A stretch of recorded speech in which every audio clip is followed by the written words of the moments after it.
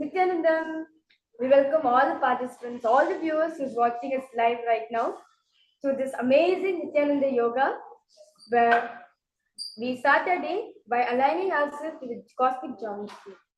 So we'll be now starting this session with the Sadguru Vandanam. I request all of you to sit in a comfortable position with your head, neck and spine in a straight line. Remember Swamiji in a third eye. Keep your hands in Atmanji Mudra. We'll be now starting the yoga session with the Sadguru Vandanam.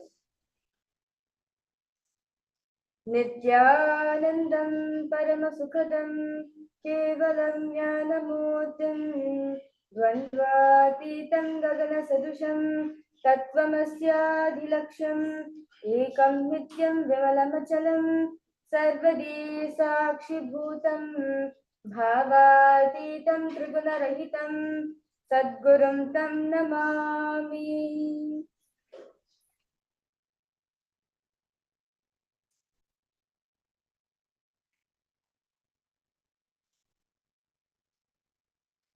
Next is the Shiva Mula Mantra.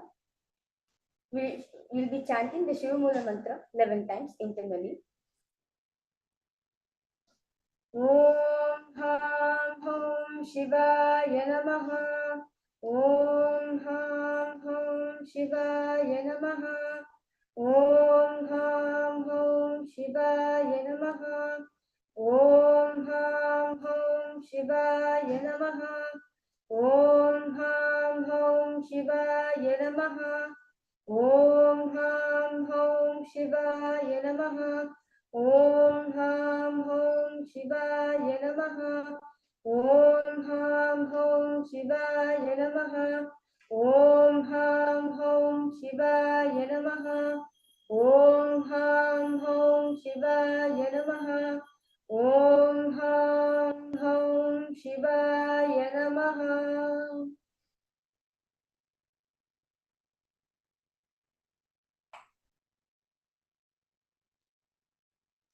The next is the ritualistic cleansing as Nithyananda Yoga. As Swamiji revealed very beautifully that yoga is a ritual. So, to purify our whole body and mind, to align ourselves with the cosmic geometry, the Vedas and Agamas prescribe that to purify your mind, body, by doing the Tattvachanam, the ritualistic cleansing of this set. So now, I request all the viewers, all the participants who's watching us to take your Panchapatram, take an uddharini of water, the spoon which you use for your Shiva Puja. Take a uddharini of water from the Panchapatram and pour it on the center of your right palm. Then, chanting the following mantras internally, drink the water that flows from the palm 3 times. Om Atmatattvam Shodhayami Svadha. Om Vidyadattvam Shodhayami Svadha. Om Shivadattvam Shodhayami Svadha. Wash your hands with the water from the Panchapatram. Now, with the base of the right hand thumb, wipe the lower and upper lips twice using the base of the right hand thumb. Om Ham Hridayaya Namaha. Wash your hands. Now with the tips of your index, middle and thumb joined together, touch above the upper lips and below the lower lips. With the tips of right hand, index finger and thumb joined together, touch your right nostril, left nostril.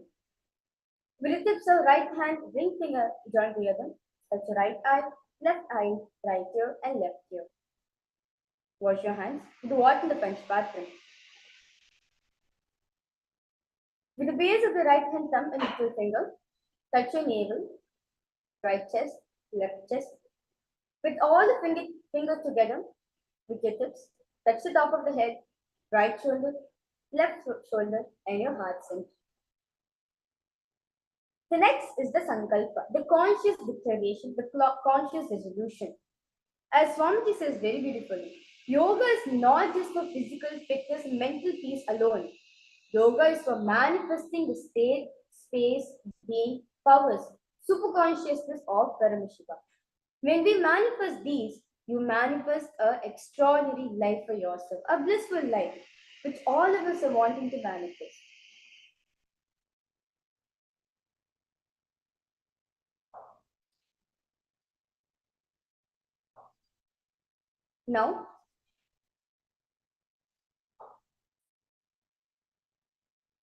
Now make your right hand above your left hand and place both on your right knee.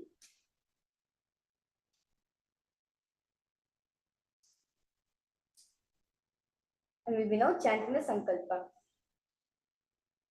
ममोपात समस्त दुरिता क्षय द्वारा भगवत् श्री नित्यानंद परम शिव प्रीत्यर्थम श्री नित्यानंदेश्वरी परम शिव शक्ति समेत श्री नित्यानंदेश्वर परम शिव प्रीत्यर्थम च शुभे शोभने मुहूर्ते अद्य ब्रह्मणः द्वितीय पराध्ये श्री श्वेतवराह कल्पे वैवस्वतमन्वन्तरे अष्टाविंशतितमे नित्ययुगे प्रथमे पादे जम्बूद्वीपे भारतवर्षे भरतखण्डे मेरोः दक्षिणे पार्श्वे च खाग्दे अस्मिन् वर्तमाने व्यवहारिके प्रभवादीनां षष्ट्याः संवत्सराणां मध्ये शोभकृतनाम संवत्सरे उत्तरायणे श्रीलक्ष्मी वेंकटेश ऋतौ धनुर्मासे शुभ पक्षे शुभ ऋतौ शुभवासरयुक्तायां शुभ नक्षत्र शुभ योग शुभ करण एवं गुण विशेषण विशिष्टायाम् अस्यां शुभ ऋतौ श्री कैलासोन्नतद्वादशान्त श्यामला पीठारूढ श्री मीनाक्षी सुंदरेश्वरा भिन्न स्वरूप परशिवपुत्र रत्नकुमार गुरुमन्यतुल्यावतार श्री पार्वती स्तन्यपान लब्ध दिव्य ज्ञान विश्रुत सकल निगमागम सारभूत द्राविड वेद प्रवक्तृ श्रीमत् परम शिव करुणा समधिगत मुक्ता में चतुरश्रया निकीयमान छत्र चामर श्री चिन्नकाहलादि समस्त बिरदावल्यलंकृत ज्ञान विज्ञान चक्रवर्ती सर्वजन संग सत्यो निर्वाण दीक्षा वयापवर्ग वर्ष विश्रान जीमूत परमतकलभ केसरी शैव सिद्धांत स्थापनाचार्य श्री राजाधिराज पांड्य महाराज गुरु क्षपन शाक्यादि महांधकार निवारण ज्ञान भानु दीक्षण नरहार भुजोच्छेदन पूर्वक श्रीमद वृषभध्वज स्थापक शैव समय कर्तृ सर्वज्ञ पीठारूढ़ श्री जगद्गुरु श्री ज्ञान संबंध देशिक स्वामी वागीश सुंदर माणिक्य वाचक स्वामिनां अवतार भूत श्री ज्ञान संबंध स्वामी पुनरुद्धृत श्यामला पीत सर्वज्ञ पीत तनवद्युत्तर द्विशतम गुरु महासंनिधान अर्णगिरि योगीश्वर परंपरागत अरुणाचल सर्वज्ञ पीत गुरु महासंनिधान कैलास परंपरागत कांची कैलास सर्वज्ञ पीत त्रयस्त्रिंशदुत्तर द्विशतम गुरु महासंनिधान नित्योत्सव नित्य मंगल नित्य कल्याण नित्य रचित कैलास परंपरागत आदि कैलास नित्यानंद पीत महासंस्थान महासिंहासन पीत कर्तृ साक्षात् श्री परमशिव समुद्भूत कैलास परंपरागत वैवस्वतमन इक्ष्वाकु हरिश्चंद्र भगीरथ श्रीरामचंद्र सूरसेन इत्यादि नवचिन्ह सार्वभौम चक्रवर्ती परंपरागत चतुष्षष्टि योगिनी मंदिर चतुष्षष्टि संप्रदाय प्रवर्तक मनुधर्म शासन सूर्यवंश प्राप्त सर्वज्ञ पीत सुरांगी साम्राज्य मूढ़ाभिषिक्त चूड़ामणे साक्षात् श्री परमशिव समुद्भूत कपिल महागुरु पुनरुद्धृत महानिर्वाण पीठ अष्टोत्तर सहस्र श्री महामंडलेश्वर साक्षात् श्री परमशिव समुद्भूत श्री महागणपति समारंभ नवचिन्ह पीताधीश्वर गुरु परंपरा प्राप्त अतुल पीठ अष्टोत्तर सहस्रतम अष्टोत्तर सहस्र श्री अतुल पीताधीश्वर धर्म मुक्ति स्वर्ग पर स्वर्ण पीठस्य त्रयोविंश गुरु महासन्निधान कैलास परंपरागत आदिपीठ सर्वज्ञ पीठ जगद्गुरु श्री कैलास पुनरुद्धारक श्री कैलास परमाचार्य श्रीमत् परमहंस परिव्राजकाचार्य वर्य सच्चिदानंद प्रणव स्वरूप Shrotriya Brahmanishta Srimad Jagat Guru Shri Lashri Bhagavat Shri Nithyananda Paramashiva Shri Jnana Sambandha Deshika Paramacharya Swaminam Prityartam तेषां पादारविन्दयोः भक्तिसिद्ध्यर्थं गुरुकृपा कटाक्षसिद्ध्यर्थं क्षेमस्थैर्यवीरभुज आयुरारोग्य ऐश्वर्याणाम् अभिवृद्ध्यर्थं धर्मार्थकाममोक्षचतुर्विधफलपुरुषार्थसिद्ध्यर्थं समस्तदुरितोपशान्त्यर्थं समस्तमङ्गलावाप्यर्थं भगवत् श्री नित्यानन्दपरमशिवप्रसादेन सकुटुम्बस्य ज्ञानवैराग्य जीवन्मुक्तिप्राप्त्यर्थं भगवत् श्री नित्यानंद परमशिव कृपा कटाक्षेन पूर्ण आरोग्य युक्त हृदगात्र यौगिक शरीर सिद्ध्यर्थं परमशिव शक्ति आविष्करणार्थं नित्यानंद योगाभ्यासं करिष्ये.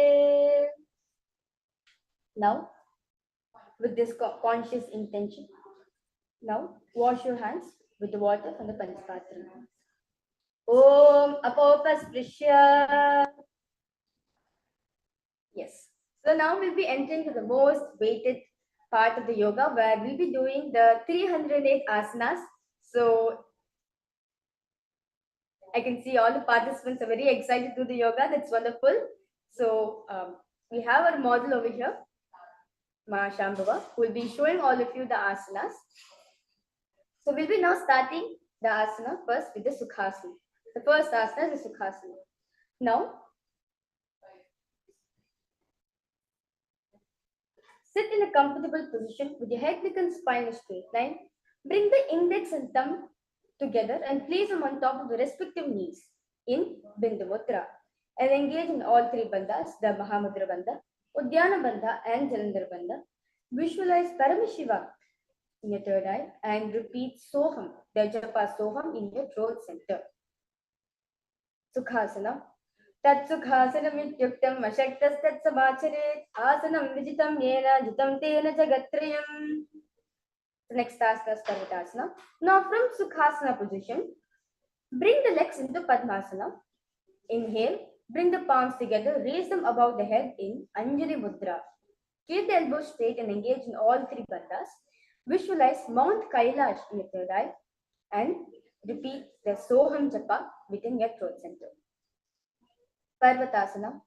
Atavakshe Mahadeva Parvatasana Mangalam Yakritva Astira Rupisya Shakchakradi Vilopanam. The next is Hari Pavasana. Now, bring the soles of the feet together in front of you. Inhale, hold the left hand by the right and place the forehead on the ground behind the heels in Shambhavi Mudra. As you visualize Swamiji in your third eye, engage in all three bandhas and gaze at the nose. Halikavasana. Purvam vidiyahu vejhala ube bhagri sampadathano pishtipachedho karyavo dachinakar sorvamakahavo. The next asana is Nadi Pavasana. Now remain in the same position. Inhale, stretch the hands out in front of you, in front of the feet, and cup the palms and making a hollow in the Shambhavi Mudra. Engage in all three bandhas and gaze at the nose and visualize snakes in your third eye. Nadi Pavasana. Pura Bhavdi Pariyaga Nicho Hoyi Kavuni Panasya Lagai Hat Agane Dharti Lagave Pasado Haliki Anjoli Kare Bhuyadi Pariragave Drishtinasa Agra Asana Kauguna Sharira Bitajayi. Next asana is Kokilasana. Now hold your toes, hold your big toes with your index and middle fingers in Prana Mudra. Inhale, stretch the legs out upwards and exhaling, lean forward and bring the elbows down at the floor and engage in all three bandhas and visualize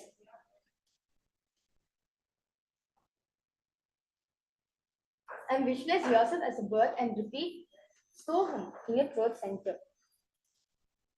Kokilasana. Atanyatasanam vakshe yena siddho bhavena raha akasmad vai sancharam kokilakyasanena cha. The next asana is Nithyananda. Now place one ankle on top of the opposite knee and hold respective elbows in Shambhavi Mudra. Engage in all three bandhas and rotate the arms in clockwise manner and gaze at the ghost as you visualize Swamiji in your third eye. Nithyananda. Godambamba Padikiya Shamaili Soya, the Sarnako Varilo, Tapri Gulapas Moya, Bama Padiko Mahilo, Bahura Gulpatana, Tapri Goda, the Ziki, and the Bharali Thana. The next asana is Gajasana. Now, press the hands on the ground, lifting the hips up high in the air. Now, lower the head and the chest, scooping the body forward and down again and again. Repeat this motion again and again. As you visualize elephant in your third eye, engage in Udyana Bhanda. Gajasana. Nujjampadaagre bhumau kritva lambi bhuya mastagagre vidhaya nitambamodamundamaya nabhi laksham bhuvo natika maniya hastadalgaryantam naye dittam punah punah puriya gajasanam bhavati. The next asana is Vrikshasana. Now remain the same position. Keep the hands pressed on the ground and remain in the same position. Alternate pressing the heel of one foot on the ground while lifting the other heel up. And repeat this movement again and again as you visualize bear in your third eye and engage in Udyana Bandha. Vrikshasana. Ekekam padama kuncha gajasanam kurya rikshasanam bhavati. The next asana is Vaishyasana. Now, stand tall on the tips of the big toes with all of the toes raised off from the ground. Keep your head, neck and spine in a straight line. Bring the middle, index and ring fingers to the heart center in Hridaya Mudra. As you visualize Swamiji in the third eye, engage in Udyana Bandha. Vaishyasana. Keshe napada yugulam badhvadishted domakaha atava ishavakshya yakritva satyavan bhavet. We'll be now moving ahead to the first karana of the day, which is the Udajanu Karana. Yes. So now stand with heels touching, toes facing outward at 45-degree angle. Keep knees bent and both the hands at the chest level. Elbows parallel to the ground. Now twist one knee towards the center, then raise it up back across the body to original position. Simultaneously, as the leg raises, follow the movements with the respective hand, raising it up and putting it across the body. And repeat this motion on the other side.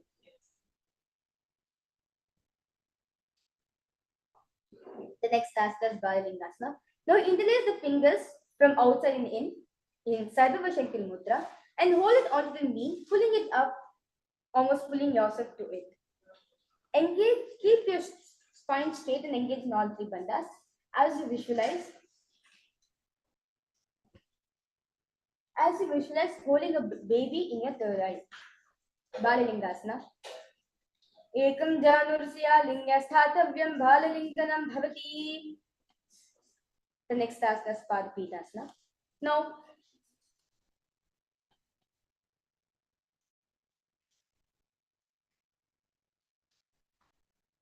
take one foot and pull it behind the buttocks and holding it with your both hands in Shambhavi Mudra.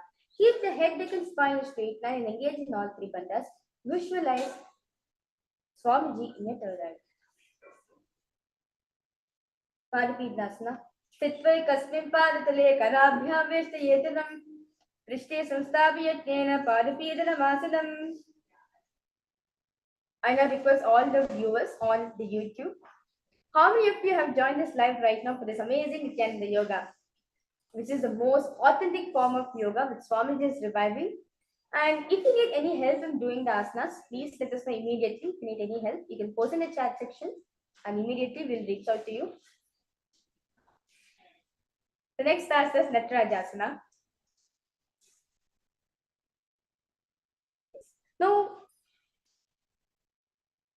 Now with the respective hand on which you are holding the back feet, hold onto the sole of the foot from inside and extend the opposite hand forward with the index thumb together in Bindu Mudra. Simultaneously, push the leg up while leaning forward as you engage in As you engage in Mulabandha, visualize Lord Nataraja in a daylight. Natarajasana. Uttanapadam crown samsa maricham veera bhadrakam natarajam trikonam cha suttangashta prasarine. Now we'll be repeating this Balalingasana sequence on the other side. Balalingasana. Ekam janurasya lingya sthathavyam balalinganam bhavati. Padapidasana. Sittvai kasmin padatale karabhyam vestyetanam prishte samstapiyatena padapidanamasana. Natarajasana. Uttanapadam kram chamcha maricham veera bhadrakam natarajam trikonam cha suttangashta prasarine. So we'll be now moving ahead to the second karana for a day, which is the Ardharechita karana. Now from Aramandi, the half squatted position, bring the right foot behind the other with toes down and heels up. Keep the left hand at the chest and extend the opposite arm out wide open, making like a pendulum movement, and bring it back to its place. While the arm swings, move the fingers one by one inwards towards the palm and then outwards. And place the right hand over the nose, uncross the ankles and repeat this motion on the other side.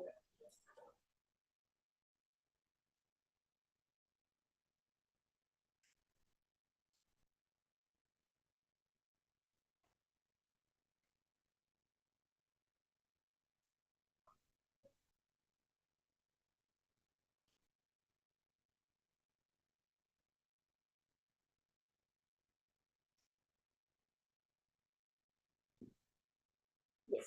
So next will be the skeleton dance, the most interesting part of the whole Nithyananda yoga, where we loosen up all our muscles, all the tensions which you have in our body. So now I request all of you, close your eyes, visualize yourself as a skeleton body which is just moving, and shake your body intensely. You can move as you will, how much you want to move. You can do any dance moves, anything you want, just shake intensely. And continue to visualize yourself as a skeleton.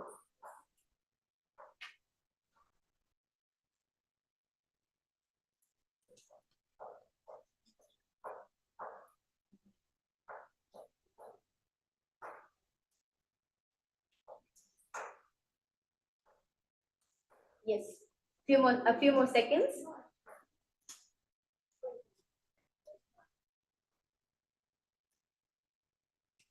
And yes, let's now relax. So now all of you can walk forward and backward in your mat, inhaling and exhaling deeply. Yes.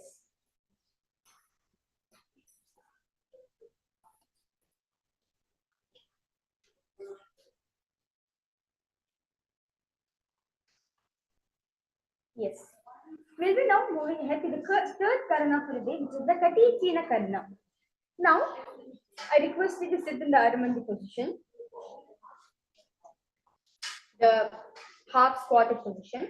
Now, move the hips to one side and simultaneously uncross the arms wide above the head. And coming back to your beginning position and repeat this motion on the other side.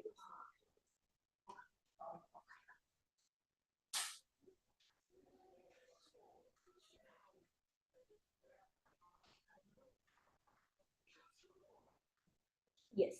The next asana is the Tadasana. Now stand tall on the tips of your toes, hands raised up above the head, beside the ears in Chambe Mudra. Engage all the three bandhas and visualize yourself a palm tree. As you engage in Mahamudra Bandha, now repeat Shivoham in your throat center. Tadasana. Mahamudra Bhadra Kono Tadasana Vibhedaka Virotan Sda Kurya Rantarvatni Padipriya. The next asana is Uttanasana.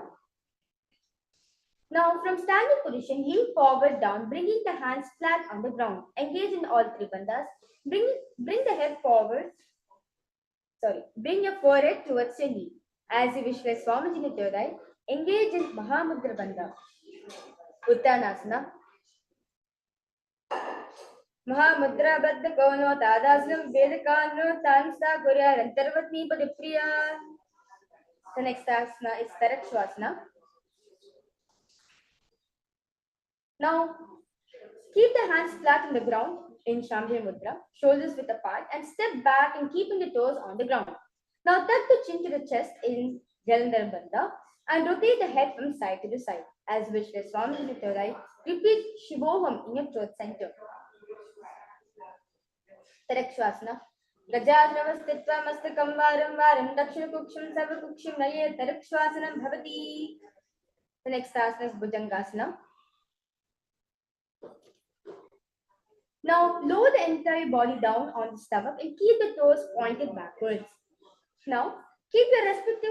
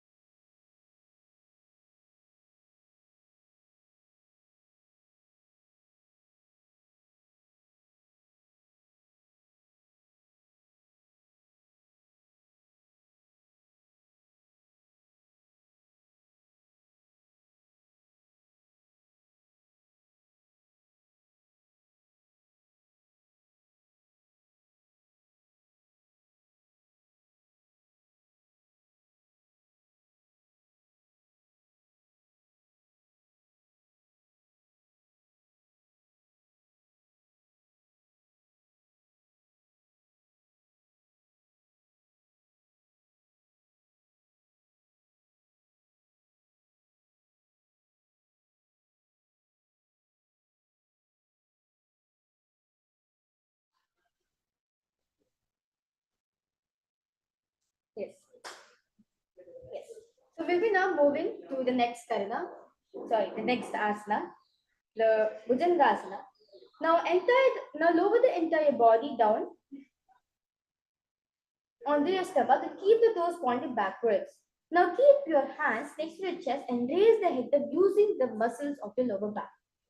As you do this posture, open your mouth wide and inhale through the hollow of the throat and exhale through your nose.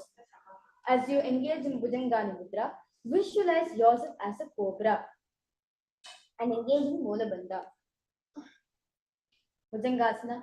Ankushana Viparyanta Madho Bhuma Vinese Karabhyanchara Nitva Udishishat Panivahi Deha Devatate Nityam Sarvaroga Vinashinam Jagit Dibujagi Devi Bhujangasana Sadhanat. Yes, I can see many of the viewers are logging in right now. Yes, Nithyananda, Semulaya. Are all of you doing this Nithyananda Yoga along with us?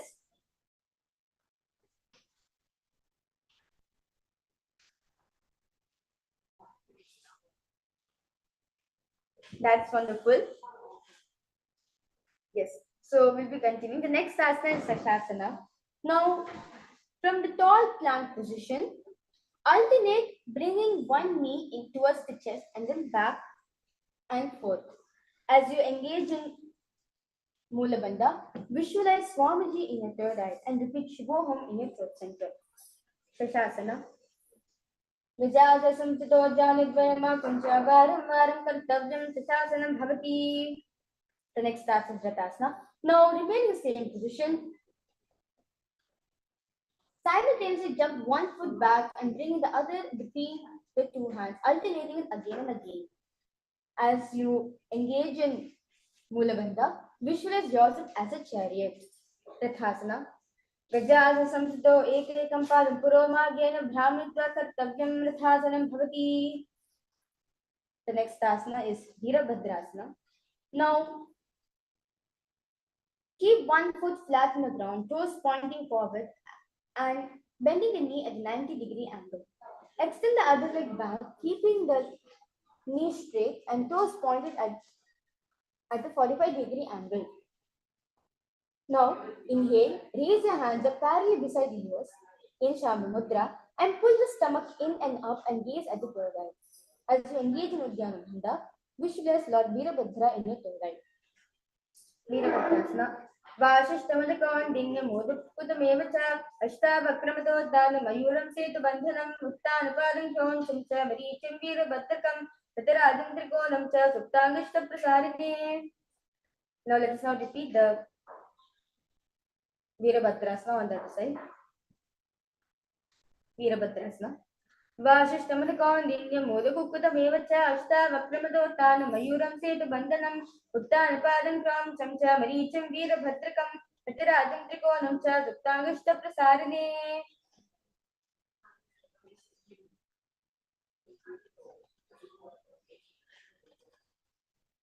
Next asana is Vrikshasana. Now stand tall, bring one foot to the inner thigh. Bring the palms together in Anjali Mudra. And as you inhale, raise them up above the head and keeping the elbows straight. Visualize yourself as a tree and repeat Shivoham in your throat center. Vrikshasana. वामोर्मूलदेशे च याम्यं पादं निधारितो तिष्ठेतु वृक्षवद्भूमा वृक्षासनमिदं विदुः. The next asana is Garudasana. Now stand tall, place one foot at the opposite hip. Bring palms together in front of the heart center in Anjali Mudra. Keep standing legs straight like a rod. As you engage in Mulabandha, visualize Lord Garuda in your third eye. Garudasana. गरुडाजनमावक्षे एकध्यानं स्थिरं भुवि सर्वदोषाद्विर्मुक्तो भवतीह महाबली एकपालो दत्वा एकपालेन ददवते झङ्गापालिसन्निदेशे जानुव्यक्रम व्यवस्थितम्.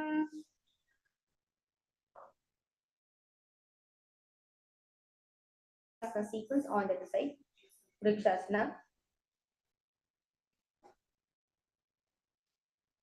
वामोर्मूलदेशे च याम्यं पादं निधारितो तिष्ठेतु वृक्षवद्भूमा वृक्षासनमिदं विदुः.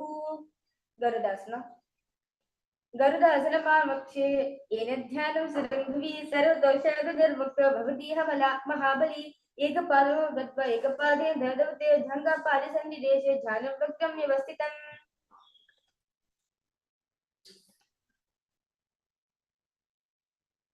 The next asana is Trikonasana. Now, stand and keep the legs apart. Keep the front toes pointing forward and back toes facing sideways. Now, keep the arms straight and bring it front down towards the ground beside the foot, while the other arm is extended up towards the air in Shambhala Mudra. As you visualize yourself as a triangle, repeat Shivoham in your throat center. Trikonasana. उत्तानपादं च मरीचिं वीरभद्रकं नटराजं त्रिकोणं च सुप्ताङ्गष्टप्रसारिणे. Let's now do the Trikonasana on that side. Trikonasana. उत्तानपादं च मरीचिं वीरभद्रकं नटराजं त्रिकोणं च सुप्ताङ्गष्टप्रसारिणे.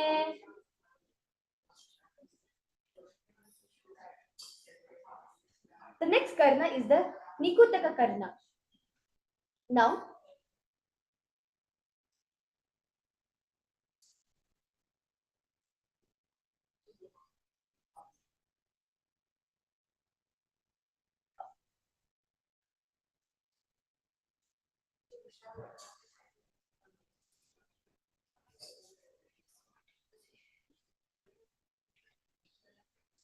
sit in the squat position in the Aramandi. Alternatively, lift your legs, and as you're shifting the legs, shift your hand also from up to down. The next asana is Angushtasana. For the next set of asanas, we'll be entering to an amazing pranayama which Paramashivoham has revealed in the Agamas, the Brahmari Pranayama, where you'll be subtly making the B sound. Like you inhale, make the B sound, and then you exhale. The next asana is Angushtasana. Now lower onto the tips of the toes, raising the perineum on back of the heels. Keep the knees and palms together in front of your heart in Namaskar Mudra. As you visualize Swamiji in third eye. Engage in the Brahmari Pranayama and repeat Sadashivoham, the Japa Sadashivoham in your throat center. Angushtasana. Kabandasamityabhu Gorakshasam cha Angushtamustikam Yeyam Brahmaprasaritam Tata. Saurasana. Now remain in same position. Extend one leg in front of you and toes pointing up. Keep the fingers down by the side and place palms forward.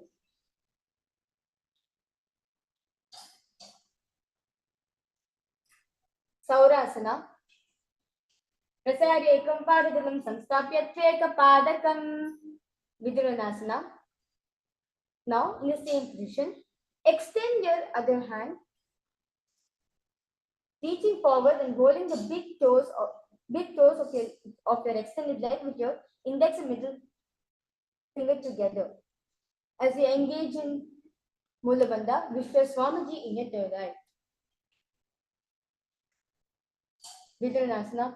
Gulpasido paramekam prasarya tatpadagam santrashe tatkarena gulpam chanam dharya tatkarena dhunam pitam chavase chobayatra.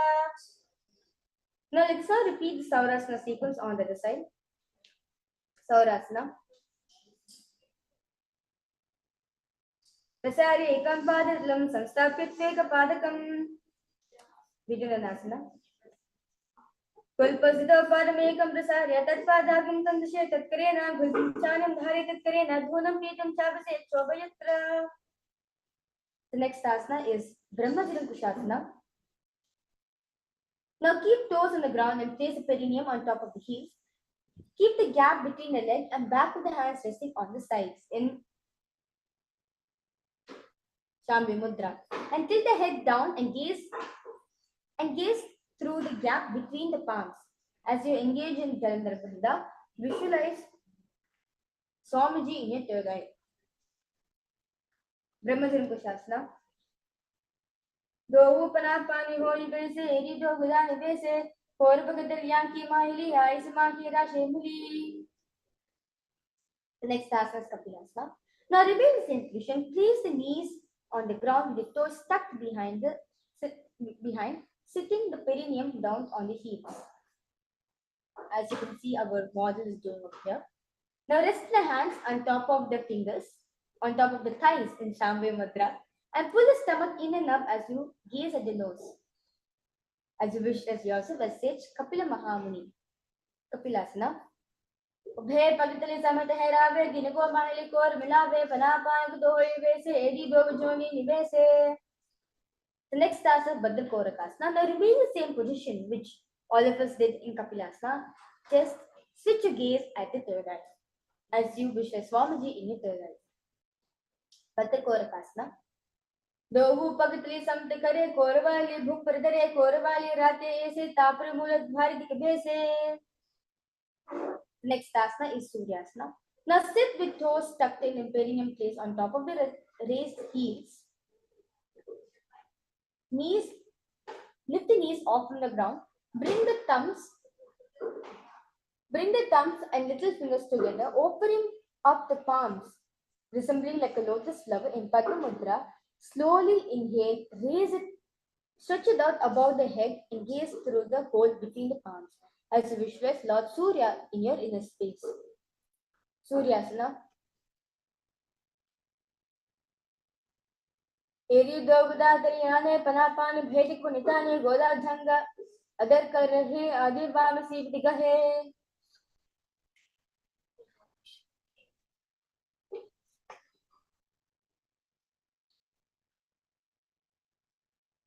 The next asana is Madhukasana. Now sit with toes flat and perineum on the heels. Keep the hands on the top of the knees and lift tongue against the roof of the mouth in Mandiki Mudra. Visualize a catching nectar of immortality, dripping the Sahasrara chakra with your frog-like tongue. As you visualize yourself as a frog, repeat Sadashivoham in your throat center. Mandukasana. Pada Dalaprisha Dese, Angushte Dvese, Santushe, Jana Ekbamparas Katya Sadhe Mandukasanam. Next asana Uttana Mandukasana. Now remain same position. Keep the hands behind the back, holding the head with the elbows and lift the tongue up against the roof of the perineum. Against the roof of the mouth as you engage in Mandiki Mudra. and continue to visualize yourself as a frog. Uttara Mandukasana. Mandukasana Madhyastam Gurupurabhyam Vimshiraha Ekad Begoduttan Megoduttan Mandukam. The next asana Suryasana. Now cross the ankles, sit on the feet. Keep knees wide. Take the spread on top. Now as you engage, exhale, open the mouth wide, stick out the tongue and exhale forcefully in Sham. And gaze at the tip of the nose and repeat this moment several times as visualize yourself as a lion. Simhasana. Dakshinam Savikultena, Dakshineha Teteram Hastojana Sishapya, Spangulisha Prasaricha. Next asana is Badhrasana. Now sit on the heels under the perineum. Keep the knees wide, cross the hands behind the back, point the big toes and apply as in Pranamudra. As engage in Jandrabandha, gaze at the nose and visualize Swamiji in your third eye. Badhrasana. Gulpo Vrishana Syadha Yukramena Samanitaha Padangushtokarabhyam Chaditva Chappisha Deshadaha. Next asana is Kakabhushandhyasana. Squat. Now squat on the floor, keep the feet flat on the ground and knees wide open. Bring the arms in and around the back and interlace the fingers behind in Parishamudra and gaze at the nose as you visualize yourself as a crow. Kakabhushandhyasana. Pratame Ves Guru Time Do Had Bagam Chane Tiniko Modinaliam Prilava Pishtibache Kakasi Karave.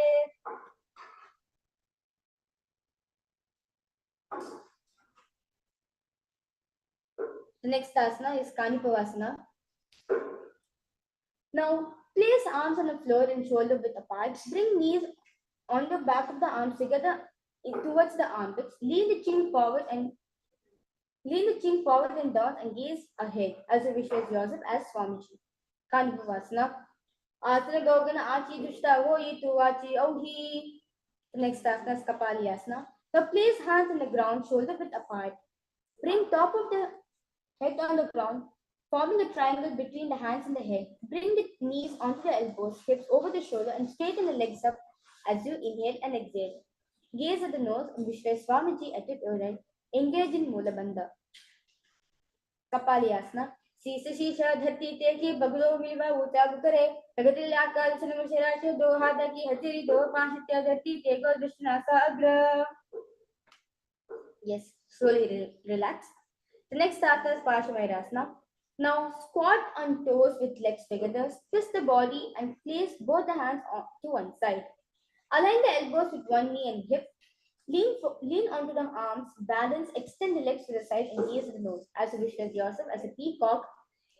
Engage in the Rechika Kumbhaka and in Mulabandha and repeat Sadashivoham in your throat center. Parshvairasana. Mayuram Dandavat Kuryan Mayuram Dandanamakam Kuryan Mayuram Pashvabhya Mayurapashanamakam. Let us now repeat Parshvairasana on the other side. Parshvairasana. Mayuram Dandavat Kuryan Mayuram Dandanamakam Kuryan Mayuram Pashvabhya Mayurapashanamakam.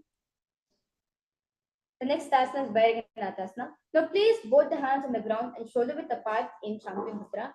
Stretch the legs back straight into Tarakshvasana. Now step one foot outside a respective shoulder, bringing the foot between the hands and gaze at the third eye. As you visualize yourself as Lord Kalabhairava. Engage in Mulabandha. Bhairaganathasana. Asana Kaugara Piti Jayi. Let's repeat. Bhairaganathasana on the other side. Asana Kaugara Piti Jayi. The next asana is Unnakapitasana. Now from Tarakshvasana, hands and feet, place forearms on the ground in Chambi Mudra and walk the feet to forward, raising the hips up high in the air. Lift the chest and head up and gaze to the third eye as you visualize Swamiji in your third eye. Unnakapitasana. Dhonyas Dojanani Hasto Chatushpada Vamakam Utta Bhatanga Yugalam Kadistana Bhiruka. The next asana is Vishishtasana. Now from Tarakshvasana, rotate the body onto one hand and raise the opposite hand up in Shamya Mudra. Keep the balancing hand directly under the shoulder. Raise the hips up and gaze towards the sky. As a visualize, say Vashishta in your third eye. Vashishtasana. Udu Kukulava Shishta Marichi Hara Mathikam Parivitam Chodarasa Vidam Dhanurasanam. Now let's repeat Vashishtasana on the other side. Vashishtasana. ऊदकुक्कुलवासिष्ठ मरीचिहल मत्स्यकं परिविद्धं चोदरस्य वीरं तनुरासनम्. Next asana is Anjani asana. Sit with the legs stretched, toes pointing up. Bring the hands under the buttocks, palms facing up in Chandra Mudra. Keep the spine straight, elbows to the body. Tuck the chin to the chest and gaze at the nose. As you visualize yourself a Lord Hanuman, repeat Paramashivoham in your throat center. Anjani asana. गौ करके ube हथेली कोरवाले मेले भेली सो आगान भूप्रदा से महाने अंगुल मेरा से. The next asana is Paschimottanasana. Now remain in the same position. Inhale, exhale, bend forward, hold the big toes in Prana Mudra and elbows touching the ground. As you engage in all three bandhas, visualize Swamiji in your third eye. Repeat Mahasadashivoham in throat center. Paschimottanasana. Janu Parila Dunto Paschimottan Muchide Ene Kene Prakarina Sukam Dharam Jayide. The next asana is Ugrasana. To remain in the same position, clasp the hands behind the head in Parisha Mudra. Lean the chest forward and bring the head to the knees. As you engage in all three bandhas, visualize Lord Kali in your inner space. Ugrasana. Sabha Nithyananda Ditva Janupuri Shironi Set Asana Garnam Proktam Bavedana Deepanam Deha Vasana Harinam Pasimottan Sinikamiya Dirasam Sesham Pratimsa Reshudi Vayu Pasima Gena Tasa Sanchara Ditruvam. The next asana is Marichi asana. Now sit with legs extended. Bring one heel to the groin, knees raised. Reach the hands in and around the raised knee and clasp the hands behind the back in Chandra Mudra. Bring the chest to the thigh and head to the knee as you visualize yourself as sage Marichi. Marichi asana. Uttanipadam kram chamcha marichum veer bhaddakam hitarajam trikonam cha suktangashta prasarine. The next asana is Mahamudrasana. Now sit with the legs stretched, toes up. Bring one heel towards the perineum. Let the knee fall to the other side on the ground. Reach and hold the foot, keeping the legs straight. Inhale, exhale, bringing the chest forward, down. Engage in all three bandhas and gaze at the nose. As you engage in Mahamudra Bandha, visualize Swamiji in your third eye and gaze at your nose. Mahamudrasana. Dava Pagigi di Joy Sivanianaga Veso, the Tripal Lago Jisara, Tamayani can't Nidare. Now let's repeat Marichiasana on the other side. Uttanapadam Crown Chamcha, Marichum Vira Bhatrakam Natarajam Trikonam Cha, Suktangashta Prasarine. Marichiasana. Dava Pagigi di Joy Sivanianaga Veso, the Tripal Lago Jisara, Tamayani can't Nidare. Next asana is Bhadrasana. Now sit and bring soles of the feet together with heels and toes to the perineum. Keep the knees wide and hold the feet firmly. Maintain a straight spine and gaze at the nose. As you engage in Mulabandha, visualize Swamiji in your inner space and gaze at your third eye. Bhadrasana. Gulpa Dabrisha Syadha Sivanya Pashokshiped Parapashripa Nitya Nimbadras Nisalam Bhadrasana Bhave Teta Sarvavyad Vishapaham.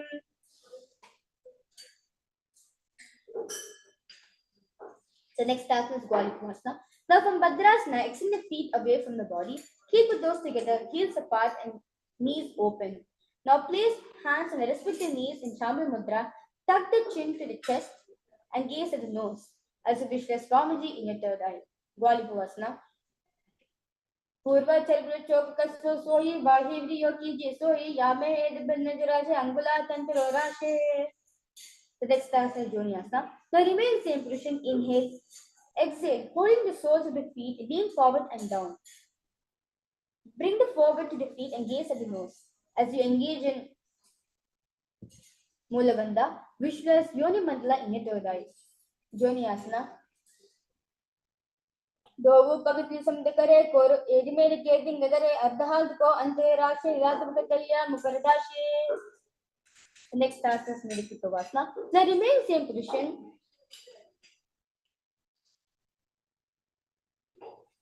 same position. Extend your hands wide open of your body. Palms down on the ground in Shambhu Mudra. As you gaze at your nose, visualize Swamiji in your third eye. Mirikavasna. Purabudipari Pakatali, Sampurusho, Edi Mirashe, Edia Sumahlikan, Agolodo, Antre Dati Lagabe, Hadudo Goda, Prilagava, Adva Chapra Pasare. The next task is the Samadhi asana. Now remain in the same position. Bring the arms below the shin. Extend out and keep the palms up, facing upwards in Shambhu Mudra. Bring the forehead to the ground above the feet, bringing the toes near the throat and gaze at the nose. As you visualize Lord Surya, in your inner space. Siddha Samadhi asana. Dovu pagadi samd kare, sole meda aga medare, ambula tantra se edi ko se vida ke. Next task is Kineki Bhavasana. Now sit.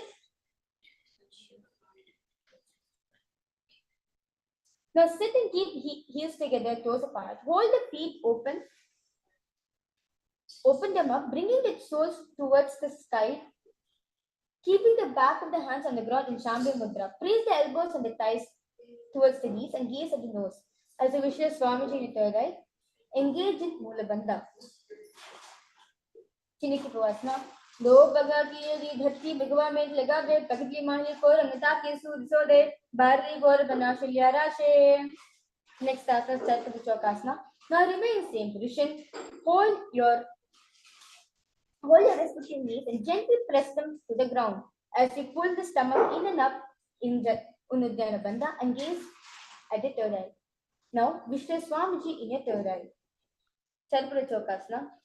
दो पगली समझदारे आगा में के द्वार पसारे गोदा घुसो लगता रखे हाथ दो गोदा तो इदाशे. Bhairavasana.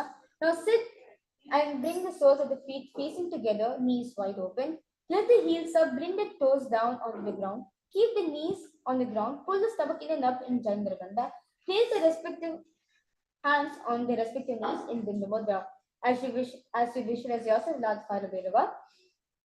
Repeat Paramashivoham in your throat center. Bhairavasana. Gulpa Sankira Chan, Nyon, Mikramino, Damchane, Dhana, Pajado, Hasto, Dindavat Bhairavasanam. Next task is Samanasana. So sit with one heel at the perineum. Lift and hold the other foot, pulling the sole of the foot onto the chest in Shambhu Mudra. Gaze at the third eye and hold the breath in Muladhara Chakra. As you visualize Swamiji in the third eye. Samanasana. Samanasana Vakshe Siddhimantra Sadhana Eka Param Datta Gushoninga Vatrake. Next task is Apanasana. Now the raised leg which you have taken, place it on your respective shoulder. Raise the other foot upwards and straight and keep the hands on the ground to the sides in Shambhu Mudra and gaze at the third eye. As you visualize Swamiji in your third eye. Apanasana. केवल अंपार में कंटियास कंडिया चारों यत्न high कपाल में गगने दिशेदर वप्रभो. Now let's repeat Samanasana sequence on the other side.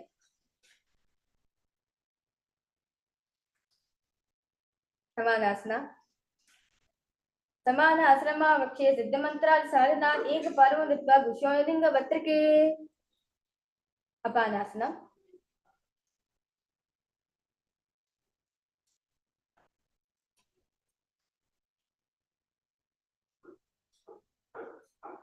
केवल अंपार में कंचास कंधे चारों के यत्न एक बालने का गणित तिष्ठेदर वप्रभो. The next asana is Gomukhasana. Now for the next set of series, we'll be engaging in a new pranayama, which is the Sitkari pranayama. Now, sit and cross one leg over the toes, aligning the knees at the center of the body. With the feet of the opposite hip, place both the hands on top of the stacked knees in Shambhu Mudra and gaze to the nose as you visualize cow in your third eye. Engage in Mula Bandha and repeat Om Nithyananda in the throat center. Gomukhasana. Savya Dakshinakal Panto Prishthabhashi Nyojiya Dikshya Evrita Savyam Gomukamyata. The next asana is Anushasana 1. Now from Gomukhasana position, hold the big toes with index and middle fingers together in Pranamudra. Relax the shoulders and pull the stomach in and up in Uddiyana Bandha. And gaze at the nose as you visualize yourself as Devi Anusuya Devi. Anushasana 1. Dachine Godani Chotane Vam Takyo Prane Goda Samni Milave Bhari Ada Parme De Samsari. The next asana is Anushasana 2. Now From Gomakasana position, interlace the fingers behind the back in Parishamudra.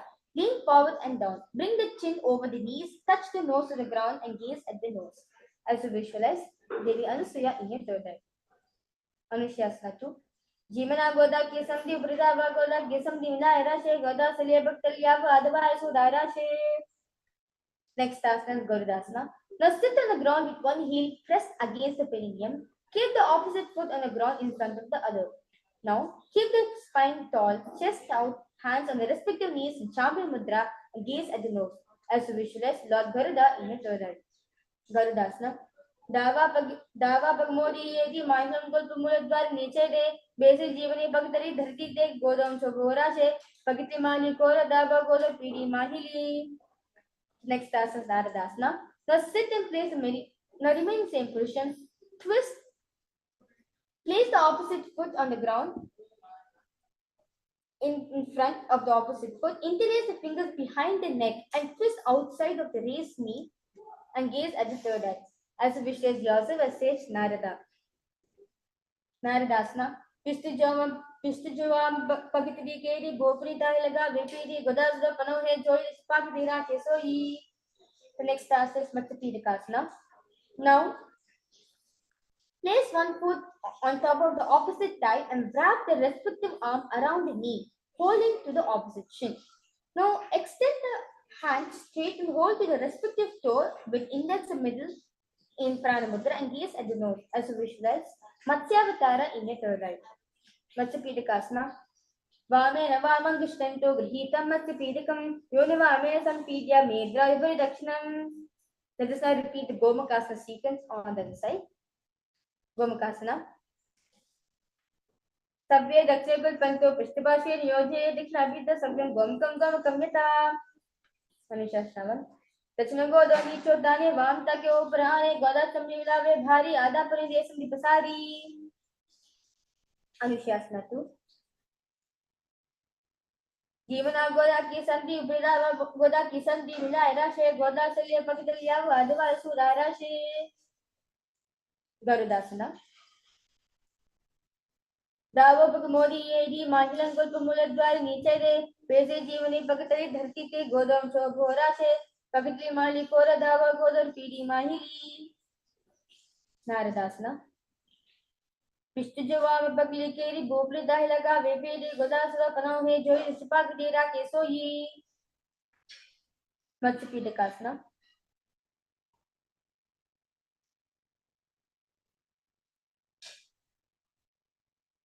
वामे नवामं दुष्टंतो गृहीतं मत्स्यपीठकं योनिवामे संपीड्य मेद्रादुपरि दक्षिणं. The next task is Matsyendrasana. Now place one foot on top of the opposite thigh. Place the opposite foot on the ground on far side of opposite thigh. Twist and bring the elbow outside of the raised knee. Raise the arm by the neck and turn the head back and gaze to the third eye. As you visualize Matsyendranath in your third eye. Matsyendrasana. Udaram Paschima Bhasam Kritvatishri Yatanaha Namragama Patanhi Dakshijanu Parinyaset. Next task is Kubhasana. Now remain in the same position. Keep the opposite hand in the respective ear. Turn the head back and gaze to the third eye. As you visualize yourself as a camel. Kubhasana. Asana Kaugran Cholo Jaye. Matsapidakasana. Now remain in the same position. Relax the hand which you kept next to your ear on the ground and visualize Matsyendrasana in third and gaze at your third eye. Matsyendrasana. Matsyendra Pidam Jadra Praditam Prachandra Pandala Kandanakram Abhyasda Kundalini Prabodham Dandastiratam Hidarikum Sam. Let us now repeat Matsyendrasana sequence on the other side.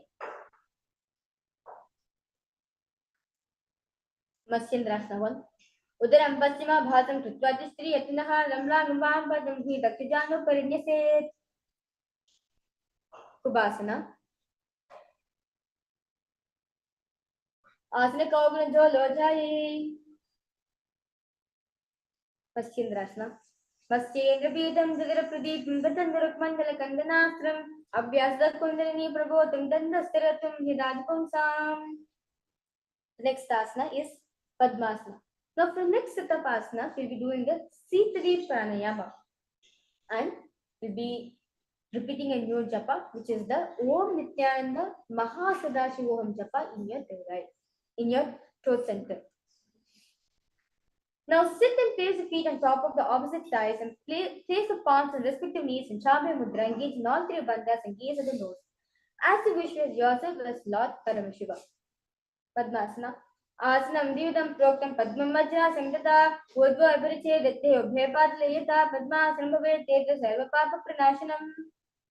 Next asana is Padmasana. Now remain in the same position. Hold the opposite toes with the index and middle fingers in Pranamudra and gaze at the nose. As you visualize yourself as Goddess Parvati in your third eye. Padmasana. Uttanotarna Kripta Urasanta Priyatnaha Uri Madhyadurutanu Pani Kripta Ridalisho Nasa Grivanisya Distam Dantaboyan Chipya Utto Ajukam Baksha Uttabhupa Namshanaihi. The next asana is Kukutasana.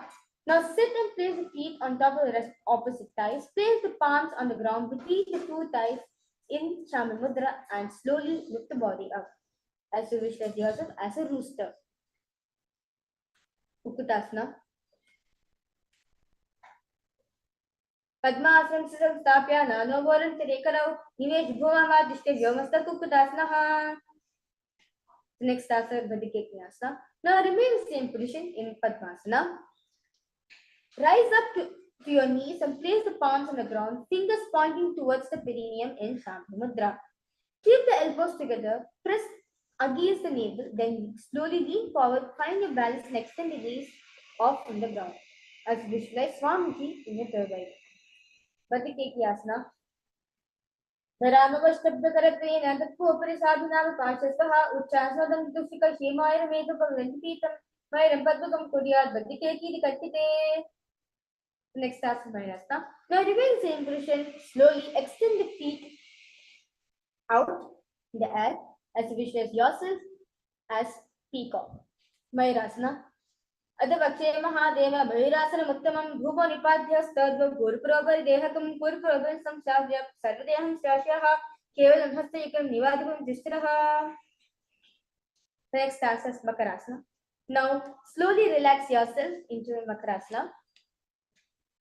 Lay down on the stomach with the feet pointing outwards and pour it on the mat. Interlace the fingers behind the neck and hold it in Parismudra and visualize crocodile in the third eye.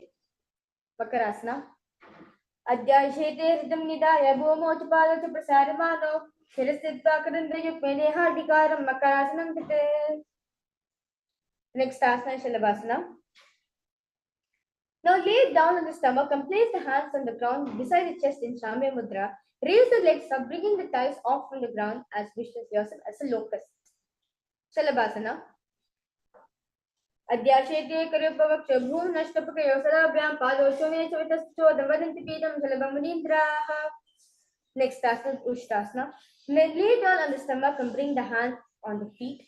Pull the feet down towards the ground outside of the hips. As you visualize yourself as camel, engage in Mula Bandha and repeat Om Nithyananda Mahasadashivoham in your throat center. Ushtasana. Adhyashete Karumabhak Jabun Adhyashete Karum Padayukmavastam Krishti Andadaya Padam Karabhyam Akunche Savyadrasaga Dharmistanti Pitam Yogina Vadanti. The next asana is Dhanurasana. Now lay down on stomach and bring hands to the feet. Kick the legs back up and simultaneously pull the feet towards the sky. Now lift the chest off from the ground, raise the head up and gaze at the third eye. As you visualize yourself as Lord Paramashiva's bow. Dhanurasana. Prasaripado Budanda Rupa Karaju Prishti Padiyagmam Kritvadanustulyavittam Nigat Yogi Dhanurasanam Tate. Next asana is Bhagasana. Now sit on both knees with head, neck and spine straight and place the palms down on top of the thighs and knees and gaze at the third eye. As you visualize Swamiji in the third eye, inhale deeply, exhale slowly in Sahaja Pranayama. And repeat Om Nithyananda Paramashivoham in your throat center. Bhagasana. Ulita Modi Padwa Vese Bharoji Kare Kavese Bayan Melha Gulpajo Kula Pasitila Vesohu. Next answer is Gohyasana. Now, from knee, place the forearms on the ground and fingers interlock, elbows, shoulders width apart. Now, place on top of the head on the ground, holding the back of the head with your hands in Shambhava Mudra. Walk the toes forward until your hips align with the shoulder. Lift the feet up, keeping the knees bent together against the chest and touching the chin and gaze to the third nose. Now slowly bring the lift, walk your feet towards your chest.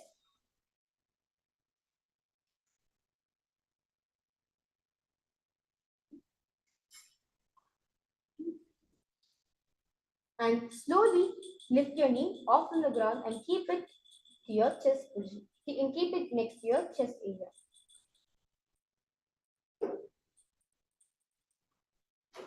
As you visualize Swamiji returned and gaze at the nose. Gohiyasana. दो हाथ कहूनी जो ये पुणिह कला ही जाने दो ये पिस्तंग रखी बन जाने सबले भू परितानो. Next asana, Sirsasana. Now just extend the leg forward. Continue to gaze at the nose and visualize Swamiji in your third eye. Sirsasana. Viparitam mandalam charidevitam minhadanda smita prokum viparito vaneshane sarvang visesha bhagastu satyasti paritasade. That's wonderful. The next is Podhyasana. Now sit with hands bent, calves, and sit the legs up.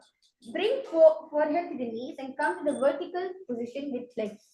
As you engage in Mula Bandha, visualize Swamiji in your third eye. Podhyasana.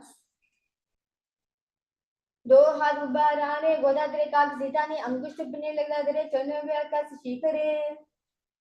Parigasana. Now sit and extend the legs out up to the 45 degrees angle. Bring hands behind and hold the opposite shoulders in Shambhava Mudra. Keep the chest upright, legs straight, toes pointed, and hold the breath and gaze to the third eye. As you visualize, gaze the third eye and gaze at your third eye. Repeat Om Nithyananda Paramashivoham in your throat center. Parigasana. Uttanam Shainam Kritva Padam Litra Prasadantam Bhumam Sustastabhyam Kandra Uddhagam Kumbhakam Kritva Dishte Parigasanam Bhavati. Naukasana. Now, sit and extend the legs out. Remain same position. Bring the elbows down on the ground beside the hips in Shambhava Mudra. Keep the chest upright, legs straight and toes pointed as you visualize yourself as a boat. Naukasana. Uttanam Shainam Purpura Vyabhu Nashtabhika Roslapyam Padochunya Chutastito Davadanti Pidam Jalabam Munindraha. Sorry. Uttanam Shainam Purpura Vibhurashtab Nitambam Nidhaya Shiravjuru Jangapa Dandavadharya Naukasanam Bhavati. Rudrasana. Sit and lift the feet up, scoop the hands under the knee heels and pull the feet towards the chest and keep the spine upright and gaze to the nose. As you visualize Lord Rudra and the third eye, engage in Mula Bandha. Rudrasana. Pakadali samdikare hatasya bhuchai baga kungda do le upari kan talve lagave pache do hagla mane kar niche kar chire ani baga kagre prakasi distinasa agra. The next asana is Mukupitasana. Lay down back with the feet flat on the ground. Place the palms down, fingers just touching back of the hips in Shambhava Mudra. Lift the hips up high, pressing the feet on the ground, chin tucks to the chest and gaze to the nose as visualize Swamiji retreated. Engage in Jalandhar Bandha. Unmukha Uje Jani Krisva Shedham Kamdata Utta Bhashta Tishtet Pithonmukha Namake. Next is Shavasana. Now relax yourself, lay on your back with palms facing upwards, completely unclutched from the movements of your body and mind. Let the body remain dead.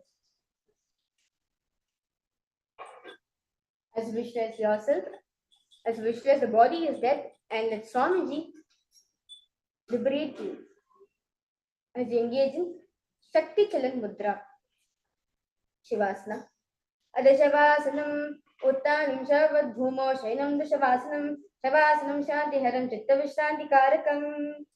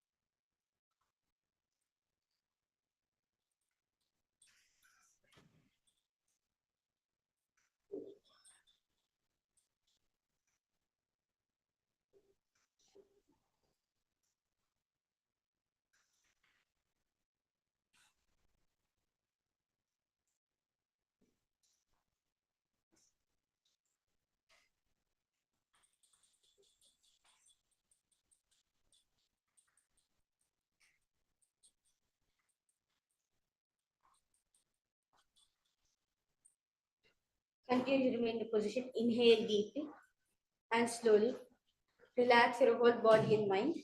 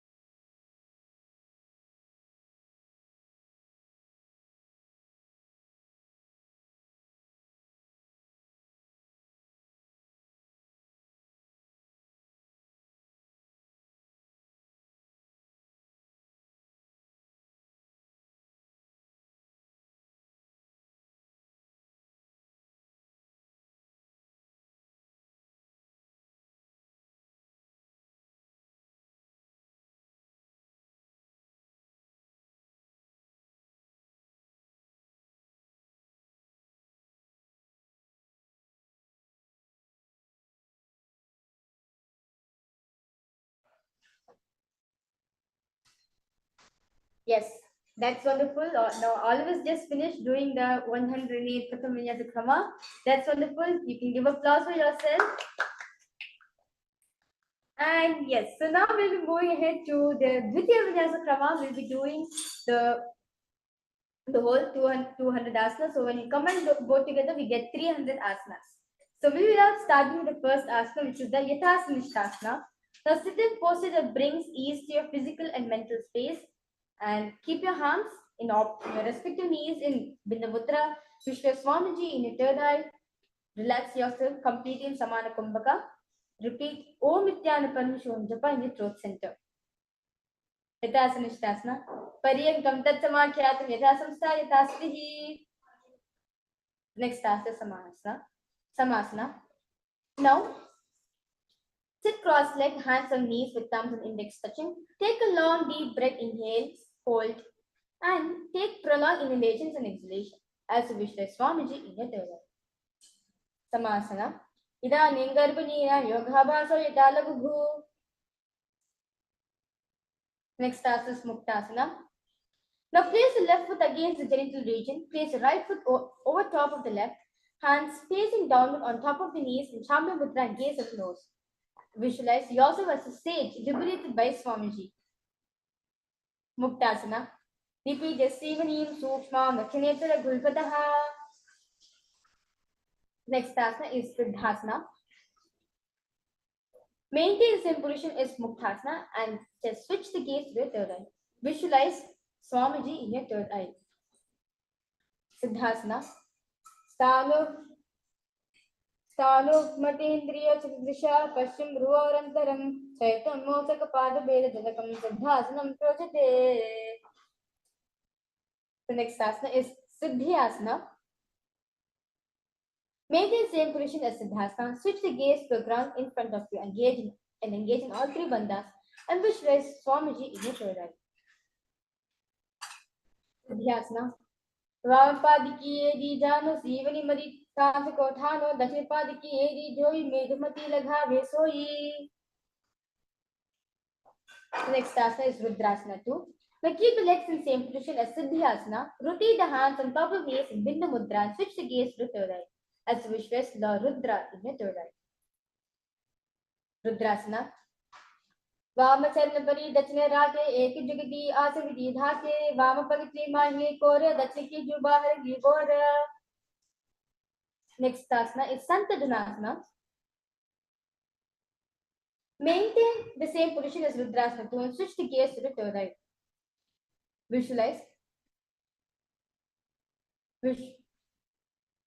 embodied tranquility and unshakable nature in your third eye.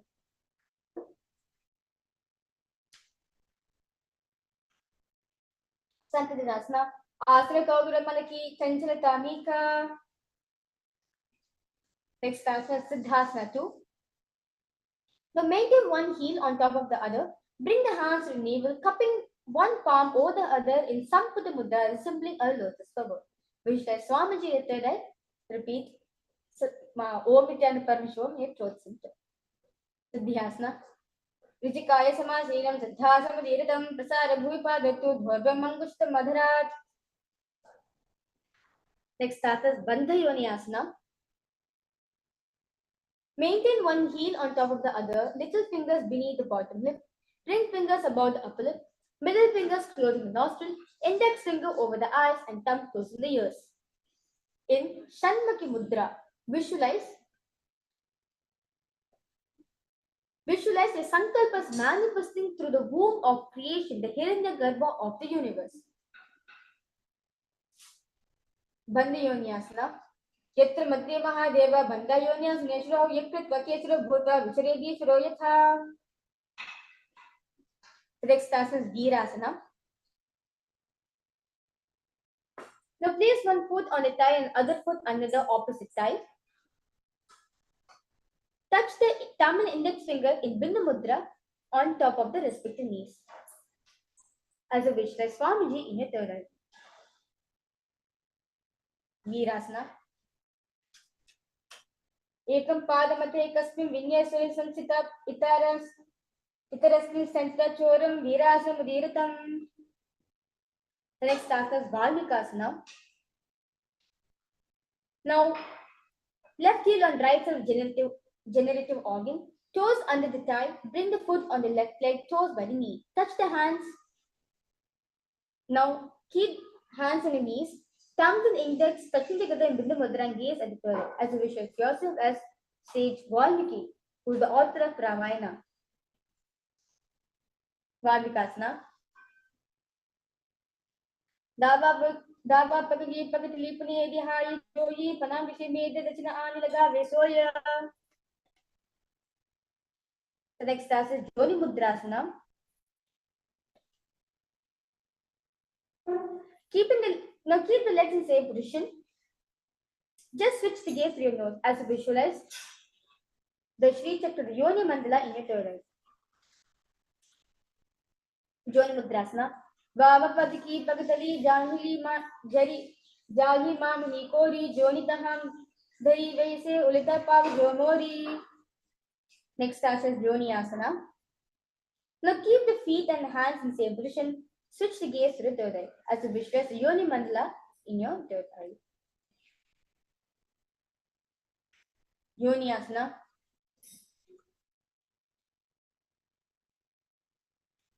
Yoniasalam pavartena yogam yoga falenilam tatkala palatam palalatam tavat kecharo yavadevahi. Next answer is Bhadrasana 3. Sit them, bring soles of the feet together, hold with both the hands in Shambhavi Mudra, bring the knees down towards the ground and gaze at the nose as you visualize Veerabhadra in your inner space. Bhadrasana 3.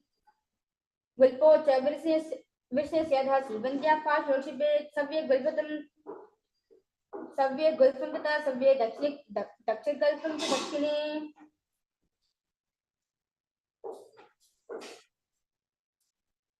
The next task is Aghorasana. So bring the sole of feet together at the perineum. Press your tongue against the roof of the mouth and gaze at the third eye. In Khechara Mudra, close the left nostril with index finger. Inhale to the right nostril. Close both the nostrils and hold the breath and exhale slowly through the left nostril.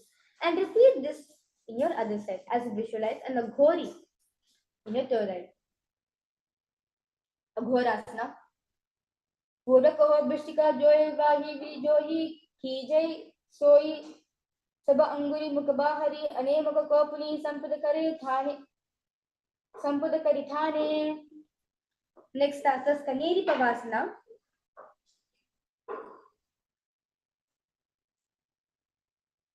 Now bring the feet together in front of you, toes together and heels apart. Place elbows on the heels. Rest the chin on the palms in Shambhavi Mudra. Gaze to the nose and engage in Uddiyana Bandha. Visualize a female elephant drinking water. Kaneri Pavasana.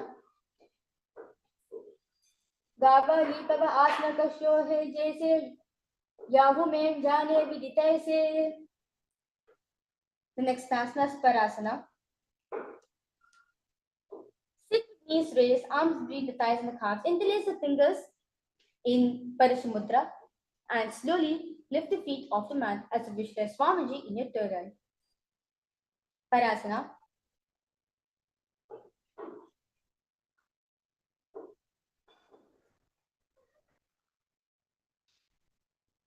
Yoga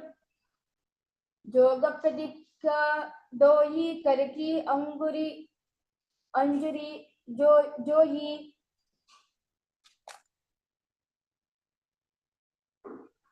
Next task is Gopi Chandasana.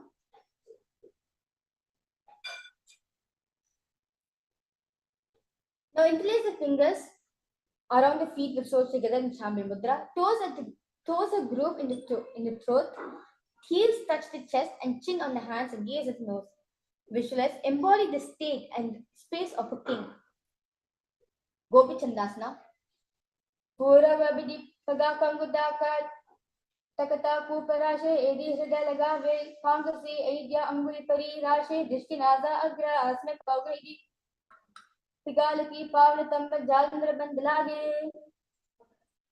Next task is Udarasana. Sit with soles of the feet together. Insert the hands underneath the legs. Hold the feet with interlocked fingers in Chambi Mudra. Bring the feet up to the chest. Bring the head down. Touch the chin to the soles and gaze at the nose. As you visualize your body free from any defects.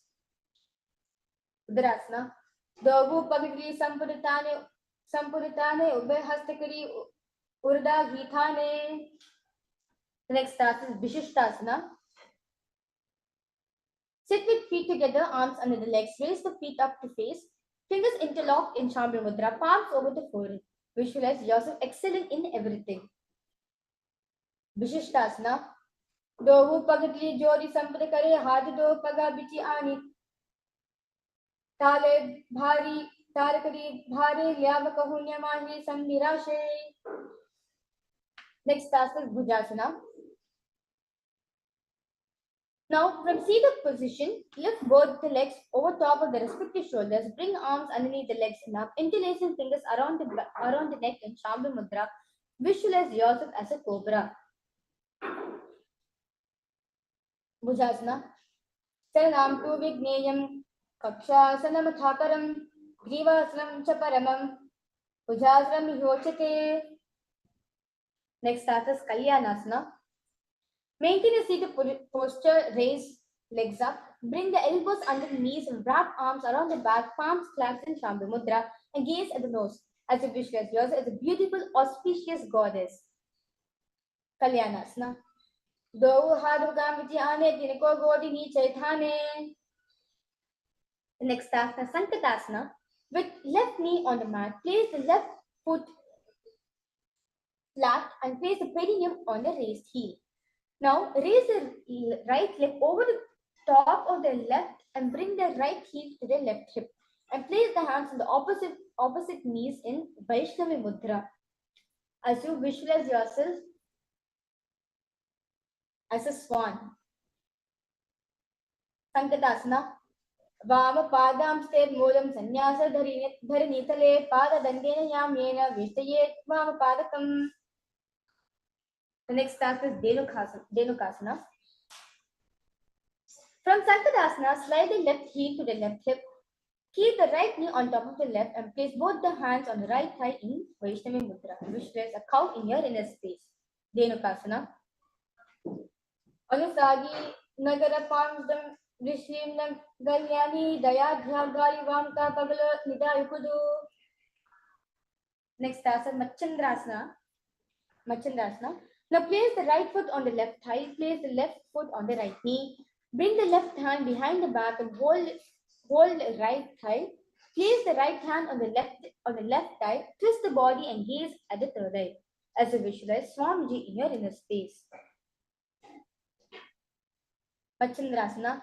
Vamajanga Ghapari Dachitane Vamahasta Pishti Dasane. Next task is Machandrasana 2. Now for Machandrasana, untwist and hold onto respective big toes. Lean your forehead so it touches the ground and chest should touch the knees as you visualize Swamiji in your inner space. Machandrasana 2. Pratama Jimano Charna Jujoyi Vamajanga Parira Kesoyi. Next task is Guru Asana. Maintain feet in same position, interlace the fingers and place them on top of the knee as you visualize Swamiji in your inner space. Guru Asana.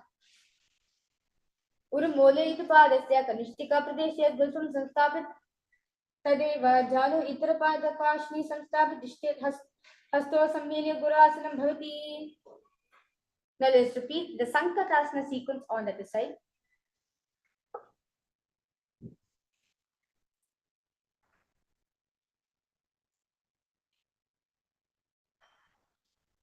Next asana, let's repeat Sankatasana on the other side. Vamapadam vitir moolam sannyasa vidhar nitale pada dandena yamena vishtriyet vamapadakam. Next asana is Dhenukasana on the other side. Sagi nagara pamsam vishimda dalyam nidhayadhya galivam ka pagalo nidayukudu. Let's repeat. Machandrasana on the other side.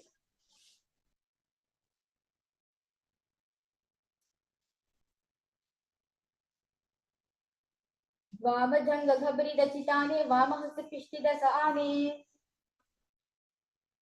Let's repeat Machandrasana 2 on the other side.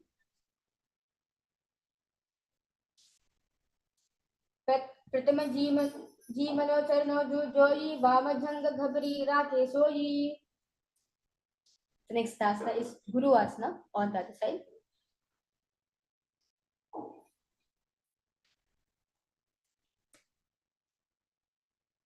Guru Mole Itarpadasya Kanishtak Pradeshe Gulsam Samstapit Tade Vajano Itarpada Vashti Samstapit Tishte Hasto Sammili Gura Asanam Bhavati. The next asana is Pashvasana. Now sit with feet flat on the ground, knees against your chest, holding the hands, hold your respective hands holding the opposite knees in Shambhi Mudra. Tie together, spine straight. Now press the tongue against the roof of the mouth in Khechari Mudra. Visualize Swamiji in your inner space and gaze at the third eye. Pashvasana. Padakle Bhuvanidaya. Next asana, Bodha Shokasana. From a seated position, place feet flat on the mat. Wrap the arms around the legs and hold the opposite wrist. Place the chin onto the knees and gaze to the nose. Visualize being in an abode of bliss and gaze at the nose. Bodhi Shokasana.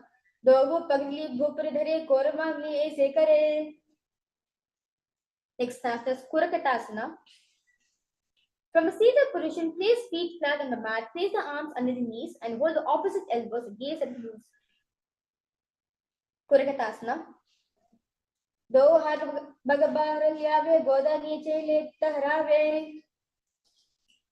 Next asana is Sumati Asana. Maintain same position. Hold hands beneath the knees. Bring the right foot over the left, so heels cross the toes and point up and gaze at the navel. As a visualize great sage, Sumati in your third eye. Sumati Asana. Mulak Dwari Dharati Paridhane Dava Pagapari Padane. The next asana is Dandasana. Extend the feet out straight, arms raised straight above the head, interlace the fingers. Wrist pointed upwards, engage in all three bandhas, gaze at the nose. As a visualize Swamiji in your inner space. Dandasana. Ida Ningarbanam Yogabhyasa Yadala Gosika Prasavala Bhaya Protite Pratnepati. The next asana is Arambhasana. Now sit with legs straight, hold the big toes with index and middle finger in Pranayama Mudra.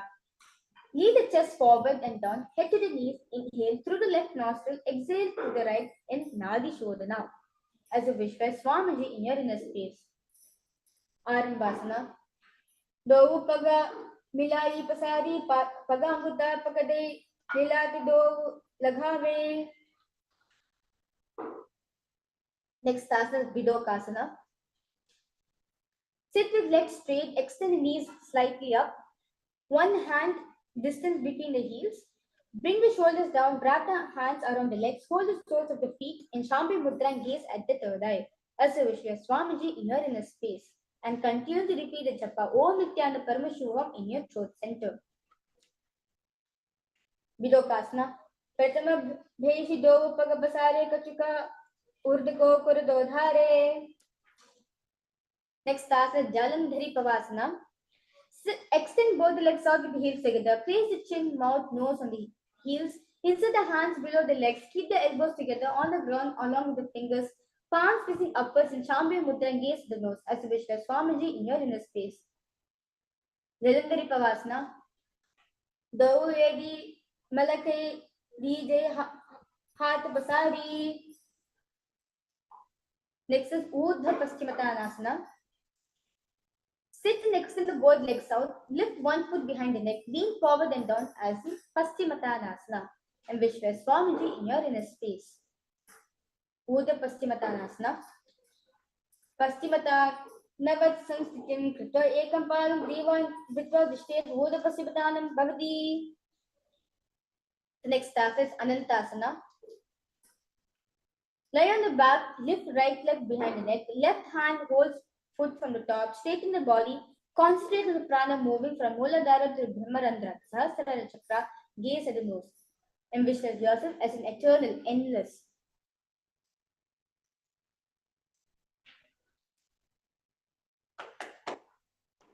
Anantasana.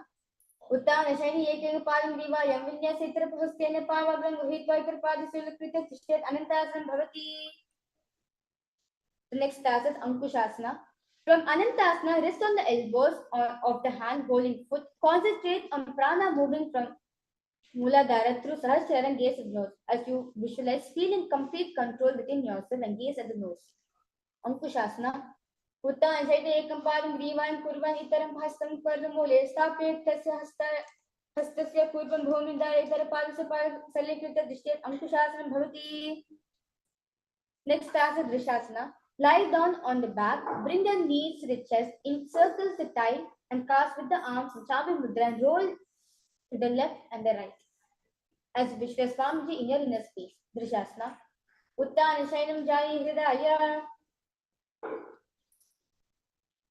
Now let's repeat Urdhva Paschimottanasana on the other side.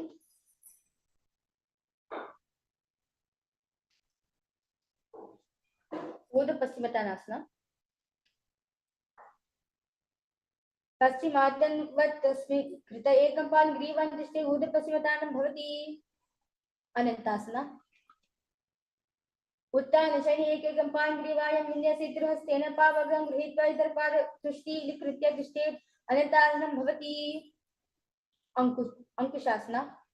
Uttana Shani Ekam Palam Grivayam Kurvan Itaram Hastam Karna Mole Stapitase Hastaya Kurpram Bhumida Ayadra Hastapada Salikrita Dishte Ankushasanam Bhavati.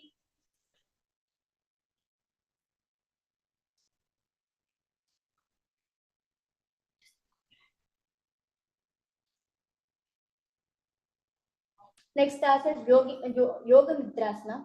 Lie on your back, lift the legs one by one, up behind the head, hold the hands behind the back and charm with then gaze inwards. And visualize Swamiji in your third eye. Padabhyam Vesiya Kantam, Hastabhyam Krishna Bandakam.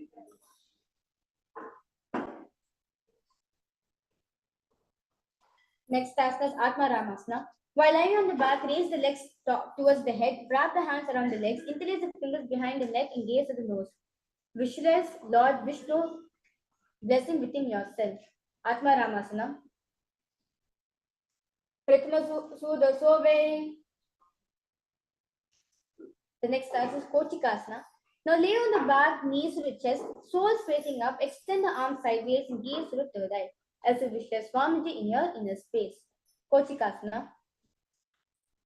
दो हाथ सीधा करे, किनसो ube से पा करे. The next asana is Jatara Parivritti. Now lie on the back, knees to the chest, arms reach to the side at the shoulder nipple. One knee bent, twist the bring to the ground on the opposite side. Keep the other leg extended straight. Keep both the knees to bend to one side. Now both the legs straight to one side and head look in the opposite direction of the leg and visualize Swamiji in your inner space. Jatar Parivritti. Parivdikyuksha Bhagya Darihi Parikititaha Bada Kolum Sutta Kolum Mudu Kolum Matavicha. Now let's repeat Jataru Parivritti in the other side.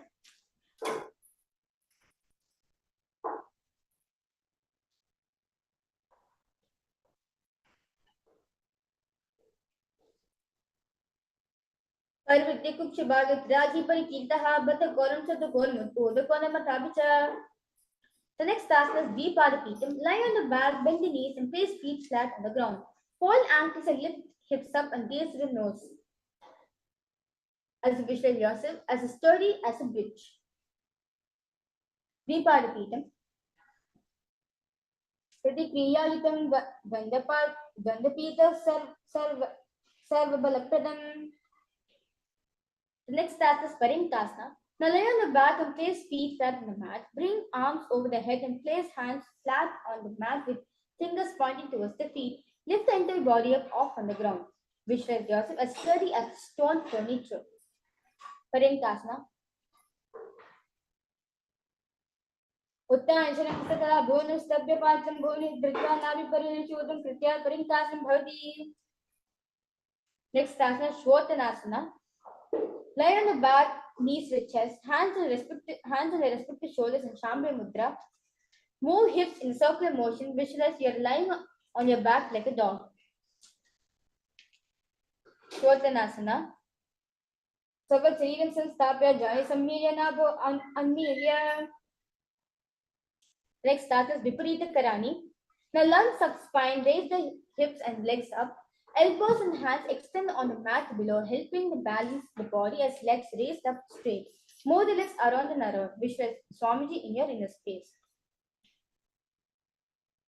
Vipariti Karani Mudra Bhutale Shashirodhvakhe Nainachar Nadvayam. Next start is Vipariti Karani 2. Now remain same position.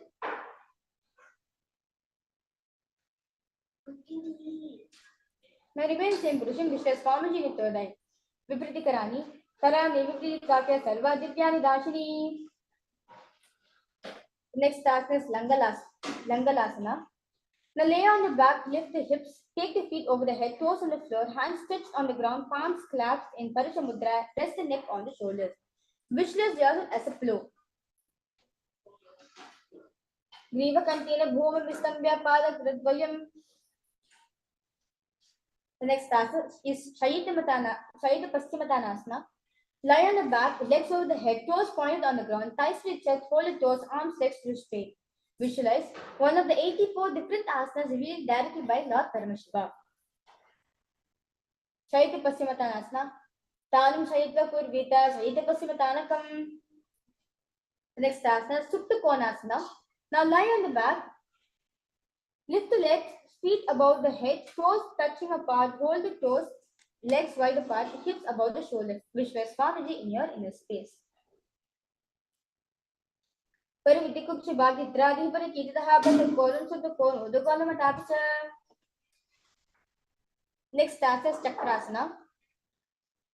Bring legs over the top of the head, toes on the ground, hold ankle, keeping knees straight, roll backward on back, keeping legs straight. Visualize yourself as a chakra, a V. Chakrasana. Shavasana Dvav Pado, Kurvan Mastaka Paro, Yukarme Tata Shikrameta Savyasadhanam. Next task is Supta Prasarita Parangushtasana. Now lie on the back, legs vertical. Hold big toes in Prana Mudra. Open the legs to the wide. Visualize Swamiji in your inner space. Uttana Palam Swam Tamsa Baricham Veera Bhadrakam Natarajam Trikonam Sa Suttangashta Prasarine.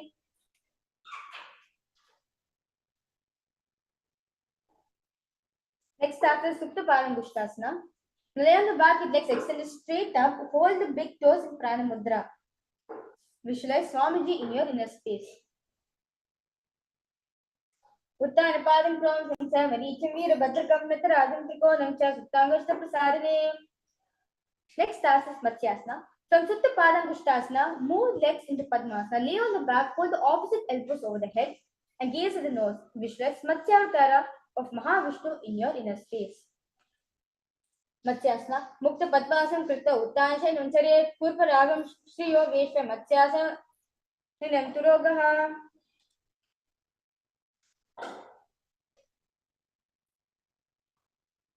Parasharamasana. The next task is Parasharamasana.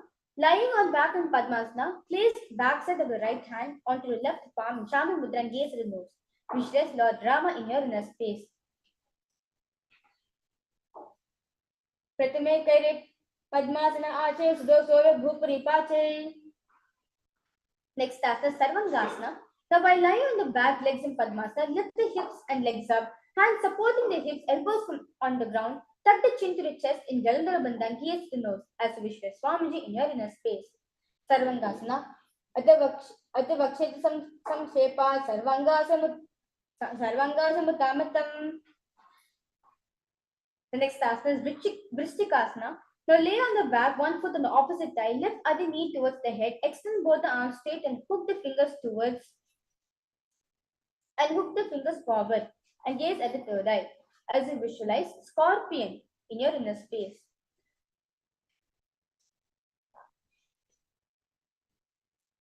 Pratama Shaila Sudasi Kesiki Sambi Kudake. Now there is a big Vrishtikasana on the other side.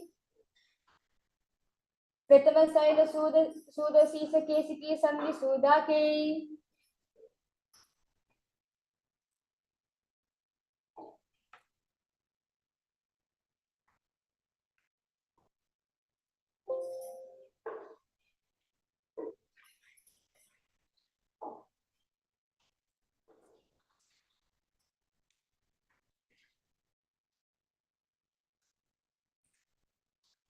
Next asana, Vishapadik Shepasana. Now lie on the back, interlace the fingers around the neck in Parashamudra. Lift both the feet off on the ground. Extend one leg straight and other knee to the chest. Alternating, extending, raising the knee again and again. As you wish Swamiji in your inner space. Vishapadik Shepasana.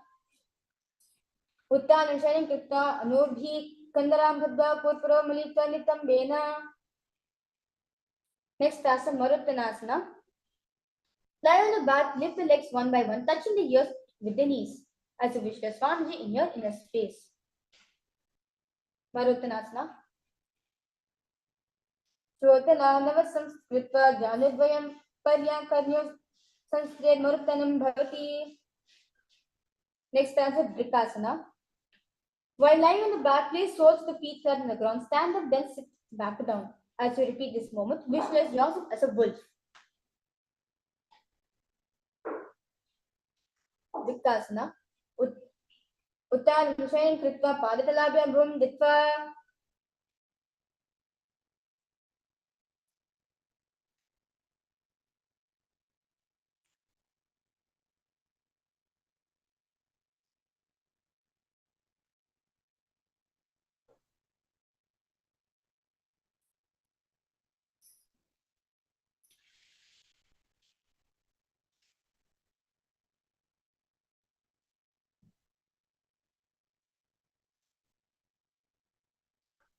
Yes. The next asana is Lutasana. So lay on the back. Quickly throw your legs above the head, completely roll over, finish in prone position and repeat this motion again and again as wish Swamiji in your inner space. Lutasana. Uttan Shanam Pada Shilanga Bhuma Samstapita Nubjam Bhuyadi Nubjam Chainam. Next asana is Saratasana. Now lie on your belly with toes extended, hands on the ground by shoulders, contract lips, make a sound like a flute, whistling while inhaling. Saratasana. Nubja Saidam Kritva Nabhyam Bhuma Nidhaya. Next asana is Dehulyumdhanasana. Now place palm on the mat in plank position. Jump the legs forward and back between the arms as you visualize. Feel yourself go beyond the body and mind. Hastabdam Bhadva Tanmadhya Tanandva Udhani Bahiniya. Next asana is Jatyasana. Now from standing position, bend forward, place the hands on the mat and walk back and forth. Visualize yourself as a wise 60-year-old elephant. Jatyasana. Jatyasanam vakshe yena jatismaro bhavet. We will be entering into the next karanam, which is the Lolita Karanam. So stand with knees bent and keep feet pointing upwards. Bend the elbows and keep the hands at the chest level. Shifting both the arms, cross the body, then bring it back to the center. Tilt the head back, open the chest up towards the sky and move the head in all directions.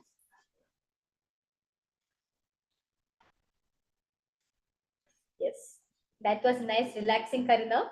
We will now moving to the next asana, which is the Sarpasana. Now tie the feet with.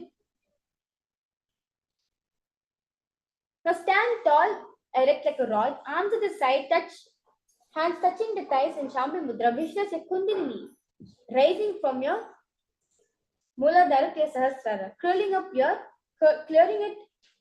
upward around the body. Sarpasana. Ada Sarpasana Vakhe Vayupanaya Kevalam. Next asana, Ushta Sadanasana. While standing, place all fingers on the mat, then stand on the feet. Feet on the fists. Begin to move and walk like a camel, as visualize yourself as a camel. Mushti Kanishtika Pradeshe Bhumanidaya. The next asana is Ashwasana. While standing, place all fingers on the mat, then stand on the feet. Feet on the fists. Begin to move and walk like a horse. Visualize yourself as a horse. Ashwasana. Mushti Kanishtika Pradeshe Bhumanidaya. Next asana, Kapodhanikatasana. Stand straight, feet together, interlace the hands behind the back and pull them down towards the calves. And open your chest wide open, visualize yourself as a soaring bird diving. Kapodhanikatasana. Padatile Bhumanidaya. We'll be now moving ahead to the next karana, which is the Tala Pushpata Karana. Now stand tall with palms together in Namaskar Mudra. Gently bend the knees, keep the toes pointing upward. Simultaneously open up the palms and raise one heel off the ground, slightly lowering the waist and shoulder to the respective heel. Visualize you're offering a bouquet of flowers to Paramashivoham.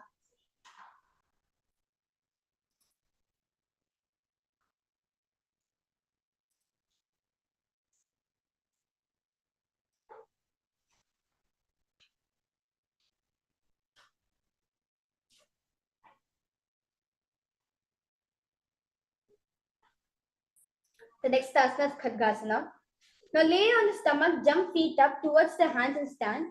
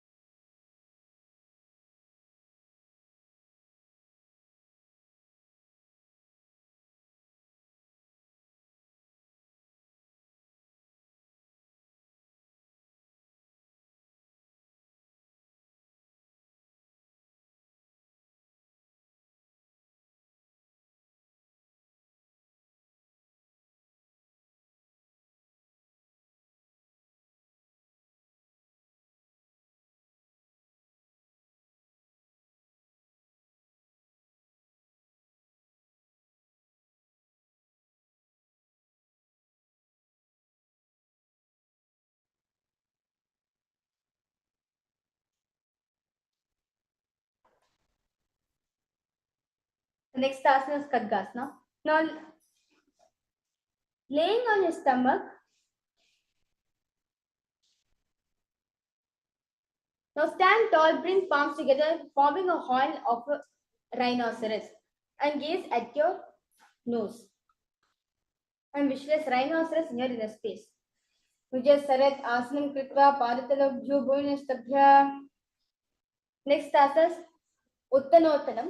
Sit down all the way as slow as you can to the ground and stand up. Do this motion again and again and visualize Swamiji in your inner space. पुनः अस्तित्वयम् इति उत्तनोत्तनं भवति. Next asana is Musalasana. Stand up straight, raise the arms over the head and jump repeatedly as visualize yourself as a mace. Musalasana. Sthitva urdhvam bahunaye garam.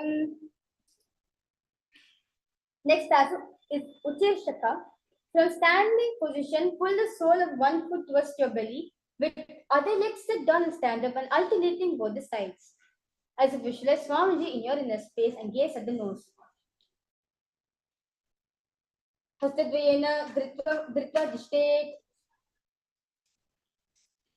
The next karna which we are entering is the Parshvadhyana karna. Now stand and keep one leg slightly bent with toes pointing to the side. Bend and lift the opposite knee towards the chest and pointing toes downwards. Keep the arms holding knee with the hand pointing upwards and closing into a fist. And hold the opposite hand down on the top of the right thigh. Wrist turned and fingers pointing towards the center of the body. The next asana is Tandavasana. Now, stretch one leg, lower the body to the mat and stand straight, lifting the raised leg to the opposite side. As you visualize yourself, fiercely dancing as Paramashivoham. Tandavasana. Ekena Panasatavyam Tandavasanam Bhavati. Next asana is Brahmasana. Place left foot on inner right thigh. Stand erect on the mat like a rod. Hands by the sides in Champa Mudra. Visualize yourself being blessed by Lord Brahma.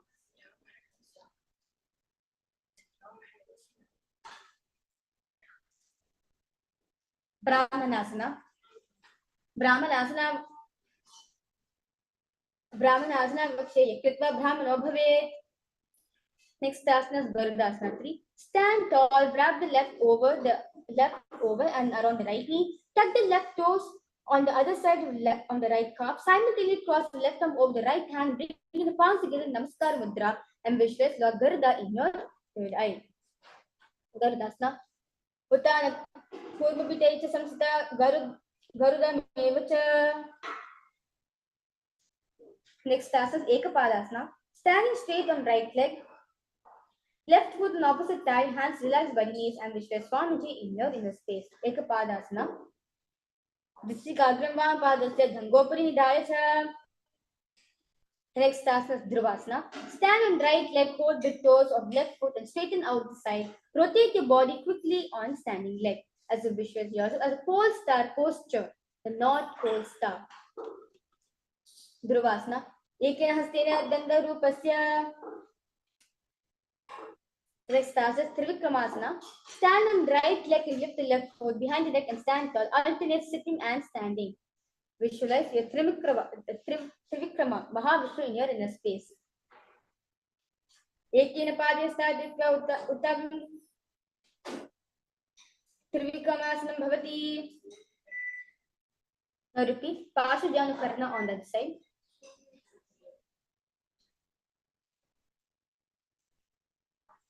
Now let's repeat Tandavasana on that side. Ekena Panasatavyam Tandavasanam bhavati. Brahmanasana on that side. Brahmanasana vakshe yakritva brahmano bhavet. Garudasana on that side. Uttana Purva Pite Samsita Garuda Mevacha. Ekapadasana. Repeat it on the other side. Tachikagram Padasya Dhangopari Nidhaya. Dhruvasana. Ekena Hastin Nandaru Pasyatya Padasim Dhritva. Trivikramasana on that side.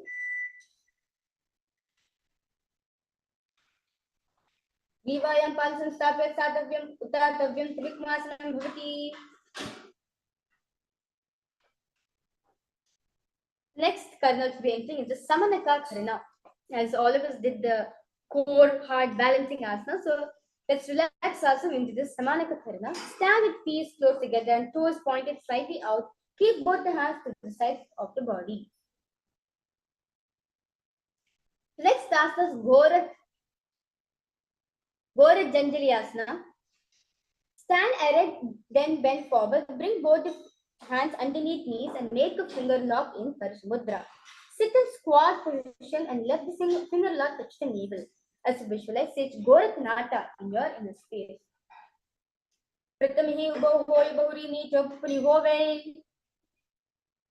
Next asana is Panchasana. Insert the hands between the thighs and calves, then wrap around behind the butt. Squat down, hold the hands behind in Paramashivoham and keep the chest upright. As you visualize Swamiji in your inner space. Uru Madhyadhastodiveshe Nitambam Dritva. Next stance is Bhairavasana. Bring feet together and sit in squatting posture. Hold the hands at the back and sit upright in Paramashivoham and gaze at the navel. As you visualize Bhagwan Kala Bhairava in your third eye. Bhairavasana. Do paga ki talya ki manji kaur mile panam mui ukda da uvese. Next asana is Varahasana. Squat all the way down to the ground. Keep your feet together toes apart. Bring your elbows up to the close to the head and palms joint over the back, facing downward in Anjali Mudra and gaze at the nose as you visualize both, one of the 10 incarnations of Mahavishnu. Varahasana. Pagatali ki manji kor milave pana pani ukdo bhese. Next asana is Pipritasana. Now he is touching, bring your hips to the same level as your knees. Let your hands out, fingertips touching the toes in Prana Mudra in front of you. And visualize Swamiji in your inner space.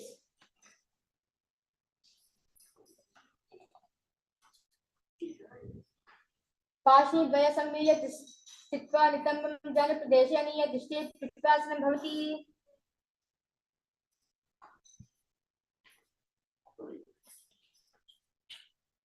Next asana is Bakasana. Place hands on the mat with fingers wide. Place your knees on back of the arms and eyes forward and down. Visualize yourself as a crow. Bakasana. Hastadabhyam Mahishtabhya Janadvayanabha Sammeya Bhyangopri Sanstapit Dishte Bhakasana Bhavati. The next asana is Shrushtanga Kapalayasana. Knee down, head on the ground, palms spread for support. Raise your body to the head, legs in Padmasana, and visualize Swamiji in your inner space. Asana Kaugana Kafala Achohoi. Next asana is Guptasana. Now keep toes flat, touching opposite feet. Sit down between the feet. Let the heels come outside the hips. Hands on respecting knees in Chambe Mudra. Sit straight and gaze at the nose. As you visualize Paramashiva, you're sitting with Paramashiva in the secret seat with Paramashiva and your Guru. Guptasana. Jnana Vorantare Bala Kritva Pada Chagopayet. The next asana is Vrikshasana. Now hands on the ground, fingers wide. Lift the body up straight. This asana should be practiced to purify the 7 chakras. And visualize yourself as a tree. Vrikshasana. Sapti chakrasana naya Vrikshasana Visheshakan. Next asana is Shibhuasana. Now just remain in same position. Switch the gaze to your third eye. Shibhuasana. Do pag joy mahi gulpa mila ubo hoi do hata. Next asana is Matsyasana 2.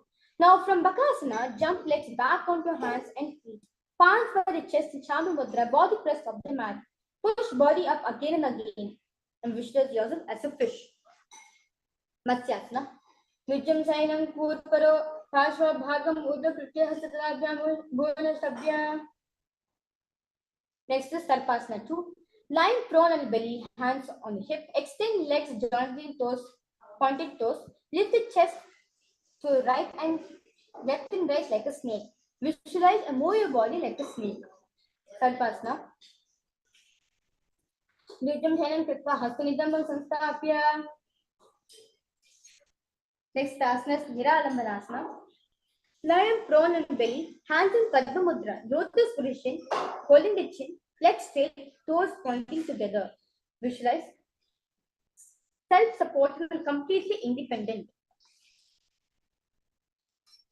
Niralambasana. Kara Byampankitan Kritva Dishtekoi Yashudi. Next asana is Chatrasana. Lie on the stomach, place hands flat on the mat in front, straighten the arms and bend the knees, bring the feet towards the upper back, lift up the head and the chest. See yourself as an umbrella protecting your guru from your sun rays. Chatrasana. Ardhan Nyavastitva Hasata Bhun Sabya Chatrasana Bhavati. Next asana is Vajrasana. Sit on knees with toes or feet flat on the mat, bring butt on the heels, stretch arms in front of you, placing the palms down, place forehead on the mat. Visualize yourself as the weapon of Indra, symbolizing indestructibility. Vajrasana. Idaning Garbhaneenam Yogabhyasa Yadalabhu. Next asana is Meshasana. From Gajasana, alternate striking the ground with hands. Visualize, experience yourself as a powerful SRM. Meshasana. Vajasana Ekem Pan Bhuma Thadiye Meshasana Bhavati. Next asana is Ajasana. From Ajasana, lift legs into the air, slowly bring the forehead to the ground. Visualize yourself as unborn, existing as for eternity. Ajasana Paradam Mantra Kale Kritramasika Bun Samshet Ajasana Bhavati. Next asana, Danantarasana. Sit on heels, legs together, interlace fingers around the toes. First, pull feet towards the perineum, then place the hands on respective knees in Shambha Mudra, spine straight and gaze to the nose, as you wish the Swamiji in your inner space. Danantarasana. Puravadipari Hadiki Kakasi Syapana Saramodi. Next asana is Angamotanam. Interlace your fingers behind and then in front and then behind you in Shambha Mudra. Stretch the arms forward to the sides and back, giving a massage to various joints and muscles. Angamotanam. Hastiyo Anguli Bhadva, Hastiyo Madhya Sarvankam, Nishkasayita Dishtet Angamotanam. Next asana is Garudasana 4. Sit on heels in Vajrasana. Feet turn out to the side, thighs and knees rest on the ground, spine straight, hands to knees. Visualize yourself as Garuda. Garudasana. Jango Rubhyandaram Pijas, Sirkayo Vijanana. Next asana is Ananda Mandirasana. Sit with legs folded back, knees wide, front of the buttocks on the ground, gaze at the third eye. As you visualize, a beautiful temple, a blissful space inside your inner space. Ananda Mandirasana. Adavakshe Veeranatha Ananda Mandirasanam. Next starts as Bandukasana 2. Knees wide, sit on the ankles, hands under the knees, and gaze the nose in Mandake Mudra and visualize yourself as a frog. Krishna Sampira Gulpam Jangvange Savali Kritya. Next starts as Narasimhasana. Now keep your toes on the mat, heels up together, place perineum on the heels, place arms on the ground, spread the fingers wide, thumbs touching, base of the hand touching the toes and gaze at the nose. Stick out your tongue and exhale as a wish as Narasimha, the half man, half lion form of Mahavishnu. Narasimhasana. Do Panapana Hoy Vese, Edi Mela Gori Vese. Next starts with Vishvakasana. Sit on toes and place perineum on the heels. Separate the knees sideways and place on the ground. Make a hollow of palm and place on the mouth. Keep thumbs under the teeth and close the lips, gaze to the nose. Inhale through your Pingala Nadi and exhale through the mouth to capacity. Visualize yourself as Devi, presiding over any and all immiscuous fears you have. Dopagagi Yedi Jodi Kanam Vadam Kunigoyi. Next asana is Makadasana, the most easiest asana for all of us during in the DVK asana, where you put your soles together, top of the feet on the ground, sit on the heels and bend elbows, bring your fingers to the armpit, imitate as if you are a monkey scratching and gaze at the third eye. Visualize yourself as a playful monkey. Makadasana. Log Pavitri Samplirane, Tiniki Prishti, Bhuvi Parithane. Next asana is Vajra Sangarasana. Stand on the toes feet apart, sit on the heels, knees wide and off the floor. Hold elbows behind the back and gaze at the nose. Visualize embodying a diamond like a strength for yourself and your Sangha, the spiritual community which you are surrounded with. Vajra Sangarasana.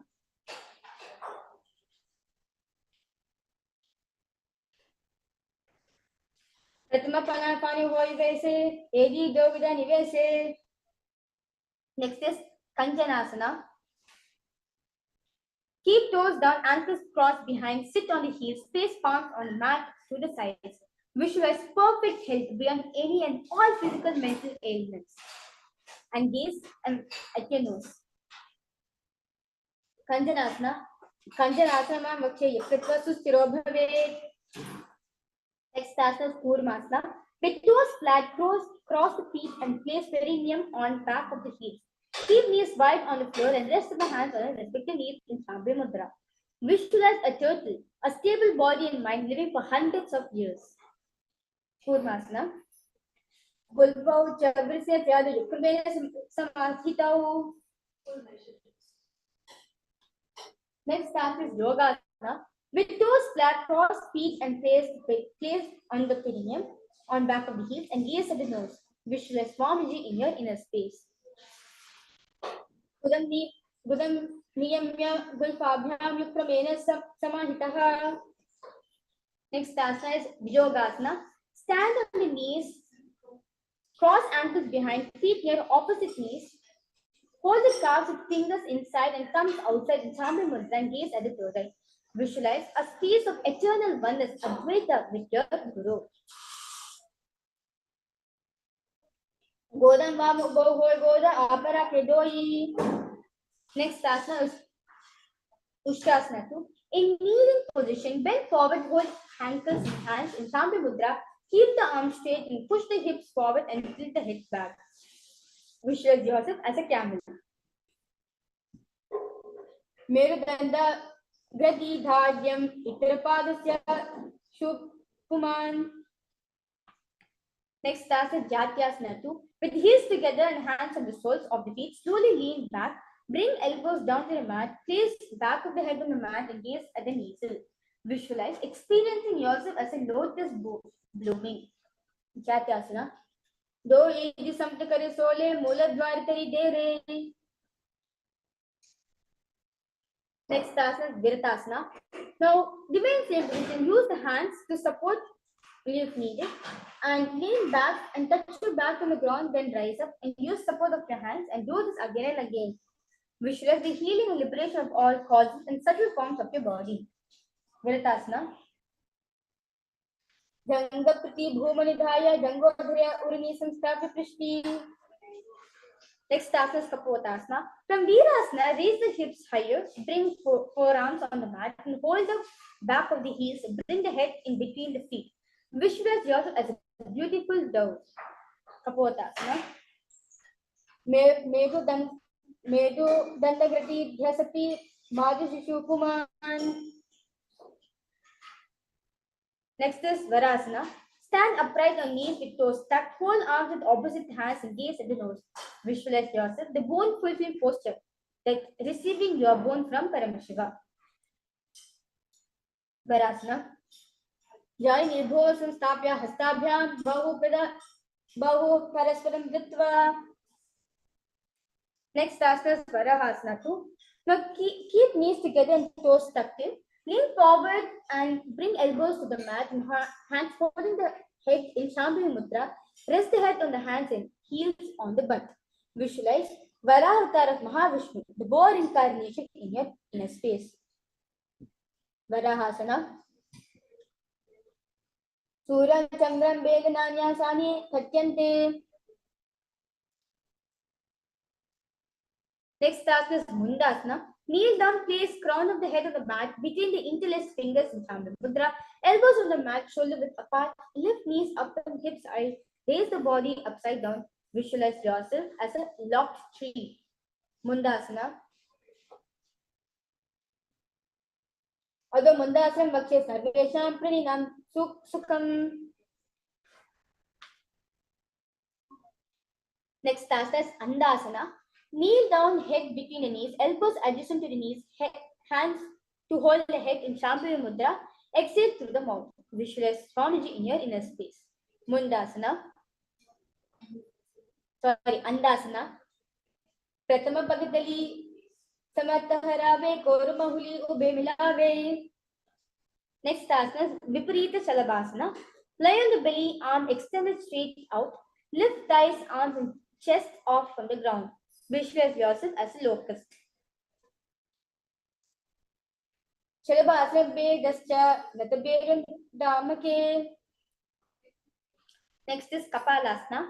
Lie on the belly, arms to the side, palms down, keep forward on the ground.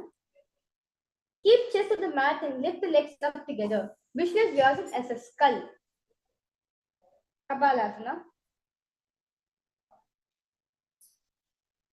Kapalam Bhumedaya. Next is Akashika Potasana. This is a very advanced asana, so I request all viewers, participants who are watching us live right now to experience this asana. Now lie on the stomach, hands by the side, lift the legs up over the head and slowly place the feet on the mat in front of the head. Keep palms flat on the mat in Shambhavi Mudra. Now visualize yourself as a free open door. As it is a complicated asana, but visualize yourself as a free door. Akashika Potasana. Ushtasane Sthita Charno Bhumin Stapya Mastako Bari. Next asana is Chatakasana. That was a wonderful asana all of us did right now. We'll be now relaxing ourselves into the Chatakasana. Sit on the knees, bring the chest down so navel touches the knees. Keep hands flat on the mat and forearm on the ground and be steady. Visualize yourself as a sparrow. Chatakasana. Kurpara Paranto Hasto Daram Vastamba Jahini. The next asana is Vrishchikasana 2. Now kneel down, hands and elbows on the mat. Raise the legs, bend back to touch the feet on the head. Lift the chin and hold it as long as you can and visualize yourself as a scorpion. Vrishchikasana. Vrishcha Pushcha Padim Gagri Pasindika Sushi Chubukam Vidharakau. Next asana is Vrishasana. Now place perineum down on the right heel. Keep left foot outside the hip, ankle to the side, face hands on the mat, resembling a bull. Visualize yourself as a bull. Vrishasana. Yamya Gulpe Pal Mole Bhavabhage Padetaram. Next asana is Lolasana. From kneeling position, place hands flat on the mat in front. Lift the knees off the ground and cross the toes of the left feet over top of the right.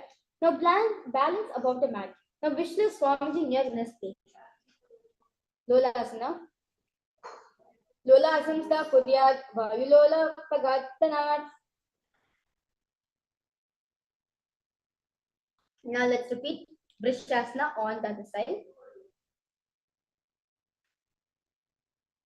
Yamya Gulpe Pad Mole Vamabhage Padetaran.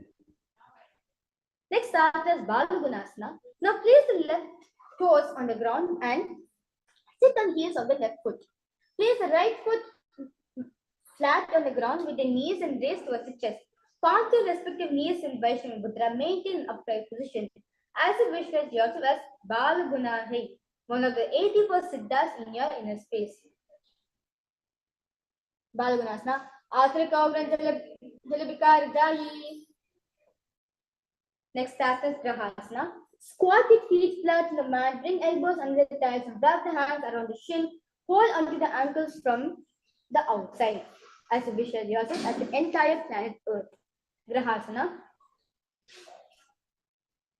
Paitya Bhuma Sanstapya Janu Madhya Kutra Stapya Hasarabhyam.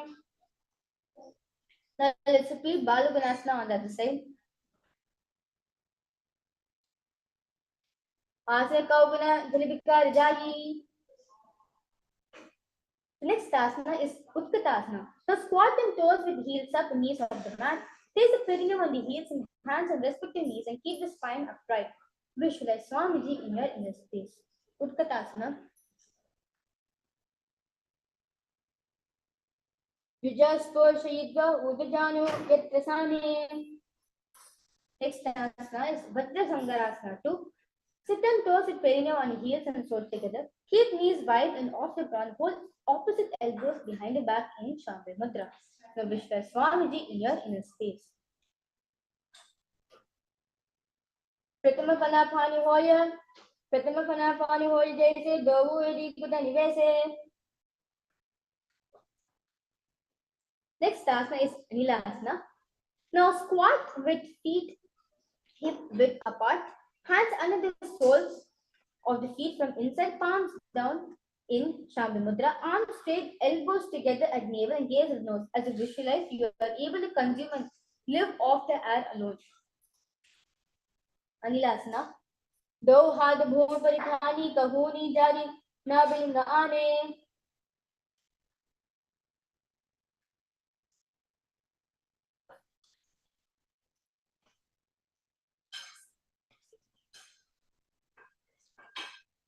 Next asana is Padukasana. Now place back on the hands on the mat with fingers facing towards the body. Step feet on top of the mat, hands wrapped around the feet in Shambhi Mudra like a shoe and walk around. Visualize your wearing Padukas and walking across the length and breadth of India. Padukasana. Hasta Padya Dishte Gachet Padukasana Bhavati. Next asana. Kukuto Dana. Now place palms on the mat, raise both feet upwards in the air and let them fall back down. Do like this again and again and visualize yourself as a rooster. Kukutasana. Hastatale Bhuma Krita Padaklecha Urdam Mutanam.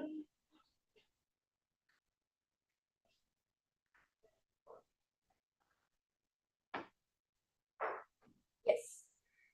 With that, let's move to the next asana, the Viparita Nrityasana. Place hands on the mat, raise legs upward into a handstand, moving around into two hands as if you are dancing. Feel yourself become free of all inhibitions.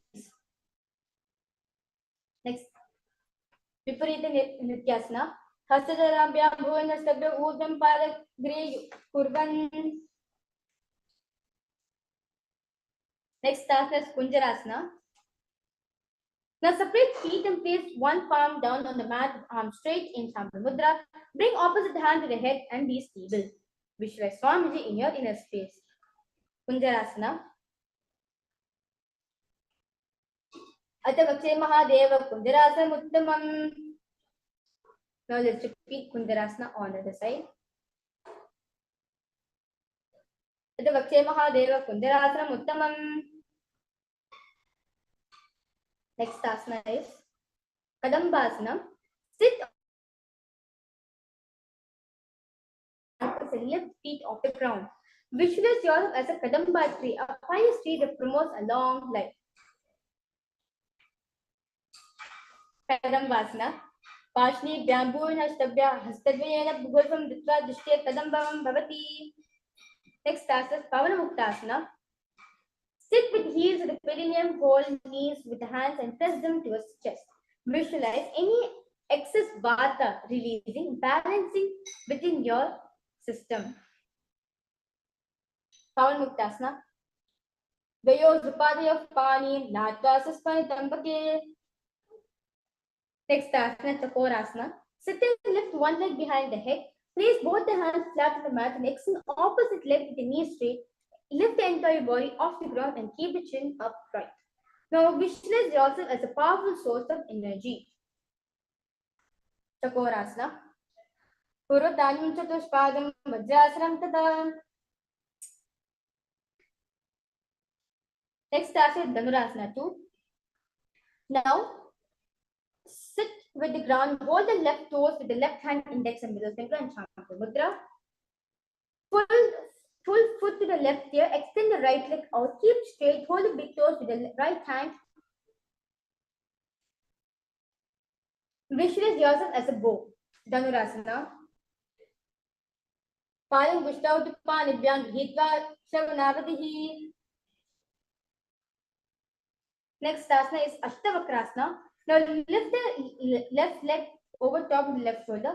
Bring right foot across the hook on top of the left foot.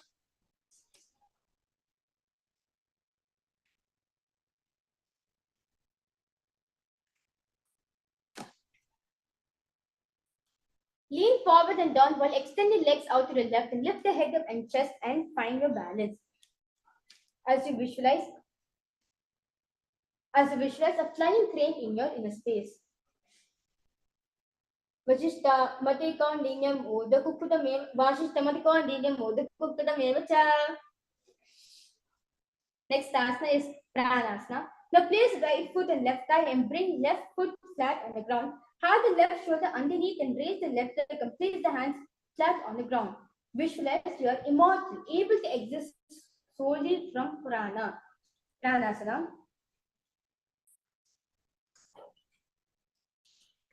Etu pravedam vakshami karutu yasahat samaraha. Next asana is Paramashivoham. Now place right foot at the root of the left thigh, then left leg by the side of the right knee. Hold the left leg by the right hand and twist the body and remain sturdy. Visualize the great sage Maschendranatha in your inner space.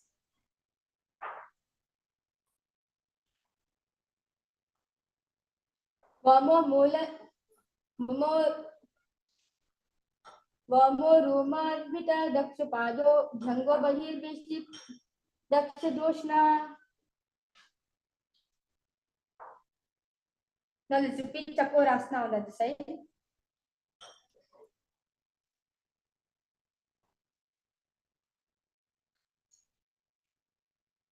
Chakorasana. Purvadanam Chatushpadam Pitam Vajrasanam Tata. Now let's repeat Dhanurasana on the other side. Palam Gustavtu Panibhyam Hitva Shavanavadi. Next asana is Ashtavakrasana on the other side.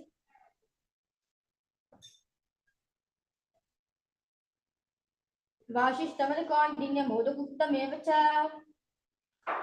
Next is Pranayama.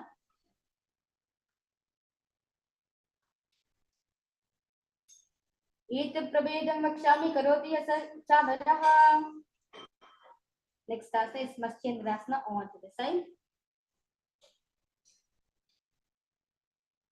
Vamor Mular Pita Dakshipado Janvor Bahi Veshta Dakshadoshna. Yes, so we have fewer asanas left to finish the 300 asanas. That's wonderful. Let's continue to do the asanas. The next asana is Ardha Paschimottanasana. Now keep one leg straight and press perineum with other heel. Chest forward and down. Hold your toes, feet and bring head towards the knee. Visualize Swamiji in your inner space. Ardha Paschimottanasana. Ekam padam pasare ekam padasya pashne shivani.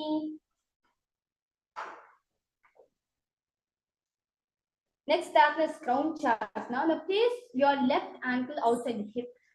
Hold the sole of the right foot and lift the leg up towards the forehead. Keep the knees straight and gaze the nose. Visualize yourself as a crane, as a crown chasana. Vashishtamadakondinya Mudakukadam cha Ashtavakramadotani Mayuram Setu Bandhanam. Now let's repeat Ardha Paschimottanasana on the other side. Ekam padam prasarya, ekam padasya pashnina. Let's repeat crown chasana on that side. उत्तानपादं क्रौञ्चं च मरीचं वीरभद्रकं नटराजं त्रिकोणं च सुप्ताङ्गप्रसारिणे. Next asana, swastikasana. Sit the soles between right thigh and calves, spine straight, palms rest on the knees. Visualize embodying peace, well-being, good fortune, and prosperity for yourself and for others. Swastikasana. Janavante samyak kritva paltre ubhe.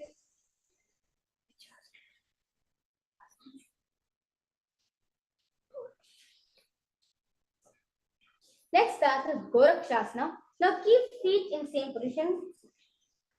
Cover the heels with the respective hands in Shambhala Mudra. Tuck the chin to the chest and gaze to the tip of the nose.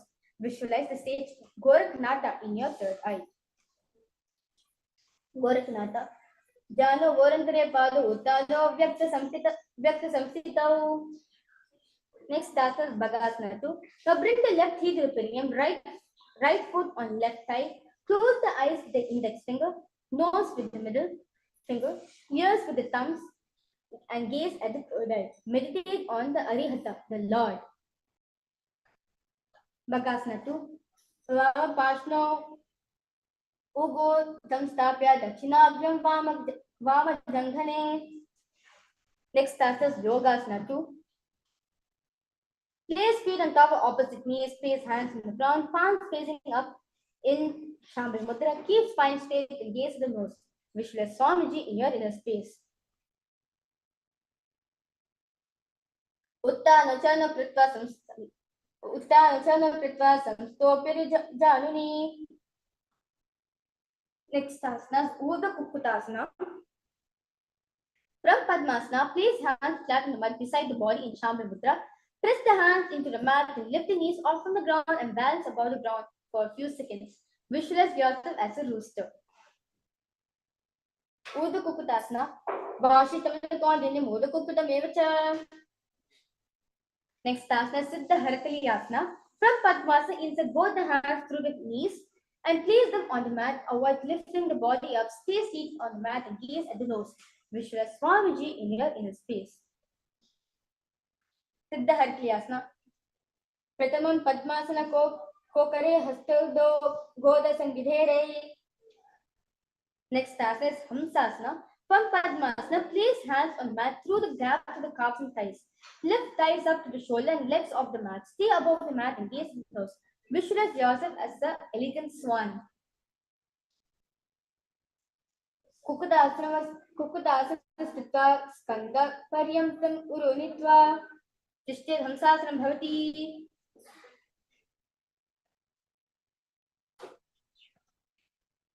Next asana is Karmukasana. For Padmasana, place hands between the thighs and calves. While sitting, reach hands behind the body, interlace the fingers in Paras Mudra. Bring forward to the floor and gaze through the nose. Visualize yourself Lord Paramashiva's bow. Karmukasana. Pratama Padmasana ko ghare goda samdi mahi karidhere. Next asana is Kurmasana 2. From Padmasana, insert both the hands to the thighs and calves. Bend elbows and hold respective shoulders with the hands in Shambhala Mudra. As you visualize yourself, a turtle, a stable body and mind to live for hundreds of years. Kurmasana. Bahini Jangapari Dachepava Dahini Jangapari Bamilyave. Next asana is Granthi Vedasana. From Padmasana, insert both the hands to the thighs and calves. Bend elbows, hold respective shoulders with hands. Bend head down, tuck the chin to the chest and gaze at the nose. Visualize rejoicing you, knowing you are in Paramashiva's secret north posture. Granthi Vedasana. Adavakshe Nilakanta Granthi Vedasanam Shubham. Next asana Utthana Kurmasana. From Padmasana, insert both the hands through the thighs and calves. Lay on the back, bend the elbows and hold the respective shoulders with the hands in Shambhala Mudra. As you gaze at the nose, feel like a turtle, a stable body for mind to live for hundreds of years. Uttana Kurmasana. Kukutasana Bandastham Karabhyam Ditakandaram. Next asana is Pangu Kuktasana. From Padmasana, place both the hands Together the gap of thighs and calves, place one hand flat on the mat. Hold the wrist with other hand, lift the body up and hold as you visualize yourself as a rooster. Kukutasana chitta ekena hastena anyasya. Now let's repeat Pankutasana on the other side. Kukutasana chitta ekena hastena anyasya. We have few more asanas left. That's wonderful. We have come across 294 asanas. Yes, little more to go. Next asanas. Gridrasana. From Padmasana, place elbows on toes and interlace the fingers in Parishamudra. Rest chin in knuckles. Press the tongue to the throat. Visualize you have gone beyond all greed and covetousness. Gridrasana. Jana Vorantare Pada Uttano Vyakta Samstito. Next asana is Padmasana 3. Left foot and right thigh on the left. Right thigh on the left. Hold one hand over the other, placing palms facing upwards in Shambhava Mudra. Keep the spine straight and gaze at the nose. As you gaze Paramashiva, as you gaze Swamiji in your inner space. Padmasana 3. Uttana Charna Vidhaya Vidivat Shakti Tishto Yogirat. Next asana is Padmasana 4. Left foot on the right thigh, remain in the same position. Keep the spine straight and gaze at the nose. Visualize Paramashiva in your inner space. Eta Padmasana Kurya Pranava Vayu Prasiddhaye. Next asana is Karmakasana 2. From Padmasana, hook right hand, index and middle finger around the right toes in Prana Mudra. Lift elbow as if pulling a bow back from moving his big toe around. Facing left hand in opposite knee and keep straight. Repeat this motion on the other side. Visualize yourself as Paramashiva's bow. Karmakasana 2. Ata Nidasanam Vaksha Yoga Rupa Karakshanat. Next is Karmakasana 3. From Padmasana, cross arms behind the back and hold the big toes in Prana Mudra. Inhale through your tongue. Inhale through the tongue, straight in like an arrow. Engage in all three bandhas and gaze at the nose. Visualize yourself as Paramashiva's bow. Karmakasana 3.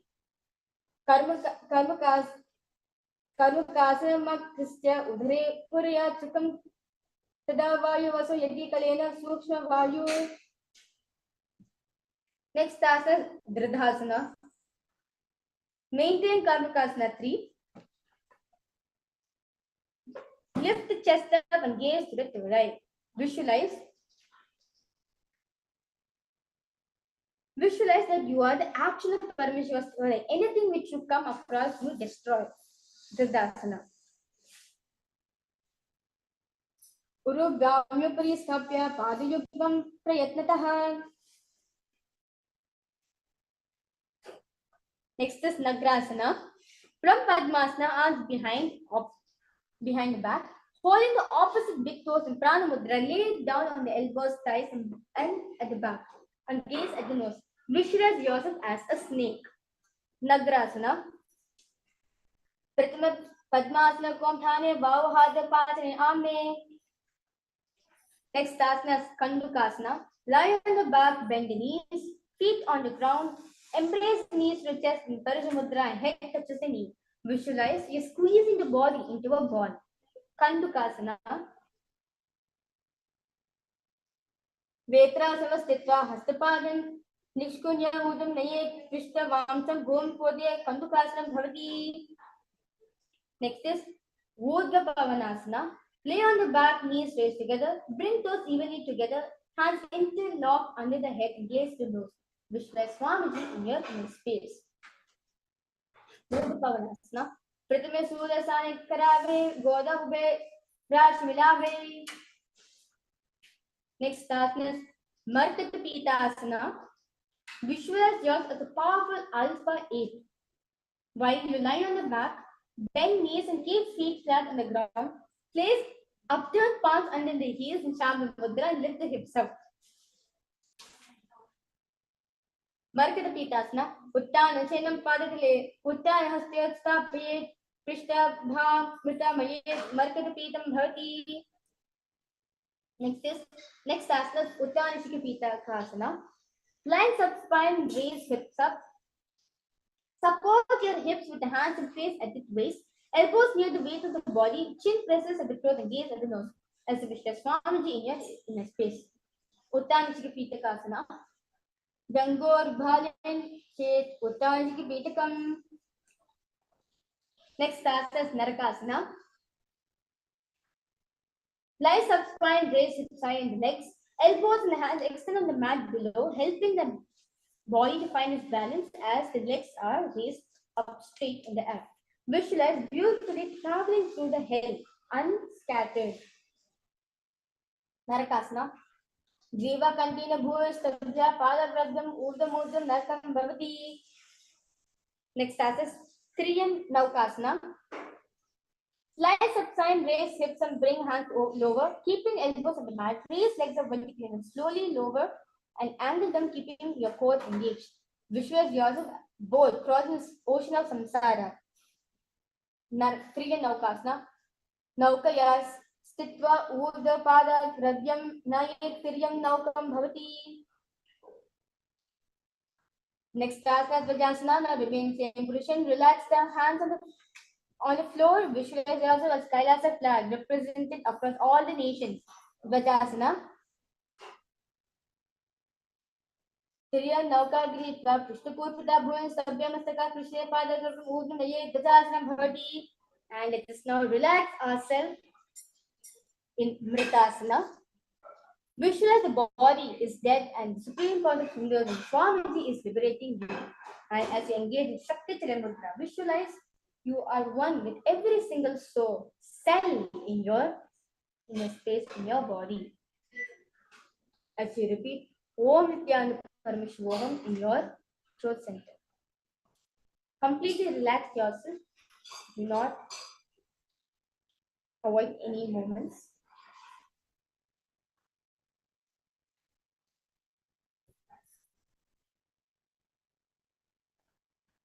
Yes. Kritasana. Uttanam Sarvabhumau Shainam Dasavasanam Shavasam Smaraharam Chittavrishantikarakam.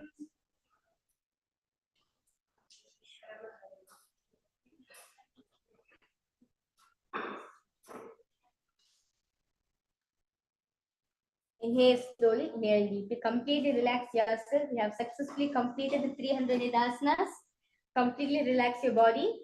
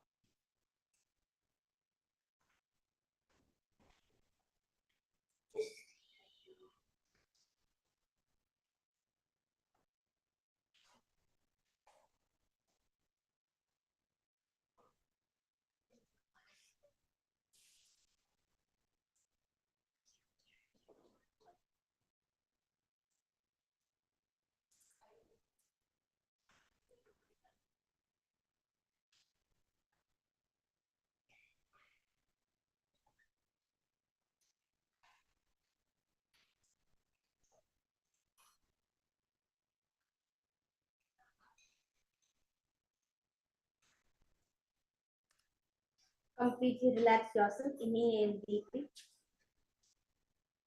Slowly as possible and exhale.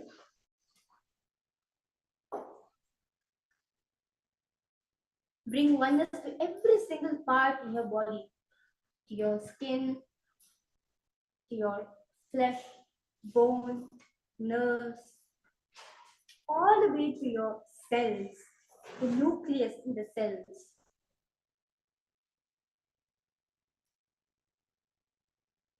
Completely relax yourself. Feel the oneness throughout your whole body.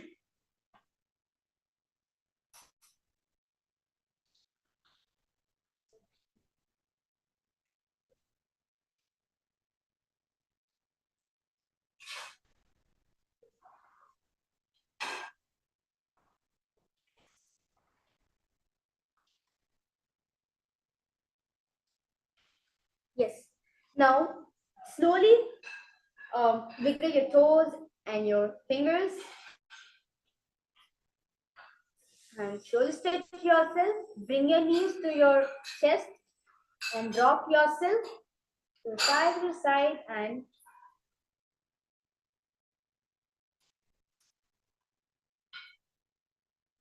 sit in a comfortable position. And yes, successfully, all of us have completed 308 asanas. Yes, thank you all the viewers, all the participants for participating in this Ditya Vinyasa Krama. It was an amazing experience for all of us. And now, through this, all of us can manifest what do we want in our life. Through yoga, all of us have aligned ourselves to cosmic geometry. With this, any reality, any declaration, conscious declaration will be made, which you have made, will manifest as a reality. With this, let's conclude this beautiful session with the Pona Mantra. Sit with your head and spine straight line. Bring palms together in front of your heart in Arpanji Mudra. Close your eyes. Visualize Swamiji in your inner space as we chant the Pona Mantra. Om Purnamadah Purnamidam Purnat Purnamudachyate Purnasya Purnamadaya Purnamevavashishyate Om Shanti Shanti Shanti Hari Om Tat Sat Sarvam Bhagavat Shri Nithyananda Paramashiva Padukaya Paramastu Om Nithyanandam. Thank you, everyone. Nithyanandam.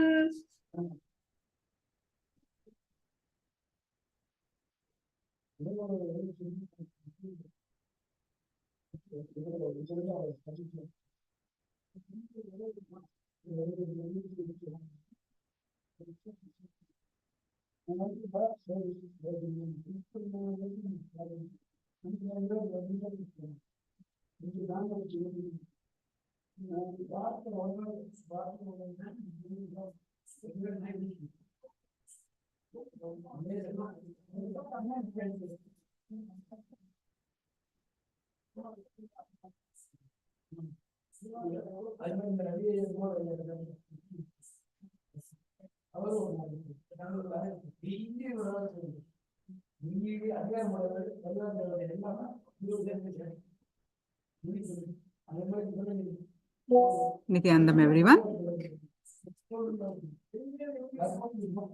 With the blessings of the Supreme Pontiff of Hinduism, Jagadguru Mahasannidhanam, His Divine Holiness Bhagwan Nithyananda Paramashiv's blessings. Welcome to the day 2 of the Paramashivoham Level 1, glimpses of the Paramashivoham Level 1 program. Welcome you all for this program. With Swamiji's blessings, let's start with the Sadguru Vandanam. Nithyanandam Paramachugadam Kevalam Jnanamurtim Dandvatitam Gagana Sadrusham Tattvamasyadilaksham Ekam Nityam Vimalamachalam Sarvadi Sakshi Bhutam Bhavatitam Trigunarahitam Sadgurum Tam Namami.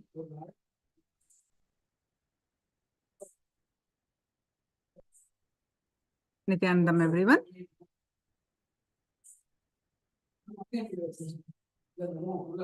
Today, during this glimpses of Paramashivoham Level 1 program, why one needs to attend Paramashivoham. Yesterday, we have learned how to rewrite your future. This program, how it gives you the conscious breakthrough to rewrite your future. Today,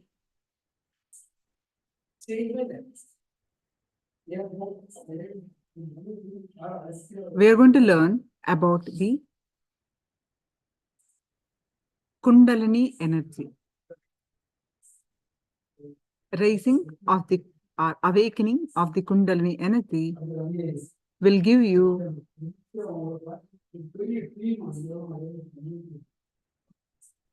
the enough energy, the infinite energy to channel the reality that you want to manifest, and gives you the Paramashivoham experience, experiencing the state, space, and powers of Paramashiva, experiencing our divine self. It has got many names, whatever name you call, the universal energy or the great cosmic mother, creative force of the universe. But the Kundalini is the highest potential of every individual, the ultimate expression of the cosmos. And each one of us has the possibility, irrespective of age, gender, healthy, sick, the ultimate expression, a great possibility of each individual's inner awakening is possible with Kundalini awakening. The possibility of experiencing the divine self is possible only by awakening the Kundalini energy. Where is it? Each individual has this infinite energy is dormant in us, or not fully available in us, at the root in the root chakra. Why it is dormant, or why it is sleeping? Because of our own creation of our self-doubts, our self-hatred and self-denial patterns, our own thought currents, our own creation, it is dormant.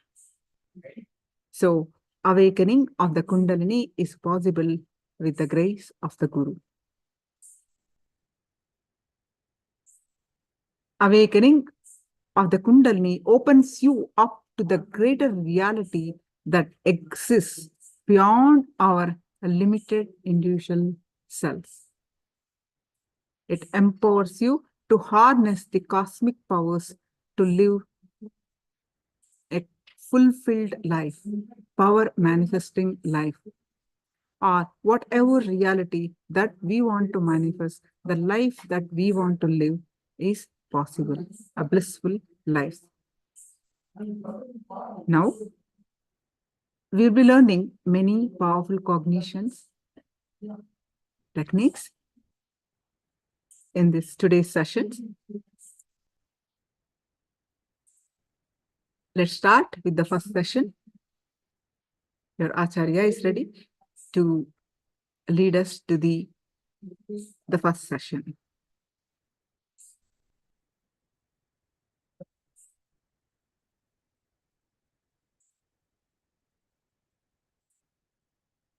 Yes.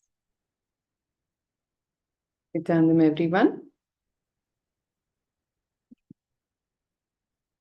Welcome all of you to Glimpses of Paramashivoham, yet another season that is about to begin in a couple of days. And I know there's a lot of excitement building up for humanity to taste that extraordinary life that comes as a part and parcel of being a part of this most empowering spiritual journey with the avatar. Welcoming all of you to the Glimpses of Paramashivoham. I'll start with the Sadguru Vandanam. Please sit straight with your head, neck, and spine in a straight line, hands together. Om Nithyanandam Paramasukhadam Kevalam Gnanamurtim Dvandvatitam gagana sadrusham tattvamasyadilakshyan ekam nityam vimalamachalam sarvadhi sakshi bhutam bhavatitam trigunarahitam Sadgurum tam namami. Yes. Welcoming all of you to today's session in Paramashivoham Level 1 Glimpses.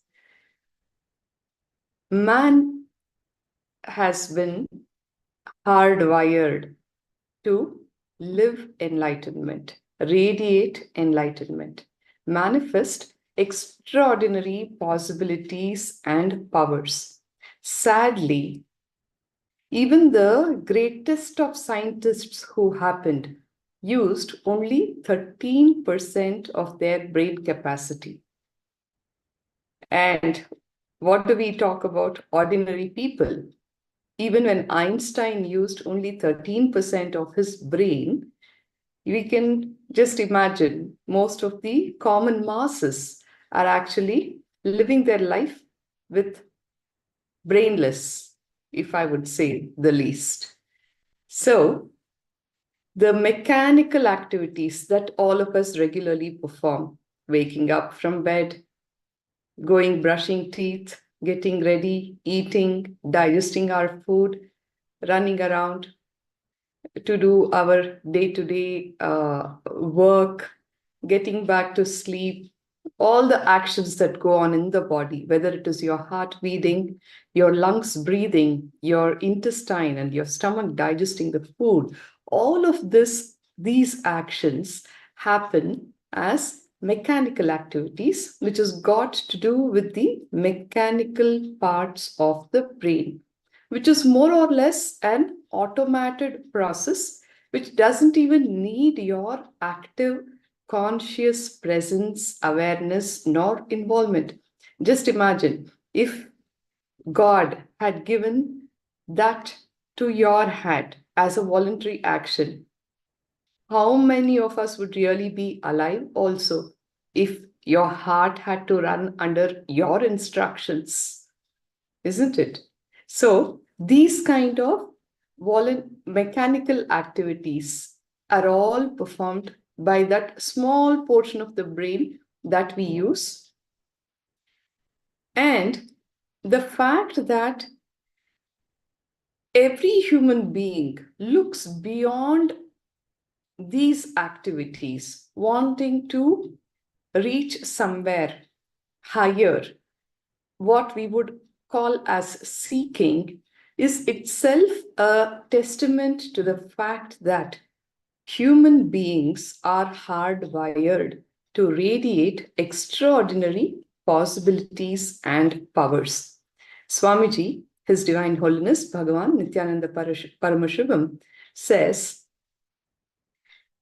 "You are not just the body and the mind, you are the consciousness also. You are the body, mind, and consciousness also." As per the Vedic calendars, it has been very clearly mentioned that humanity is now at a stage where the consciousness can be taken to the next level. The consciousness can have an exponential breakthrough. Now, this was predicted millions of years ago. In the Vedic calendars, it has been recorded. So whenever humanity has to take that leap into the next level of consciousness, happens the avatar.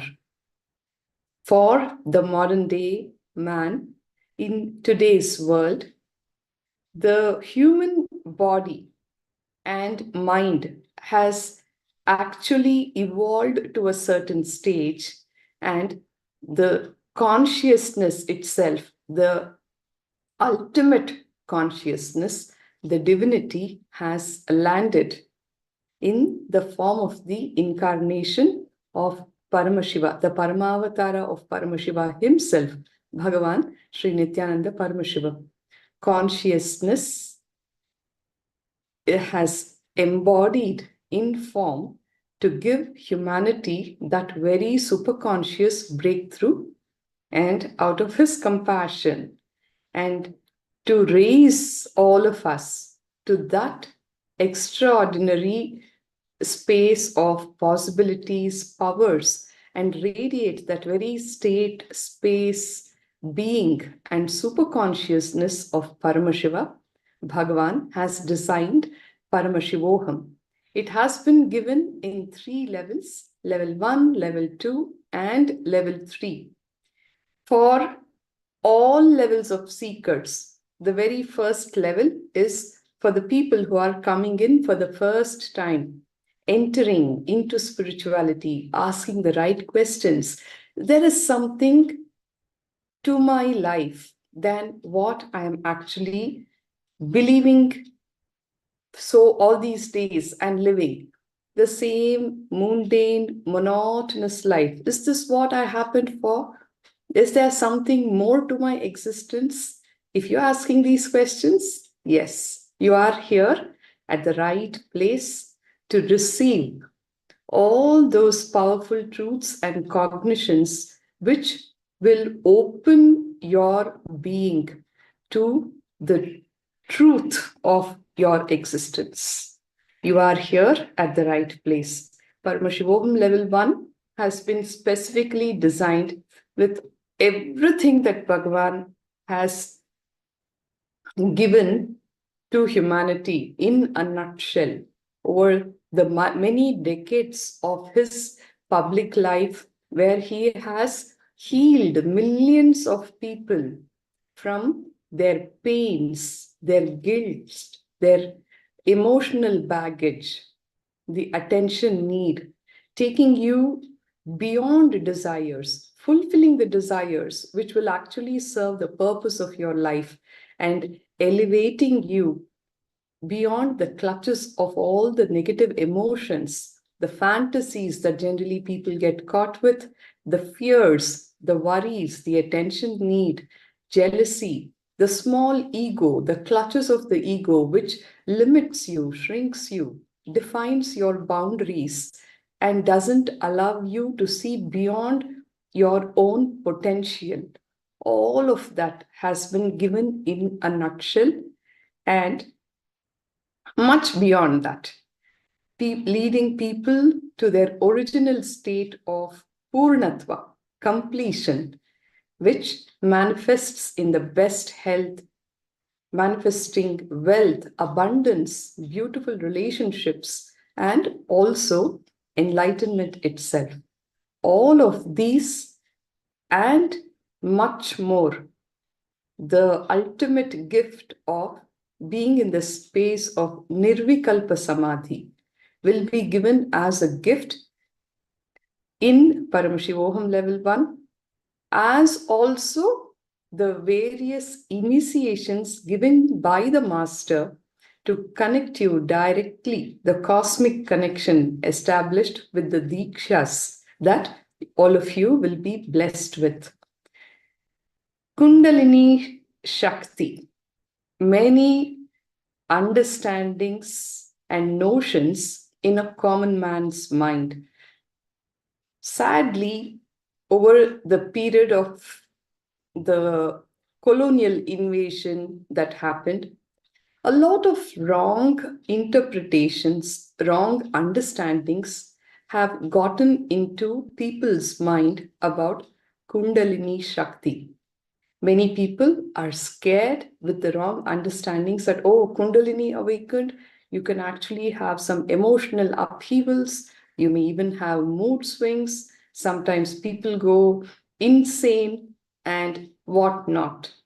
Sadly, all the the scriptural references were also kind of buried or erased from the reach of a common man's understandings, and this kind of perpetuated the whole thing in a very negative sense.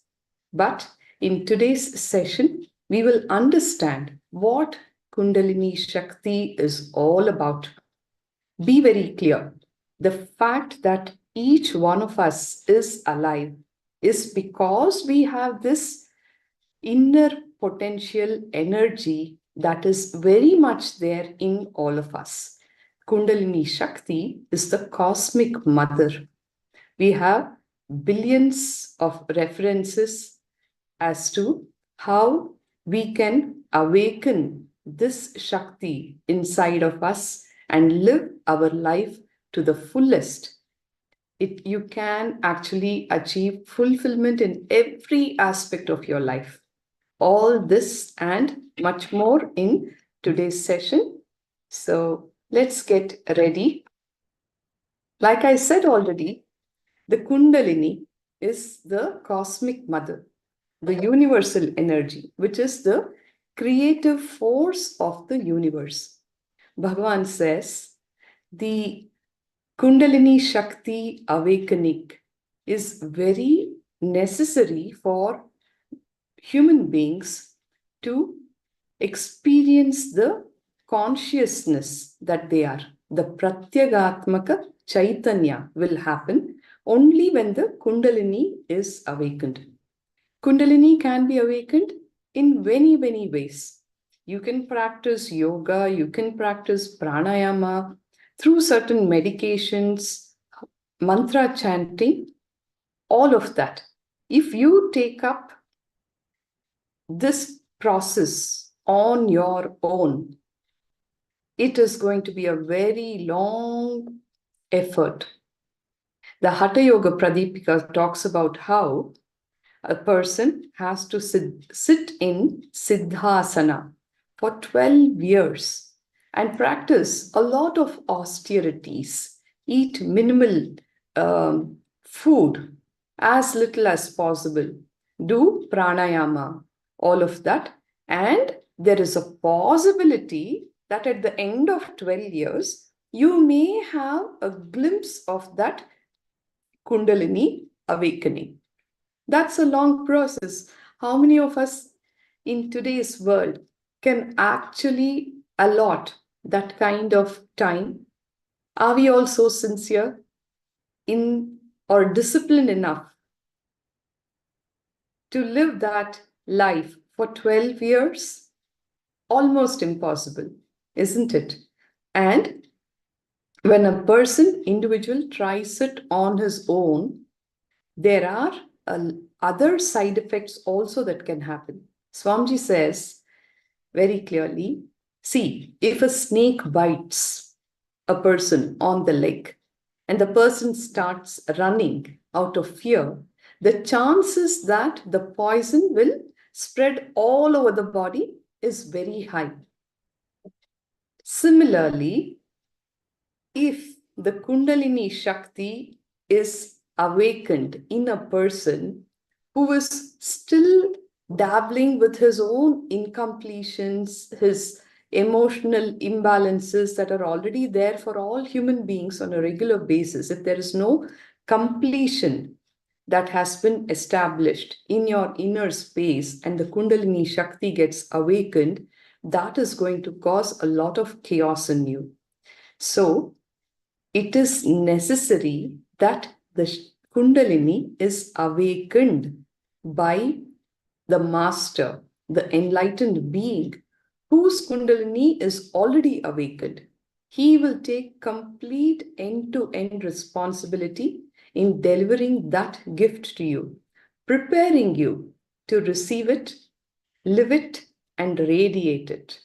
And when the avatar, not just an enlightened being, when an avatar does it for you, it will remain as a permanent process. Until you're doing something really damaging to your system, it is going to be there and live and radiate. A person with an awakened Kundalini is a joyous, blissful, active, healthy, contributing person who is not only successful in his regular life, but also will be a mystic inside. in the space of deep, restful awareness. It will be a beautiful combination of being a Bill Gates in the outer world and the Buddha in the inner world. What better way to live life than this, isn't it? I'm sure all of you would agree to this statement. See, when the Kundalini is awakened, you are awakened to a higher possibility to live your life. From human, you become divine. The very word Kundalini comes from a Sanskrit terminology. Kunda means the concave cavity in which lies the brain, resembling a coiled or a sleeping serpent nestles. Now, the word Kundalini refers to the Shakti or the power when it is in the dormant potential side. Now, when this dormant inner potential bioenergy is awakened, man enjoys divinity and the actual communion between Shiva and Shakti will happen. In each one of us, that divinity will get awakened.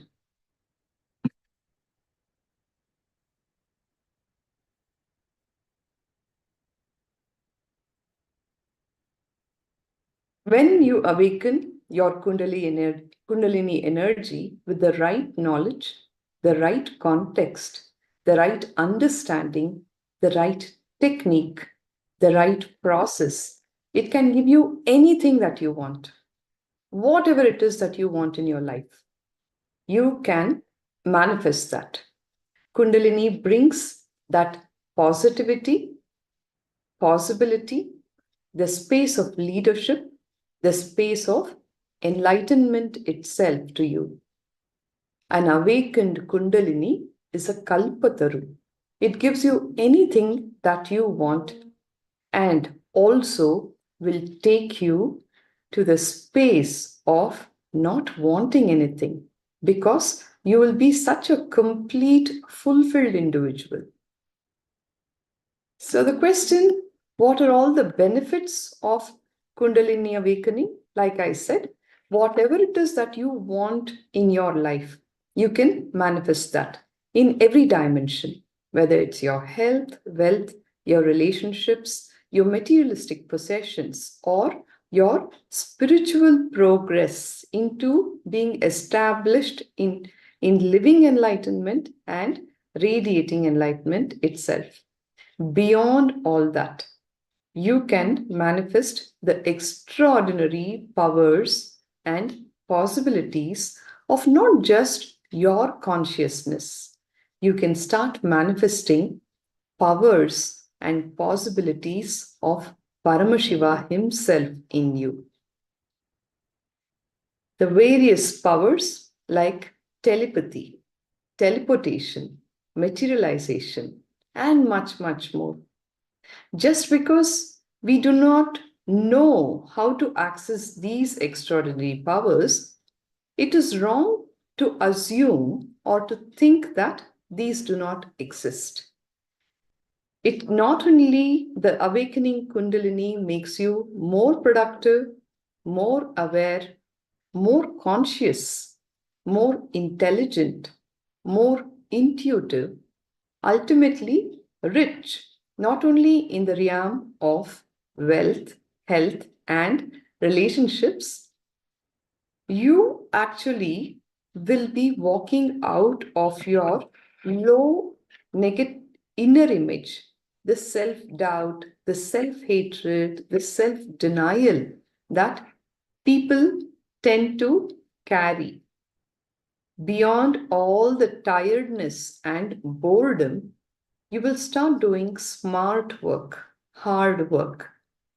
So anything that you want to accomplish in life is a possibility for you when the Kundalini is awakened.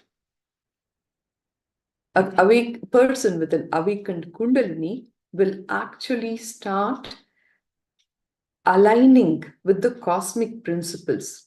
See, at the end of the day, all of our existence is the whole, we are the hologram, a part of the hologram. The Brahmanda and the Pindanda, the macrocosm and the microcosm. As we know, the Brahmanda functions on the cosmic principles of integrity, authenticity, responsibility, and enriching. We, being a part of the same Brahmanda, will start aligning our life to these very cosmic principles. The beauty of living in that space is living like God while on planet Earth. The awakened Kundalini Shakti actually moves up from the Mooladhara through the energy channels that are there in our body. There are 72,000 nadis or energy channels. In the center is the Sushumna Nadi. On either side, you have the Ida and the Pingala. When the Kundalini is awakened, you can actually give an example of, there is a bowl in which you have mercury. And when you propel the mercury upwards, it will radiate, flow up all the way up.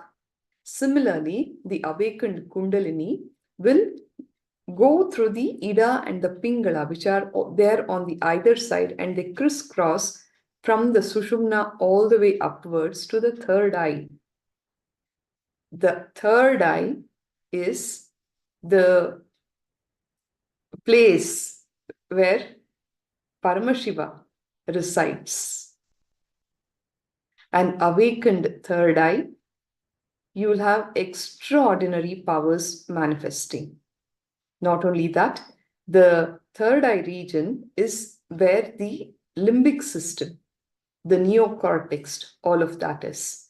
So the energy that gets awakened with the Kundalini activation will actually flood the limbic system, which is the seat of your memory, all the emotions that are related to your memory, the memories that are associated with various emotions, all of that will get flooded, and it will lead you to the space of completion. That is the beauty of Kundalini Shakti that has been awakened by the Master.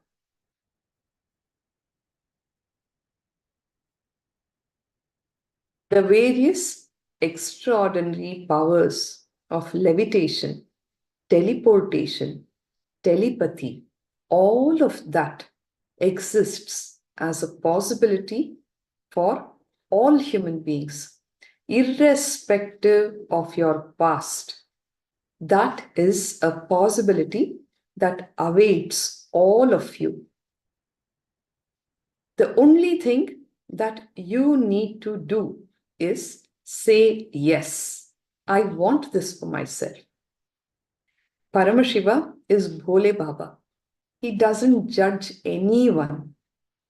All that he looks for from you is whether you want it, I'm there to give it to you.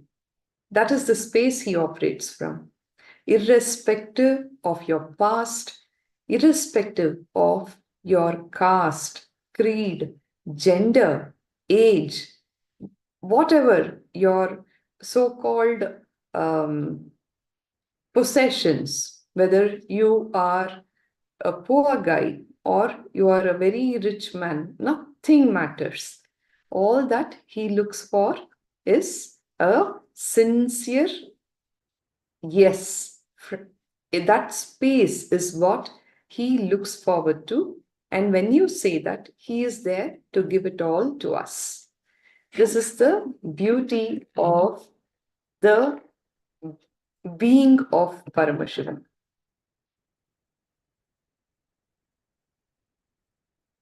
Yes. The master can awaken the Kundalini in various ways. Just a simple look of the master can awaken the Kundalini. A touch on the Agnya can awaken the Kundalini. He can awaken our Kundalini through the various yoga, pranayama, and other kriyas that he gives us. The easiest and the most beautiful way to have your Kundalini awakened is to sit in the master's presence. The Nayana Diksha, as we call it. The master is seeing you and you are also seeing him. That would be the most beautiful way to receive the Diksha for the Kundalini awakening.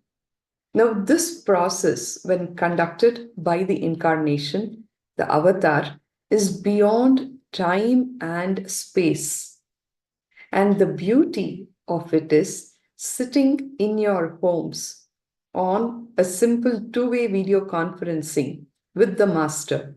You can have your Kundalini awakened. The one who is beyond time and space can deliver this Kundalini, which is again beyond time and space, to you. The only request would be to be on camera and continuously be in session, taking in every word. Do not miss a single session. Do not miss a single word from the master. And he will make it happen so beautifully for all of us. He takes up the responsibility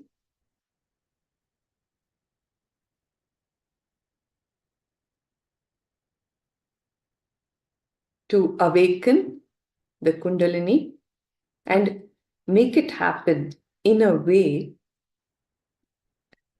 which is completely beneficial for you to live the very purpose of your happening. The Shiva Samhita itself declares, Sukta Guru Prasadena Yatha Jagrati Kundali Tata Sarvani Padmani Abhidyante Grantayopicha, which means when the sleeping Kundalini is awakened by the Guru's grace, then all the bondages are pierced and broken. Not only are you given whatever that you are asking for, you come for, whether it is in your field of your health, wealth, relationships, or your spiritual journey, the master has the ability to liberate you from all bondages, and you can start living like a Jivan Mukta on the planet Earth. The Guru has it in him to liberate all of us at the time of leaving the body, death, that he can make it happen for anybody. But he says, what is the big deal of having enlightenment at the time of death? You should live enlightenment while you are alive. Live as Jivan Muktas. And that is a possibility for all of us. Just imagine, planet Earth itself would be such a beautiful place when if we could all align to these empowering truths, make them our very cognition, and start living as Jivan Muktas on the planet Earth. Even a percentage of humanity radiating enlightenment living the state, space, powers, and the being and the very consciousness of Paramashiva would make the planet Earth such a beautiful place. So, with this, let us now enter into the presentation on the science of Kundalini Shakti.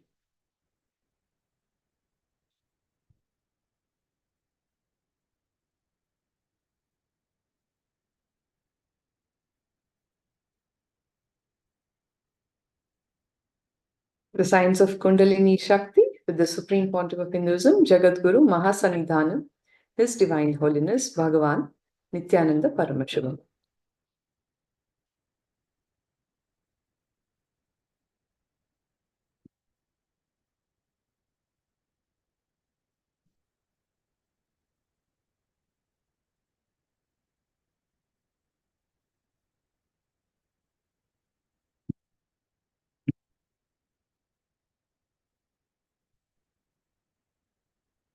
The largest untapped natural resource lying with humanity is the Kundalini energy. When you awaken the Kundalini energy with the right context, the right knowledge, the right understanding, and the right technique, the right process, it can actually give you whatever it is that you want for yourself in your life.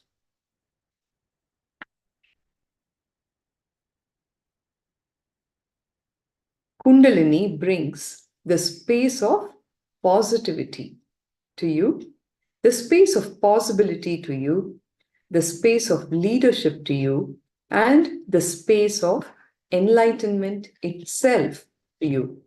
An awakened Kundalini will establish you in the space of positivity, possibility, leadership, and enlightenment. Kundalini is a kalpataru. It gives you anything that you want and liberates you from wanting anything.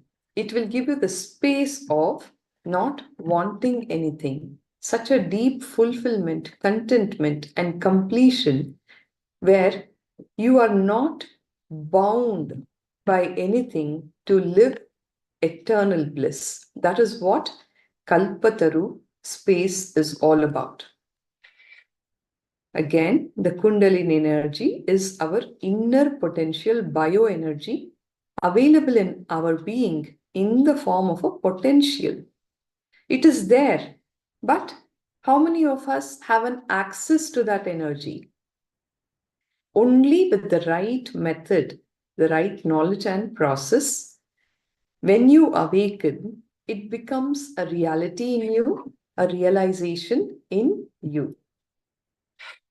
The conversion of the physical energy of the cosmos into a biological energy can happen at the molecular or the particle level.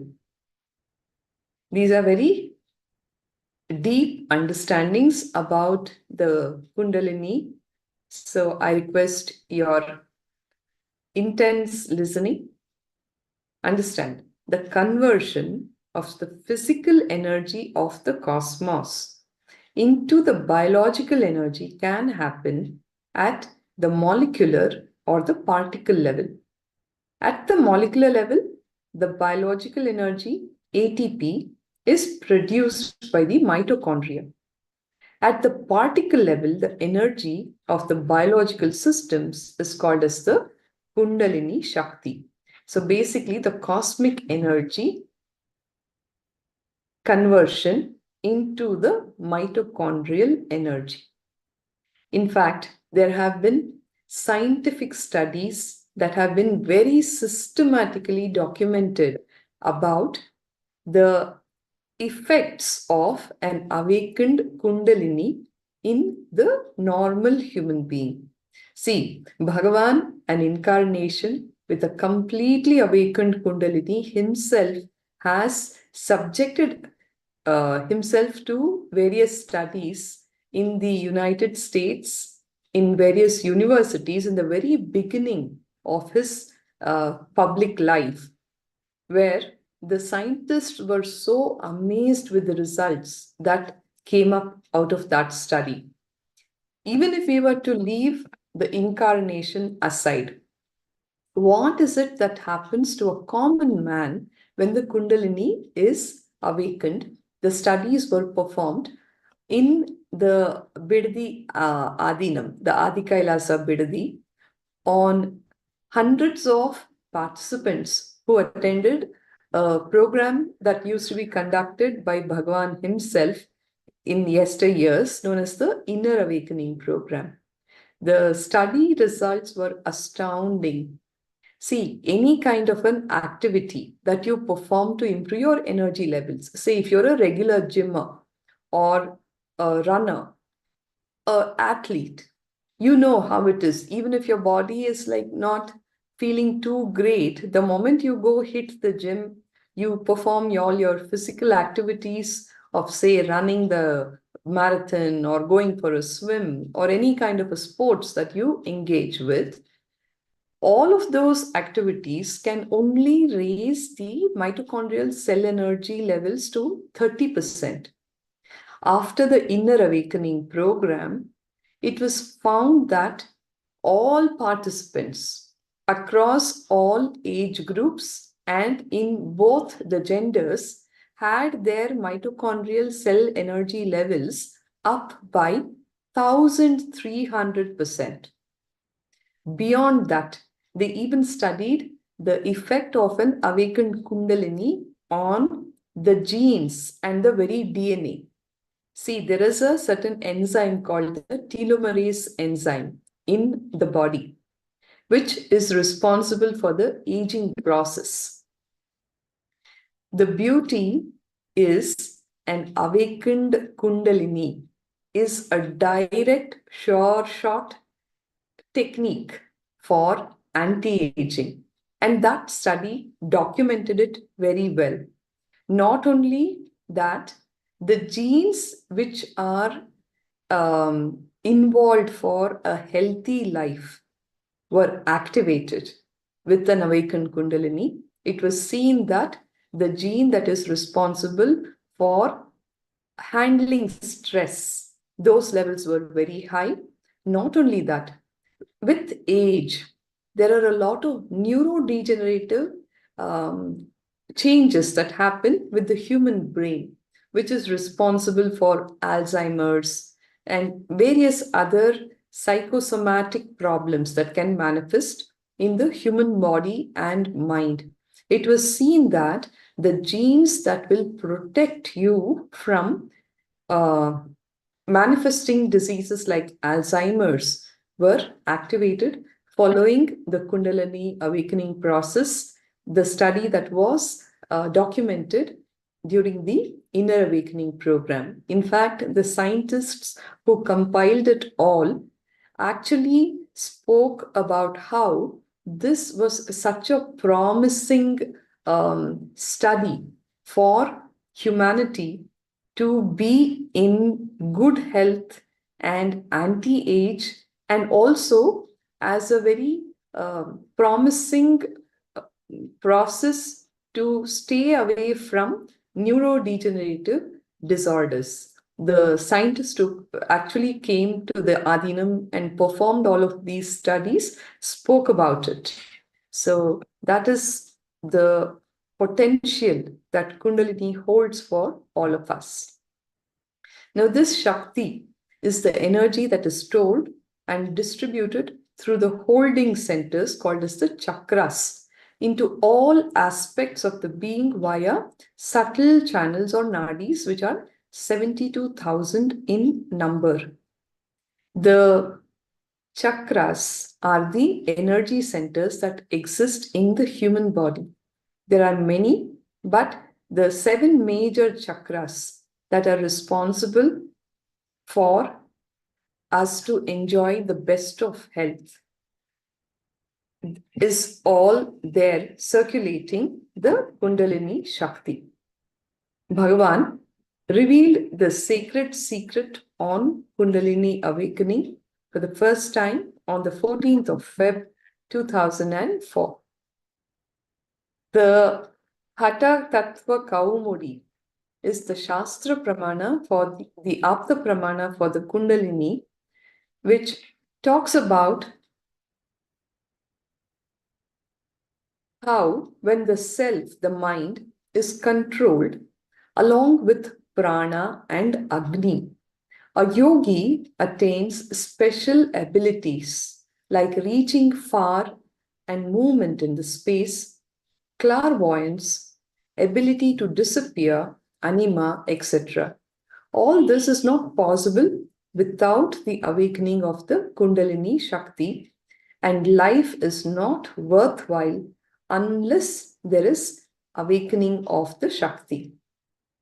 So the Hatha Tattva Kaumudi speaks about how life is worthless if you do not have an awakened Kundalini, and how all these extraordinary possibilities exist for everyone.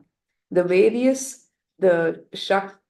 siddhis that Hanuman manifested, anima, mahima, garima, all of that, clairvoyance, the ability to reach far and movement in space, all of that is a possibility.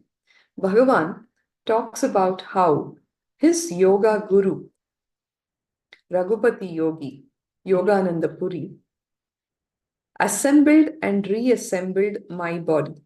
In quote, I read this as the Atma Pramana from the life of the Supreme Pontiff.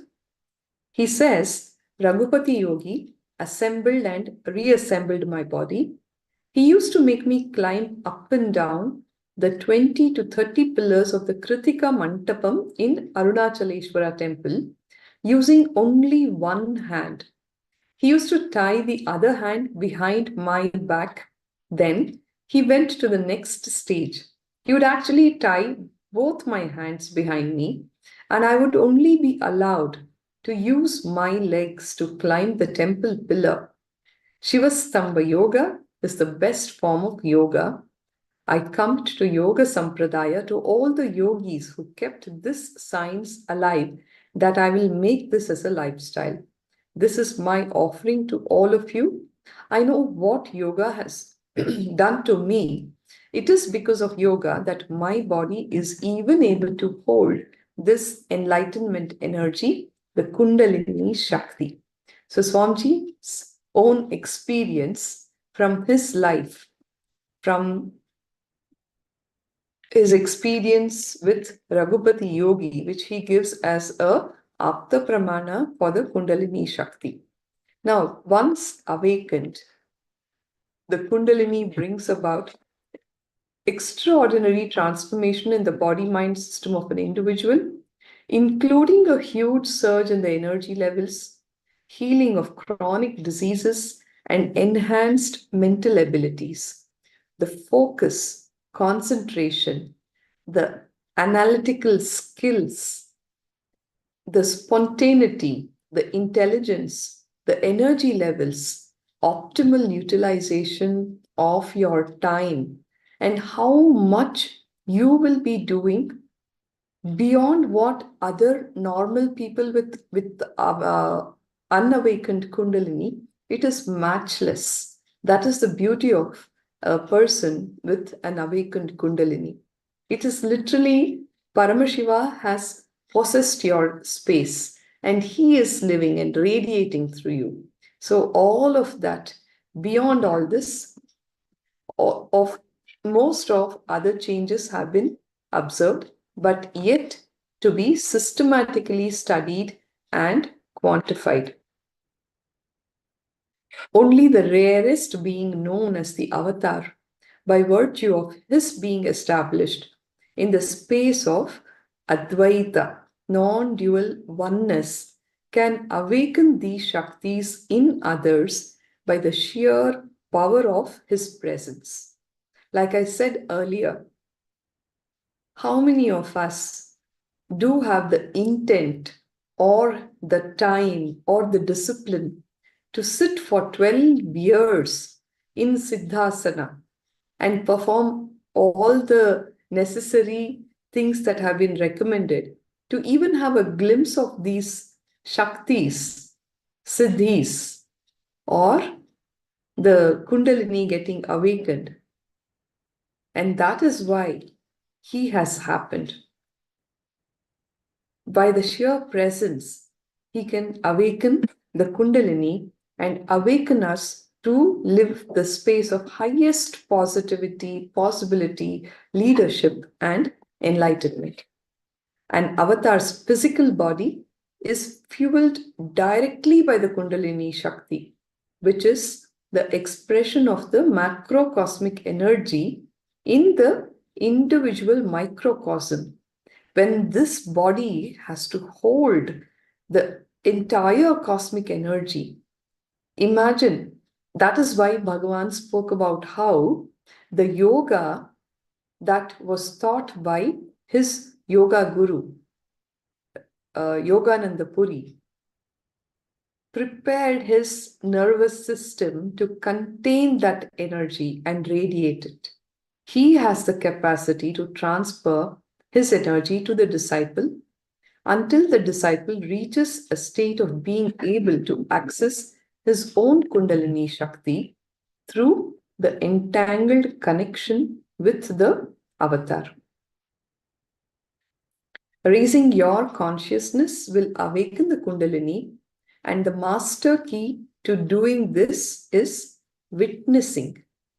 Whatever state you are in, waking, sleeping, waking, dreaming, dreaming, sleeping, witness it.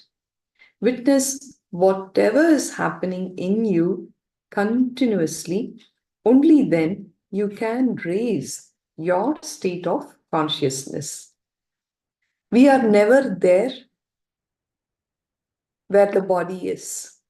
Our mind is wandering in 10 different directions, even when we are performing simple actions, isn't it?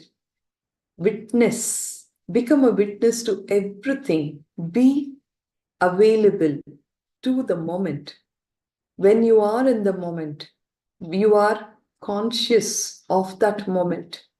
You are completely present in that moment. You start witnessing the moment.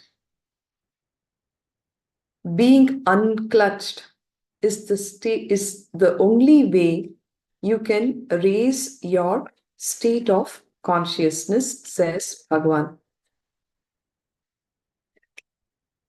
This is a compilation of how millions have been initiated into the Kundalini awakening through various programs by the avatar. In Thailand, Phuket, December 2016, 1,008 people attended. May 2016, Ujjain Kumbh Mela, where 5,000 people attended the program. See, it's not a joke.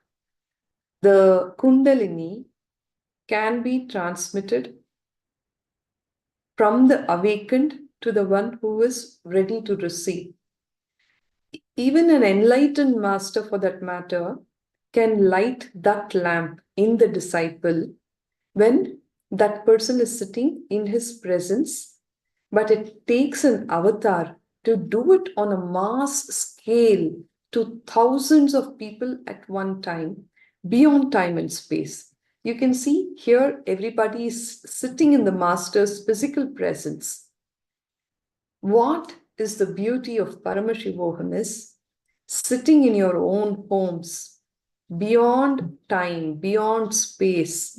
Bhagavan can initiate all of you to receive this Diksha.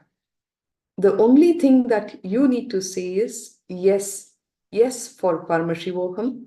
Please sign up for the program from wherever you are.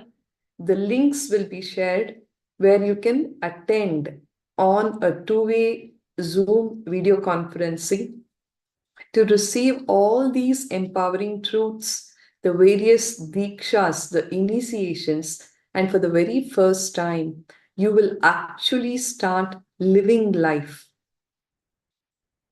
You will fall in love with yourself, with the transformation that will happen in your life.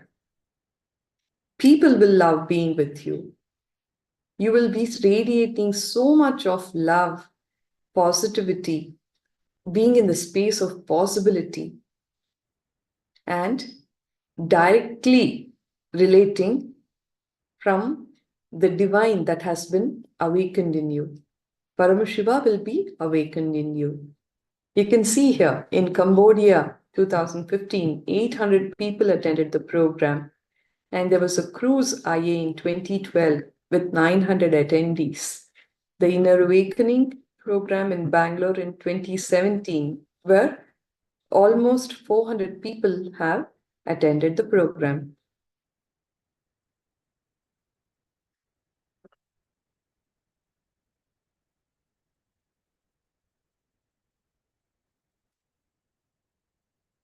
Please continue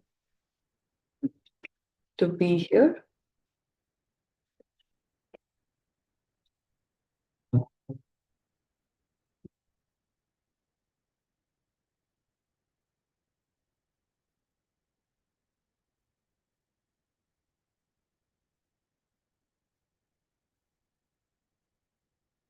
Let's hear from Bhagavan himself.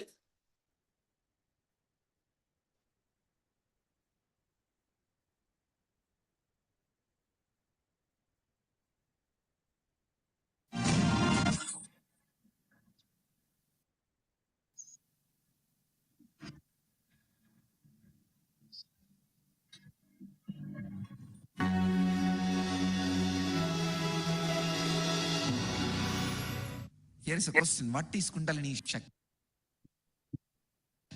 I described the energy which makes you experience the presence without anybody present, which is in you, is Kundalini Shakti. I can give you thousands of definitions. Inner potential energy. I can roughly equate what you call as junk DNA or mitochondria cell energy. All these things can be roughly equated. When the Kundalini awakens, the junk DNA is awakened and the mitochondria cell energy is awakened. Because of the effect, this can be equated, but mitochondria and junk DNA is not alone is Kundalini. Kundalini is something more than mitochondria and junk DNA.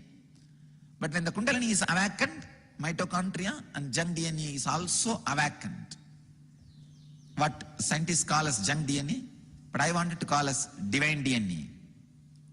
Because that is a major part of you. Major part of you. So,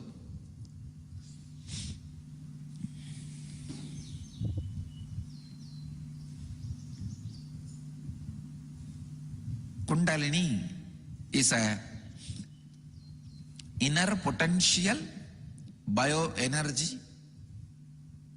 When it is awakened, makes you feel the presence, pure presence without anybody present.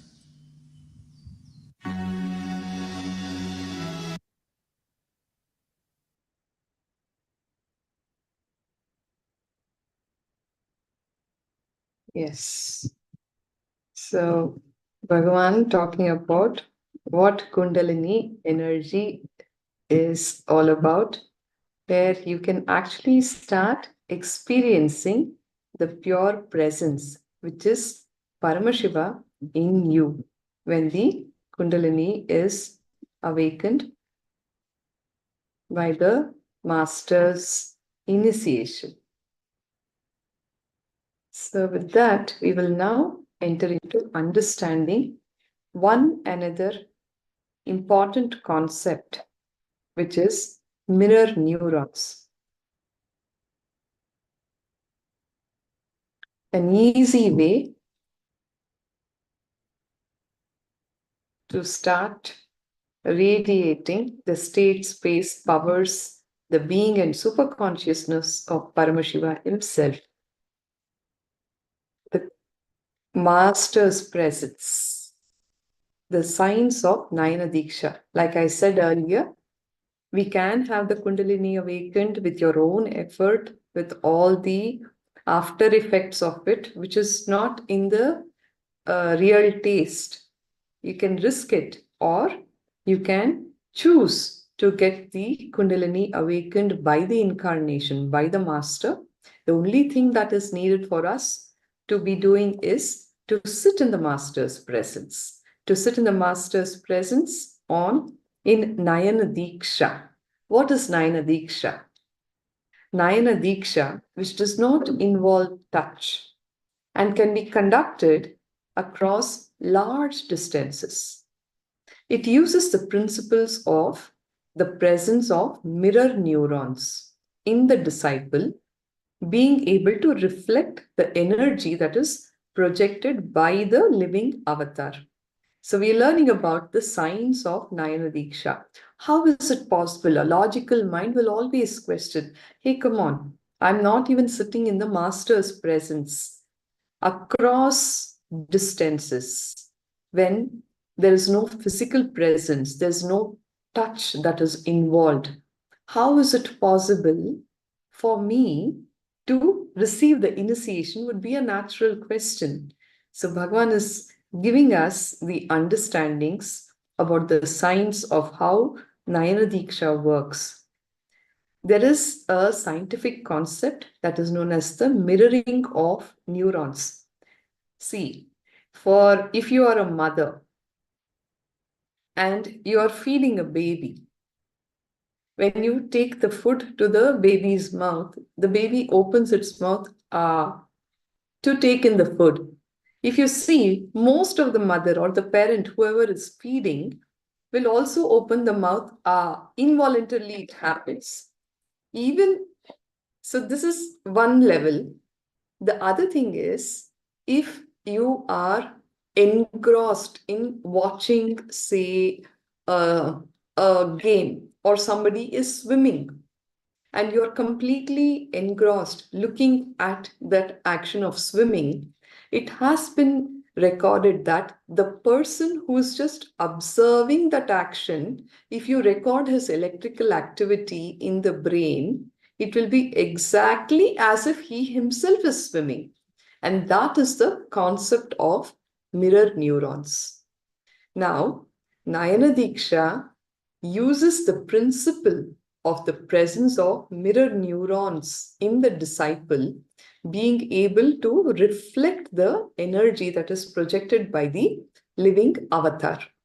Now, this form of initiation begins at the level of the brain, leading one to entrainment and then coherence of the projected energy from the avatar. The avatar is the embodiment of the cosmic energy. The Guru Tattva embodies in human form to relate with humanity.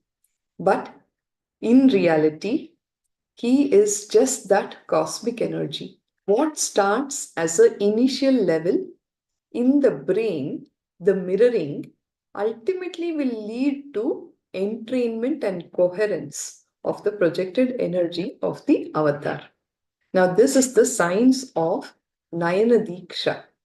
The mirror neurons are special neurons that observe and mimic the actions of the avatar's neuron activity through seeing in us.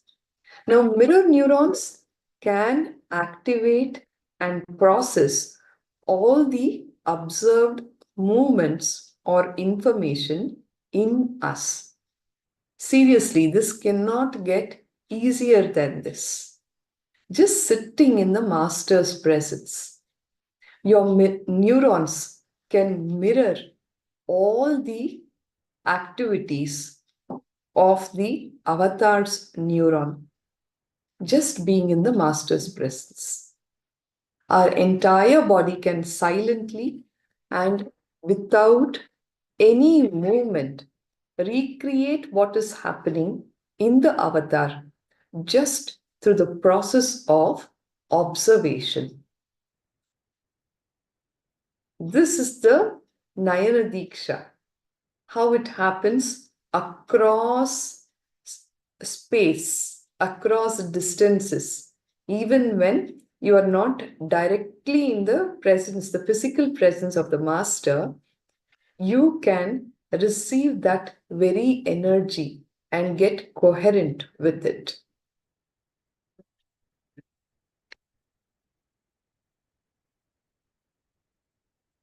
There is a difference between imitation versus mirror neurons. Unlike classical imitation, mirror neurons can activate and process all the observed movements or information without the physical act of imitation. Understand, when I spoke about the mother feeding the baby, she's also imitating the baby's movement of opening the mouth, isn't it? Whereas that is imitation. Here, mirror neurons can activate and process all the observed movements and information without even the physical act of imitation. You may not be performing that action, but the processing is happening at the neuronal level. Mirror neurons are the neurons that are responsible for making us personally experience something that we witness. When a disciple watches, totally absorbed, then the same activity is replicated in his brain also.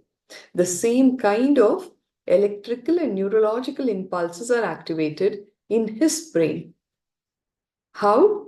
Just by gazing into the avatar's eyes. You are in that space of completion because he is that space of completion. All that it needs for you to fall into completion is gazing into his eyes, the avatar's eyes, the eyes which are the seat of consciousness. Gaze into those eyes, delve deep there. You will find yourself in that abyss of bliss, the space of complete completion. Mirroring the same neurons makes us experience the cognition, the energy, and the inner space of an incarnation. That vast space, endless space, where there is no ups and downs. It is just that restful peace and bliss that it is, that very energy. And you'll experience all those cognitions only through the process of the mirroring that happens. Even without much effort from our side, our very bio-memory awakens to the space of Paramashiva, the ultimate consciousness. Bhagavan says very clearly, all of you have it in you. It is there in your very DNA. It just needs to be shown the highest possibility. It will simply latch on to it. Our very bio-memory will awaken to the space of the incarnation. And this is the process of mirror neurons, the activation, the mirroring of the neurons that happens when you are in Nayana Diksha with the avatar. We are hardwired to radiate that very state and space and powers. When you see that happening with the avatar, the dormant DNA inside of you will get awakened because it is very much there in our bio-memory. Let us just understand mirror neurons.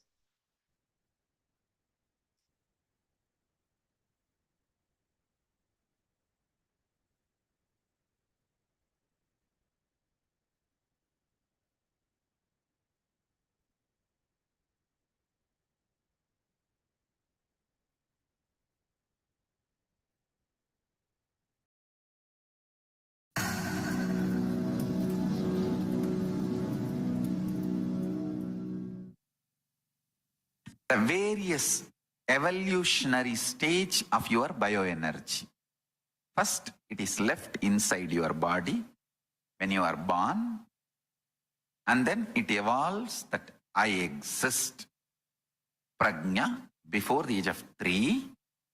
Then it evolves the anya, will.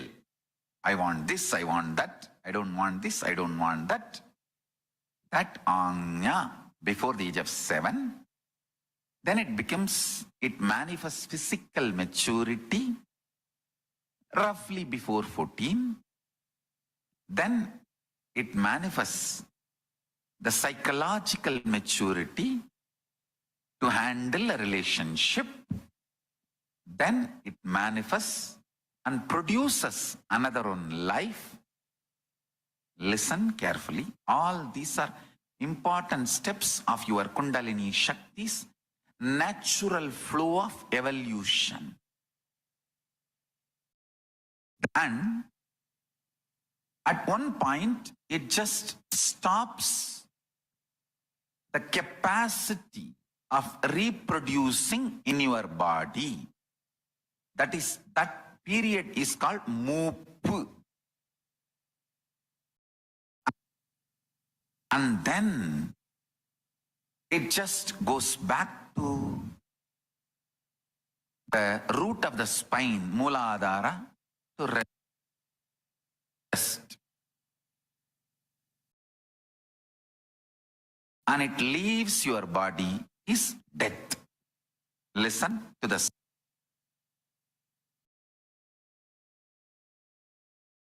steps.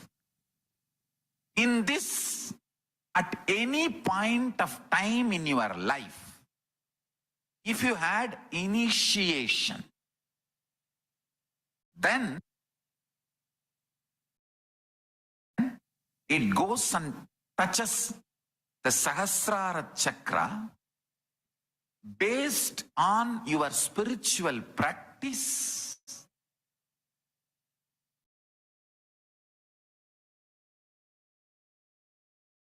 It stays in Sahasrara or in various different conscious frequency levels.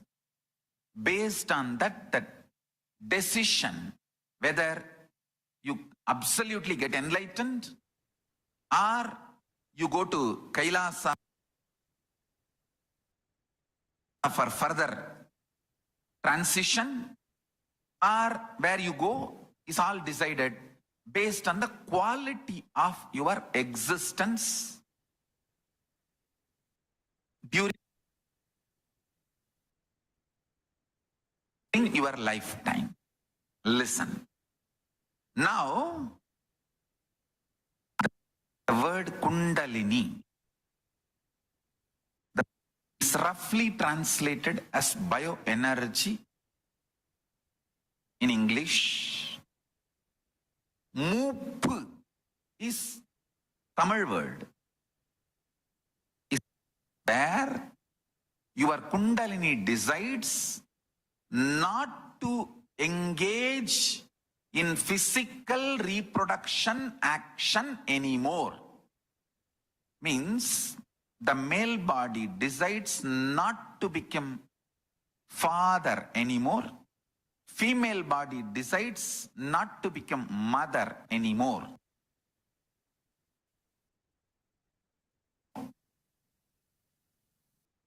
It happens based on the person to person.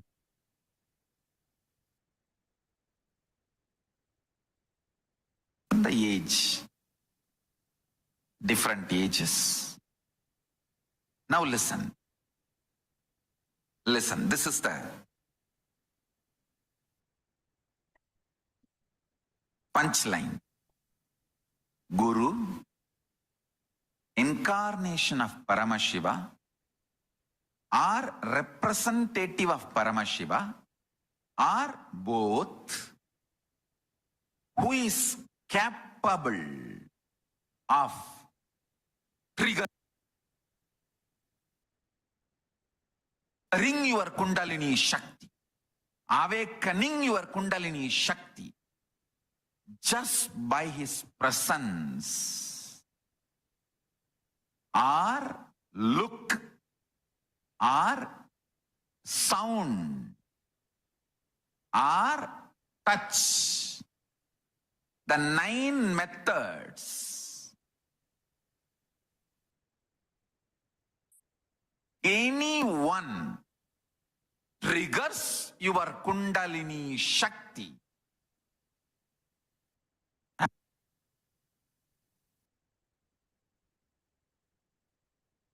Awakens it and makes it reach the Sahasrara and explode is Shaktipada. Shaktini Pada. Listen. That is why when I awaken your Kundalini Shakti, you go through the experience of Kundalini from your birth to death. Whatever can happen, whole thing simultaneously gushes into your body. It triggers that the high quality of feeling that you exist.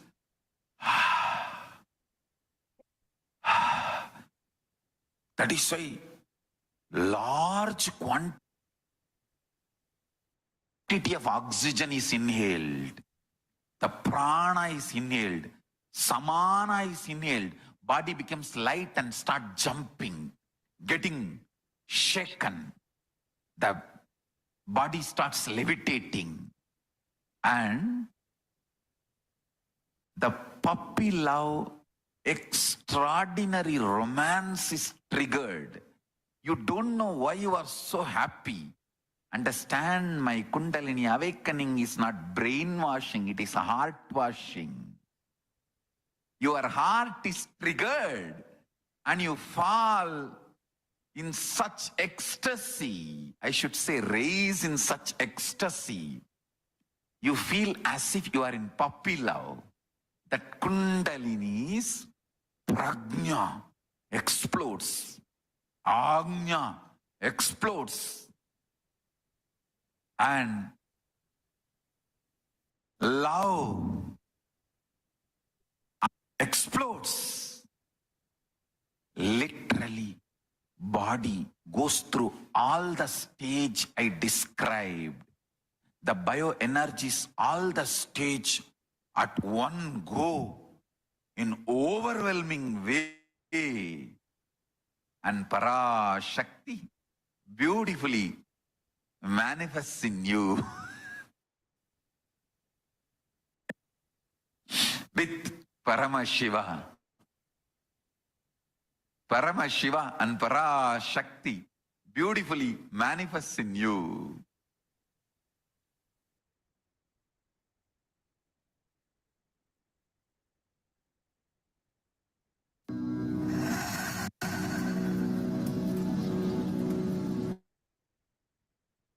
Yes, Bhagavan, talking about the various stages of the Kundalini awakening, progressing towards the Sahasrara Chakra, and how when the avatar activates it, everything is happening simultaneously, synchronously, and making life such a blissful experience.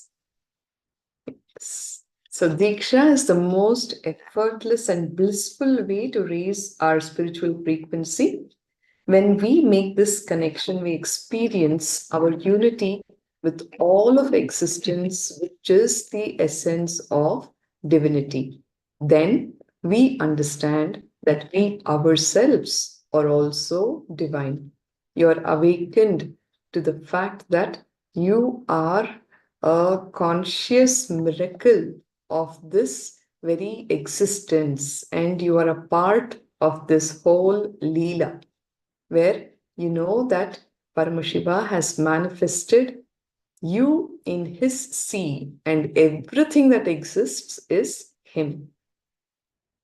So, Diksha is the most effective way to enter into that realization. Through this process, the mind layer drops and we open ourselves to receive the energy of the universe through the energy of space, the Akasha, melting into a deep mood of gratitude and devotion. We receive this beautiful return of flow of divine compassion and uplifting of our consciousness. Literally, the barriers of the mind break and you become receptive to the energy of the universe. You will be established in the space of gratitude and devotion and celebrate your very happening as a part of His very extension, where you will see the divine love, the divine compassion uplifting your very consciousness. So, this is a beautiful depiction of how entanglement can change our brain. The benefits of entanglement are not limited to intangible sensations of well being. It is not just some levitation that happens or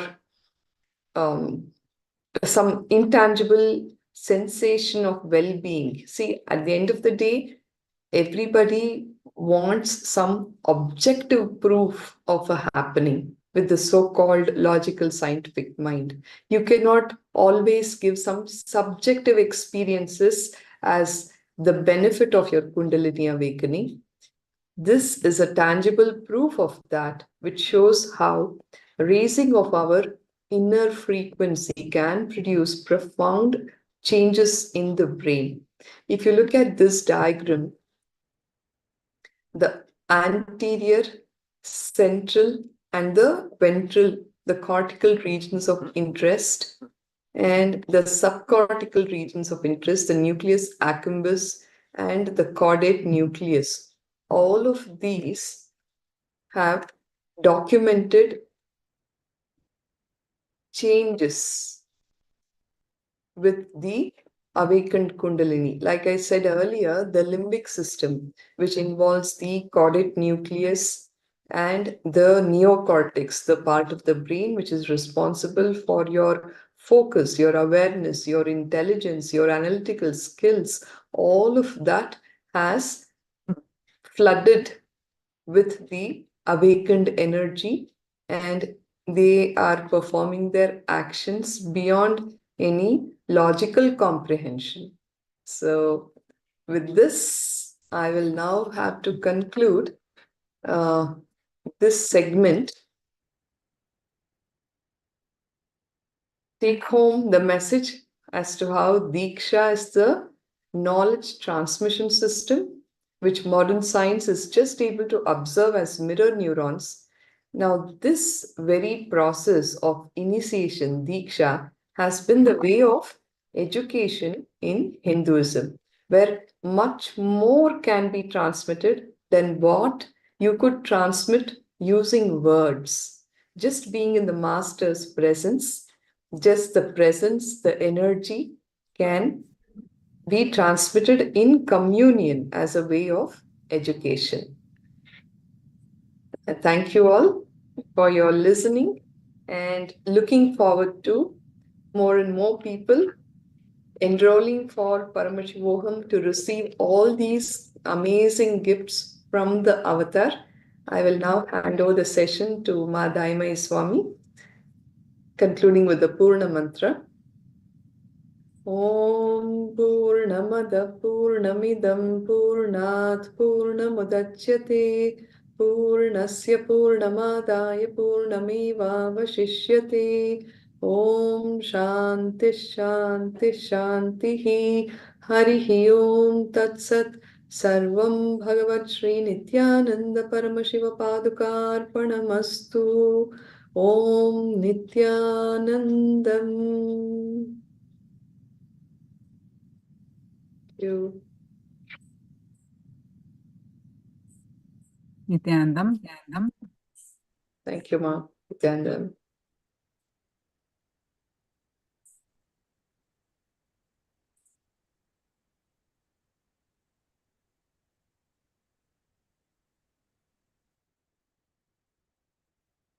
Nithyananda, everyone.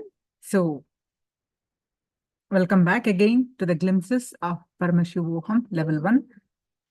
Today, we are learning about the Kundalini energy.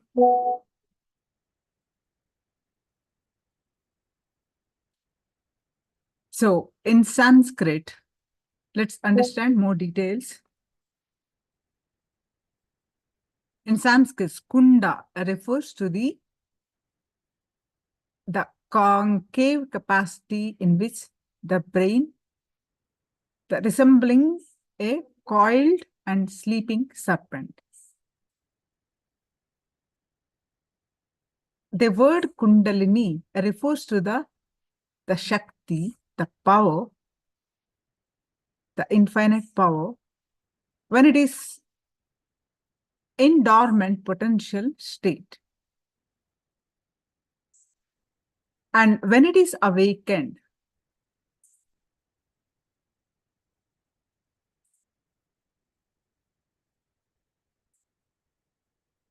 if the man enjoys his peak potential, that is his divine state, and the actual communion between the two great forces within all beings, the communion between Shiva and Shakti.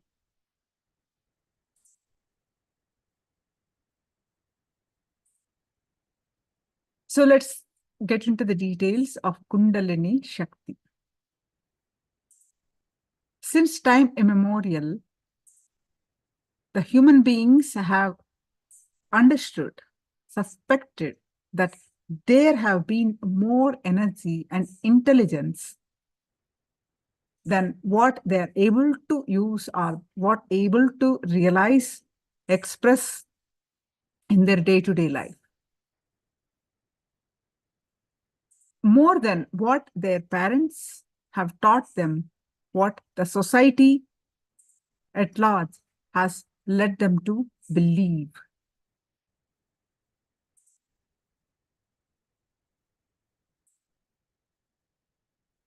The man's belief in higher existence, higher potential, that is the root of all seeking and all creativity happening. There are some rare beings who express their higher energy and intelligence in its purest form as spiritual energy to enrich others. They are enlightened beings, avatars, like a Buddha, a Mahavira, Sri Krishna, and many enlightened beings who enrich the humanity of this existence of this energy and existence of human beings, the highest potential.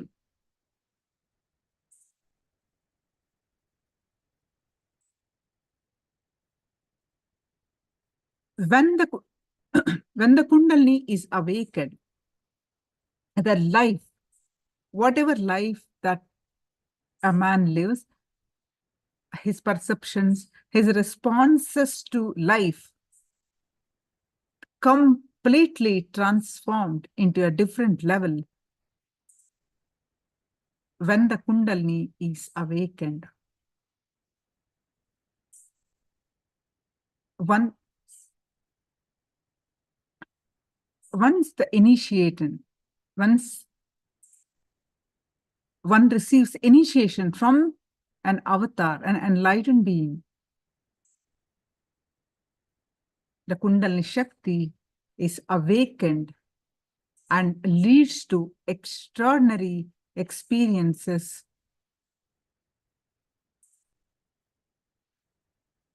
and leads to an enlightened lifestyle. When you awaken the Kundalini Shakti with the right knowledge, right context, right understanding, and right technique, the right process. It can give you anything you want. Kundalini brings the space of positivity and space of possibility to you, and the space of leadership and the space of enlightenment itself to you. Kundalini actually is Kalpataru. Means what? It gives anything that you want. And once the Kundalini is awakened, it gives you anything that you want and the space of not wanting anything. Anything, a true desire, you get that. So what are the other benefits of Kundalini awakening? Kundalini awakening gives people extraordinary powers like telepathy, teleportation, materialization, kind of power manifestation is possible.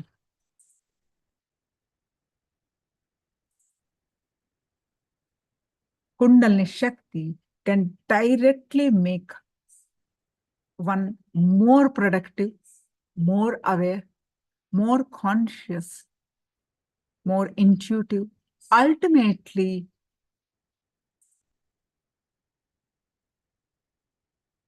even in the wealth, make a person a rich, wealthy, and healthy relationship also. It will take away the low idea, that powerless cognition that people carry about themselves, the low self-image they carry about themselves, and it shows them their highest existence, their unlimited possibilities. It shows them the power of intuition. It awakens their intuition and intelligence.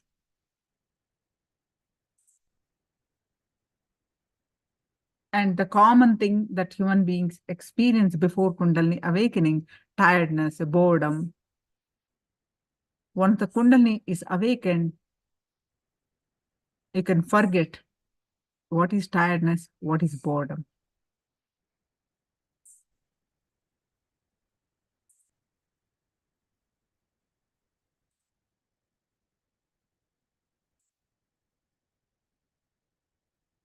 One can be more active, alive, productive in whatever work you do, in your business, in your day-to-day life, and resulting in deep content. It results in deep contentment and fulfillment.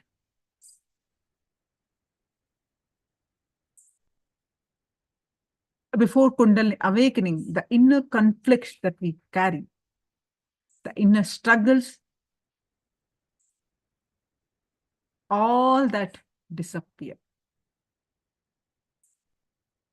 How integrated they are with life, how authentically they express who they are, how they carry responsibilities, and how they enrich others, themselves in life. All these aspects move to a higher level.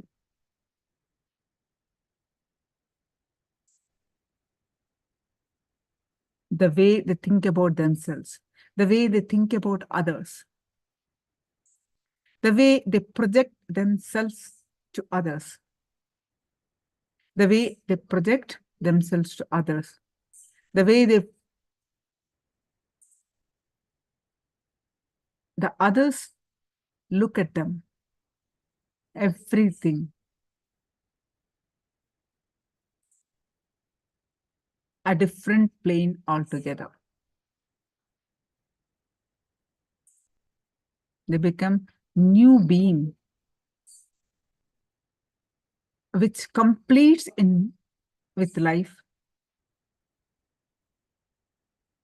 a blissful life.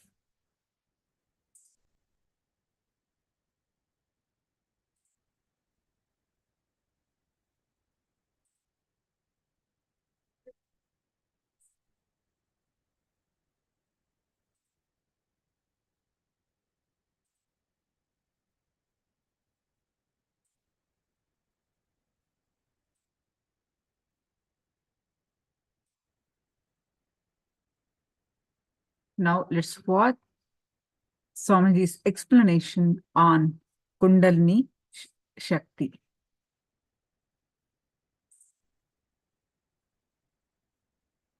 Have any comments? I want to share anything. You can share it in the chat.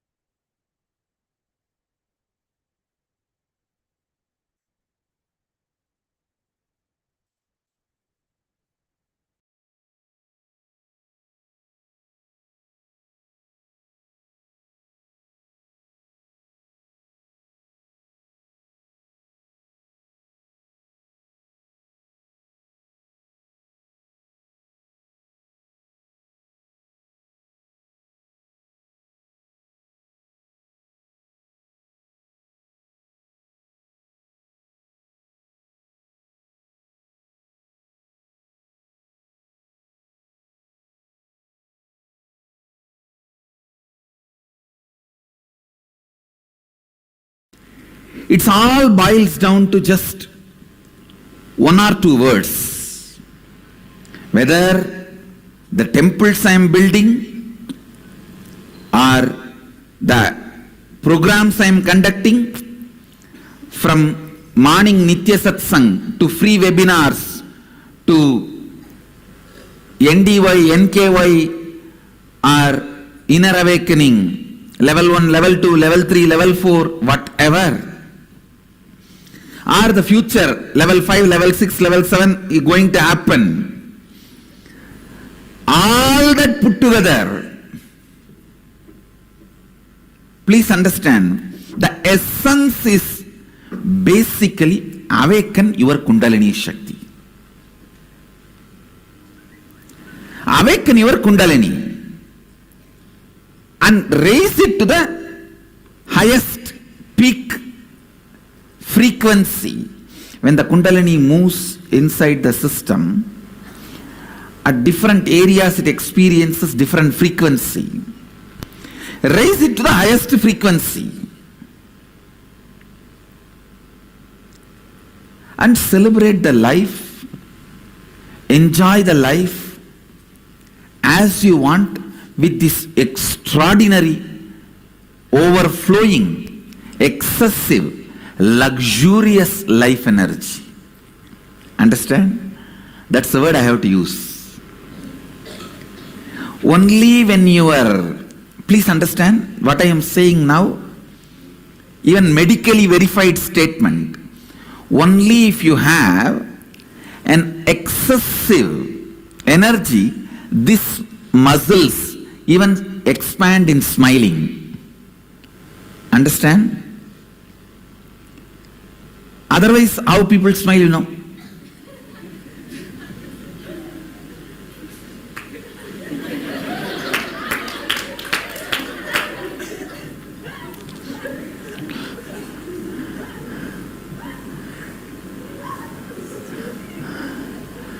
Now I'm telling you, life should be lived with luxury of energy. I am telling you, if you think the car you drive, the chair you sit, and the house you live, that only demonstrates your luxury. That is the symbol of your luxury. You are cheated. You are just cheated. That shows only one aspect of your luxury. If you are made to believe the house you lived, car you drove, and furniture on which you sat is the luxury. See, even if you believe that is the way to show you are living in luxury to others, okay, it can be tolerated. But if you believe even personally that is the way the life should be luxurious, even for your own being, then something seriously wrong. You are cheated, exploited. If I have to use little dirty words, I don't want to use. You yourself imagine. I think by now everyone knows what I wanted to say. Somehow these dirty words are so universal, you don't need to utter them. You just put dash, dash, dash, dash, everyone feels it immediately. That is the power of the dirty words.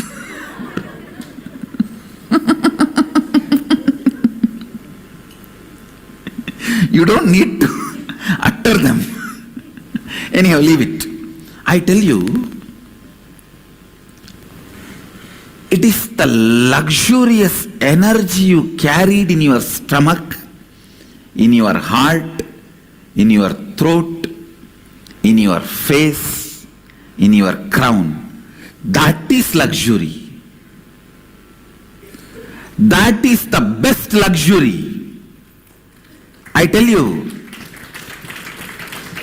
when you wake up in the morning, the energy you carry in your stomach is, are you carrying a cramp, or are you carrying the gas, or are you carrying an uncomfortable acidity feeling? What are you carrying in the stomach when you wake up?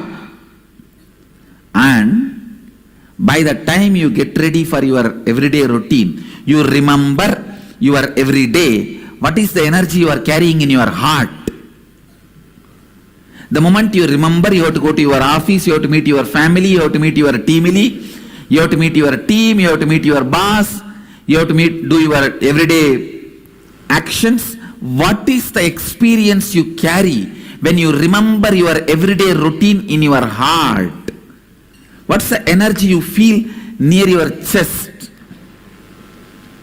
That decides whether you are living luxuriously or not.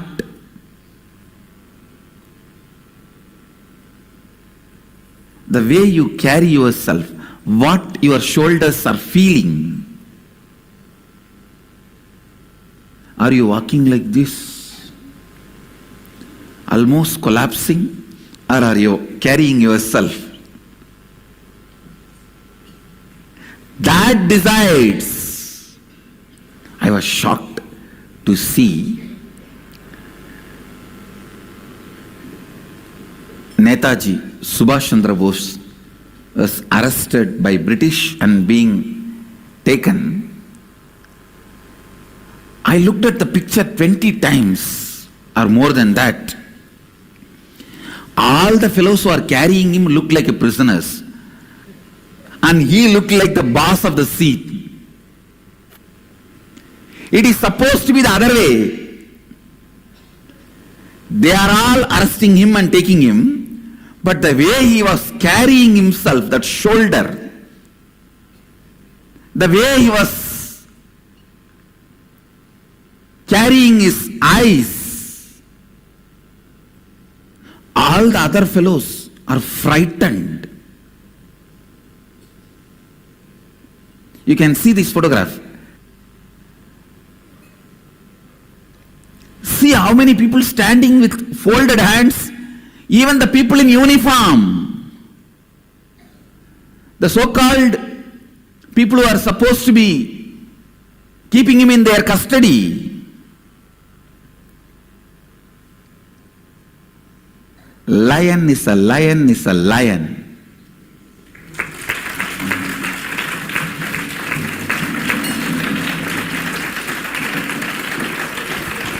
You can never cage him. You can never cage him. I think if I scan with the consciousness of the Bharat, Bharat has a standard.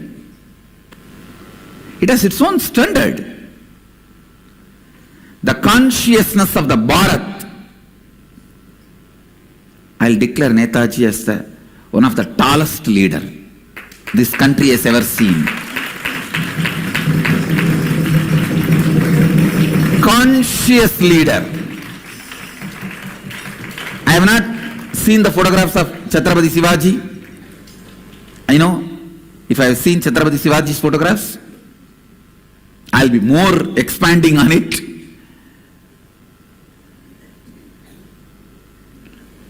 I'll be celebrating him.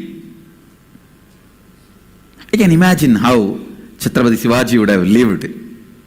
But with available photographs and all that, I can be so sure this man really has the courage, comes from Atma Bala, means knowing the truth.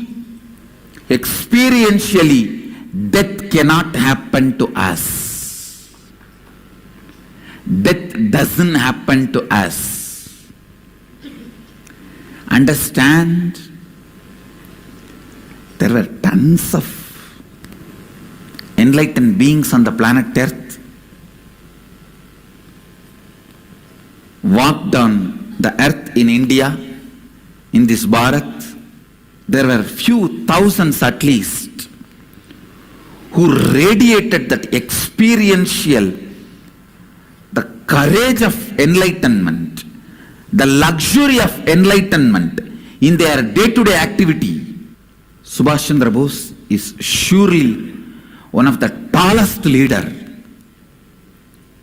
who carried the luxury of Kundalini energy, the luxury of enlightenment energy.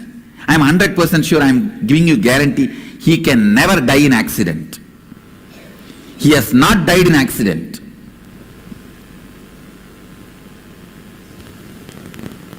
He must have been real hero who created the concept. He died in accident for some purposes.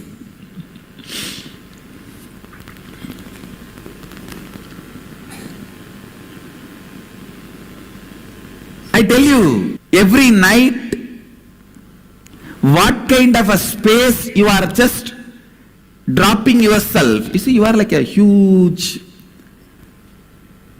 large size bag of cotton. If you soak the cotton bag into red color every night, next day morning it will be red color. If you soak that into green color, next day morning it will be green color. What kind of a dye color you soak the cotton bag, next day it will be that same color.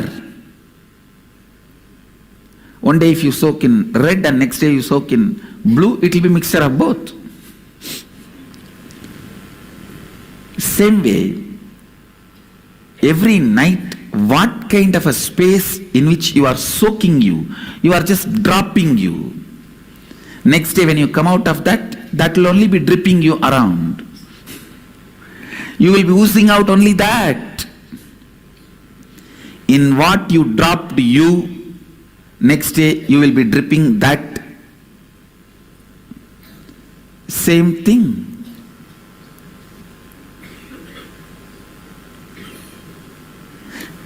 Drop yourself every day in highest Kundalini. I tell you, the definition of sleep,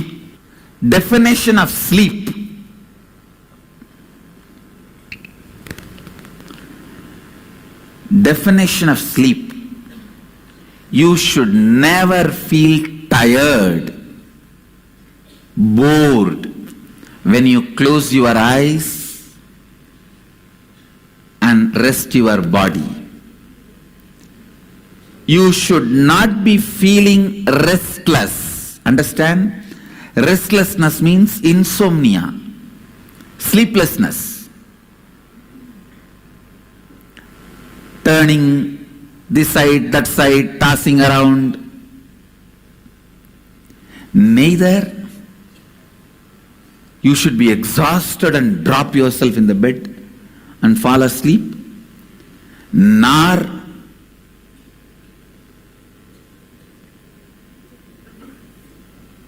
you should be restless without getting sleep. It should be just entering into the energy space. And it is possible. I am not giving you any great theories. No.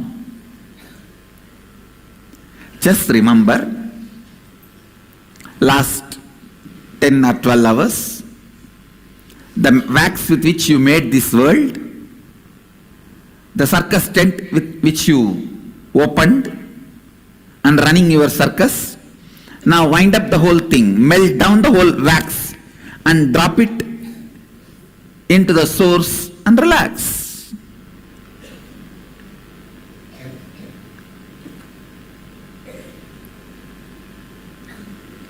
In the circus tent, the poles and the cloth and the lamps, rings and the ringmaster, animals and the visitors, viewers, fans who are clapping, and few people who are protesting that animals should not be tortured.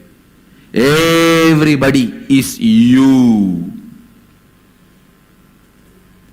Every night when you are dropping into that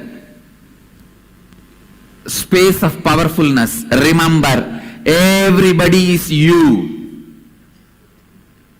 You are doing this drama. You already gave the script to all of them and playing the game.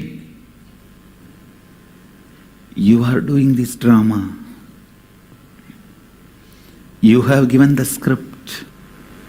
Just relax into that powerfulness which comes when you do completion. Every night before falling asleep, just complete whatever incompletions you remember and fall into that powerful space.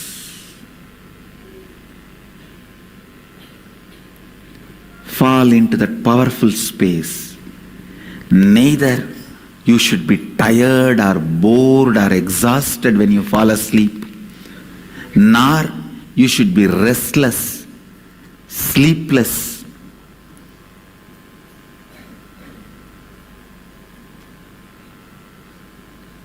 Feeling insomnia. Understand, insomnia and tiredness both are same. Don't ever imagine if you are tired you will fall asleep. No. It is not true. It is not true. You should never fall asleep if your body is aching, body is having any pain.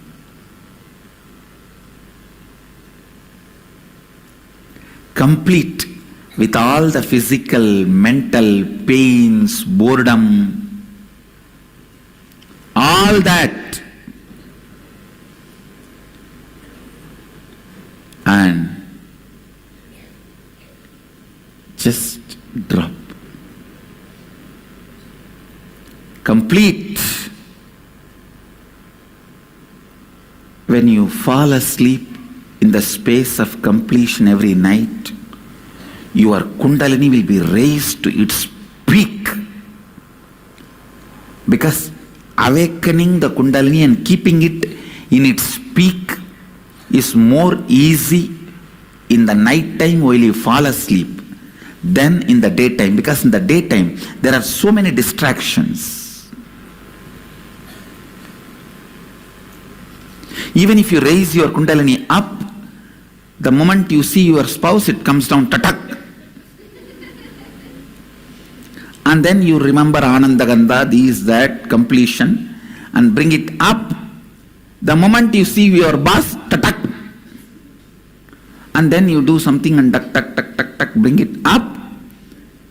The moment you see somebody who gave you the loan, down. It just goes up and down like a roller coaster. But in the night time, if you just relax into the space of completion and soak yourself, drop yourself in the Kundalini energy, listen,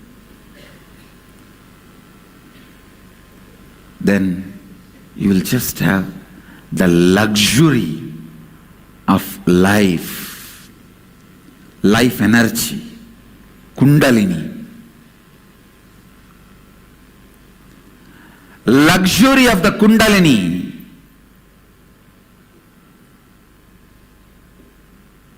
is the gift I am giving it to the world. Understand? Anybody who claims you are my disciple, follower, devotee, you should have received this gift, luxury of Kundalini.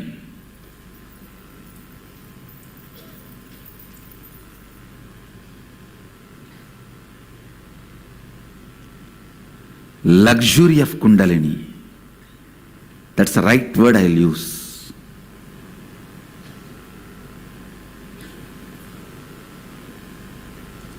No question of any powerlessness. The way you carry you,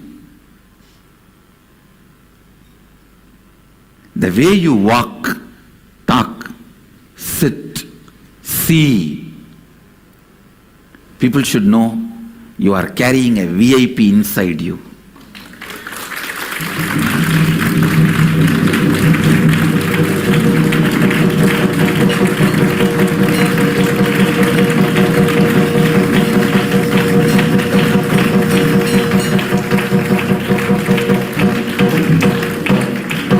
You are carrying somebody very important in your heart.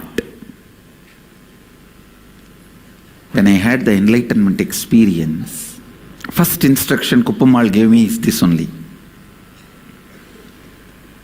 Around 2.5 days I was in that vast 360-degree experience. It will feel like as if the whole sky is centered on my Anandagandha. If I have to put a cartoon, huge, the whole sky, and I have to bring 2 lines and connect it to my Anandagandha. It looked like a huge balloon which is tied to my Anandagandha, and that balloon is the whole cosmos. She used to cook and feed me, and she also used to give a lot of uncooked herbs to prepare my body and keep my body stable. The first instruction she gave after 2.5 days, remember, Brahmaivaham. Please understand, she says, remember, this body is the vehicle of Brahman, cosmos. She did not tell me, Aham Brahmasmi. She said, Brahmaivaham. Means let this body is a vehicle of that Brahman. You are carrying the most important person in the world. Not VIP, very important person. MIP, most important person. Let's create a new word. Most important person. Brahmaivaham.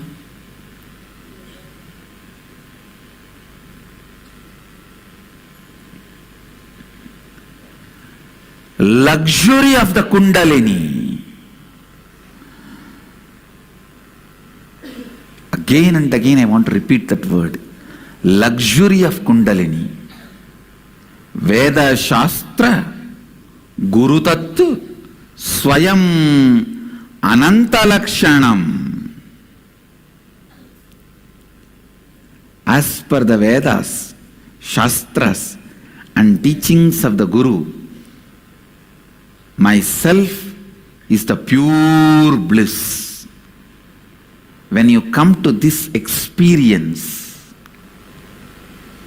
that's what I call luxury of Kundalini.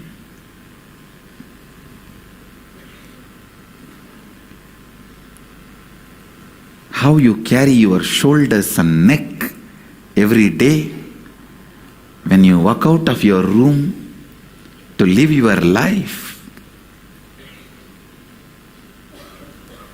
what you carry in your eyes to share with the world. Understand, whatever you carry in your eyes, nose, face, mouth, it gets shared with the world without even you pressing the share button. Without you clicking the share button, it gets shared.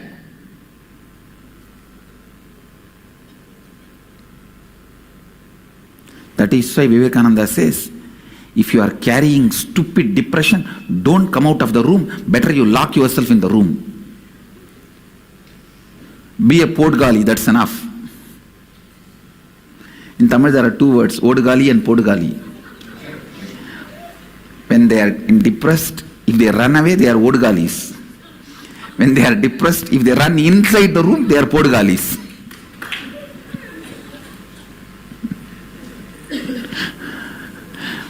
Being a podgali is much better than being a odgali.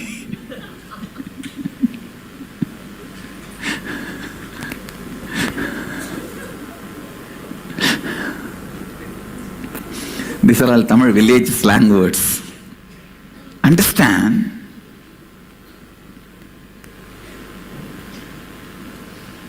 What do you carry?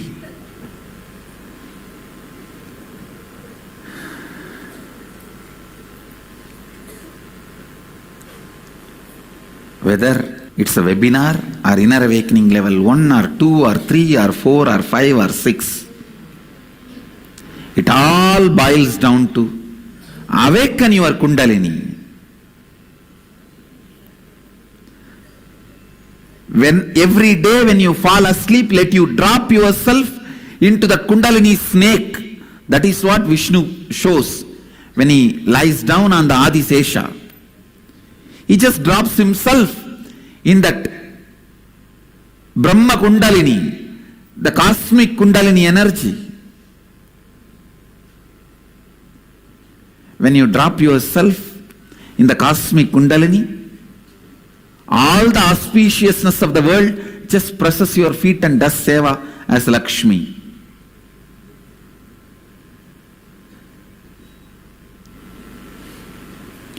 Embodiment of all the best things of the world is Lakshmi. She just presses your feet and does seva. Drop yourself in the cosmic Kundalini every day, every night. Drop yourself in the cosmic Kundalini snake. Some of the fellows are keeping their room so dirty. In their room, real snake may run around. How you feel?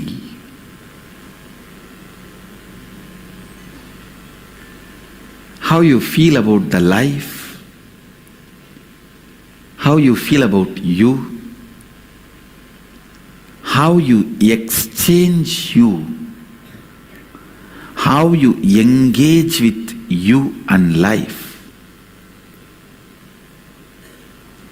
How you share you with life? As I said, what you carry in your eyes, in your mouth, in your nose, in your face, gets shared without even you clicking the share button. If you come out, you don't need to put a separate share button. Share with all. Immediately it gets shared.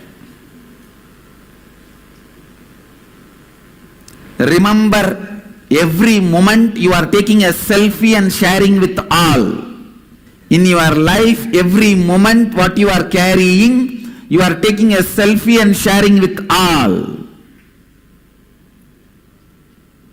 Maybe you can do this as a spiritual practice. Once in 10 minutes, continuously take selfie and share with all. Then you know that is what is happening in the cosmos. Then you will remember to carry. See, Smaranat Mukti, remembrance. The right remembrance immediately helps you to decide to be in a higher space, and constantly being in the higher space is Mukti. Forgetting is death, remembrance is life. Smaranat mukti. Smaranat mukti.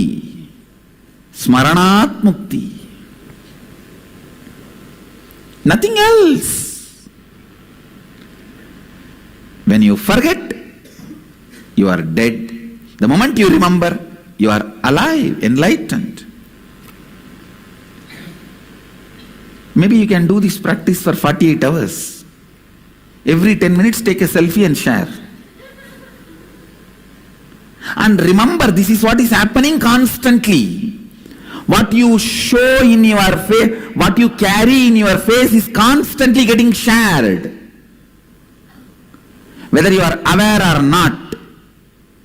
So let you be aware of what you are carrying in your eyes and nose and mouth and face.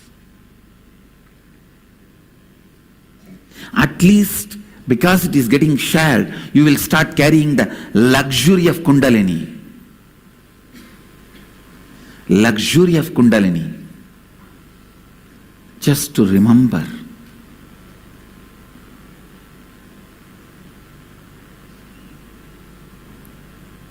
Just to remember, nothing else. Just to remember.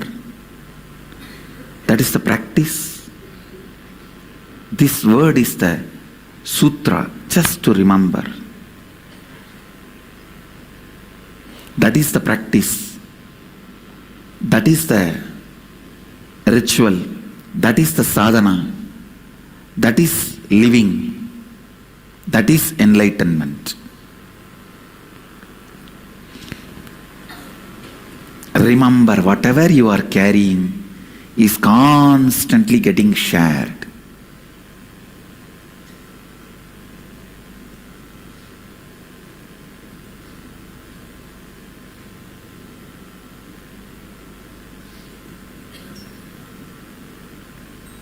Maybe next 48 hours, all of you practice.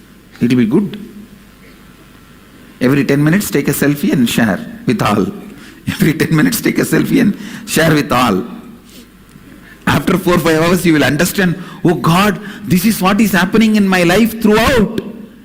And I was not even aware.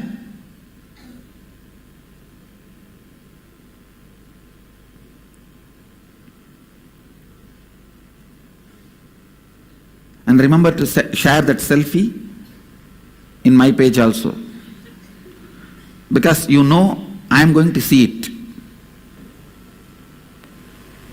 Then you know what you should be carrying. Seeing your selfie, I can know very clearly. Are you carrying MIP or VIP? VIP is you. Everyone thinks they are VIP. VIPs.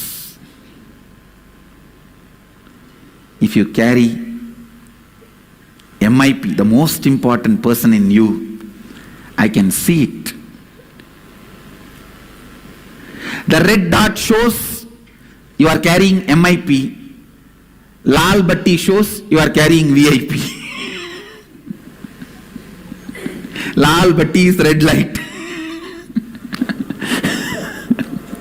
Whether there's a red light on your head or red dot on your head. Lal batti is the India, the red light culture. All the VIP cars, they will have the red light on the top.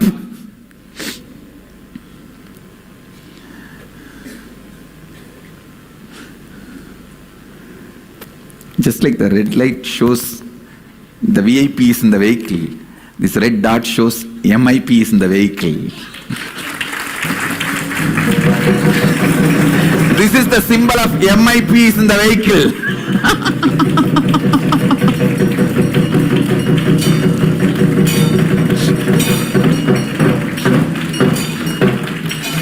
Lal batti, red light shows VIP is in the vehicle. Lal bindi, red dot shows MIP is in the vehicle.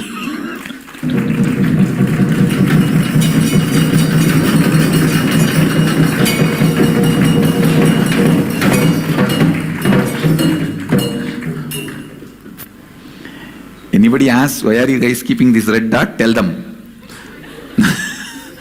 This is the Lal Bhatti of MIP, most important person. This is the vehicle of the most important person.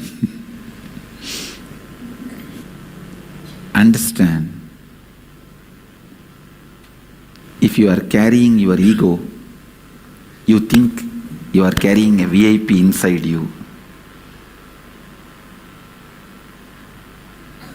If you are carrying the luxury of Kundalini, you are carrying the most important person inside you. With this, I bless you all. Let's all radiate with integrity, authenticity, responsibility, enriching and causing eternal bliss. Nithyananda. Nithyananda Dhyanapitham, Nithyananda Nagar, off Mysore Road, Bidadi, Bengaluru. Phone 08027279999. www.nithyananda.org. www.youtube.com/life.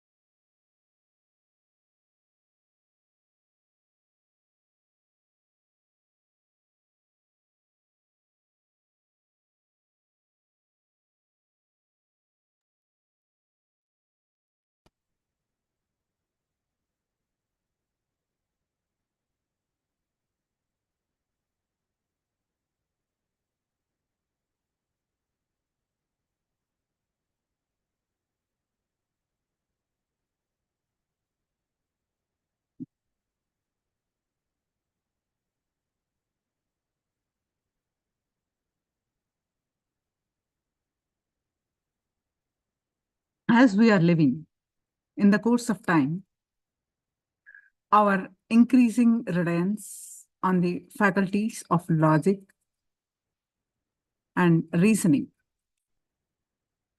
led to the suppression of the mystical faculties. And these sacred signs retreated from homes and monasteries into few secret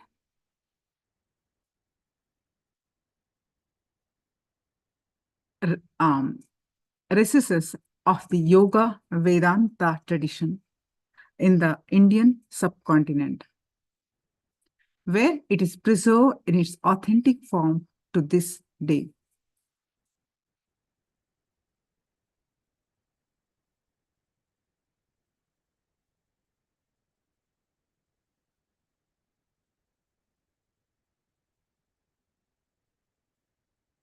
For any seeker, Kundalini can be awakened in different ways. Through intense yogic practices, lasting a lifetime or longer, through rare and sometimes dangerous medicinal preparations, through timeless repetition of certain mantras,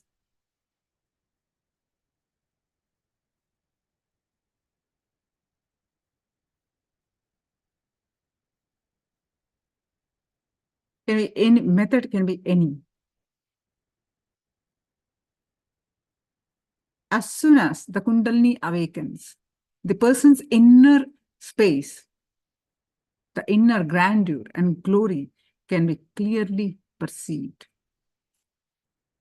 In the Yoga Vedanta tradition, a vast and precise science encompassing thousands of techniques exists to awaken this Kundalini energy.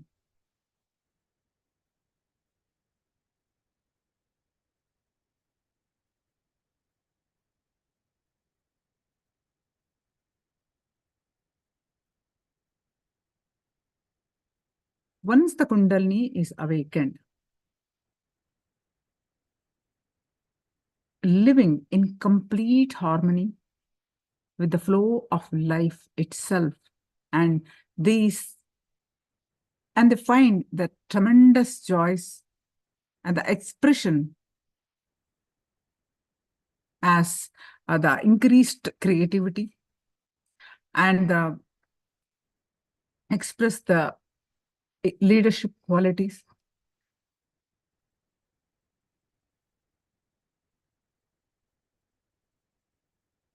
In the outer world, success in every field that they take is, and the inner space is filled with the inner bliss, the enlightened, awakened state.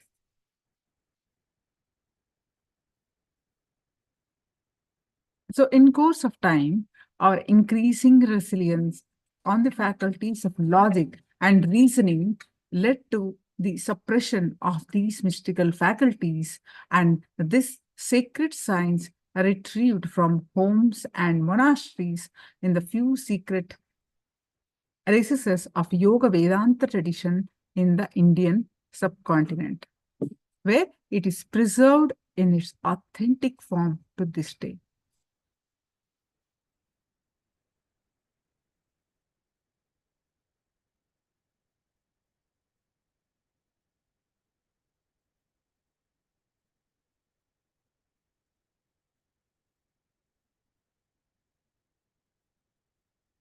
So, how the Kundalini is awakened? The first and foremost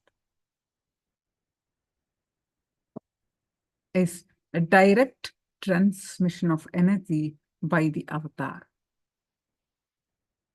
through Diksha.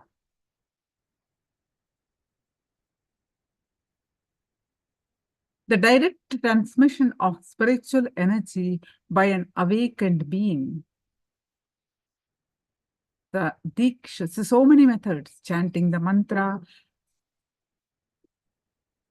so many techniques to awaken the Kundalini. But Diksha from the awakened, enlightened being or the avatar is the most effortless, most beautiful way to awaken the Kundalini.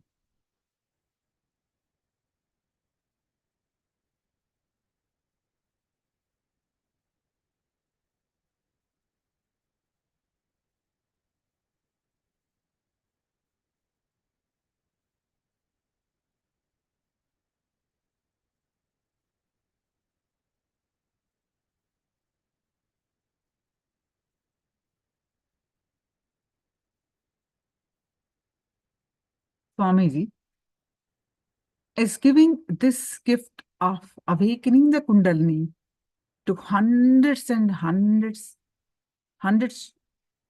of thousands of sincere seekers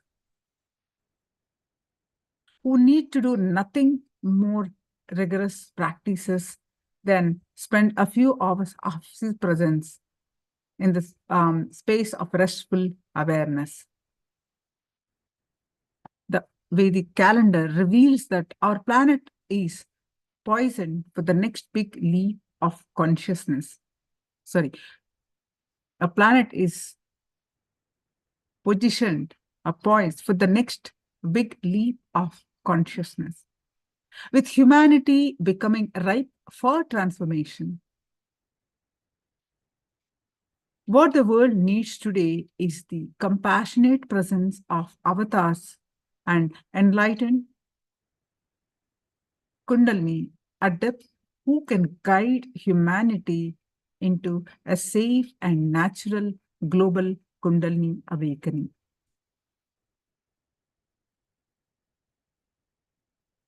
The human body and brain are already wired to experience a complete Kundalini awakening, and yet in our generation, how many have such a powerful explosion of consciousness, or how many are ready, a trained body and mind that can withstand the explosion rigors of this such a powerful explosion of consciousness. That's why the intense Kundalini awakening is always a pure gift from the avatar. he takes triple responsibility. First, to stir an awakening of the enormous spiritual power of the Kundalini by the resonance pressure of his own powerful superconsciousness vibrations.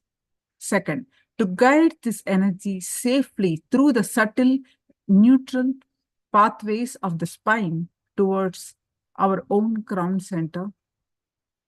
And above all, to shield and protect our fragile body and mind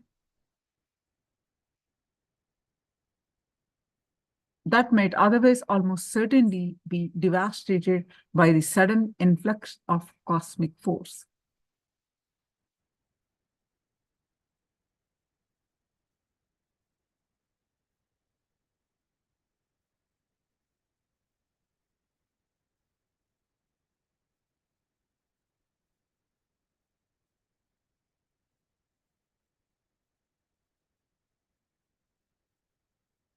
Have any questions, comments, please post it. And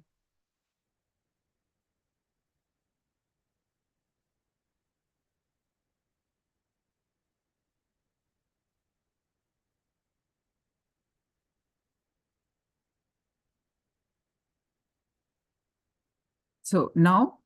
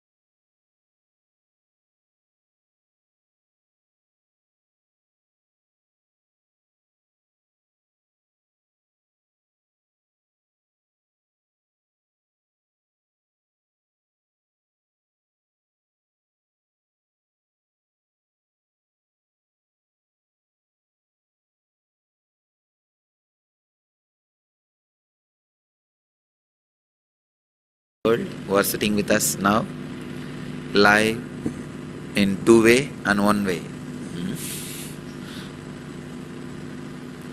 The two-way I can see. So again I wanted to remind all of you, sit either in Vajrasana or Padmasana or Sukhasana. Keep your hands in Samana Mudra and sit in a very relaxed way. Please understand, if you keep your hands in Samana Mudra, the fake levitation will not happen. In Samana Mudra, only the authentic Kundalini awakening can shake your body. The fake levitation means sometimes people get excited and body starts moving. That will not happen. I wanted you guys to experience authentic Kundalini awakening. That is why the Padmasana and Samana Mudra. If you sit in any of these three asana, Padmasana or Sukhasana or Vajrasana and Samana Mudra, that is the most difficult posture to move your body. You can see, if you sit especially in Padmasana and Samana Mudra, you can never have fake levitation. You don't need to worry, am I having fake levitation or originally I am having Kundalini awakening. If you sit in Padmasana and Samana Mudra, any movement in your body can happen only if the Kundalini is awakened. Because that's the most difficult posture for body movement. This is Madhuri from Jaipur, Rajasthan. Swamiji, I am learning physical exercise, yoga and martial arts from last 2 years. We learned some techniques in martial arts that if, like somebody hold your both hands, then how we can take out our hands easily from the other person's grip. In this technique, the person who wants to take out his hands out of the other person's hand grip will put a force in outward direction to the point where the hand is weak, towards the thumb side. Before, when I used to practice the technique and hold the other person's hand very tightly, since they know the technique, they used to take out their hands very easily. Now I am doing Nitya Dhyana and listening to live satsang regularly by your grace. Just 2 days before, on 13th January, I practiced the same technique, but nobody was able to unlock my grip. Not even batchmates of my age. In fact, the senior most in my batch was struggling to take out his hand from my grip. Is this Kundalini Shakti? And if yes, is my Kundalini Shakti has awakened? Madhuri, it is the side effect of Kundalini Shakti, no doubt.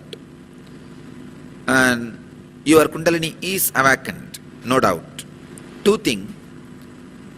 In the martial arts, when somebody touches you, if your Kundalini energy is more than their Kundalini energy, even if you don't attack them, they will just fall. They will be completely shaken. The martial arts is more Kundalini energy based. The other day I was seeing a video, a Chinese master, he did not touch even one person, but he was fighting with 20 people, all 20 were rolling on the ground. He did not touch even one person. So what you see here,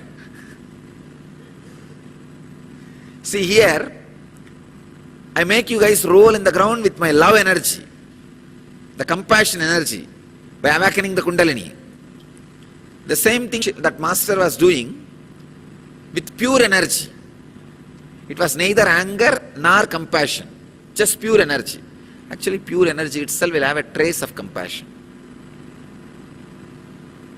So I could see very clearly. I'll get the video and give you the reference tomorrow. Tomorrow in satsang, I'll give you the reference, and it's in the YouTube. You can all watch. I saw from the YouTube only. So if your Kundalini is fully awakened, you don't even need to touch anybody. The moment you look at them, they will roll on the ground.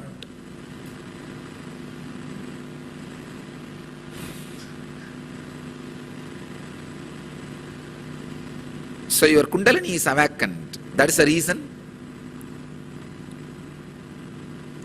nobody is able to unlock themselves or defeat you. Madhuri, you are in the right direction. Please enjoy.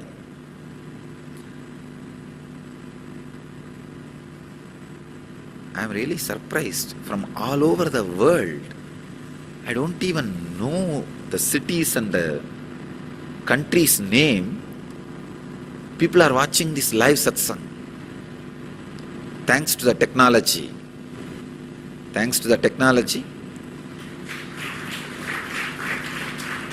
Now we are having only 10 connections two-way. In a month we will have 108 connections two-way. We are establishing.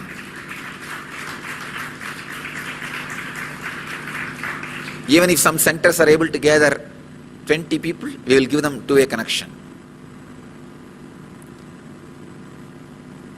Because from March 2nd, 21 days, we wanted to create N effect all over the world and reduce the natural calamities and man-made calamities. Natural calamity means all the earthquake, tsunami and all those things. Man-made calamities like crimes and wars. So in the 21 days we will prove visibly to the world N effect, the only solution for man-made calamities and natural calamities. Create N effect, the only hope for future. We'll prove this in the 21 days.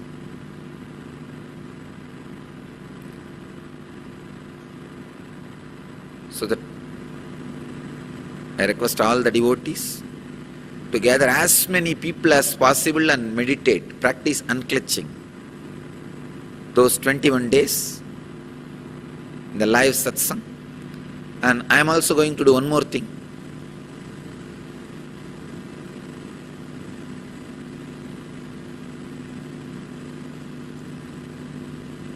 Many devotees from around the world are struggling to keep up this time, live satsang. Next question is about that. I'll read this next question, answer, then. Dear Swamiji, I have two questions, please. Since the live Pada Puja and satsang is from 2 to 4 a.m. UK time, I am sleeping very irregular hours now. I find that I often have to sleep for a couple of hours during the daytime, as my body is feeling sleepy. So I have not been able to maintain working for 12 hours a day, as you said. Is it okay for the body to have irregular sleeping patterns? What's the best thing to do, as I want to keep watching you live? This question is from Satrupini, London. 2 hours sleeping during the daytime is okay. The 12 hours working does not mean continuous 12 hours. In a day, if you do 12 hours, that's enough. And actually, satsang time becomes working hours because you are not keeping quiet. I am working on you. So you can add satsang time also as a working hours. That's first thing. Second thing, due to the timings, we have not yet as yet succeeded. We have not as yet succeeded in gathering a large group of people. So we can have a two-way session with you at morning satsang. Devotees who work and those with children have indicated it is difficult for them to attend. Also, the public transport system is not dependable at the time of morning.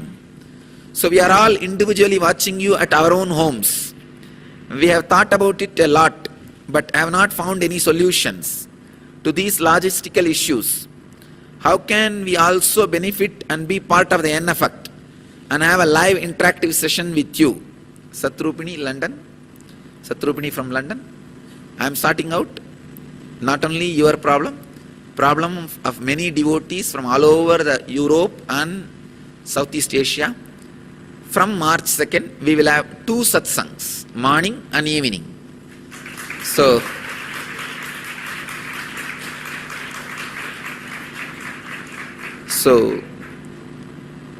I am planning the second satsang timing, consulting with all the satsang centers around the world. So almost all the countries will be able to attend any one of these satsang. That is the way I am working out the timings. So morning I will have one sitting, evening also I will have one sitting. If you can participate in any one, great. So the 21 days, the end effect will be, we will be having 2 satsangs live. You can sit at any one time. And we are also expanding. Suddenly the satsang centers number is exploding. So if we have 108 connections, morning 108 cities can sit with me and evening 108 cities. But no city can sit twice because we are running short of connections. So we will open the doors. All the European, Southeast Asian countries whose timings are matching with evening satsang can sit evening. And all the countries like East Coast and West Coast of USA and countries like Guadeloupe, Toronto, the North Americas, Mexico, those countries can sit in the morning satsang. Even the morning satsang time, I am taking suggestions from all the satsang centers. We will be moving the time as per the devotees' convenience around the world. So we will have 2 satsangs every day from March 2nd. Except the days I am giving the programs like NSP or Inner Awakening, I will give 2 satsangs every day. Not only that, I will start speaking on Brahma Sutras.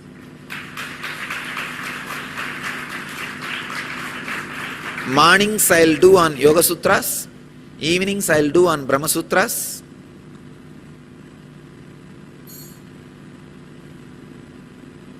Of course, both will be uploaded in YouTube immediately. The live, when you sit live with me, it will not only be an intellectual learning, it will be an N effect. You will have the experience also. If you just want the intellectual knowledge, in 24 hours it will be in the YouTube. You can watch. We are exploding, really. I can see.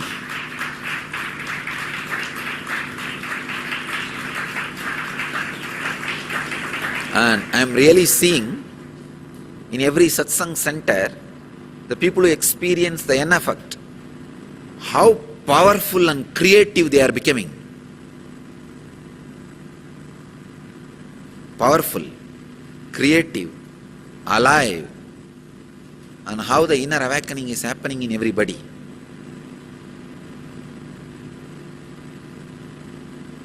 Cosmos is with us. Nobody can disturb us.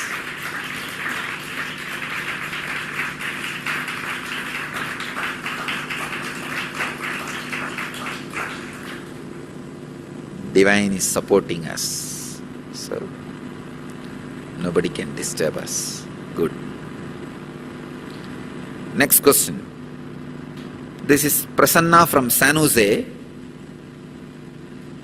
Is he there? San Jose? Prasanna?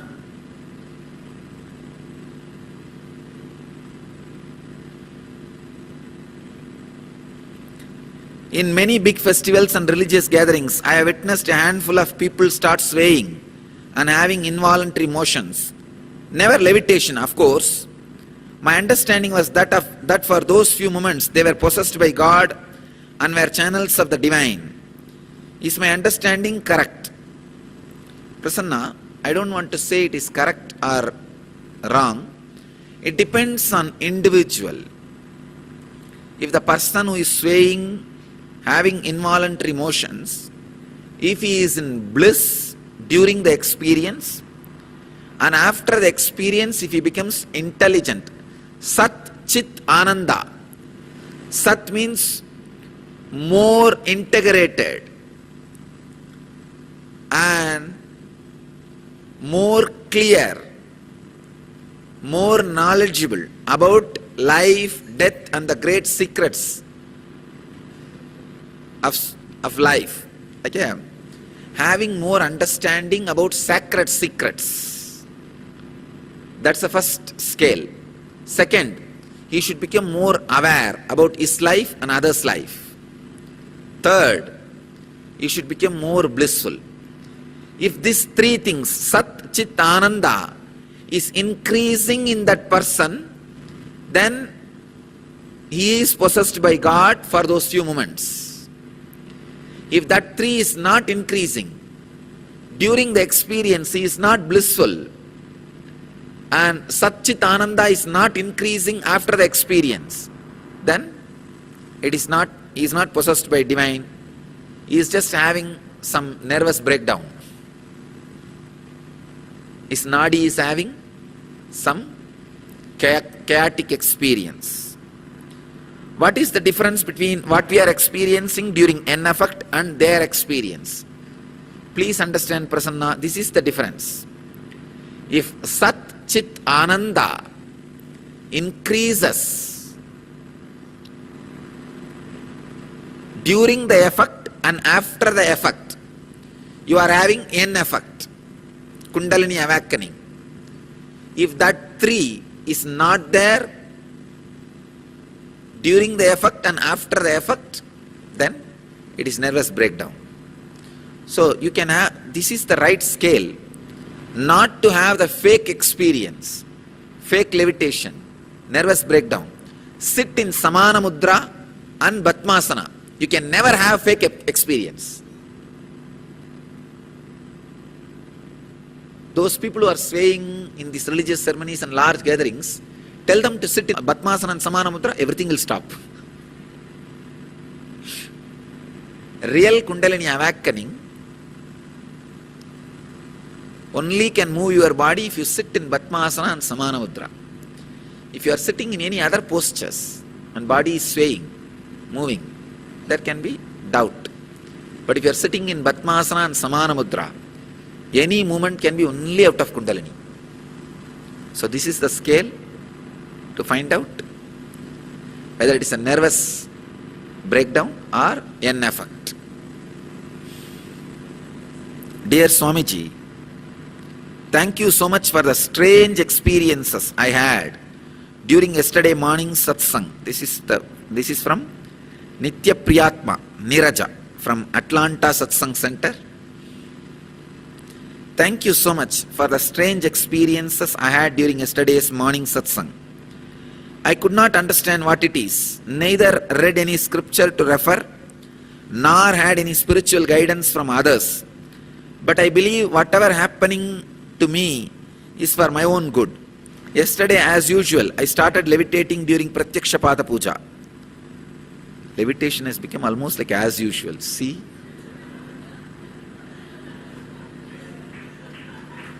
Once upon a time, people used to meditate for 12 years to experience this levitation or animadi siddhis.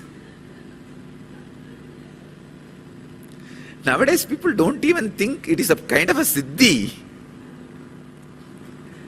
They think it's like you go to Nithyananda and sit with his live satsang.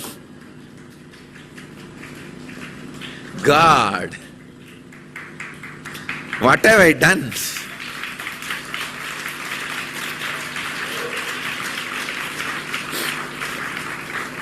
See how casually people write. As usual, I was levitating. I used to feel like this casual when I was with Raghupati Yogi, just day before yesterday. I met one of our devotee, who was the devotee of Raghupati Yogi also, great disciple of Raghupati Yogi. He is the owner of a big hotel. Even now he runs the hotel, Udupi Hotel in Tiruvannamalai. He is from very spiritual family, Ubadhyaya family, very highly spiritual person. He was a disciple of Raghupati Yogi and he came to have my darshan. And I was sitting and talking with him all the old days, good old days. Raghupati Yogi is a very joyful, jovial person.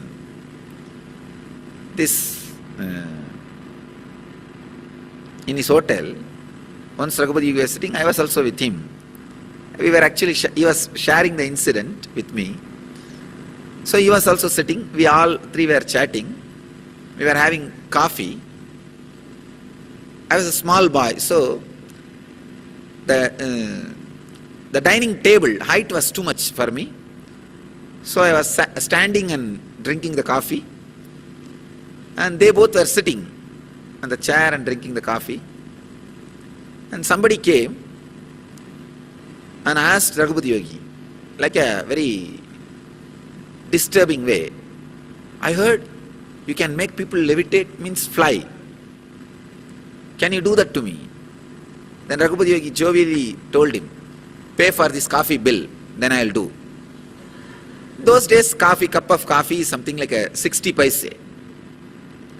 60 paise means less than 1 rupee. So, 3 coffee.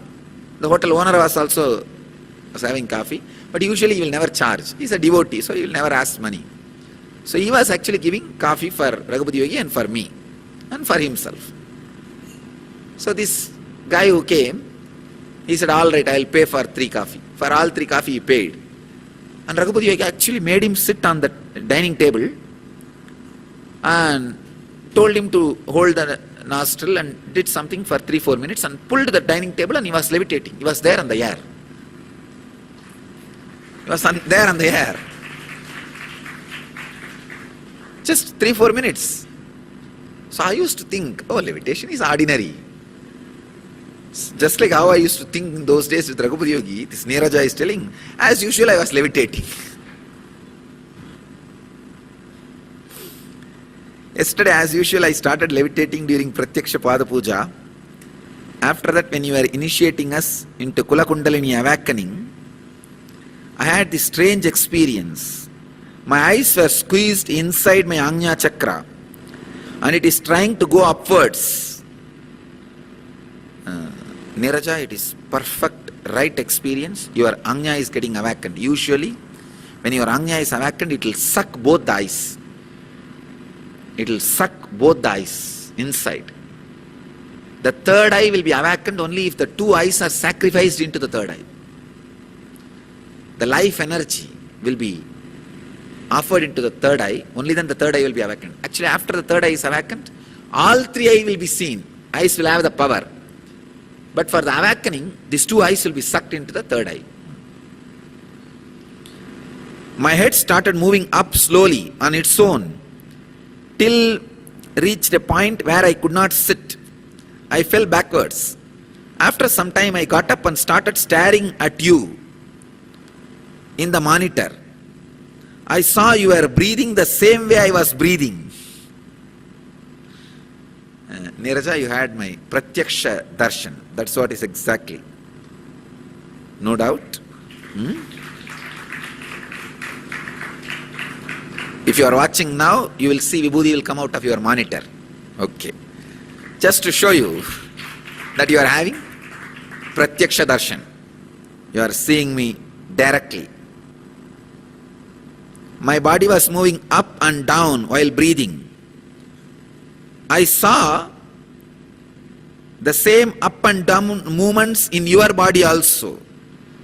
Great. I asked my husband, is Swamiji moving up and down? He said no. After that I went and slept. In the morning, I was looking at our window blinds. I saw they are also breathing as I am breathing. Niraja, you are having the glimpse of what I had at the age of 12. Feeling everything alive. You are exactly having the glimpse of what I had at the age of 12. Few days ago, I saw the eyes in the Gurumurti, in the house, in our house. They are moving. Is it a spiritual experience or just my hallucination? Niraja, you can never have so many hallucinations, don't worry. So, I'll prove now you are not having hallucination. You are having the real spiritual experience with two things. Sit with Batmasana and Samana Mudra, you will levitate with that. Second, you will have Vibhuti from the monitor. When you are watching me. If you are watching now, you will have now. If you are not watching me live now, when you watch me again live, at that time, you will have it. So, this will prove you are not having hallucination. You are having real spiritual experience. I used to have these doubts sometime. When I was with Kuppammal, when I had my first experience itself, when I had my enlightenment at the age of 12, I had the doubt. Am I possessed by ghost or God and all that? When I went to Kuppammal, she did a very beautiful thing. She took me to the Arunachaleshwara temple and she took me near the Garbha Mandir and asked, now remember that experience. I remembered.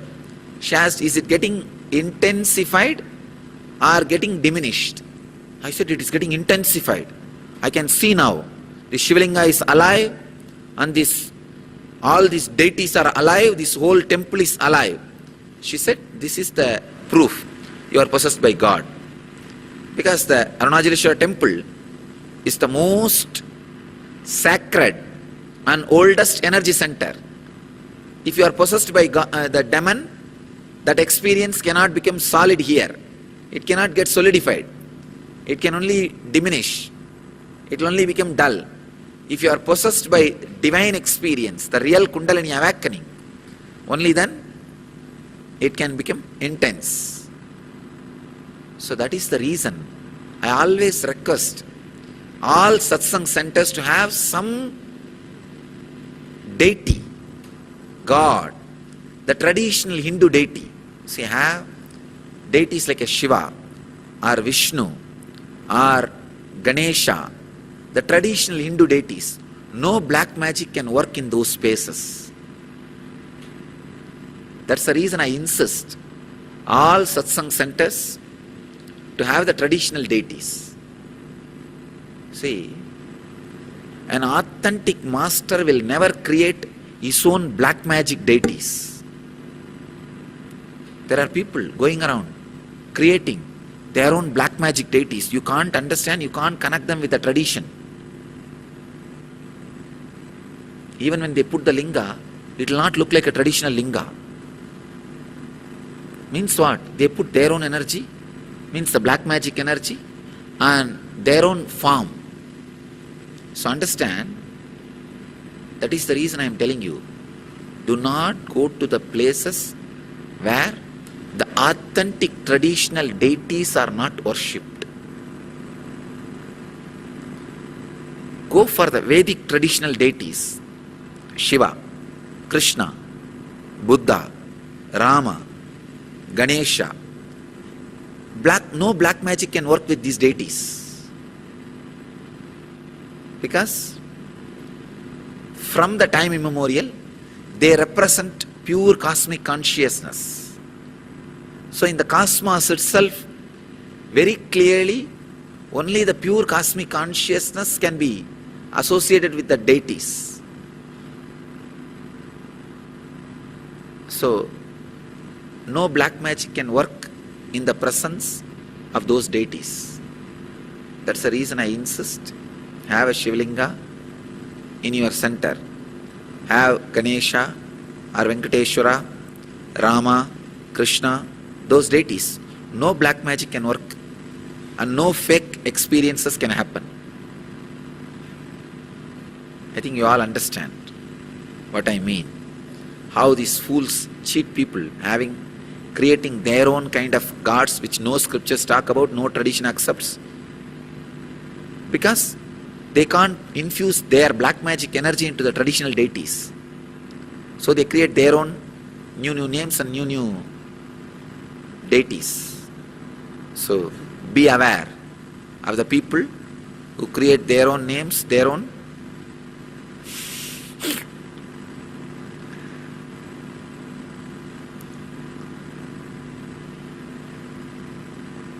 Have authentic, time-tested, foolproof, traditional deities. In Atlanta, only women are experiencing Kundalini awakening. They are rolling, rocking and levitating. Men are very depressed because nothing is happening to them.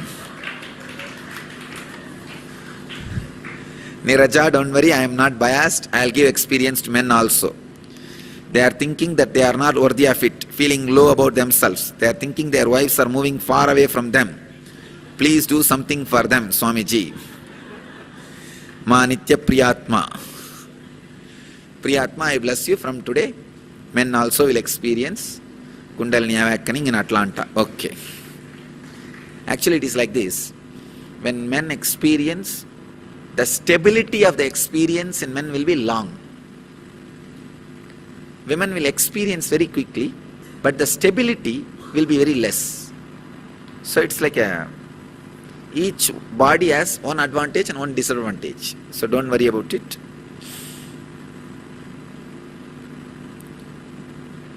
Testimonials and comments, oh God. Too many letters. All right. I'll just finish these two. This is from Mukta Pushpa, San Jose. I am sure many of us went through an amazing experience during last night's session with Swamiji. I could clearly feel a very blissful silence created within each of us after the session. Since I am still swaying with a very sweet bliss today, there is something very sweet to share with you all. When Swamiji started teleporting Vibhuti, I could clearly smell Vibhuti.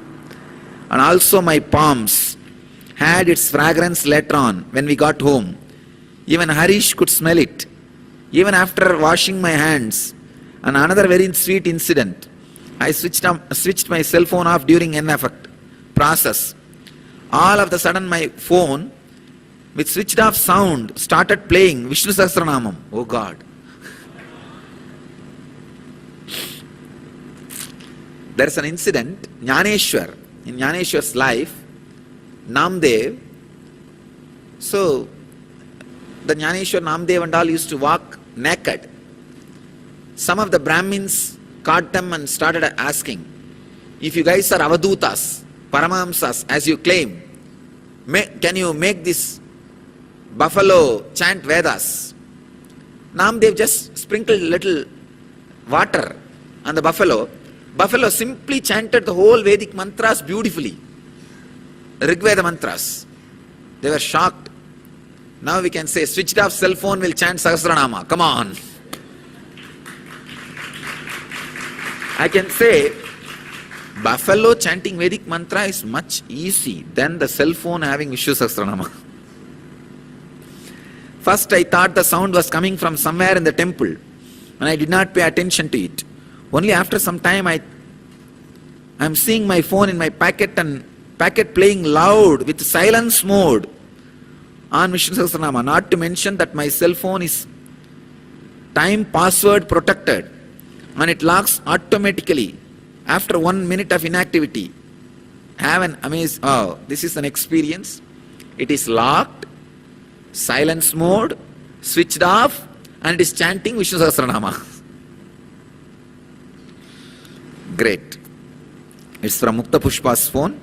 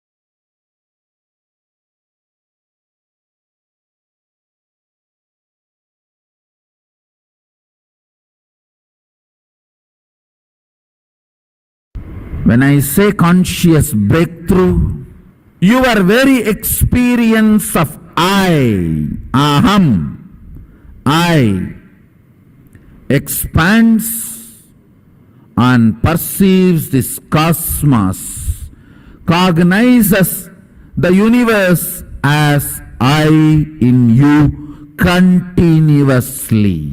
The good news I have is you are capable. The great news I have, you don't need to do anything, I'll do it for you. What is superconscious breakthrough? What is Kundalini awakening? What is third eye manifestation? All these are actually different words for one experience. It is nothing but perceiving whatever exists, that's all.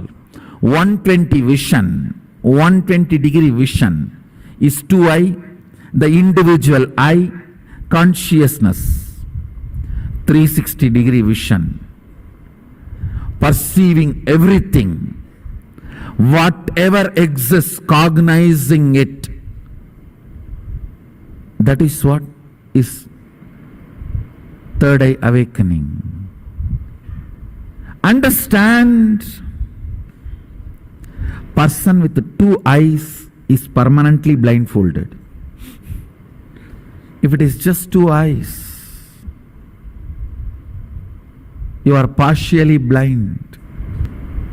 Conscious breakthrough means, I am using this word conscious breakthrough, superconscious breakthrough, to mean giving you the cognition of existence, larger vision. When I say vision, I don't mean just only the ability to see, ability to reverberate, ability to vibrate, ability to perceive, ability to experience. Understand? At the age of 12, when I had that enlightenment experience, it is not that I only started seeing 360 degree. I was able to perceive me in them and all that exists in me. How alive you feel inside your skin.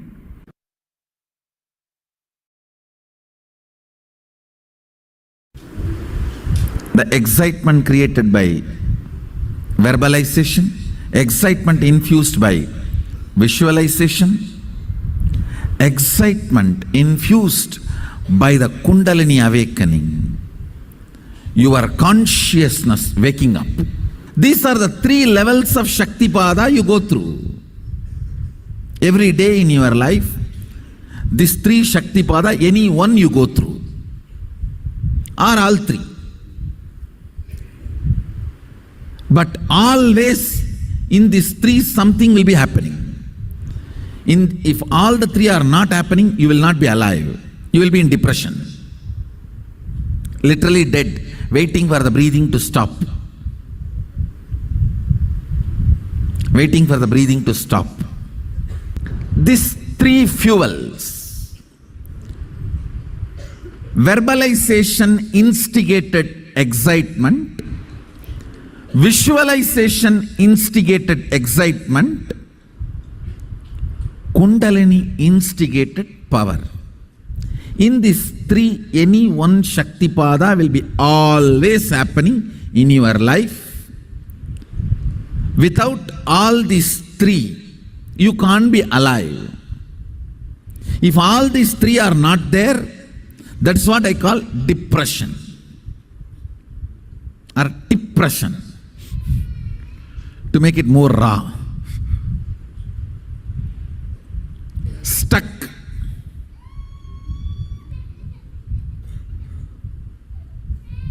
Not knowing what to do, not moving what to do, not flowing with life. Understand?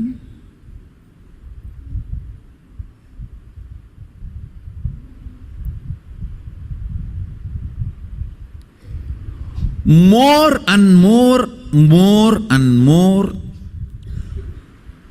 getting comfortable with the Kundalini based excitement and functioning is Ishwaratva. Listen.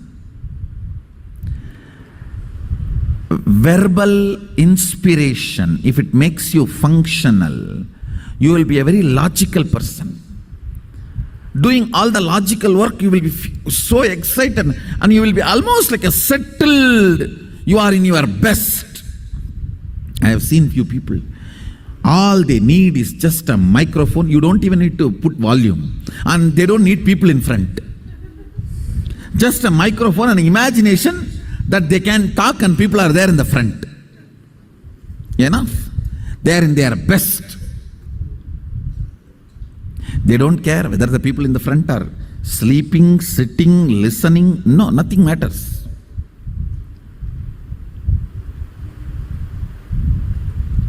If you are visualization excitement person, you will forget even your food by painting or dancing or carving. I still remember there was a period in my life just decorating deities. I'll forget day and night. I tell you, decorating deities physically and taking care of the cows physically is one of the best vatavarana for your muscle memory and biomemory.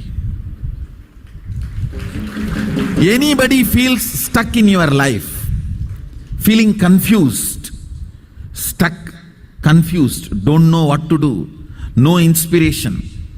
Understand, when you don't have inspiration and you want to hold on to your outer identity, you want to continue to keep up your makeup and arrogance, you become worst cunning. Now, you have to make up for all your failures by lying.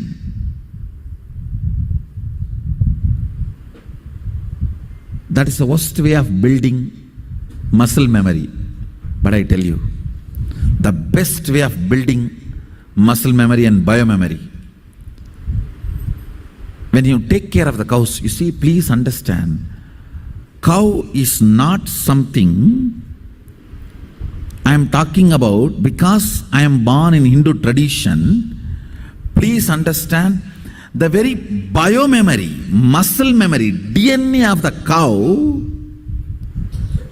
awakens certain energy in you, joy, peace, completion, sacrifice. Constantly having the Kundalini Shakti and spiritual strength as fuel, and that fuel moving you. And when that fuel moves you, every small action you do will be power manifestation. If you make a call, it will be a boon for him who is receiving. If you answer a question, it will be a solution for that fellow. I tell you, create that kind of a intention, understand?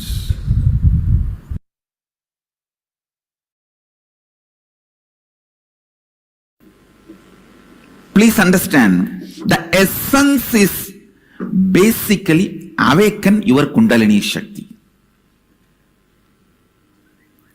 Awaken your Kundalini and raise it to the highest peak frequency. When the Kundalini moves inside the system, at different areas it experiences different frequency. Raise it to the highest frequency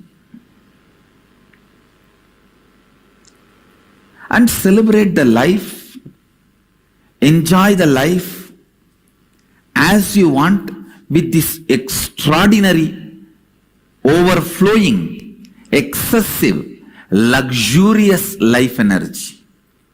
Understand? That's the word I have to use. Only when you are, please understand what I am saying now, even medically verified statement, only if you have an excessive energy, these muscles even expand in smiling. Understand? Otherwise, how people smile, you know?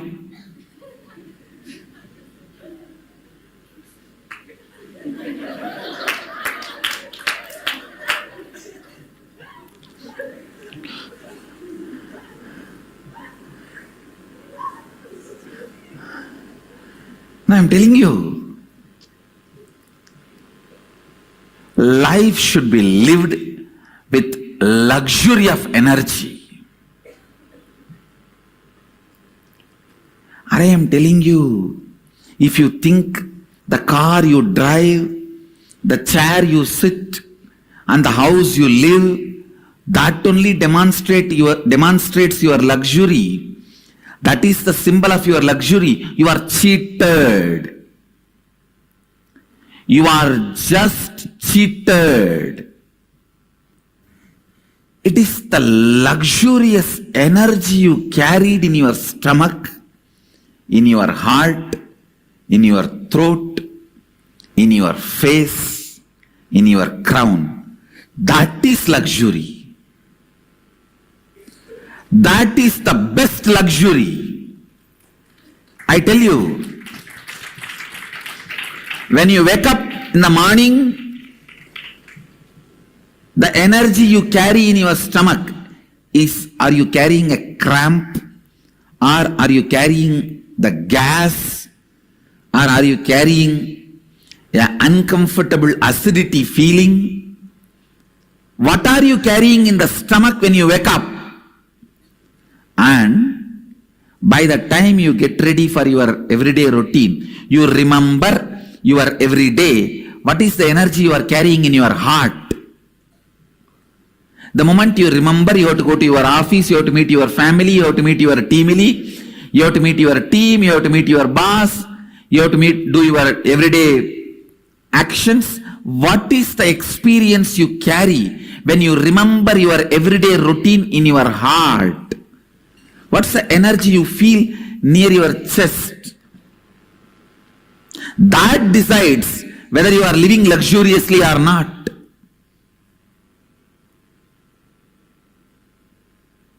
The way you carry yourself, what your shoulders are feeling. Are you walking like this, almost collapsing, or are you carrying yourself? Drop yourself every day in highest Kundalini. I tell you, the definition of sleep, definition of sleep,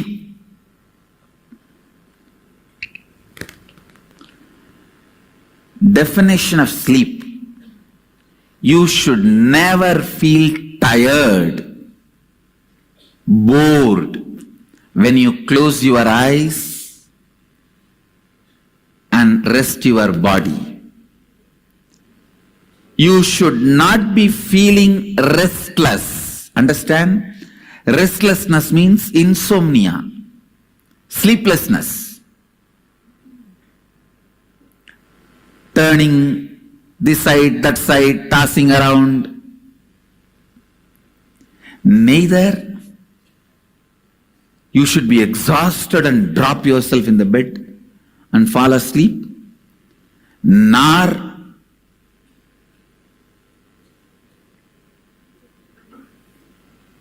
you should be restless without getting sleep.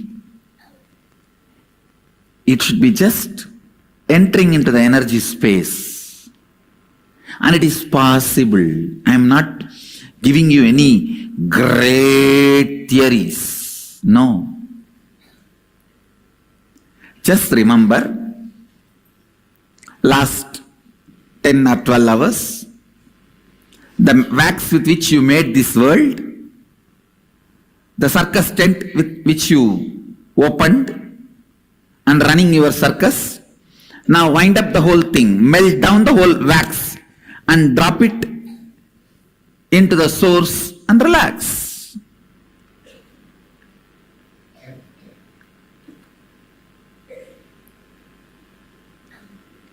In the circus tent, the poles and the cloth and the lamps, rings and the ringmaster, animals and the visitors, viewers, fans who are clapping, and few people who are protesting that animals should not be tortured. Everybody is you. Every night when you are dropping into that space of powerfulness, remember, everybody is you. You are doing this drama. You already gave the script to all of them and playing the game. You are doing this drama. You have given the script. Just relax into that powerfulness which comes when you do completion every night before falling asleep. Just complete whatever incompletions you remember and fall into that powerful space.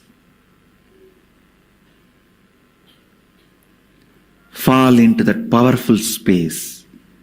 Neither you should be tired or bored or exhausted when you fall asleep, nor you should be restless, sleepless.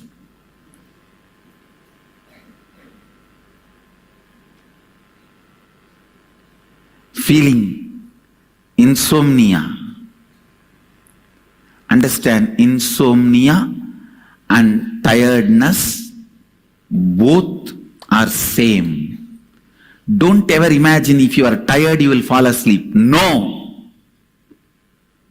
it is not true. It is not true. You should never fall asleep if your body is aching, body is having any pain.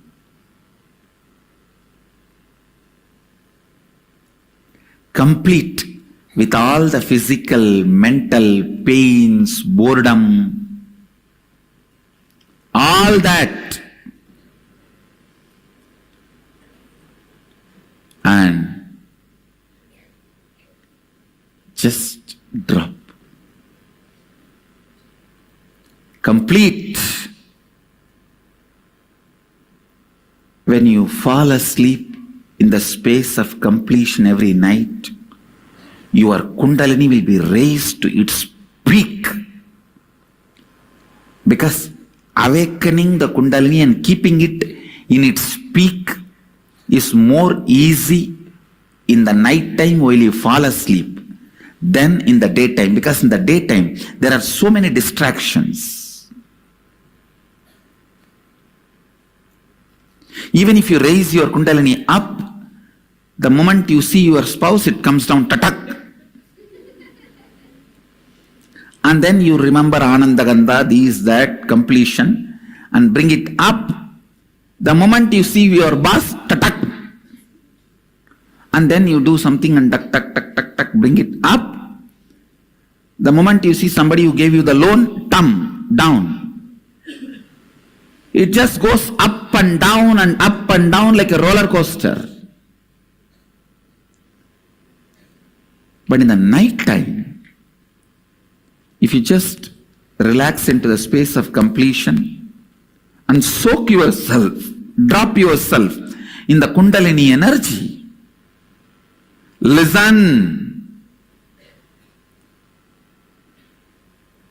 then you will just have the luxury of life, life energy, Kundalini.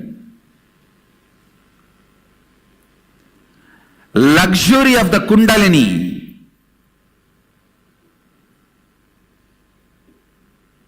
is the gift I am giving it to the world. Understand? Anybody who claims you are my disciple, follower, devotee, you should have received this gift, luxury of Kundalini.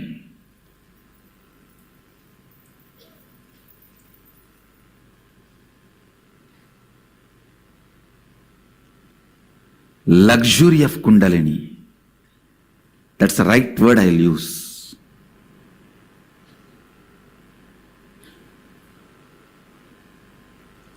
No question of any powerlessness. The way you carry you, the way you walk, talk, sit, see, people should know you are carrying a VIP inside you.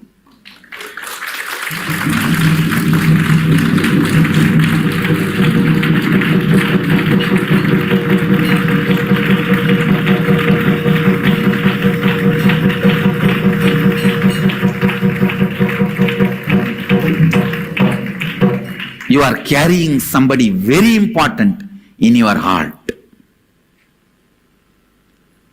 When I had the enlightenment experience, first instruction Kuppamal gave me is this only. Around 2.5 days I was in that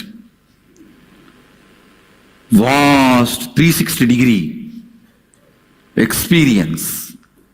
It will feel like as if the whole sky is centered on my Anandagandha.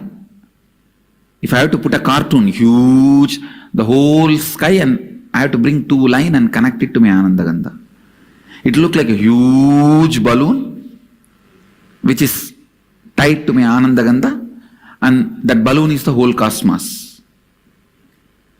She used to cook and feed me, and she also used to give a lot of uncooked herbs to prepare my body and keep my body stable. The first instruction she gave after 2.5 days, remember, Brahmaivaham. Please understand, she says, remember, this body is the vehicle of Brahman, cosmos. She did not tell me, Aham Brahmasmi. She said, Brahmaivaham. Means let this body is a vehicle of that Brahman. You are carrying the most important person in the world. Not VIP, very important person. MIP, most important person. Let's create a new word. Most important person. Brahmaivaham.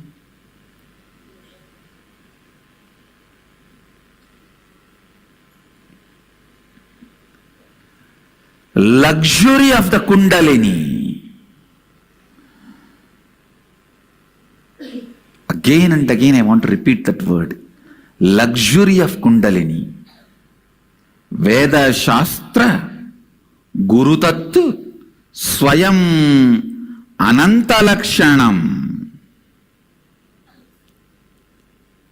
As per the Vedas, Shastras and teachings of the Guru, myself is the pure bliss. When you come to this experience, that's what I call luxury of Kundalini.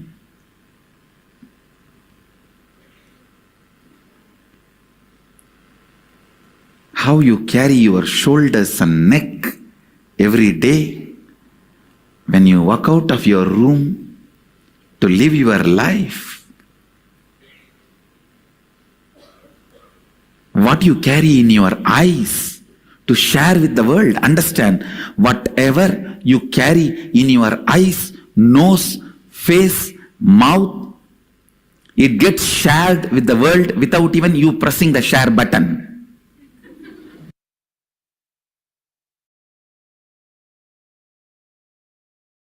I tell you, the most powerful Kumbhaka is Trinetra Kumbhaka. The most powerful Kumbhaka is Trinetra Kumbhaka. Trinetra Kumbhaka awakens your Kundalini Shakti to the cosmic union with Paramashiva, rebuilds your body, burns all the bad muscle memory, bad biomemory,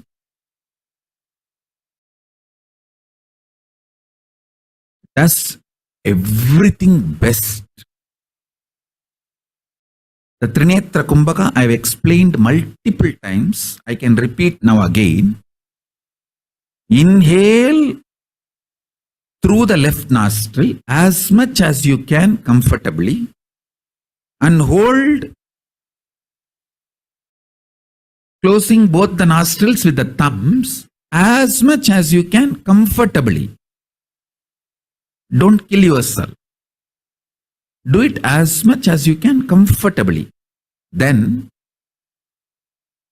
don't exhale. Without exhaling, again try to inhale through the right nostril as much as you can. When you try to inhale through the right nostril, automatically body will balance itself by exhaling little. You don't worry about it, but you don't exhale consciously. You try only to inhale through the right again and hold as much as you can be comfortably. And then again, don't exhale. Try to inhale through both the nostrils and hold it as much as you can comfortably. Then, when you feel you can't hold anymore, slowly exhale through the left nostril. This is the procedure of Trinetra Kumbhaka. Understand? When you do an exercise, not just the calories burnt is the only benefit. You invest in your body, which keeps you alive, active whole day. Same way, when you do this Trinetra Kumbhaka, not just the experience you get while you do that Kumbhaka is alone is the benefit. You invest in your prana sarira, energy source, which keeps helping you throughout the day. So start with 11 Trinetra Kumbhaka morning, 11 Trinetra Kumbhaka in the evening. After 2-3 days, make it into 21 Trinetra Kumbhaka in the morning, 21 Trinetra Kumbhaka in the evening. After maybe a week or 10 days, make it into morning 42 Trinetra Kumbhaka, evening 42 Trinetra Kumbhaka. Make it slowly more and more. Morning 108 Trinetra Kumbhaka, evening 108 Trinetra Kumbhaka. That's enough. If you reach morning 108, evening 108, that is enough, because by the time your whole prana sarira, the system would have been aligned with a full Kundalini Shakti. Listen, it is not just playing with your breathing, it is playing with the source of energy for your existence, consciousness. Because when you are playing with your breathing, all the suffocating, terrorizing fears, that obsessive, compulsive behavior patterns will get triggered. Any of you, if you feel you are suffering with the obsessive compulsive behavior patterns, the obsessive compulsive reactionary patterns, just do this Trinetra Kumbhaka, all that suffocation patterns will wake up and will just start terrorizing you. But you don't bother about it, just do Trinetra Kumbhaka. You will see in few days the whole obsessive compulsive reactionary behavior patterns and the whole negativity along with it will simply be exhaled. Will simply leave your system, because when the Kundalini Shakti raises, this whole obsessive compulsive reactionary behavior pattern melts down.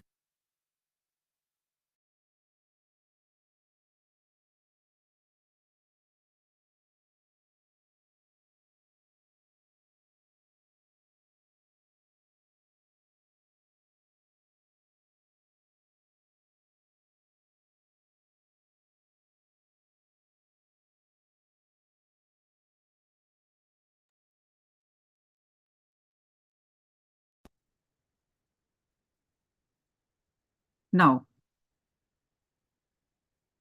to awaken the Kundalini, we are going to do one technique, a process taught by Swamiji.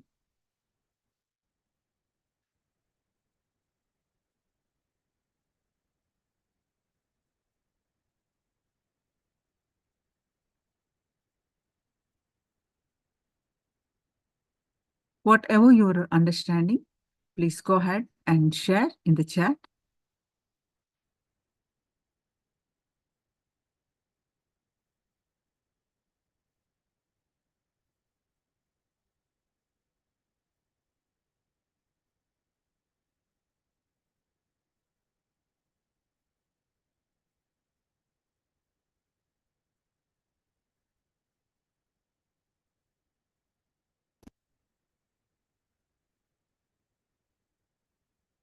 Kundalini Shakti, whatever session that we had, let's understand by internalizing more.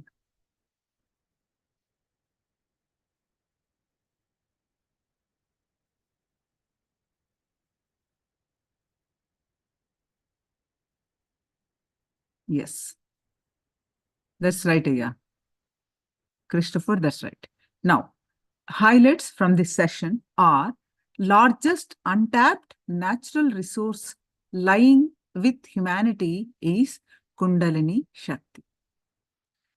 When you awaken your Kundalini energy with the right knowledge, right context, right understanding, and the right technique, right process, it can give you anything that you want. Kundalini brings the space of positivity to you, the space of possibility to you, and the space of leadership to you, and the space of enlightenment itself to you.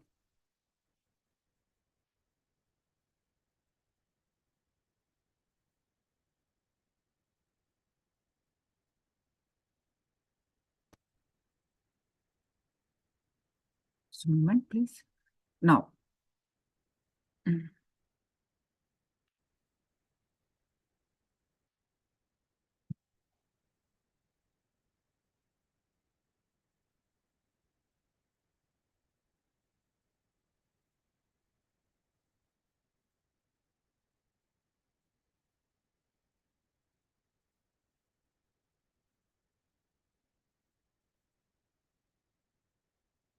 so you can write your understanding, internalize about the Kundalini Shakti.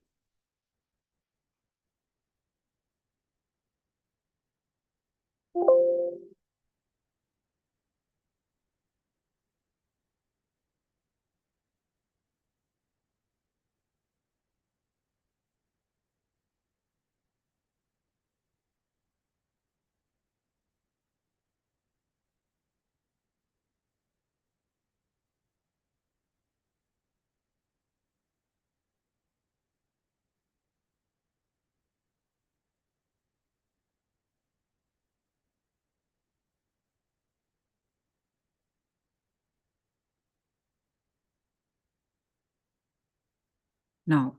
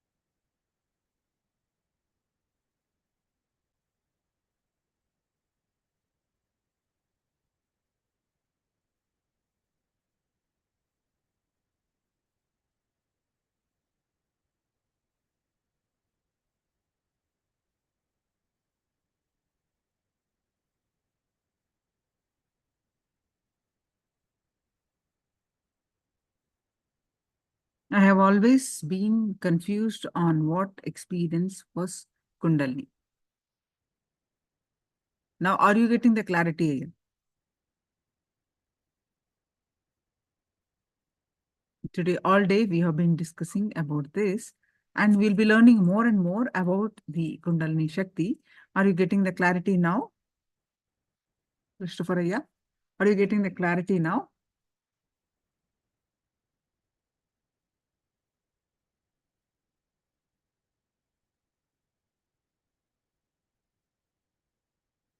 It is the largest untapped energy which all of us have it. And why it is not available to us? It is available to us only at the very, I can say, it has got infinite energy, but what is available to us is only a tiny bit. How to awaken that? It's literally torment. The reason is our thought currents, our incompletions, our entertaining self-doubts, self-hatred, self-denial patterns. So it needs to be awakened. To awaken that, we need avatars, Swamiji's initiation. There are individual techniques, individual methods. People chant the mantras and doing different pranayama techniques. Many methods are there. But the most simple, beautiful way is having the Guru's initiation.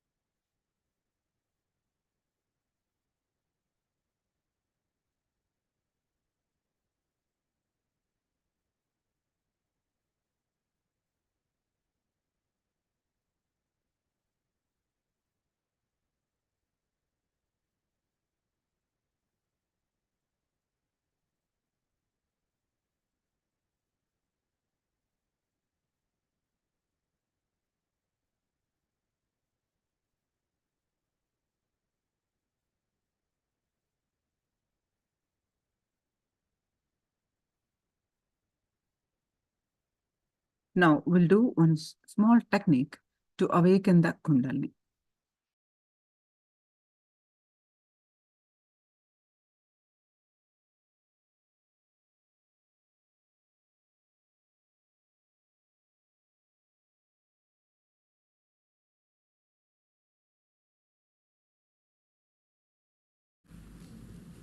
Is straight technique to awaken Kundalini.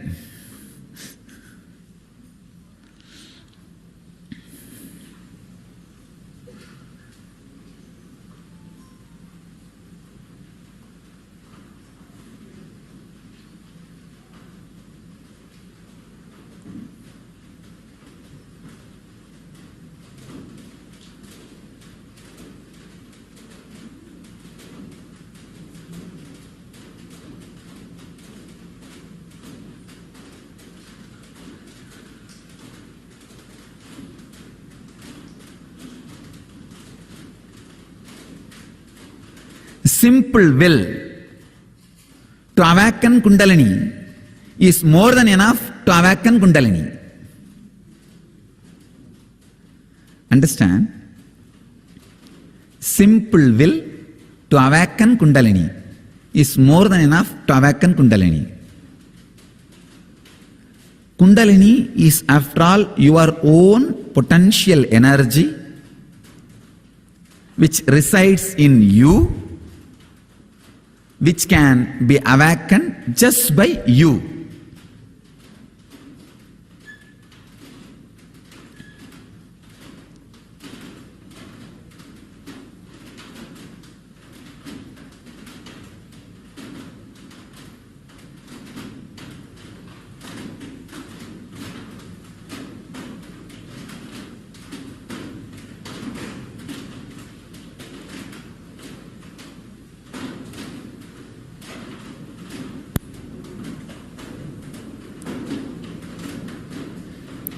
Simple will and instruction to yourself that let the Kundalini be awakened can be the straight technique to awaken the Kundalini.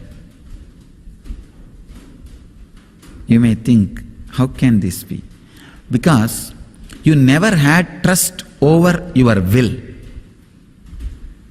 Many times your will failed in the outer world because of the clash of wills with the world. When too many wills clash, it may fail sometime. Because of the outer failure, you slowly lost trust over your very will. Understand? In the outer world or in the inner world, the will fails only when the clash of wills is there. Because you failed in the outer world will, you lost trust over your will even in the inner world. I tell you, simple will can awaken your Kundalini Shakti intensely. You don't need anything. It is your own energy, your own power. It's like if your hands are tied for 2 years, you forget you can lift and move your hands as you want. You can lift and move your hands as you want.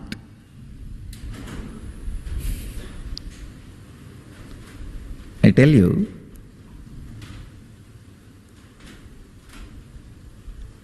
there was a research. Some animals which are kept in cage for a long time, even if the cage is opened, they are not interested in going out because of the habit. Habit, very powerful word. If you remove the H, a bit will be there. If you remove A, bit will be there. If you remove B, it will be there. Only if you remove the I, it will die. That word itself shows the strength of the engram. Simple will is powerful enough to awaken your Kundalini.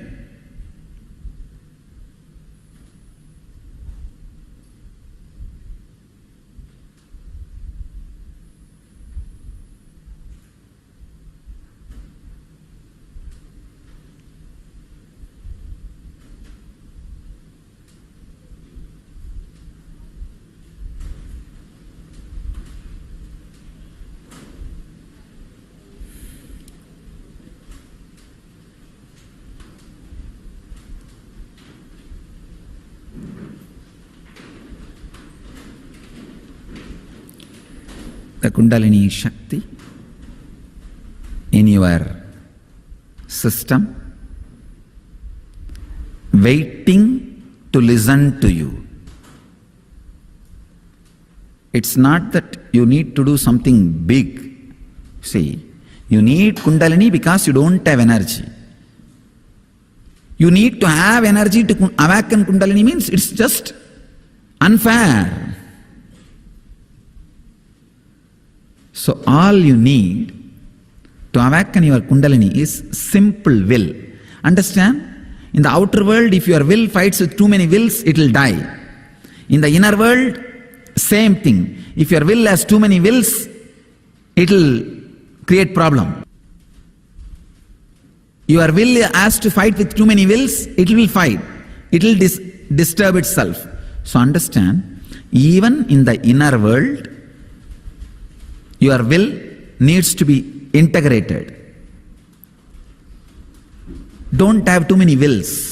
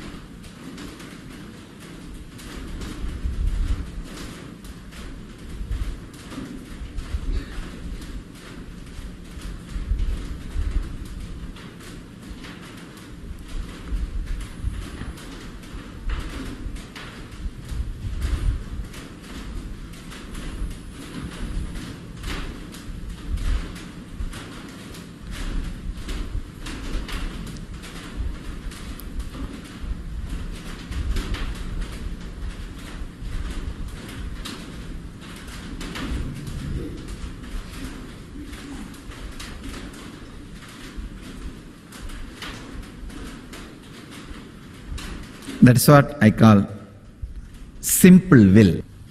The lap in which you sleep every day, the energy which wraps you around completely, encompassing, just like the hug of the master. Tell your own Kundalini Shakti, be awakened, that's all. The Devi Kundalini is waiting inside just for your request. Request, your simple will awaken the Kundalini Shakti. We will work on awakening of the Kundalini Shakti through simple will. Let us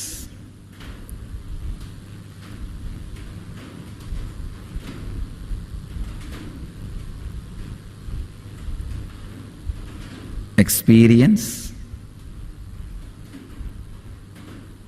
Kundalini Shakti just by simple will. Let you all achieve and radiate the eternal bliss, Nithyananda. Thank you.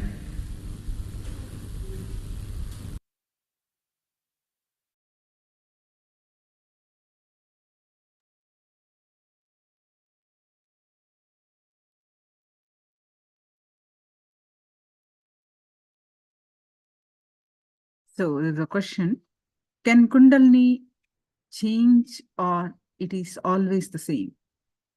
See, Kundalini, yeah, it changes. Next topic, what we are discussing is going to be on this. We have, see, understand, Christopher, we have infinite energy. The Kundalini Shakti is infinite. There is no limit to this. Having said this, how much you can tap, that much energy is available. So it changes based on your thoughts. So let's, it changes in the sense, it raises how much you can make use of it. How much you can awaken it.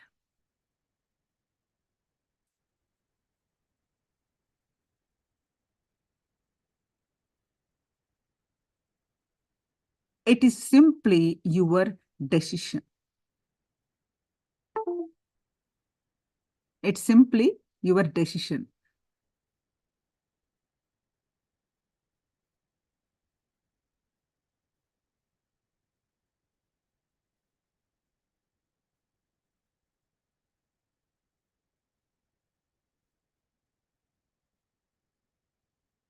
If you are in the space of bliss, or if you're in the space of completion, thoughts are not disturbing you.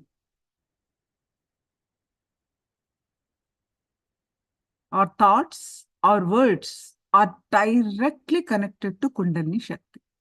Understand this. Whatever is the thoughts, what kind of words that you use directly impact awakening of Kundalini Shakti. And all our experiences are fueled by it.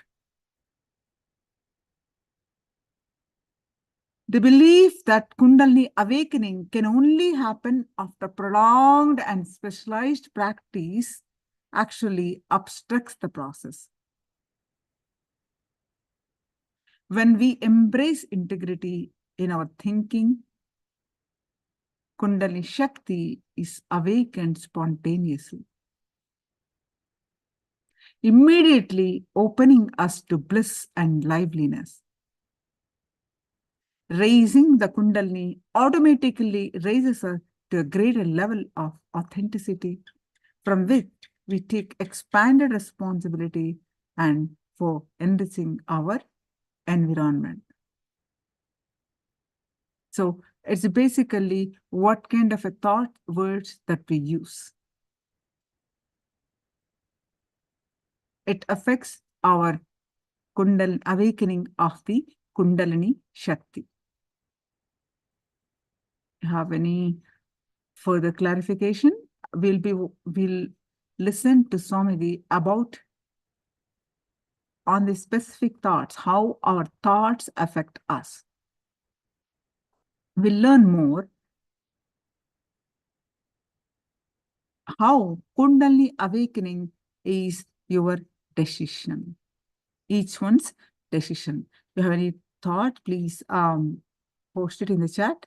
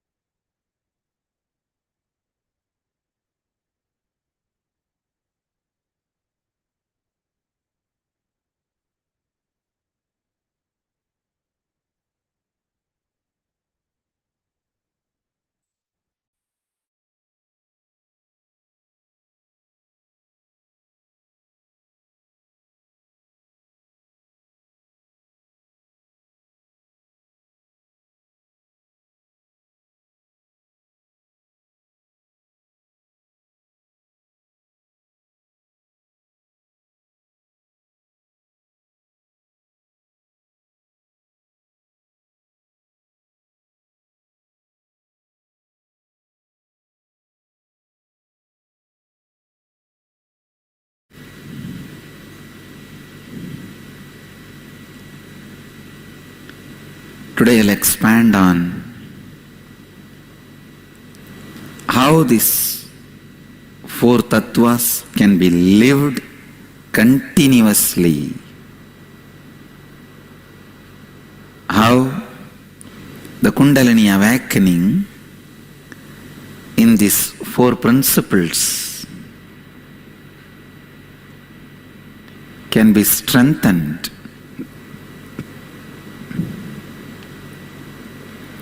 Please listen. Your Kundalini Shakti is not disconnected from your thoughts and actions. Only one thought can trigger your Kundalini and awaken, or make it shrink and coil back. Only one less thought, already your body is ready. Understand? Only one less thought, already your body is ready.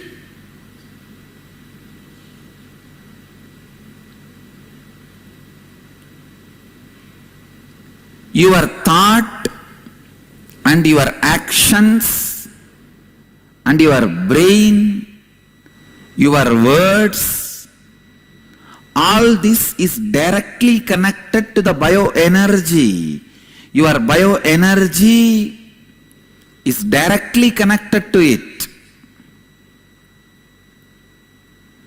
So don't think the moment I utter the word Kundalini, it is there somewhere and at somebody, some point, some method, some technique.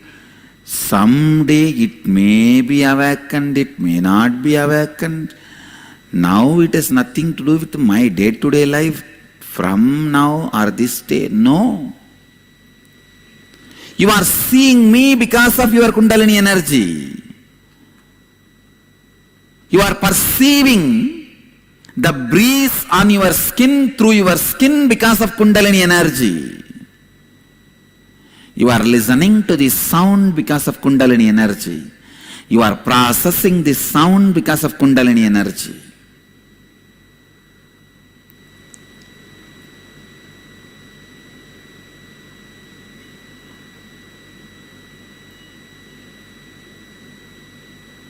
Listen. So, when you alter the way you think, respond, speak now, your Kundalini can be awakened. Your Kundalini energy can be altered. You can awaken your Kundalini energy before the end of this satsang. You can experience Kundalini awakening before the end of this satsang.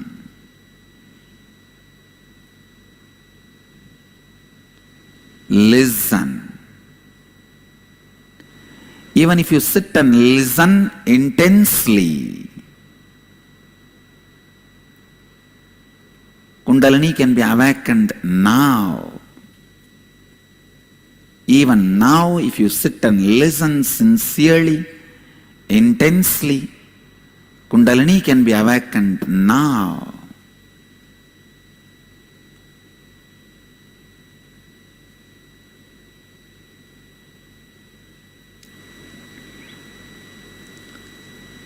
Every thought you create, maintain, cognize as a direct effect on your bioenergy.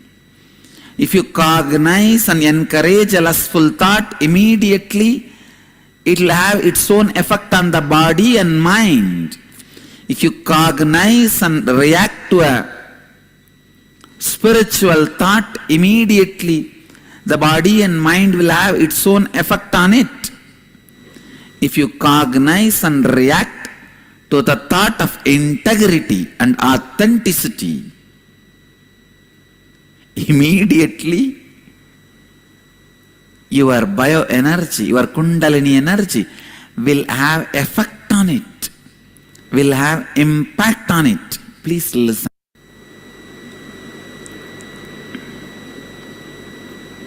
The constant tiredness and fatigue you carry, please understand, when you start practicing authenticity, the first wall you face, either you can make the wall as stopping stone or stepping stone.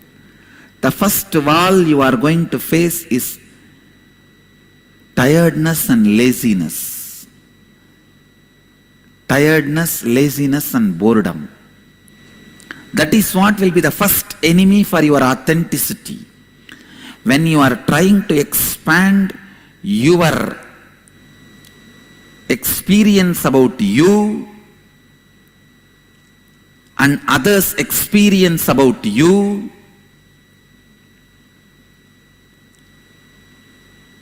tiredness, boredom, fatigue will be the first thing stopping you. Listen. I'll give you one example. In the office, if you are not authentic, you can leave the office by evening 5 o'clock. But if you want to practice authenticity, you may have to do little more work to make everything authentic. It may take 1 more hour. When you decide to be authentic, what is going to stop you fast? The boredom. After 5 o'clock, I cannot sit in office. It is too much. I am too tired. I am bored of the same sick fellows. I am bored, tired, I feel lazy. Listen.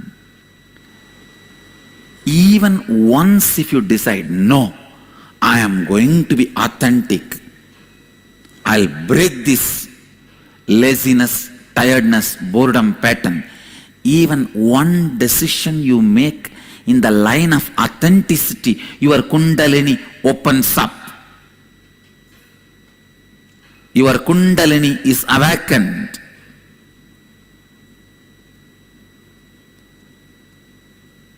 The moment I utter the word Kundalini, all of us think we have to do something very secretly, sitting inside some dark cave, some mantra, meditation, some practices. You have to go to a place, to a remote Himalayas, to some guru, and learn some mantras which he will whisper in your ears, which you may understand of and may not understand of, and you may have to collect different skull, herb, and sit on that and start chanting in the Amavasya midnight, only then Kundalini will be awakened. No, no. Your Kundalini can be awakened in your office, through your office work. Every single decision you make based on authenticity, your Kundalini is awakened. ध्यान से सुनिए.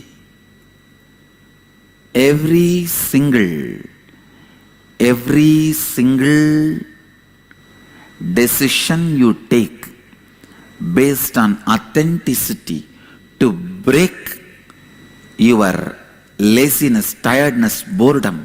See, the moment you decide to break and make the decision, see, in your own muscle memory and bio memory, so much energy will be flooded. You will feel certain joy and you will feel, yes, I am going to do it. That joy is Ananda of Satchitananda. That energy is Chit of Satchitananda. The courage is Sat of Satchitananda. Understand, Satchitananda is not somewhere you will experience after you are almost about to die or after death. No. In your everyday decision, Satchitananda can be experienced. To make Satchitananda as Nitya Ananda, Nithyananda has happened.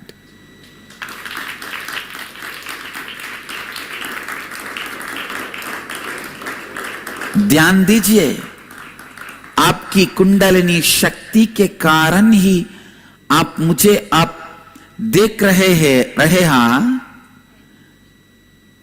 Kundalini शक्ति के कारण ही आप मुझे सुन रहे हैं. सुनिए, अगर इसी वक्त आपने बात करने का तरीका और सुनने का तरीका परिवर्तित करने की निर्णय लेते हैं, तो आप अपनी कुंडलिनी शक्ति को इसी वक्त जागृत कर सकते हैं. जब आप संपूर्ति एवं श्रद्धा से स्वयं के बारे में, स्वयं का अनुभव एवं स्वयं के बारे में अन्य लोगों का अनुभव को परिवर्तित करने का प्रयास करने लगते हैं, तब पहली दीवार जो आपके रास्ते में आएगी वह है थकावट और बुरियात. अगर उस समय आप श्रद्धा से उस थकावट और बोरियत को विनाश करने का निर्णय लेंगे, तब उसी क्षण आपका कुंडलिनी शक्ति जागृत हो जाती है. केवल एक विचार आपकी कुंडलिनी शक्ति को जागृत कर सकता है या फिर उसे सुप्त अवस्था में डाल सकता है. एक उदाहरण, जैसे केवल एक ही वासना से बड़े विचार से आपका शरीर उस पर प्रतिक्रिया करने के लिए तैयार हो जाता है. आपके विचार, कार्य, मस्तिष्क, शब्द सभी आपकी जीव ऊर्जा से सीधे रूप से जुड़े हुए हैं. यदि आप केवल एक बार यह निर्णय करेंगे कि मैं अपने इस कार्य में श्रद्धा लाऊंगा, आपकी कुंडलिनी शक्ति जागृत हो जाती है.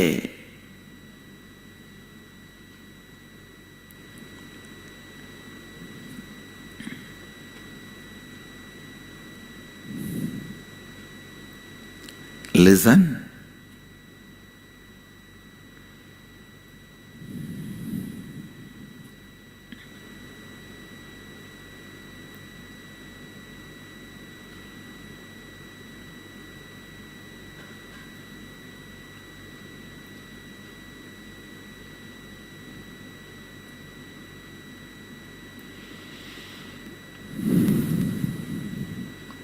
This is the basic truth you need to understand.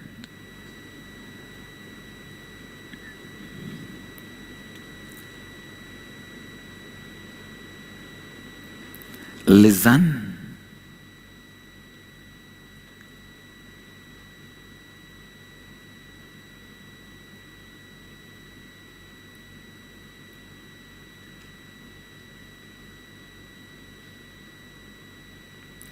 Unless you start awakening your Kundalini now, every day, in your day-to-day life, the possibility does not exist. Possibility does not exist. Either it is now or never, because when you start believing, it will happen after some time, after some time, after some time. That belief itself becomes like a lacquer coating on you. You never will be able to touch the time, present moment now, experience zone now. Please listen. Person who is thinking about the future, his eyes will not be seeing the present, even if his eyes are open.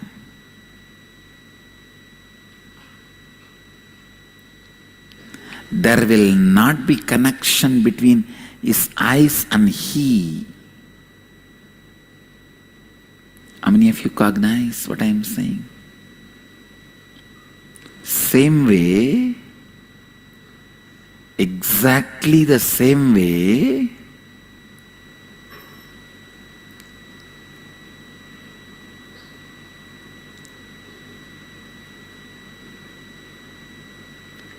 if you start believing Kundalini awakening can happen only after some time, it can happen after some time. Please understand, that belief itself will become an obstruction between you and the Kundalini awakening. That is one of the worst danger. You need to break that negative belief with integrity, with the right commitments. If you are committed with you again and again, Kundalini and all will not awaken for me. It may happen after 20 years, after 30 years of practice. Not for me. It is all maybe for the sannyasi seekers who are evolved souls, not for me. It will take years. It may happen if I do this. If you have all these beliefs, that itself becomes a negative commitment you gave it to you. Because of that very negative commitment, it does not happen in you.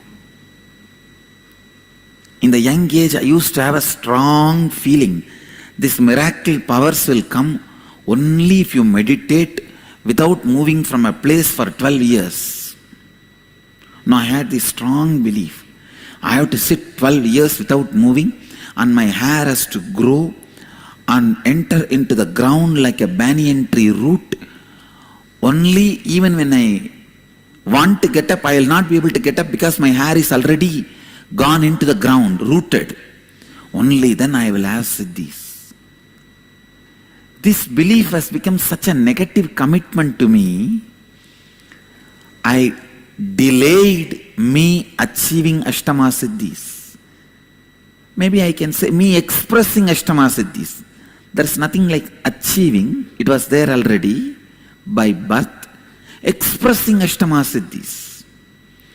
Delay has happened just because of my own negative commitments. You also see in your life to be a leader, to be a Siddha, to be a Mahapurusha, to be a Jnani, you may be giving a lot of negative commitments to you. You might have given a lot of negative commitments to you. How can I have Vaksiddhi? Swamiji can have. How can I have? I will have maybe after 20 years when I am old. Or next Janma. Even these thoughts become negative commitment in you.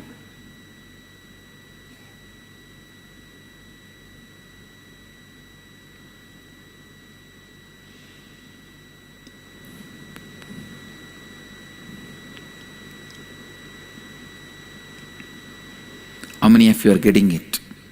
How many of you feel, oh God, I have so many negative commitments given to me? Raise your hand. Sit and complete with all of that. You have to restore your integrity, completing with all those negative commitments. Only then Kundalini awakening will start happening now, and it is possible now.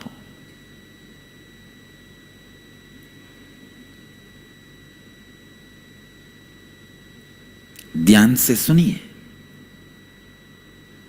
जब तक आप अपने कुंडलिनी शक्ति को अभी जागृत नहीं करेंगे तो भविष्य में आपकी कुंडलिनी शक्ति को जागृत करने की संभावना नहीं रहेगी, नहीं रहेगी।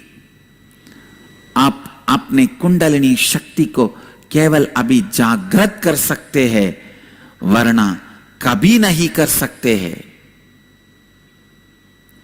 जब आप ये विश्वास करने लगते हैं कि आपकी कुंडलिनी शक्ति जागरण अभी नहीं किंतु थोड़े समय बाद ही हो सकती है, तो आपको कुंडलिनी शक्ति का अनुभव नहीं हो सकता है। यह नकारात्मक विचार कुंडलिनी शक्ति को जागृत नहीं होने देती है। You have to awaken now. You can awaken now. आप अपने कुंडलिनी शक्ति को केवल अभी जागृत कर सकते हैं, वरना कभी नहीं कर सकते हैं। केवल अभी जागृत कर सकते हैं। Your every action can awaken your Kundalini. Your every action can become part of Kundalini.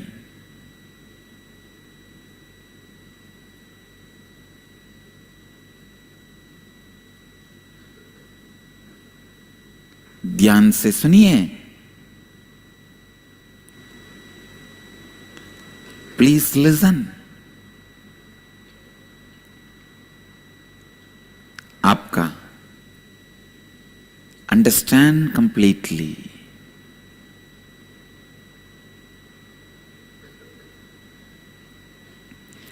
Even now, your decision to sit straight and listen with authenticity can awaken your Kundalini, or your decision to just fall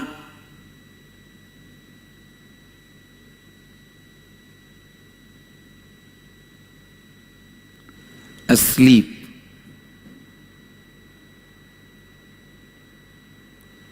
can shrink your Kundalini.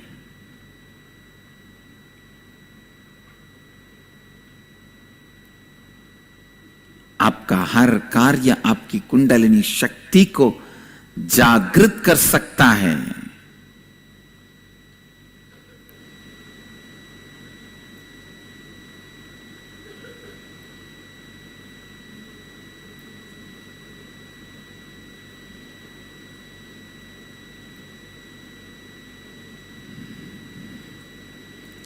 और आपके हर कार्य में आपकी कुंडलिनी शक्ति उपस्थित हो सकती है।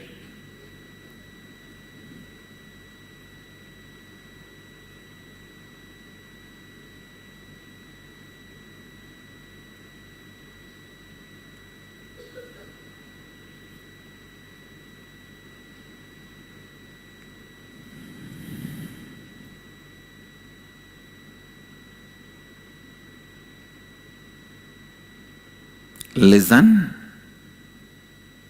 listen. Every time you bring an authentic decision,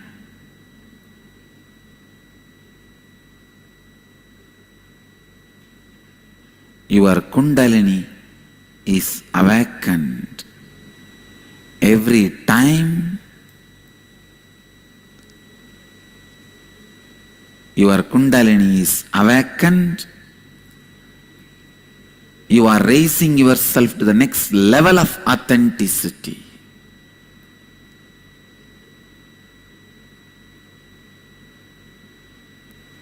You can see in your everyday life, every day in your office, in your relationships, if your spouse is shouting at you, wife or husband is screaming, shouting at you,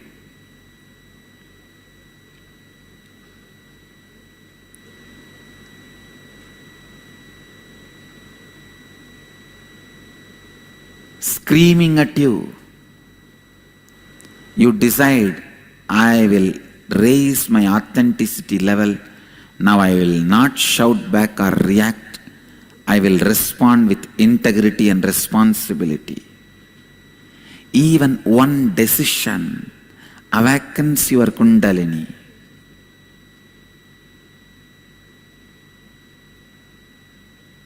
Awakens your Kundalini.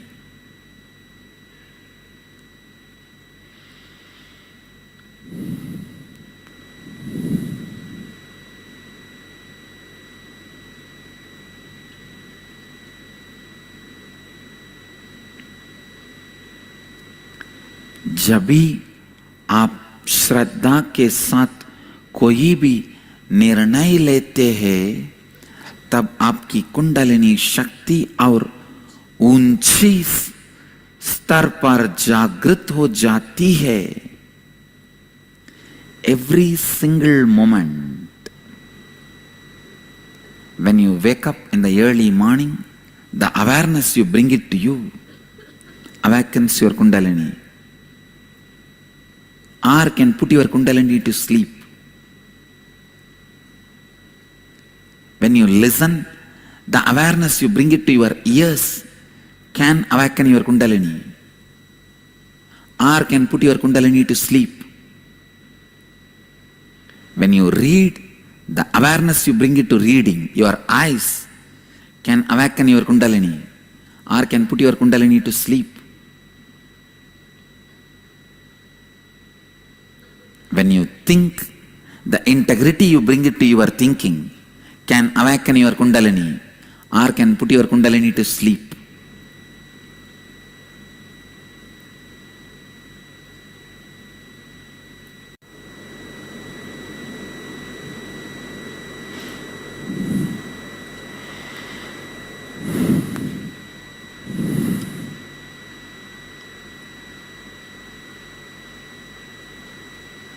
It is unfortunate sometimes you give up on you. You say, no, I cannot raise myself to the next level. When you give up on you, you are dead. Dead. Giving up on you is the worst thing can happen to you, especially due to the patterns. laziness. When you decide, you give up on you.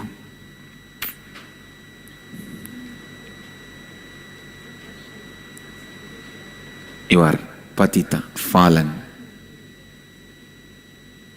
dead one. If you live these principles, even if you leave the body, you continue to radiate, inspire millions, you continue to exist. If not, even while you are alive, you are dead. और सवेरी जब आप उठते हैं, जो जागरूकता आप लाते हैं,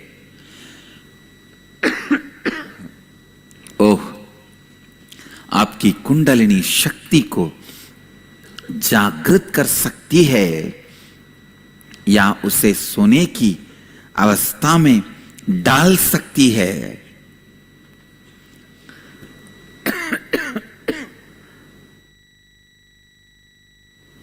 पुनः सुनिए, जब आप हर सुबह जागते हैं, केवल अपनी जागरूकता द्वारा अपने कुंडलिनी शक्ति को जागृत कर सकते हैं और उसके बिना अपनी कुंडलिनी शक्ति को सोने की अवस्था में डाल सकते हैं। जब आप संपूर्ति के साथ सोचते हैं, तब आपकी कुंडलिनी शक्ति को जागृत कर सकते हैं। और जब भी आप ऐसा नहीं करते हैं, तब आप अपनी कुंडलिनी शक्ति को सोने की अवस्था में डाल सकते हैं।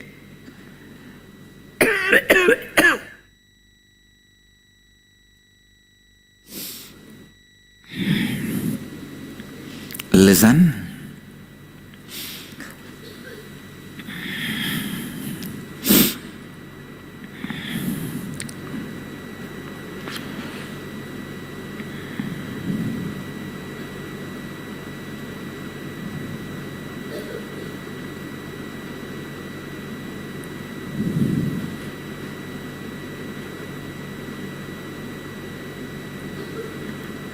Whether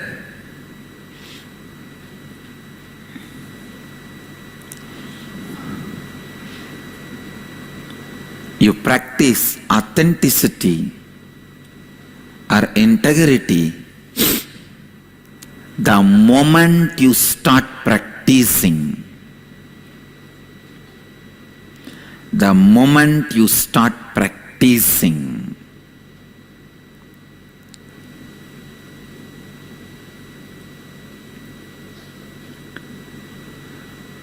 Kundalini is awakened.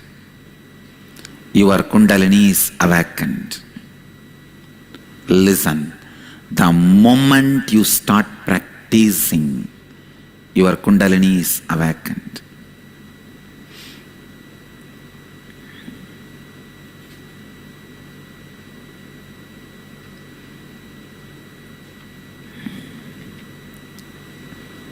It is so unfortunate. It is so unfortunate. You have the wrong beliefs about Kundalini awakening. You should complete with all of that. Start awakening your Kundalini now. जिस क्षण आप श्रद्धा एवं संपूर्ति को अभ्यास करने लगते हैं, उसी क्षण आपकी कुंडलिनी शक्ति जागृत हो जाती है। Whenever you allow your inauthenticity, you shrink the Kundalini. Every time when you become authentic, your Kundalini gets awakened. Every time when you become authentic, your Kundalini gets awakened.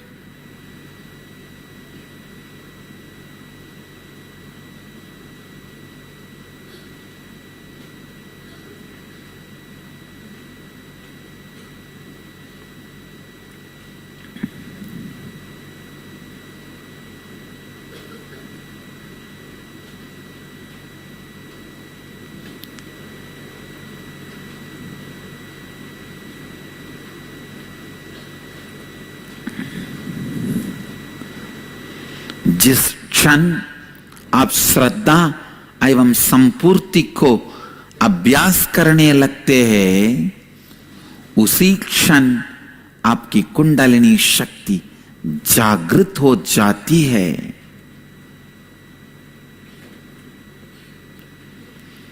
जब भी आप श्रद्धा में,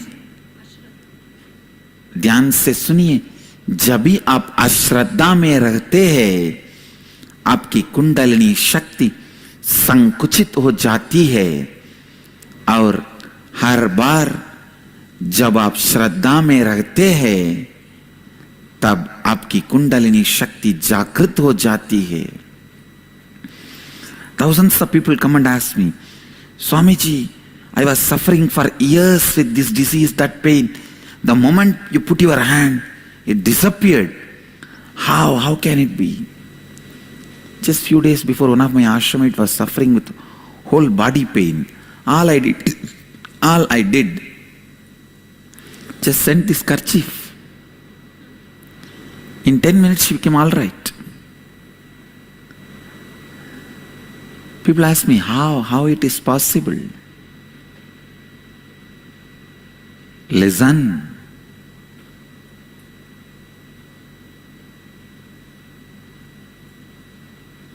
When you practice integrity and authenticity, your Kundalini energy is so alive and awakened. It radiates and fills anything you touch.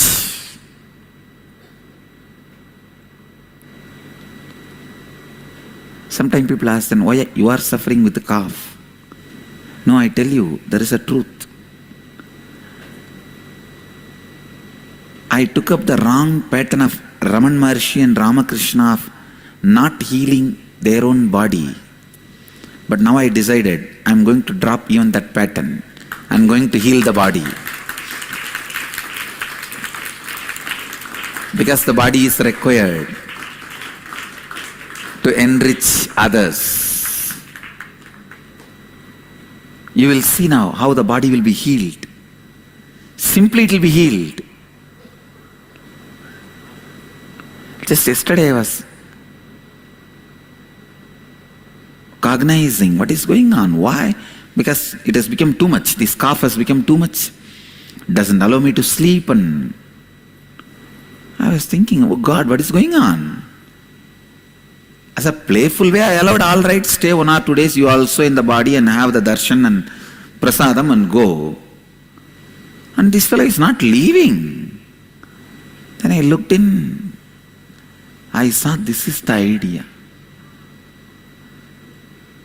Because of them, I was also just living casually. Now I decided to break that pattern. I declare, body is healed. That's it. You will see now, it will be healed.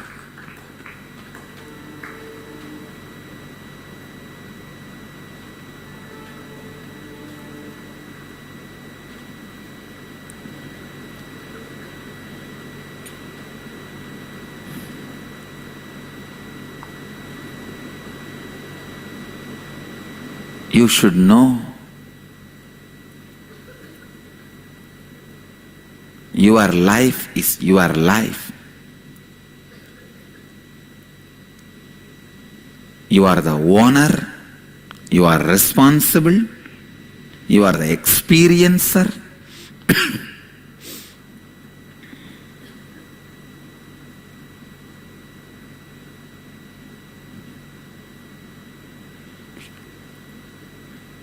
You are everything.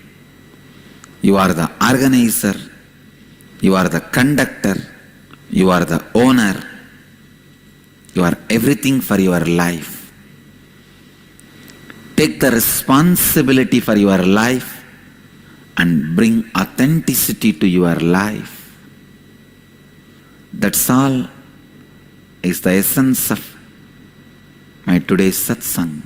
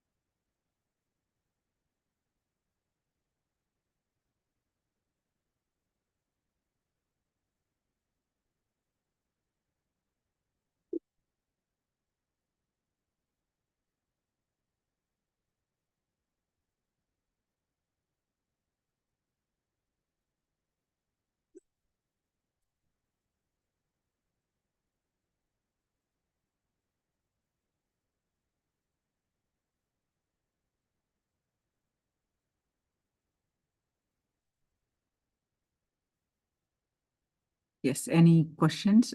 Please post it in the chat. Any clarifications? Please post it in the chat.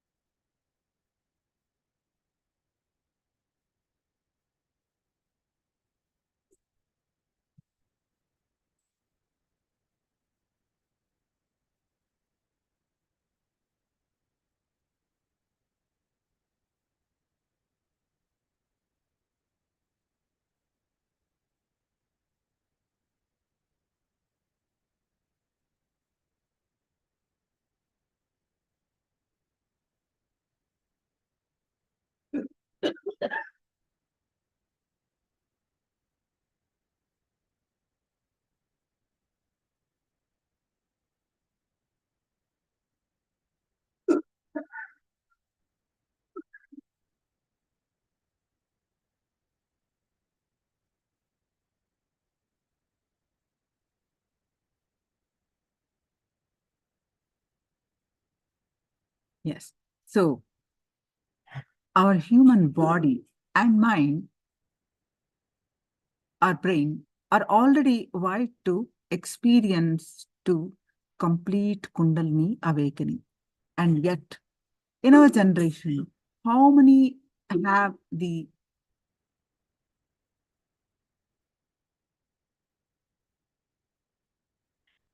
capacity to withhold? I mean to say, at the trained body and the brain, trained body and mind, which can withstand the rigors of the powerful explosion of consciousness. That's why the intense Kundalini awakening is always, always a pure gift from the Guru. He takes a triple responsibility. He takes away all the, he takes and clears all the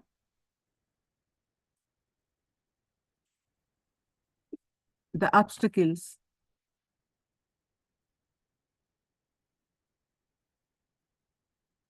when the sleeping Kundalini is awakened by the Guru's grace, then all the bondages are broken.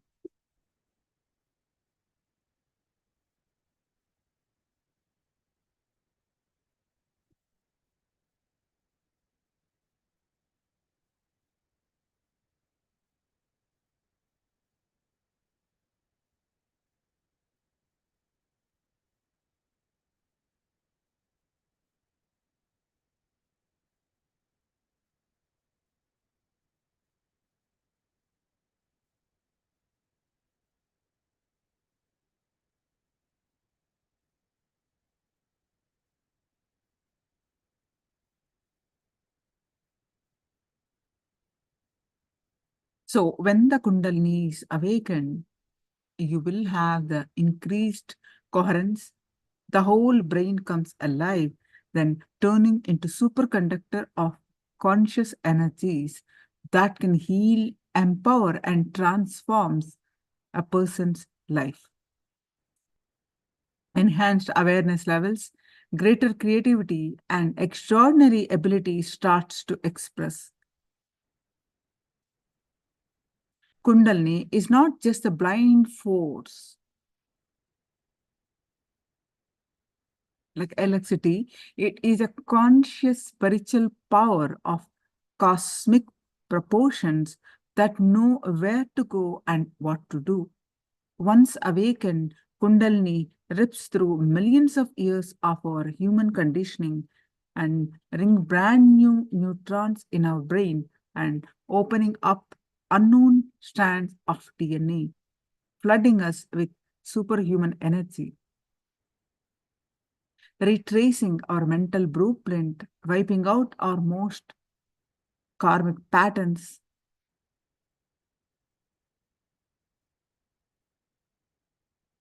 literally gives us a new level of existence.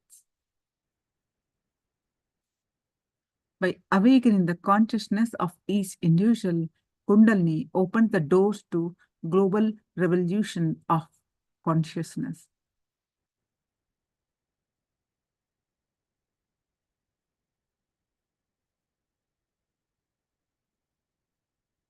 How practice helps, how any technique that you take, anything that even the practicing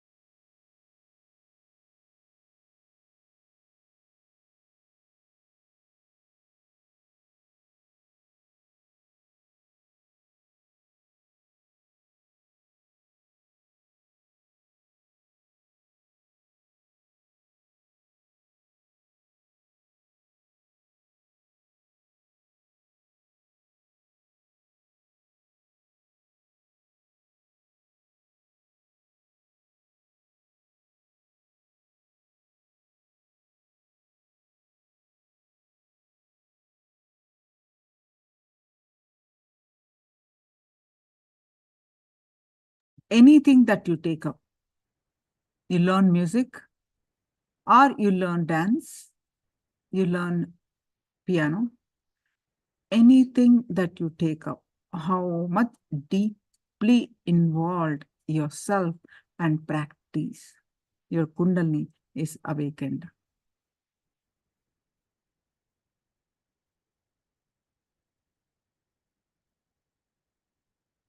The power of practice awakens Kundalini energy. Anything, how deeply, dedicatedly you learn and practice, your Kundalini is awakened. That's how the great athletes, be it a Olympic medalist, a great musicians, singers, dancers, are all, they channel the Kundalini, they awaken and channel the Kundalini into the direction that they want. They practiced the power of practice.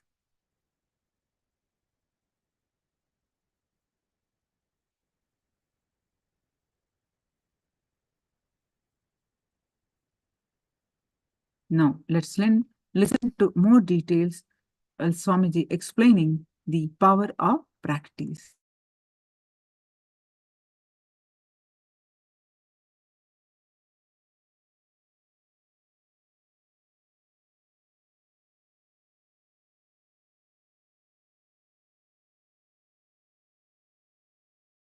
Sutra, 14th aphorism.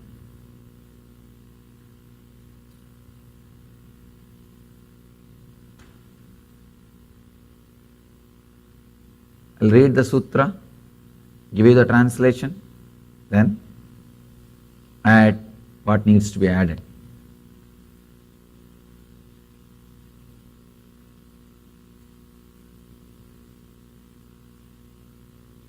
Let's enter into the 14th sutra.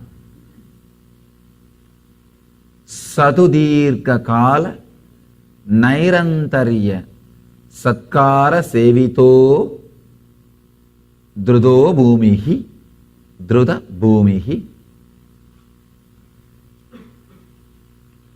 Translation: committed an intense practice of unclutching makes one firmly established in a higher state of awareness.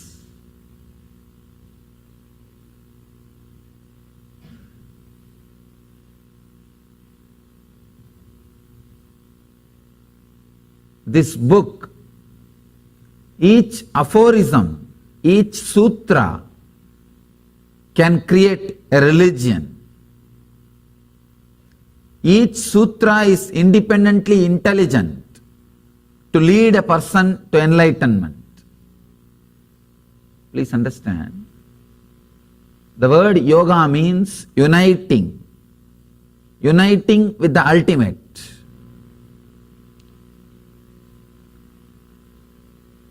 In Bhagavad Gita, each chapter is called as yogam, means each chapter can independently lead you to enlightenment.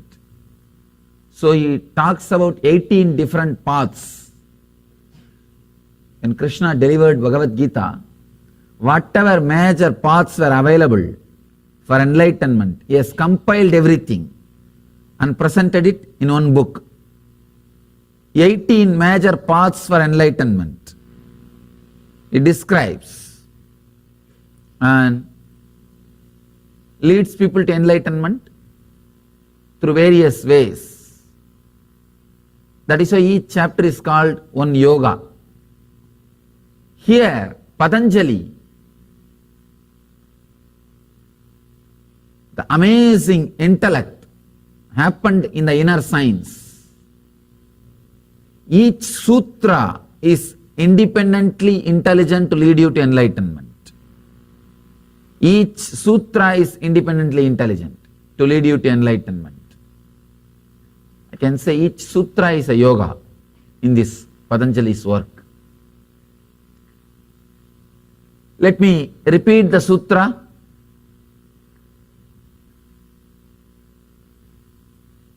Satu dirgha kala nairantarya satkara sevita satkara sevito druda bhumihi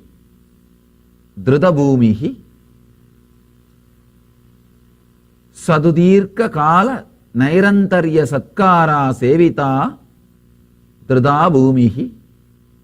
Committed an intense practice of unclutching makes one firmly established in a higher state of awareness.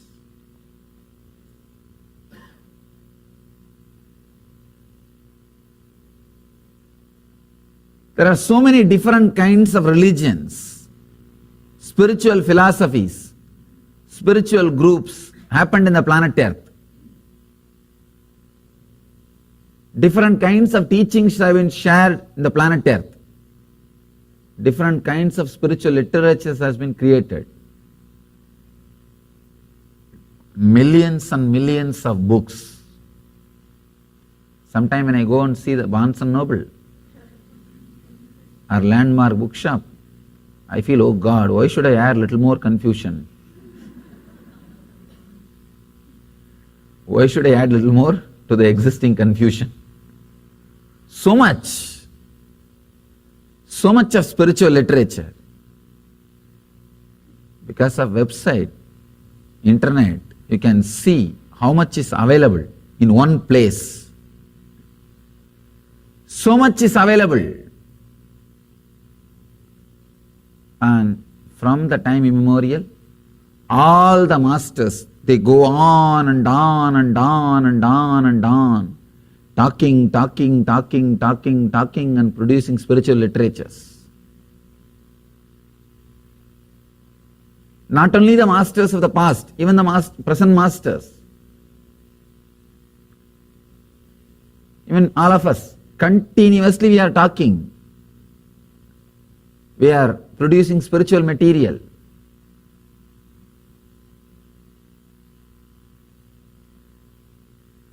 If I honestly look inside and see why I am talking, see, if I find out the reason why I am continuously talking every day and sharing, I can easily tell the reason why Buddha was talking for 40 years. Buddha was teaching and preaching for 40 years every day. Every day he was talking and preaching for 40 years. And all other masters happened. Shankara, he was writing. Within the age of 32, he has finished establishing strong 4 monasteries and maybe writing 200 volumes.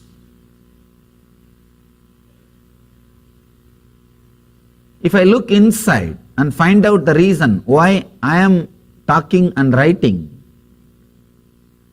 then I can very clearly tell you why the masters go on writing and talking.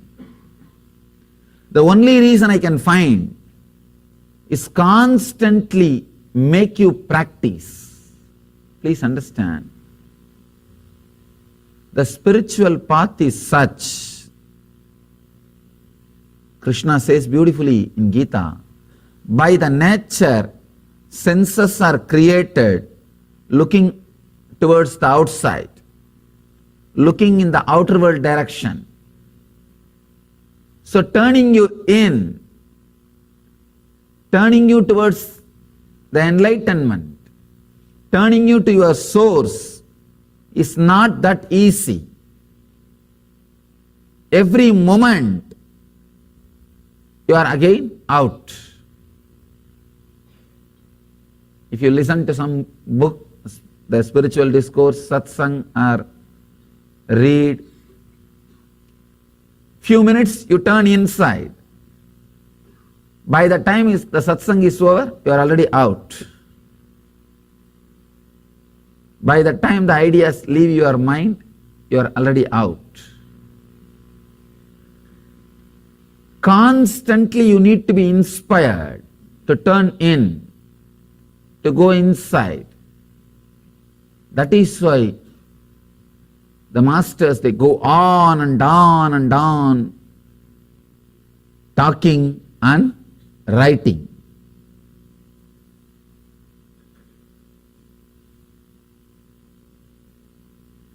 Last 6 years, I have spoken more than 5,000 hours.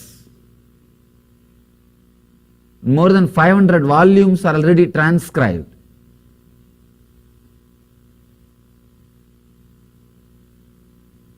And my archives department says only 17% they have transcribed.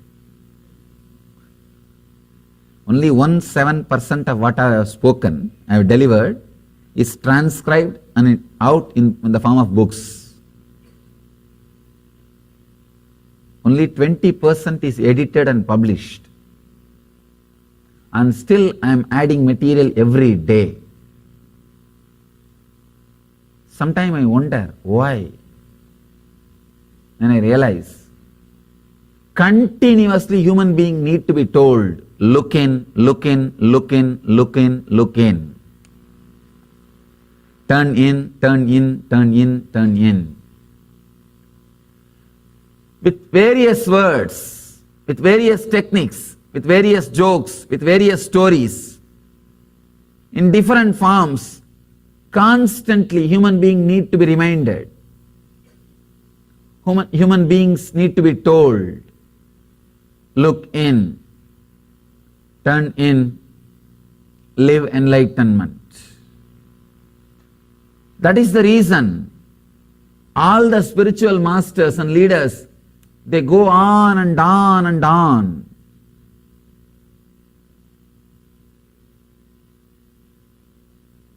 the largest spiritual literature in the planet Earth exists in Sanskrit language. I don't know how many libraries you can fit in. If everything is collected, I don't know how many libraries you can make out of those collections. It's nothing but continuous expressions and discourses of the living masters, the masters who lived in the body, who are teaching to the world. This sutra gives the reason why masters are continuously talking, why spiritual literatures are continuously produced.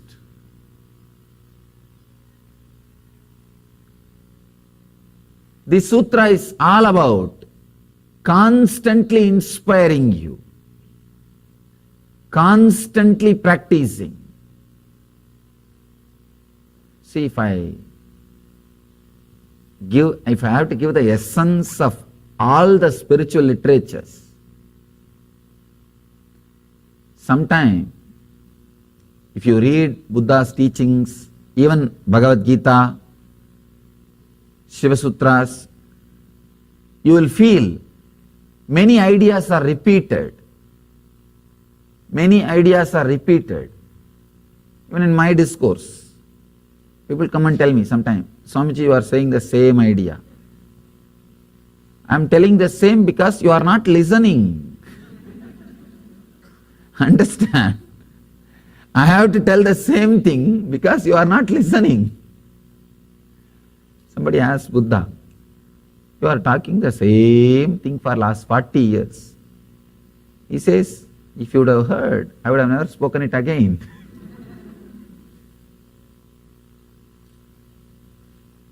The truth is only one thing, but constantly it is told again and again and again and again through different ways, through different methods, in different languages, with a different understanding. If I had to give the essence of everything, what Buddha taught, what Shankara taught, what Krishna taught, what Jesus taught, what Muhammad taught, what Zarathustra taught, what all these great masters taught, the essence of everything, why they have to continuously repeat again and again and again. The essence, the reason for that continuous repetition is this one sutra. Please understand, Patanjali is the only master who is not repeating the same ideas again and again. Because in this one sutra, he says very clearly why things should be repeated. Very clearly explains why things should be repeated. After that, he says, now I respect your intelligence, I am not going to repeat anymore. The reason for repetition is we forget. We forget. Why again and again all the masters go on and on and on repeating the same thing? This one sutra, if this one sutra is understood, you will understand why the masters are repeating the same thing again and again. Sometimes same words again and again, without feeling bored. That is the greatness of them. That is the greatness.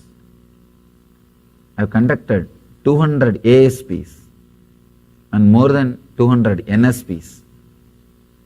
Our Live Bliss program, first level and second level. First level programs, second level program, hundreds of times. You see the audio recording or video recording, it will be almost literally repeating. People ask me, how are you able to repeat the same thing day in and day out, Swamiji? Are you not feeling bored? I tell them, every time I repeat, there's a new crowd in front of me. And not only that, even if the old people are sitting, they have forgotten. If they know that what I am talking is repetition, only then I'll feel little reluctant or bored. Either they have not heard, or even if they've heard, they have forgotten. Patanjali gives the essence why again and again and again these truths are repeated. Committed and intense practice of unclutching makes one firmly established in a higher state of awareness. Committed. That's a beautiful word. Dirghakalaha. Nairantarya.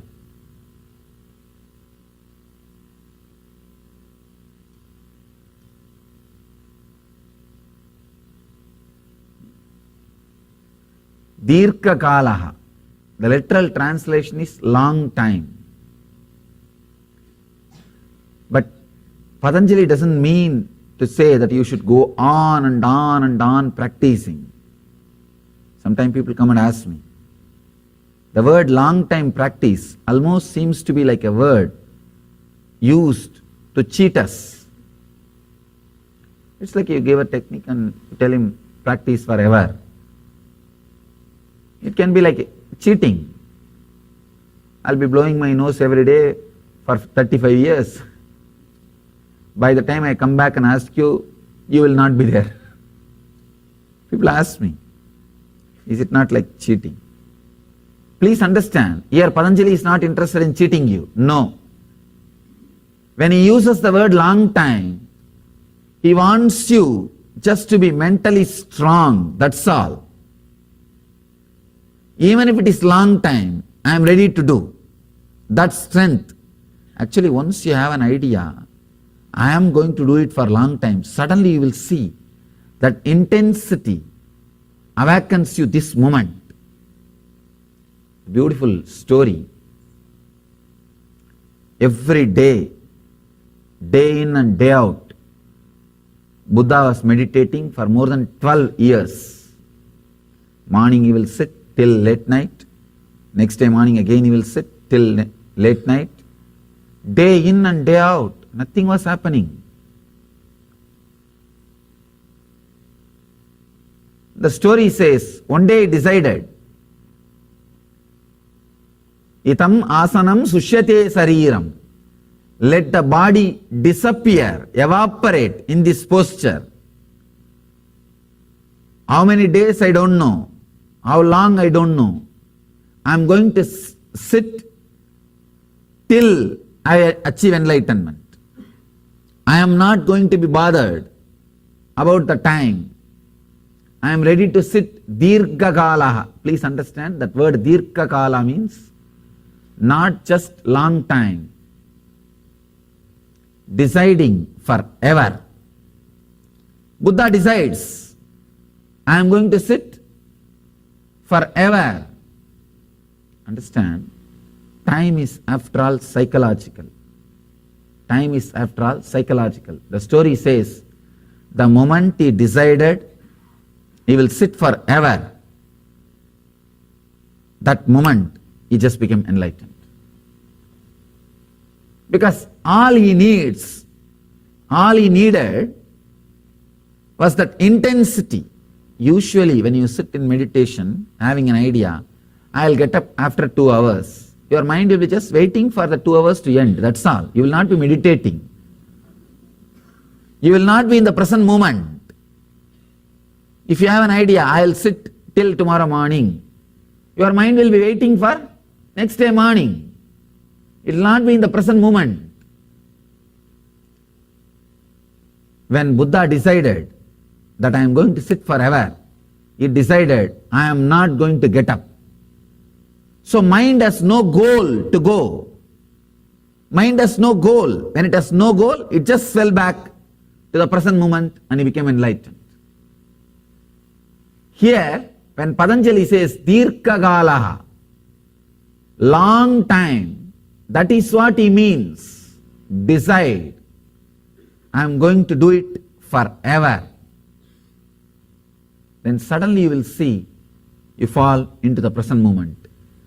Time is after all psychological. Patanjali knows our mind, how our mind thinks, how our mind functions. I have seen people, when they sit for the meditation, that half an hour will look almost like 10 days for them. Really?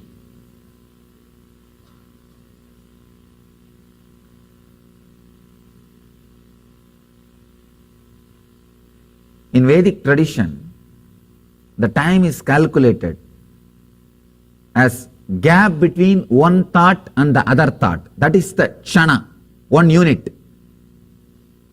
In our tradition, we don't have the physical time. The Vedic tradition, the more importance was given to the psychological time, not to the chronological time. So even the unit of time, one unit is not 1 second, one chana. The chana is defined as gap between one thought and the other thought. If you are a meditator, person living in a high awareness, high frequency, one chana can be even 1 hour or 2 hours or 1 day for you.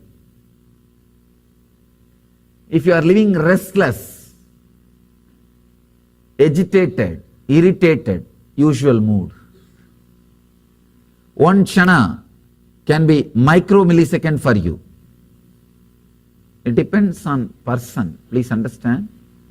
It depends on your awareness, frequency. There is a story, I have a story for you. One woman goes to the doctor. Doctor says, you have only 6 months to live. She was shocked. Oh God, can anything be done? He says, all right, marry an accountant. She asked, will that cure me? Will I become all right? No, don't worry. That 6 months will seem too longer.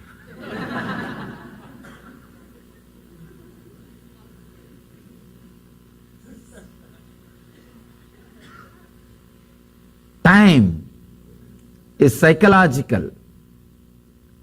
You can see in your life, if you are sitting with somebody whom you feel connected, love, reverence, you don't know how time flies. Suddenly after a few hours you realize, few hours you're gone. If you are sitting with somebody boring, irritated, every 2-3 minutes you will see a watch. Or time is not moving.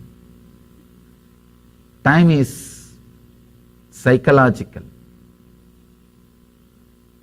If you are in high frequency, 1 year will look like 1 day. Not because you are forgetting the things. Understand? You start forgetting things also, 1 year will, not 1 year, 10 years will look like 1 day. I am not talking about the people who forget things. That is lower level of consciousness. I am talking about the people who are in a heightened level of awareness. For them, our 1 year will be just 1 day, because the gap between one thought and the other thought is more. So our chronological time does not match with them. That is why in the Vedic tradition, the God's calendar is different from human beings' calendar. For us, 1 year is 1 day for them. That is why the temple created by Patanjali, this great master created a temple in South India, the dancing Shiva's temple. Of course, in Seattle we have dancing Shiva. In our Vedic temple, Nataraja. In the temple, they do only 6 worship per year. Only 6 times service. Because the temple follows the God's calendar. It was created by a being who is in high frequency, high consciousness. They follow their calendar. The temple follows their calendar. Only 6 times the sacred bath is done. Because our 1 year is 1 day for them. In other temples, every day 6 services are done, sacred bath is done. The temples which are run as per the human calendar. This temple was run as per the God's calendar. So once a year, only 6 times, that sacred bath is given. This shows actually the time space in which Patanjali was living. He says here, Dirgha Kalaha. Please understand, this is the key of the sutra. This is the key of the sutra. Many times people ask me, Swamiji, what is the beginning of a spiritual practice? What is the end of the spiritual practice? I tell them there is no such thing as beginning or end. Beginning and end are same. Now. All you need to have is intensity. See, if that intensity happens, eternally this is going to be my life. Suddenly you will see, you will not bother about the end.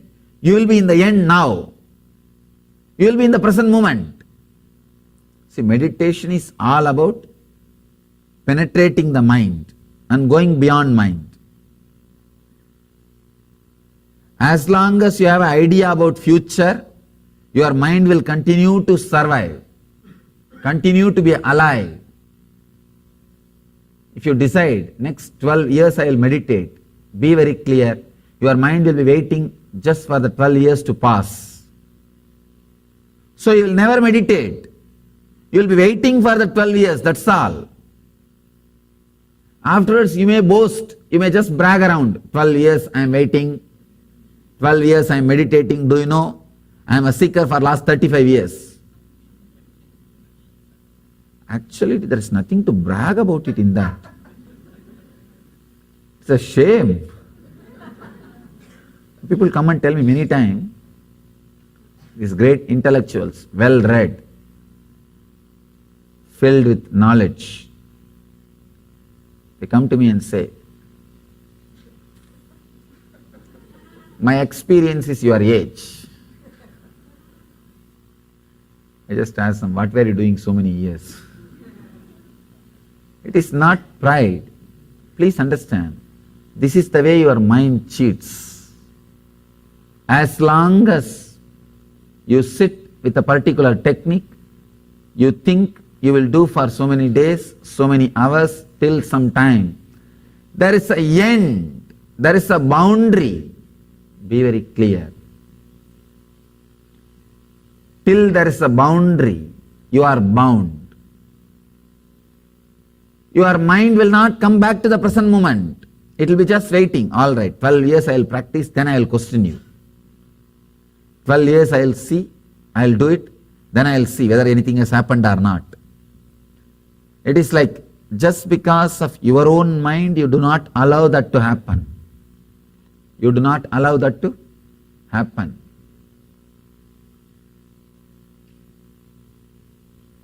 You can see even in your day-to-day meditation, when you sit and start the Nitya Dhyan, the chaotic breathing, you will be just waiting when the Guru Puja will start. I've seen. The moment they start the chaotic breathing, after 2-3 times, when the Guru Puja mantra will start. Understand, as long as your mind knows there is going to be end for this activity, it will continue to survive and cheat you. It will continue to postpone, play the game with you. It will continuously play the game. It will postpone. It will cheat. It will play all possible games. So when Patanjali says Dirgha Kalaha, long time, even long time word should not be understood chronologically. See, long time, immediately you understand 100 years, 200 years. No. Dirgha Kalaha, it should not be understood in a horizontal way, in a vertical way. See, as long as you measure time horizontally, 20 years, 30 years, 50 years, 60 years, your mind will continue to survive. It will have that hope. After 20 years, what happens? Let me see. After 30 years of doing pranayama, what happens? Let me see. After 25 years of meditations, what happens? Let me see. It will be waiting. It will survive just with this one idea a long time. Very beautifully Shankara says, Kalpakala Paryantam. He says, even for ages, if you are doing idol worship, just ritualistic, following some rituals and techniques, without understanding the true spirit, without understanding the true purpose, without understanding the truth behind, you will be just stuck. Understand? Any technique, without understanding, if you are doing for ages and ages and ages, you will be the same. Just like Buddha was struggling. See, a person like Buddha, strong being like a Buddha, it is not ordinary thing to renounce your wife and kids, especially good wife, was really taking care of you, and a kingdom who is under your control. The whole kingdom is under his control. It is not that people are rebelling. He has a lot of problems. He was not able to administer. No. The whole thing was completely under his control. Best things his father took care that he should not even know that leaves in the tree withers away, because all the fallen leaves will be collected in the night and cleaned. His father took care that Buddha should never hear about old age, disease and death, because the father was told by astrologers, family astrologers, that this boy will become a sannyasi, monk. He will renounce the world. Father was frightened. Only one child. What will happen to kingdom? So he took care that this guy should never think about future. This guy should never think about things of the world.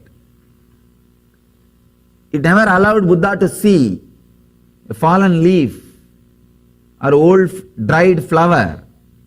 Nothing. All the leaves and the fallen flowers will be collected and cleaned in the garden in the night time. Buddha is sleeping. All the best things of the world is available. It is not that easy to renounce the palace and the comfort, luxury, wife and kids, child, one son. It's not that easy. It is very easy to talk and think. People ask me, Swamiji, can I be here? Can I be in the house and get enlightened? What to do? I have to console them. I cannot tell straight away. It will be too rough.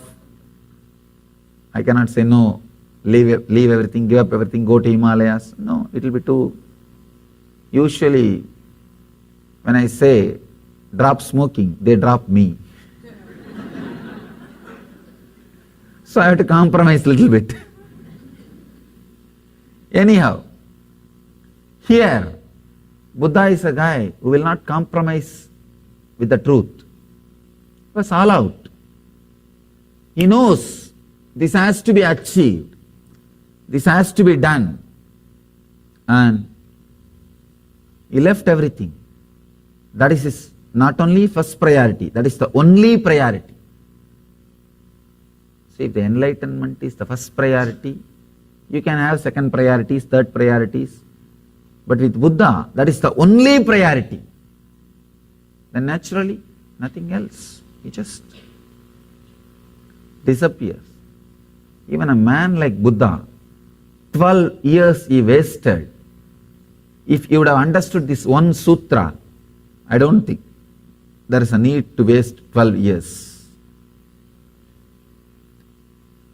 Understand, masters go on and on and on, teaching and writing, because you don't understand this one sutra. If this one sutra is understood, neither they need to waste their time by constantly talking and writing, nor you need to waste your time by constantly listening and reading. Dirgha kalaha, this one sutra, one word, one key from Patanjali needs to be understood. When Patanjali says Dirgha kala, means literally if you translate it comes long time. It is not even long time in this horizontal way. You need to understand in the vertical way. See, when he says long time, don't think he is asking you to practice for 12 years, 20 years, 30 years. Just decide you are going to practice forever. Suddenly you will fall into the present moment because your mind will not be waiting. When will that time end? Then I can relax from practicing. Because your mind always wants some change. As long as there is a hope for change, your mind will continue to survive. For example, if you decide, next 12 years, morning 7 o'clock, I will sit in Nitya Dhyan. Your mind will wait for the 12 years to get completed. It will say, oh, 12 years. Then after the 12 years, I can be relaxed. I will be enlightened or I will be whatever. I can relax. It will wait, every day it will push. One day over, one day over, one day over. Now only 7 more years, now only 6 more years, now only 5 more years. It will continue to survive with this one hope. If I do it for 12 years, I will have this or I will have that, I will enjoy that, then I don't need to do this. But if you decide, forever, as long as I am alive, morning 7 o'clock, I am going to do this meditation. Suddenly you will see, mind has no other go. It will just fall into the present moment. It knows, anyhow, every day, morning, I have to meditate. Then better, let us do it now itself intensely. That is what happened for Buddha.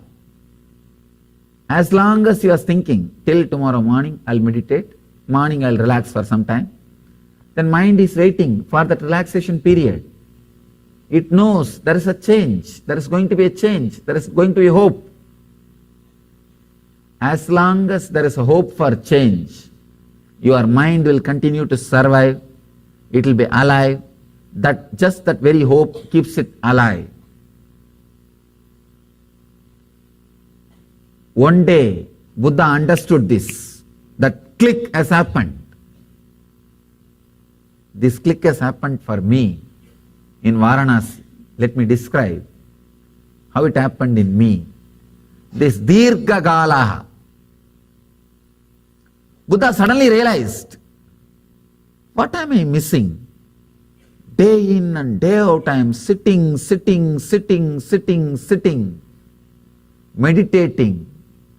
What am I missing? Actually, if you are a professional seeker, you can understand what I am saying. This sutra is for the highly evolved seekers. You can understand what I am saying.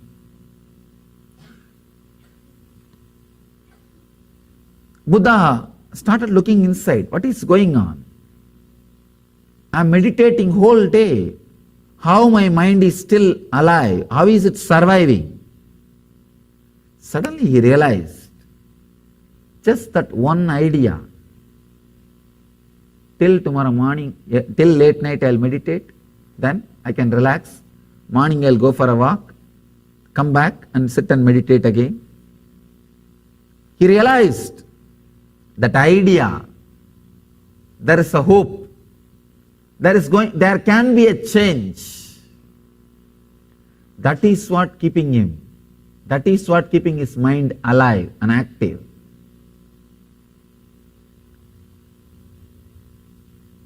Mind is a great accountant.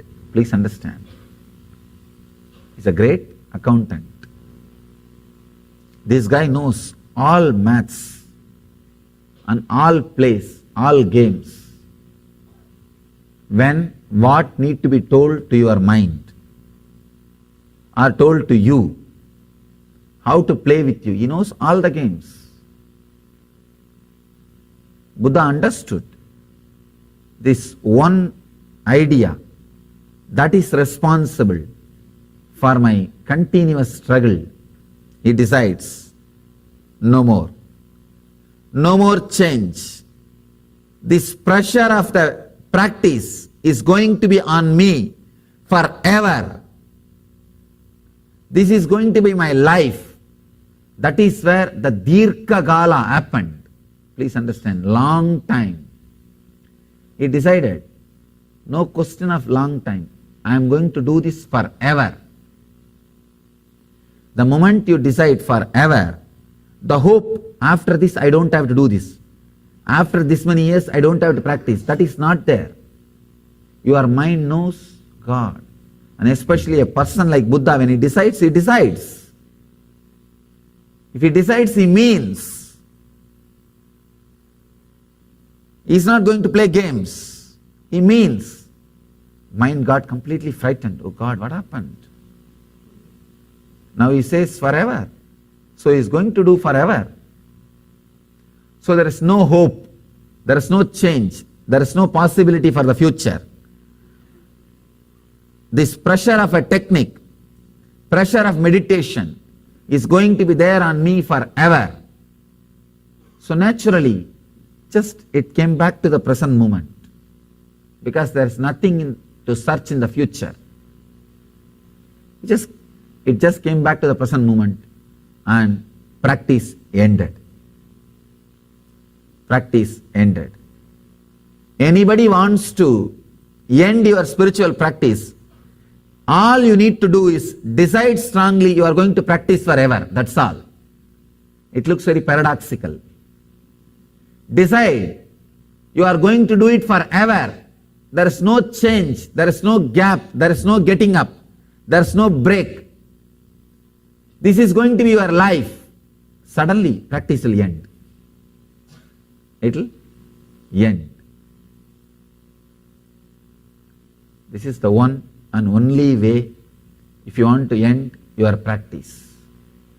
Till you decide you are going to be doing this practice forever, you can never end the practice.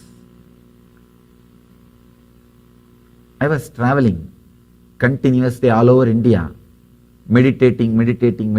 Usually, I'll stay in the burial grounds and sit and meditate. People ask me, why do you stay in burial grounds? Because I don't need to reserve. There is no need for reservation. And nobody will come there. Indian burial grounds are not like this country. You don't have to imagine like this country. It's an open place, anybody. It's not protected or maintained.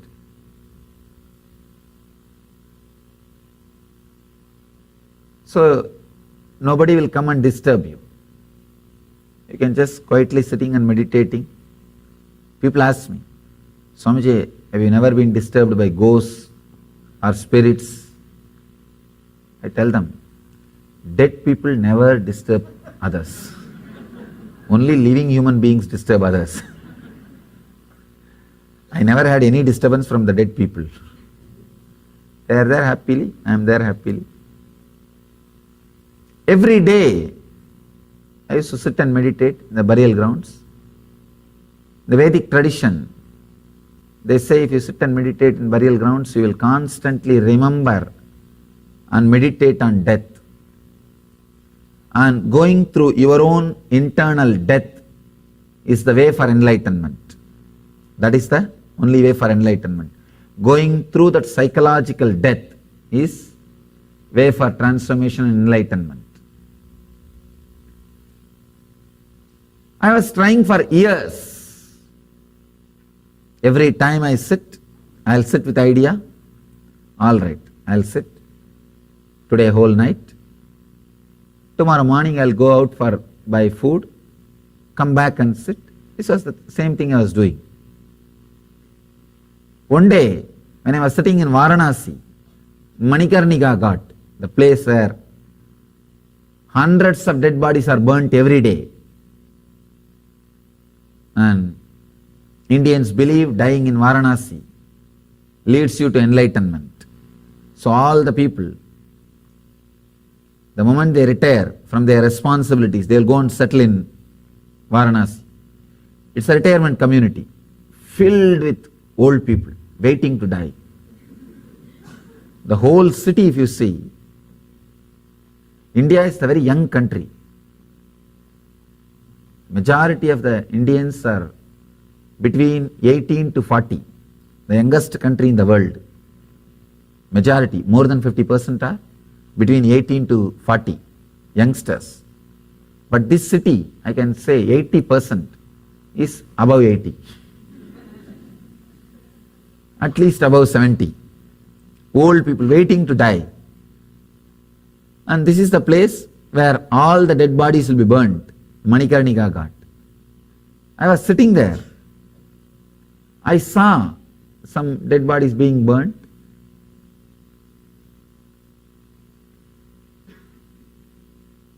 Suddenly, the click, God, this body is also going to be burnt like that only.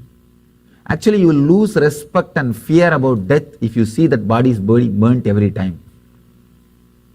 They don't bring fire from the home. From one fire, they lit the other fire. Whether it rains or shines, it's an eternal fire. It's called Mahasmashana, the ultimate burial ground, ultimate cremation ground. It goes on and on and on.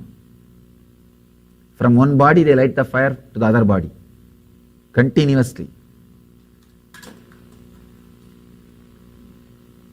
If you are a sincere seeker, really want to know the secrets of death and life,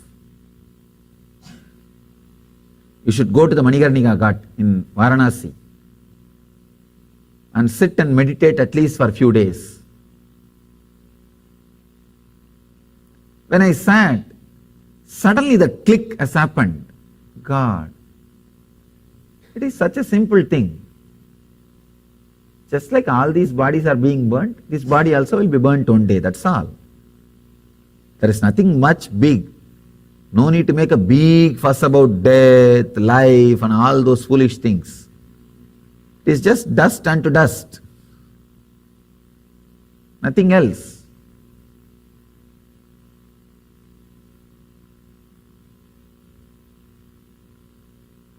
Then I thought, every day I am meditating on death, meditating in burial ground, but still why I am not able to experience that internal psychological death. I am not talking about physical death. Physical death is different. The psychological death is different. If you experience psychological death, suddenly you will see you are enlightened. I thought, why I am not able to experience? Then I decided, either this body should die and I should experience death, or I should have death experience by meditation. I decided to sit decided to sit. I decided I'll sit and meditate on death till I have the death experience, that internal death experience. If I am not having that experience, I'll continue. It knows all your games. It knows how many times you cheated. It knows how many times you came out of your own will. It knows how many times you changed, you altered, you corrected, you found a fine print. For your own will, you have a fine print below. And after 2-3 hours, when you are tired of that will, you read that fine print and say, it's okay, I think I can.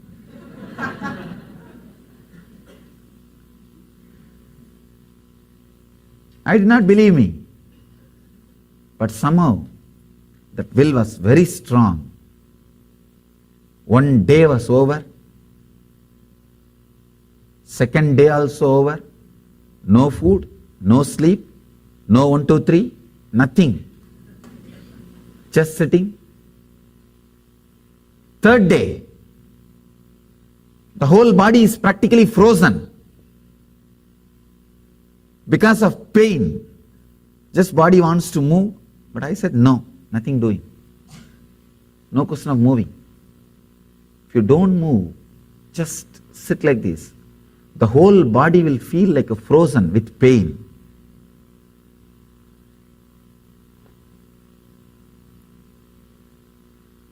Suddenly, my whole being realized I am serious about my will. I am really serious about my will. Suddenly my whole being realized I am going to do it. I myself got convinced about my willpower. I myself realized I am going to sit. First when I sat, my mind did not believe and said, all right, let's see, struggle how much you can. After all, you are a good guy struggling for last 10 years. Try once more, nothing wrong. There is nothing wrong in trying. Chalo, try.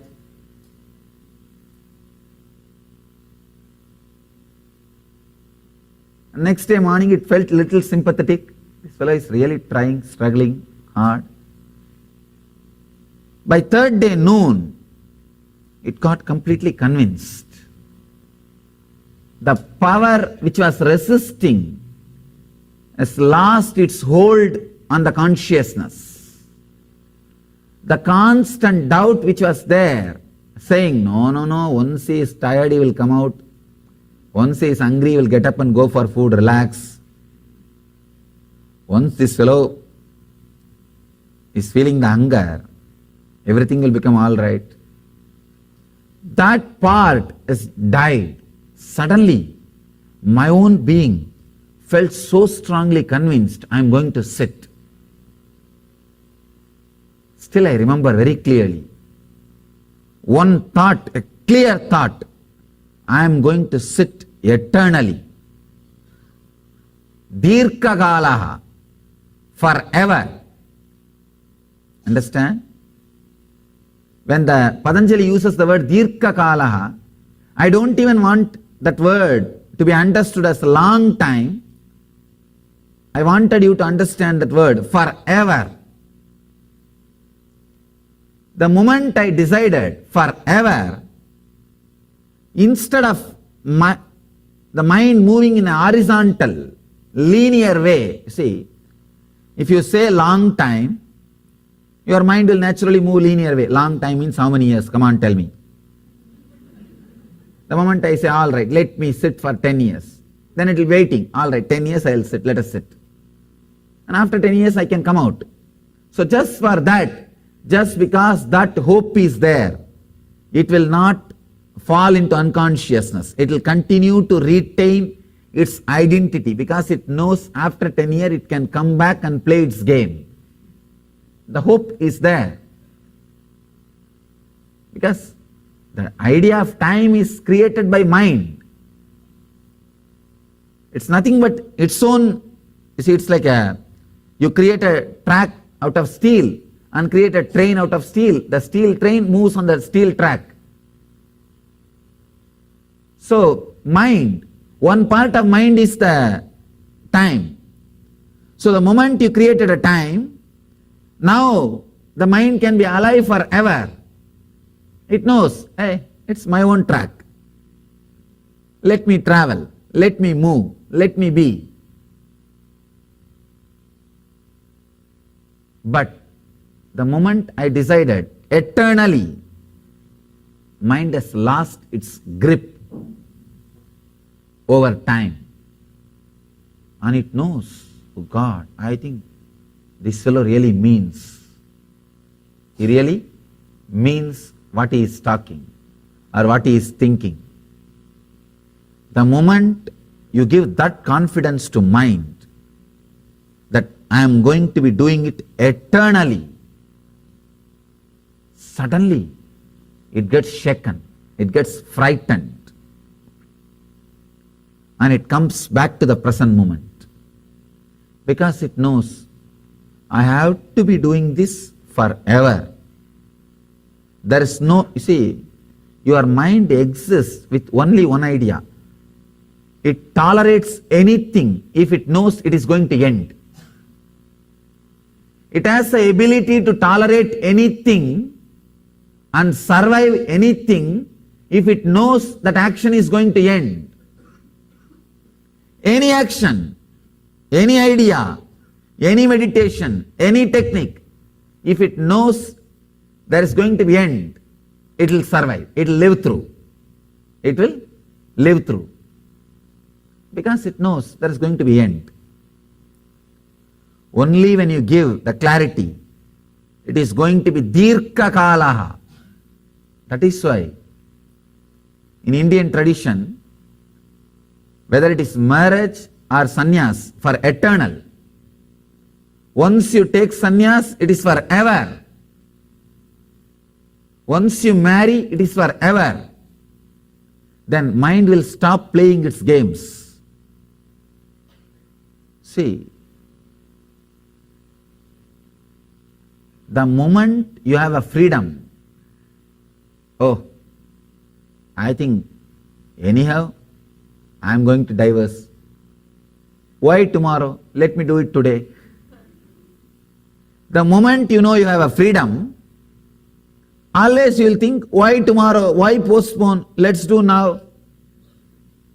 But if you know, no, this is going to be my life, then you know, anyhow I have to live. Let me now work it out.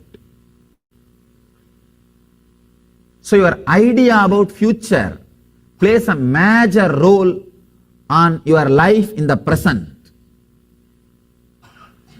Your idea about future plays a major role in your action about the present.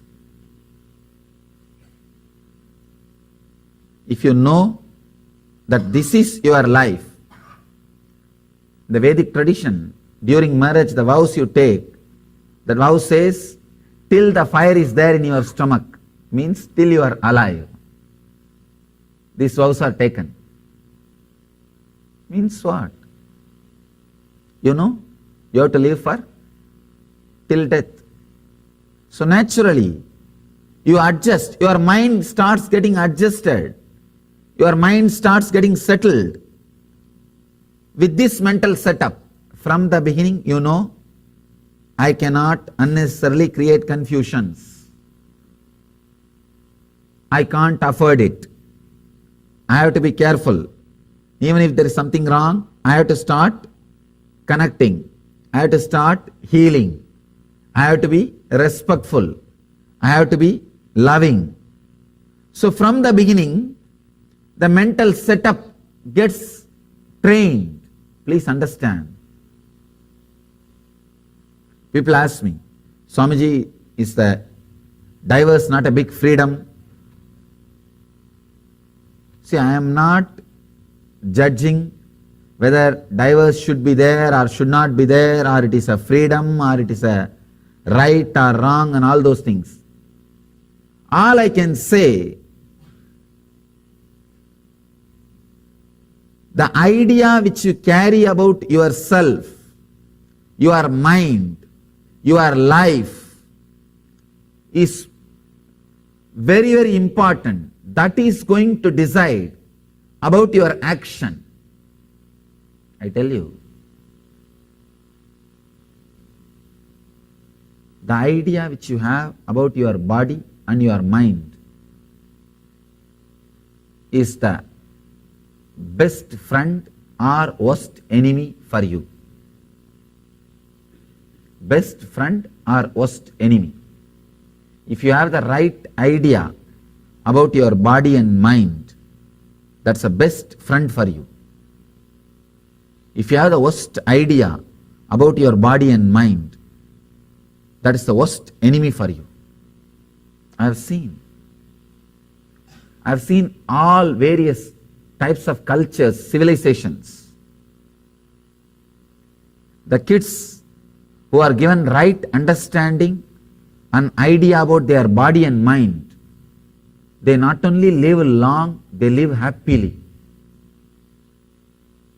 Happiness, bliss, joy, health, all these things are nothing but an idea you carry about your body and mind from the young age.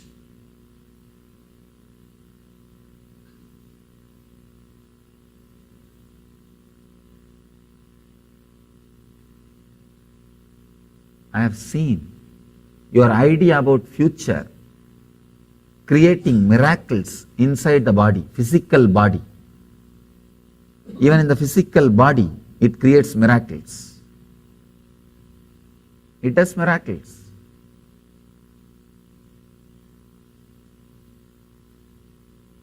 The yogi with whom I learned this yoga and Patanjali, I have seen him displaying all kinds of extraordinary powers, because he is very clear, till he achieves that powers, he is going to be practicing.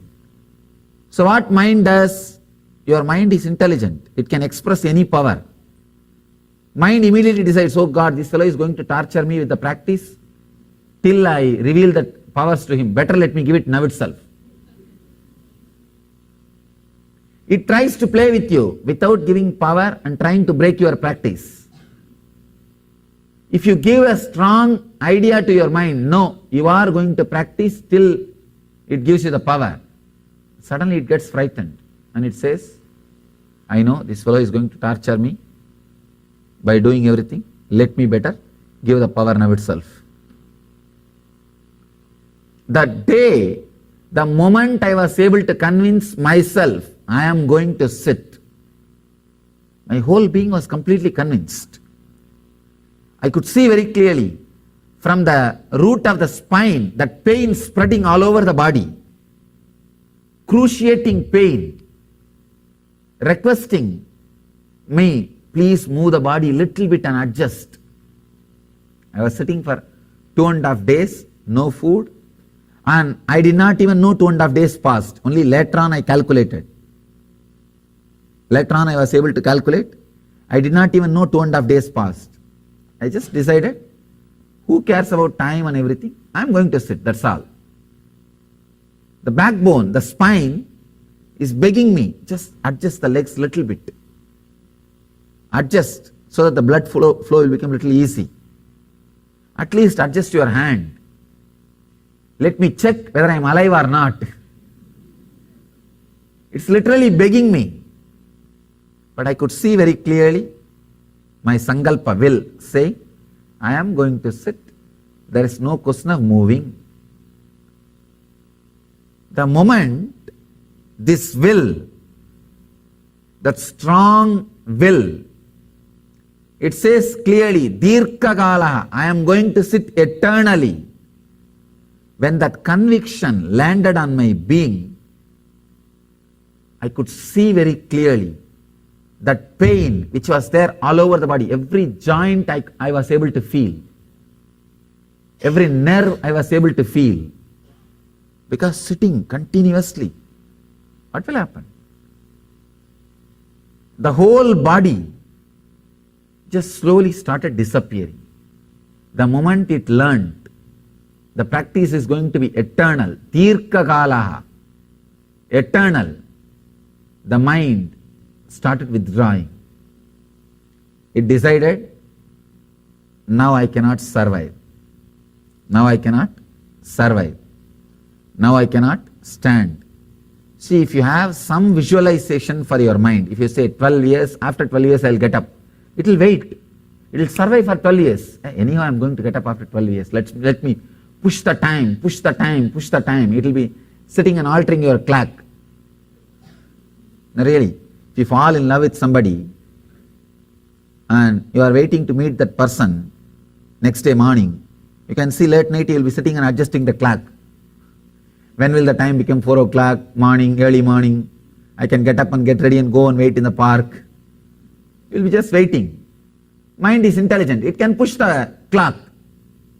It can push the time. But when you say the word Dirka Kala, eternal, it is going to be eternally this way only. Suddenly, it gets adjusted. It gets adjusted. And it came back to the present moment and said, all right, I cooperate with you. And dissolved. That strong, the internal death experience happened. Understand? When Patanjali says, he says, for a long time, without interval, without interruption, practice so that you can firmly be grounded.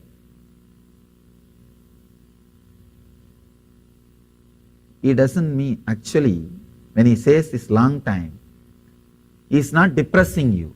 People come and ask me, this long time word is misunderstood and responsible for all the confusions which is there in the yoga world.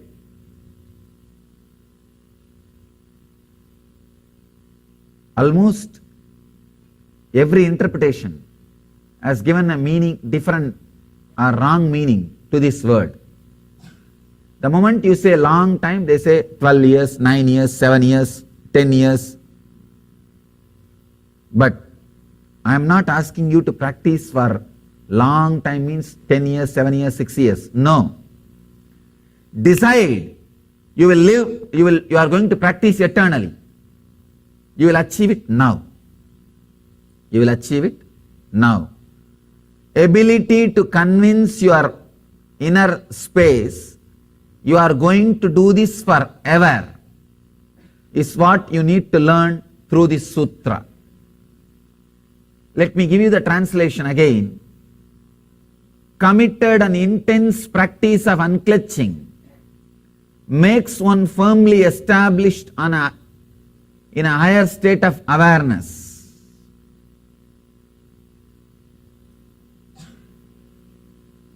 Dirkakala and Nairantarya means long time and unbroken.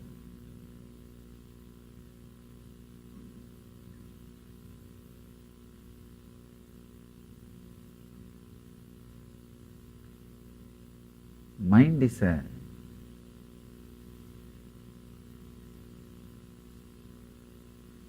great accountant. He can play all accounts game with you. And Patanjali is aware of that. That is why he wants you with the right words. He wants you with he is warning you with the right words. Please understand. Any practice you do, decide with this one attitude. People ask me, this is a FAQ. Again and again people ask me, how many years I should unclutch to get enlightened? How many years I should unclutch to get enlightened? Unclutching is the ultimate technique for enlightenment. Whenever I say, continue to unclutch, continue to unclutch, continue to unclutch, they ask me, Swamiji, is it 1 year or 2 year or 3 year? How many years I should unclutch to become enlightened? Understand, decide you are going to be unclutching forever. The moment you decide you are going to be unclutching forever, you will be unclutched this moment. Because your mind knows This is going to be its routine. See, your mind thrives with changes and or hope for a change. If your mind knows for sure, I am going to be unclutching as long as I am alive, it will decide, better let me die now. Then why to be, if it has a hope after 12 years of unclutching, you don't need to practice unclutching. Then it knows, oh, after 12 years there is a change. Because it thrives on change. It thrives on different things. That is why so much of desire for enlightenment, entertainment, sorry. So much of desire for entertainment, even enlightenment, you think it's a change. That is why you want it. So much of desire for entertainment. People go on, try to find some entertainment because it's a change. Even inside entertainment, different. Every 3 minutes you change a channel. In 15 minutes you go one full round and come back. Because mind thrives on change. Mind thrives on change. When you know there is no possibility for change, suddenly you will see it just dies. It disappears. It leaves. When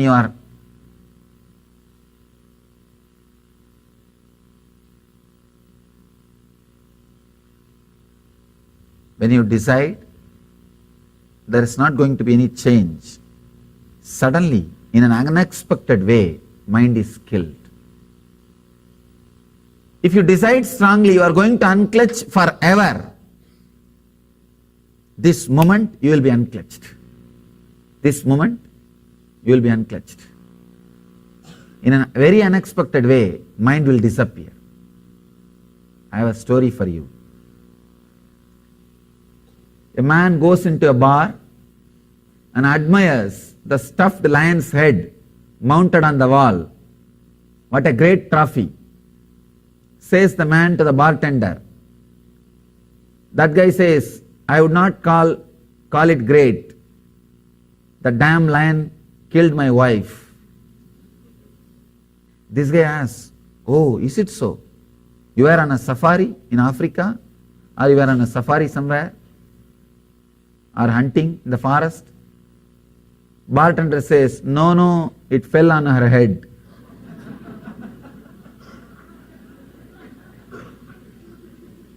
Understand, many times death comes in an unexpected way. If you decide that you are going to be unclutching forever, the death to the mind comes unexpected way, this moment. And suddenly mind settles all the accounts. See, if it knows it is going to be here forever, it continues to use the credit card. And using the credit card is the best way to be here. And the moment it knows, no, it's not going to be here, it suddenly settles all the accounts. It starts unclutching, relaxing, settling.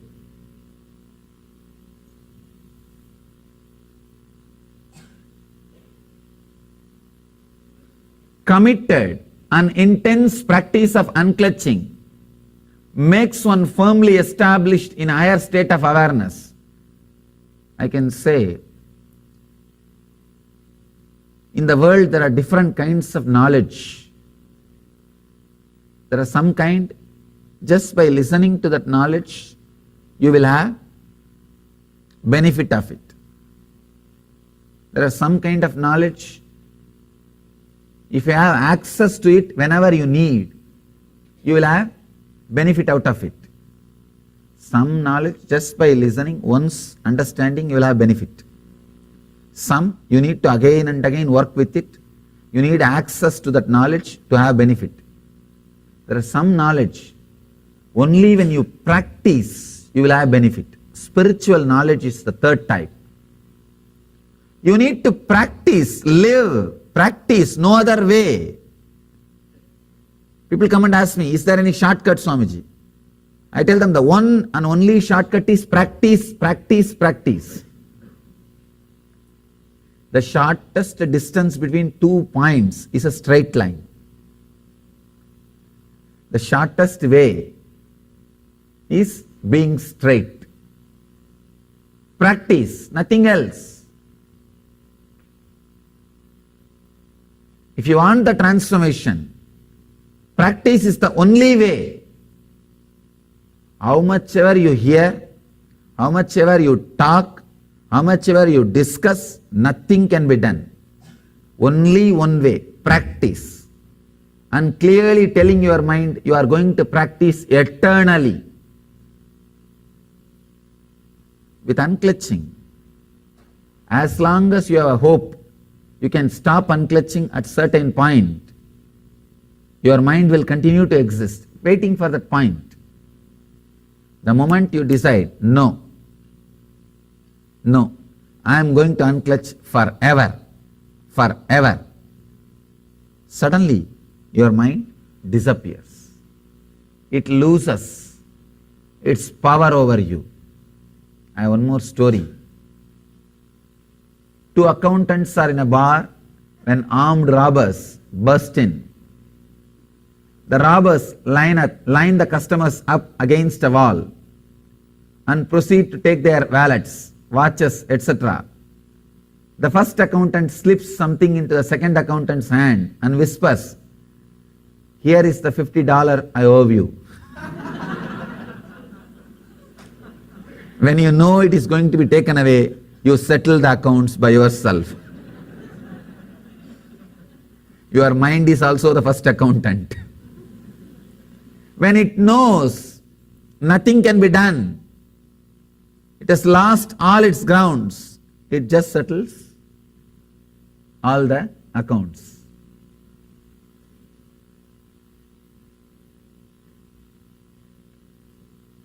As long as it has a hope, it can flow, it flows. When there is no hope, it just settles. So all you need to understand is this one truth. Only this one truth. Today I don't want to add too many ideas. I want you to understand this one truth.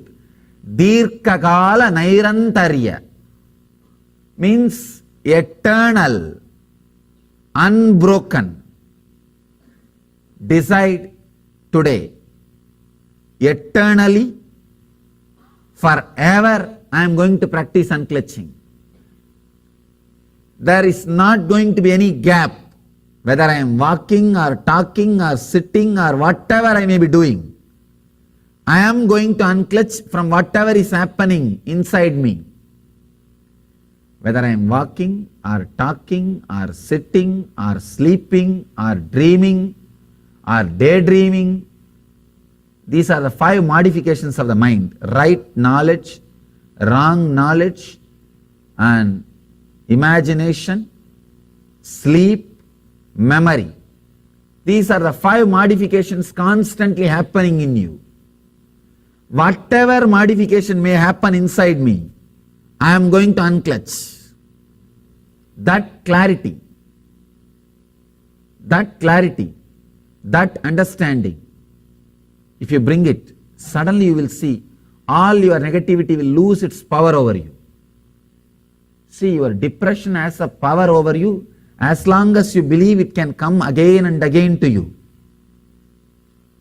If you are very strong, let the depression come. How many times let it come? I am going to unclutch. Suddenly it loses its grip over you. It loses its grip over you.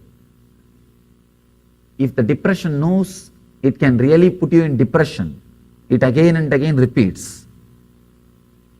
If it knows you are going to unclutch again and again, how many times it tries, it struggles, you are going to unclutch, suddenly it will stop trying. Nobody wants to fight losing war, including your depression. Your whole life is nothing but a war between you and your mind. It's a war between you and your mind. So the moment you know, the moment you are aware, the moment you are awakened to this one truth, understand, please understand this one truth. Decide, whatever may happen, I am going to unclutch. I tell you, that moment is what I call enlightenment. If you decide that this moment, whatever may happen in my life, I am going to be continuously practicing unclutching. Suddenly, then whatever is going to happen, I am going to practice unclutching.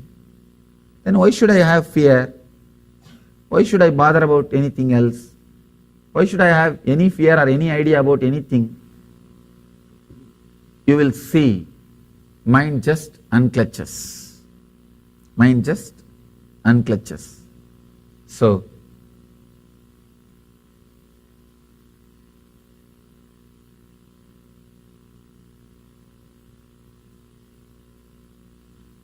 I want you to fill with this one idea. I want to fill you with this one idea. I want you to be filled with this one idea. Decide today, from this moment, whatever may happen, I'll continue to unclutch. I am going to have the constant, intense practice. Dirghakala nairantarya, committed and intense practice of unclutching. This very decision will unclutch you. After practicing is secondary. This very decision will unclutch you, will solve everything. The moment you take this decision, your mind will start moving, saying, no, if that depression comes, you can't unclutch. If this fear comes, you can't unclutch. If this desire comes, you won't be able to unclutch. It will tease you. If you say, no, I am going to be unclutching constantly. Whatever may come, I am going to be unclutching. Then it will create the fear of death. What will happen? If you die, you think you will unclutch. Who will pay your bills? Who will pay your insurance? Who will pay your this? Who will pay that? If you take a strong understanding, if you bring firm understanding, no, whatever it may be, I am going to unclutch. That one strong will, suddenly mind unclutches. Patanjali explains beautifully in the next sutra a deeper method, a deeper layer of the same understanding. Next sutra is about vairagya, the conscious withdrawal. He beautifully describes the deeper layer of this technique. The conscious withdrawal from the objects of the senses at the body, mind and spirit. He explains about the conscious withdrawal for this eternal unclutching. We'll see about this idea tomorrow. Go to the deeper layers of this idea tomorrow. Let you be filled with this one understanding that decide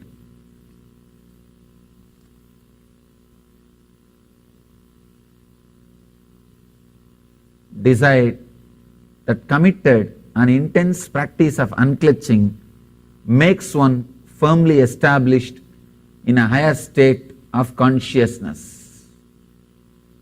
Only that makes you established in a higher state of consciousness.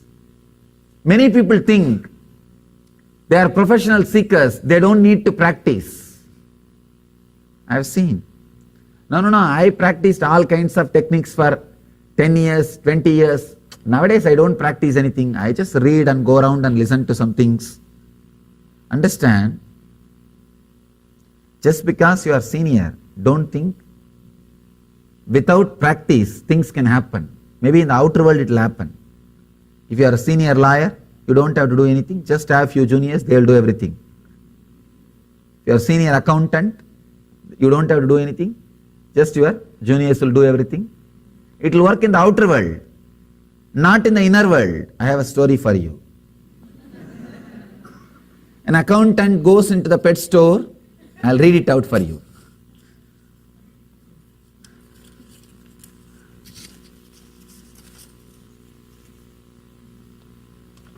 I don't want to miss a word.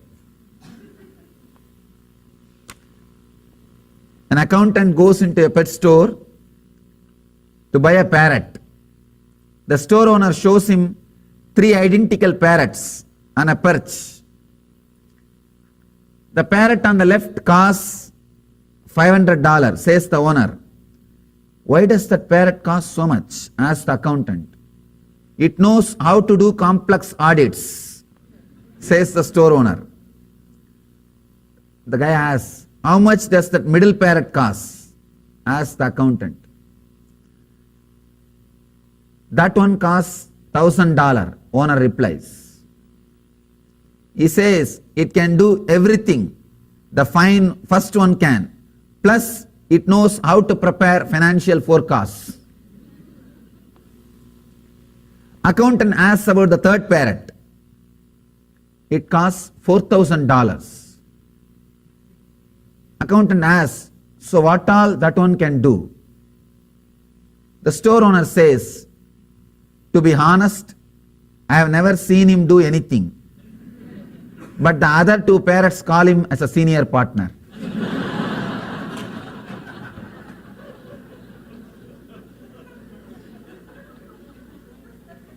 Maybe in the outer world, if you are senior, you don't need to do anything. But in the inner world, practice, practice, practice. Even in our mission, I have seen these guys, the moment they become an organizer or a senior devotee or think that they have become senior devotee, they don't do any meditation. It's okay. Now I have to only teach. Understand, the senior accountant works only in the outer world, not in the inner world. So whoever you may be, practice has to become eternal. Actually, when you decide the practice is eternal, suddenly the whole thing gets unclutched and practice ends there. When practice ends, there will be nobody to practice. As long as there is somebody inside you to practice, practice. As long as there is somebody inside, something going on inside, unclutch.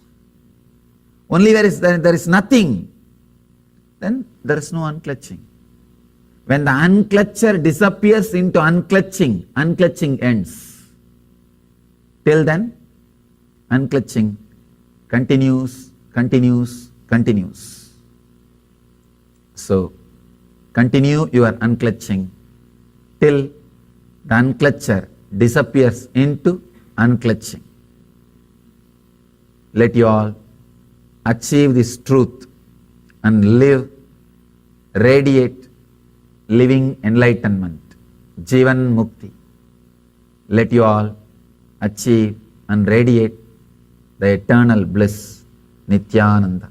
Thank you.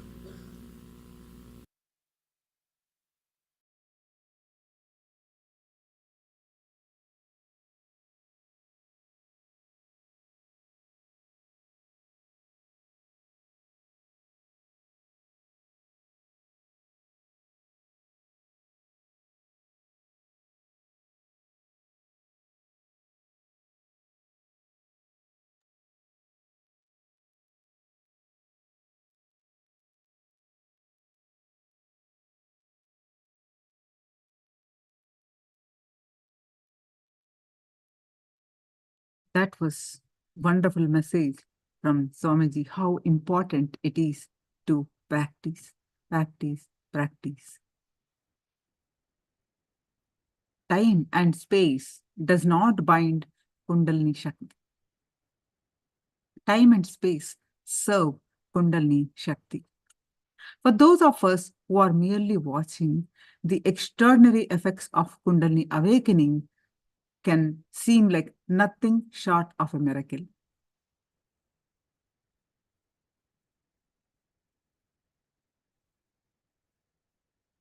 Swamiji says, there are no miracles.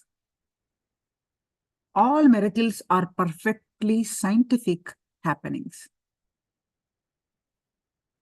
based on natural laws that we do not yet understand. To awaken your Kundalini energy, you don't need to have faith in me. It is not prerequisite for me to awaken your Kundalini Shakti.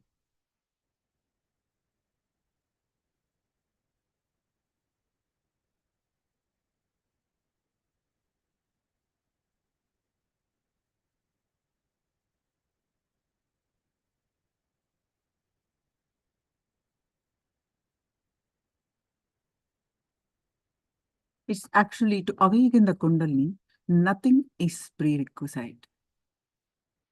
It's everything is a casual play, a leela of the avatar. It's a pure grace. To awaken a disciple's Kundalini is a pure gift from the avatar. A compassionate guru plays the leela to awaken the Kundalini.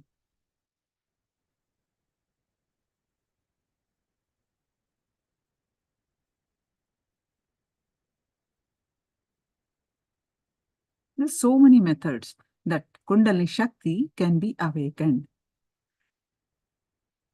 Thousands of methods. Swamiji usually uses 4 methods to awaken the Kundalini Shakti in everyone from a newborn child to elders. The first method is with right breathing, with the right breathing and postural processes like yoga, pranayama, and kriyas. The body is prepared.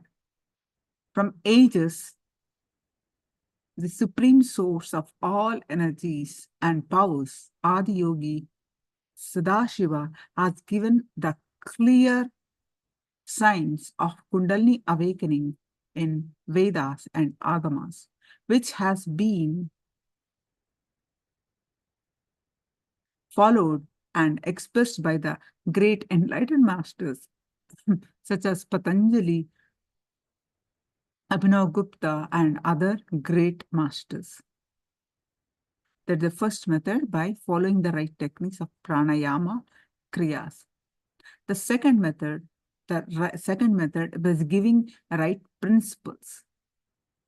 The right knowledge about life, about mind, about our body, about tattvas, about principles, about everything, about our mind, about God, about our life, everything. That right knowledge is prepared, is given, so we are prepared through new thinking focused on our 4 powers: the integrity, authenticity, responsibility, and enriching. We'll be learning these in the Paramashivoham program. The third one is, first is breathing, right breathing, the right kriya. The second is the right knowledge about everything in life. So we are prepared.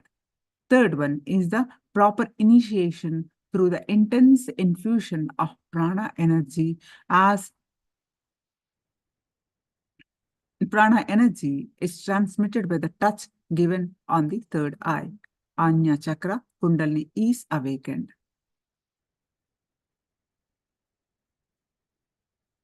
The next is just by mere seeing, all the transmission of energy can be done wherever people sit. How many miles distance they are. Swamiji uses these 4 methods to awaken Kundalini Shakti. There are thousands of methods. But Swamiji uses mainly these 4 methods to awaken the Kundalini Shakti, so that the awakened Kundalini energy stays eternally, permanently, and forever in your being. It becomes part of your biomemory and biomemory forever, bioenergy and biomemory forever. When an enlightened being awakens your Kundalini current, you will not have any negative side effects.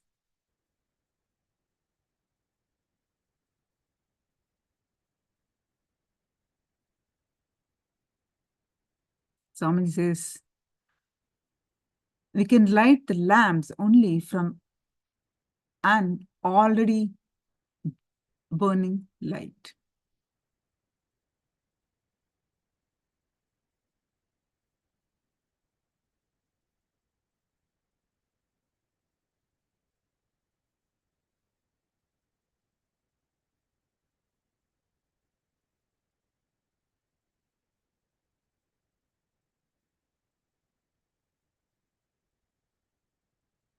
There are various scientific studies have been conducted on Swamiji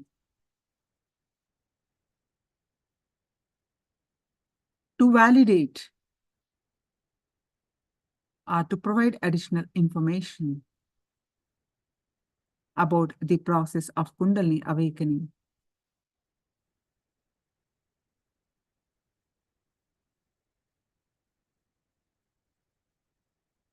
A series of scientific tests were performed on Swamiji and Swamiji's disciples, as well as willing participants during the meditation retreat. And under strict medical surveillance and control conditions, which will be discussed at length.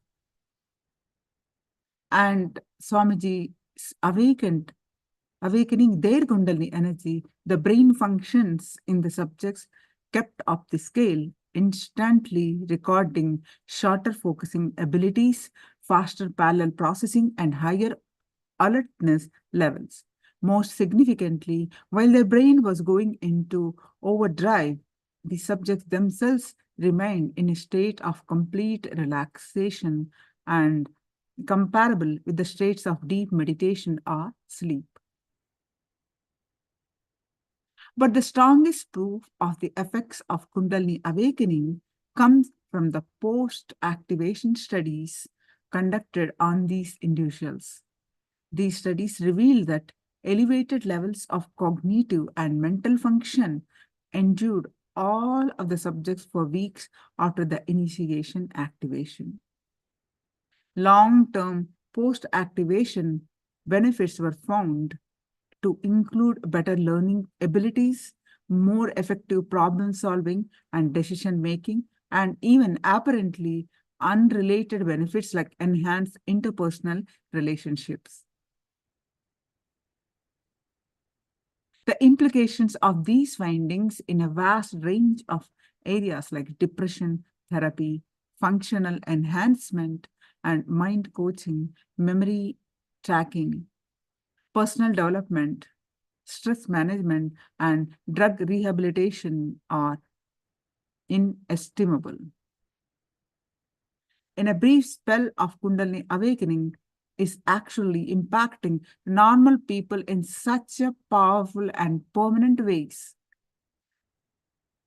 Can we imagine the impact of sustained awakening on the spiritual course of our planet? So, in the hands of advanced spiritual adepts like Swamiji, the avatars, Kundalini awakening must be well on its way to becoming the ultimate natural steroid for all human race, triggering and sustaining powerful positive changes in virtually every area, all aspects of our lives. Swamiji says, Kundalini awakening has to be first experienced in the presence of the master who has mastered this science. And the techniques, like many techniques. We are going to learn about completion, the techniques like completion or meditation or like medicine. You can get them over the counter. But Kundalini awakening is more like a surgery. It has to be done as an in-house process. One of the main things that you need to understand is Kundalini awakening amplifies whatever is inside you. So if your Kundalini awakened when you are still carrying a lot of incompletions and suffering in your system, those incompletions will become a reality in your life. Please understand this, which will be dangerous and difficult to manage. It is like this. If you start running or jogging after being bitten by poisonous snake, that poison spread all over your body. Likewise, after drinking an energy drink, jogging will cause that energy to spread all over the body in the same way. If there is an incompletion inside you and your Kundalini is awakened, that would not be good for you. Only when you are under the guidance of the Master, the Guru, the Avatar, either directly seen by him physically or through two-way video conferencing, the Nayana Diksha, can he take the responsibility for your safety, for your safe Kundalini awakening. So that's why we always recommend participants to join via two-way video conferencing calls. With the two-way video conferencing, Swamiji will be seeing. So your Kundalini will be awakened without any after effects, side effects, a misuse or abuse of the Kundalini energy. In this whole Paramashivoham program, Swamiji will be giving every day Bhava Samadhi darshans, energy darshans, powerful various initiations like initiation of Shiva Diksha, that is Samaya Diksha, Vishesha Diksha, that is Shiva Diksha level 1 and level 2, are initiation as healer, and various other healers, various other initiations you will be receiving. And Swamiji also observes that the psychological and physiological changes triggered by the Kundalini energy, Kundalini awakening, however radical they may be, cannot match the silent transformation of consciousness, which is what Kundalini memories that have become so deeply embedded, awakening is actually about. When the Kundalini is awakened, all in our system that they can recreate the physical symptoms, the old mental and physical patterns are broken, destroyed, and new accompanying these emotions, like those experienced during the higher conscious pattern, is evolved, which is completely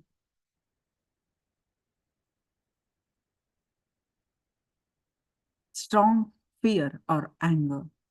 Muscle memories are also responsible for our based on freedom and liberation. He declares time and again, performing repetitive mechanical actions that do not require our cognitive shift.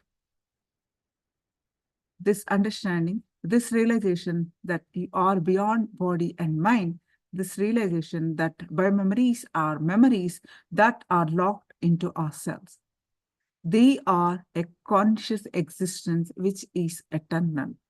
That is, this is carry hereditary memories, past life memories, and memories that are remarkable affect Kundalini awakening. Even as these extraordinary happenings are taking the scientific community by storm, Swamiji himself lives and moves as one among us, teaching, healing, initiating, and working tirelessly to preserve the mystical sciences of awakening the Kundalini Shakti. One of the innumerable spiritual treasures of the millennia, the old Yoga Vedanta traditions in India are brought back to life. That humanity's only hope for liberation in the centuries to come is the avatar living here now, giving you, calling you, all of you, to give you the initiation. Don't miss these opportunities. Join Paramashivoham. Start with, if you have not attended any program, start with level 1, then level 2, and level 3. Attend full program, and you see the transformation experience that your body, mind, whole system goes through.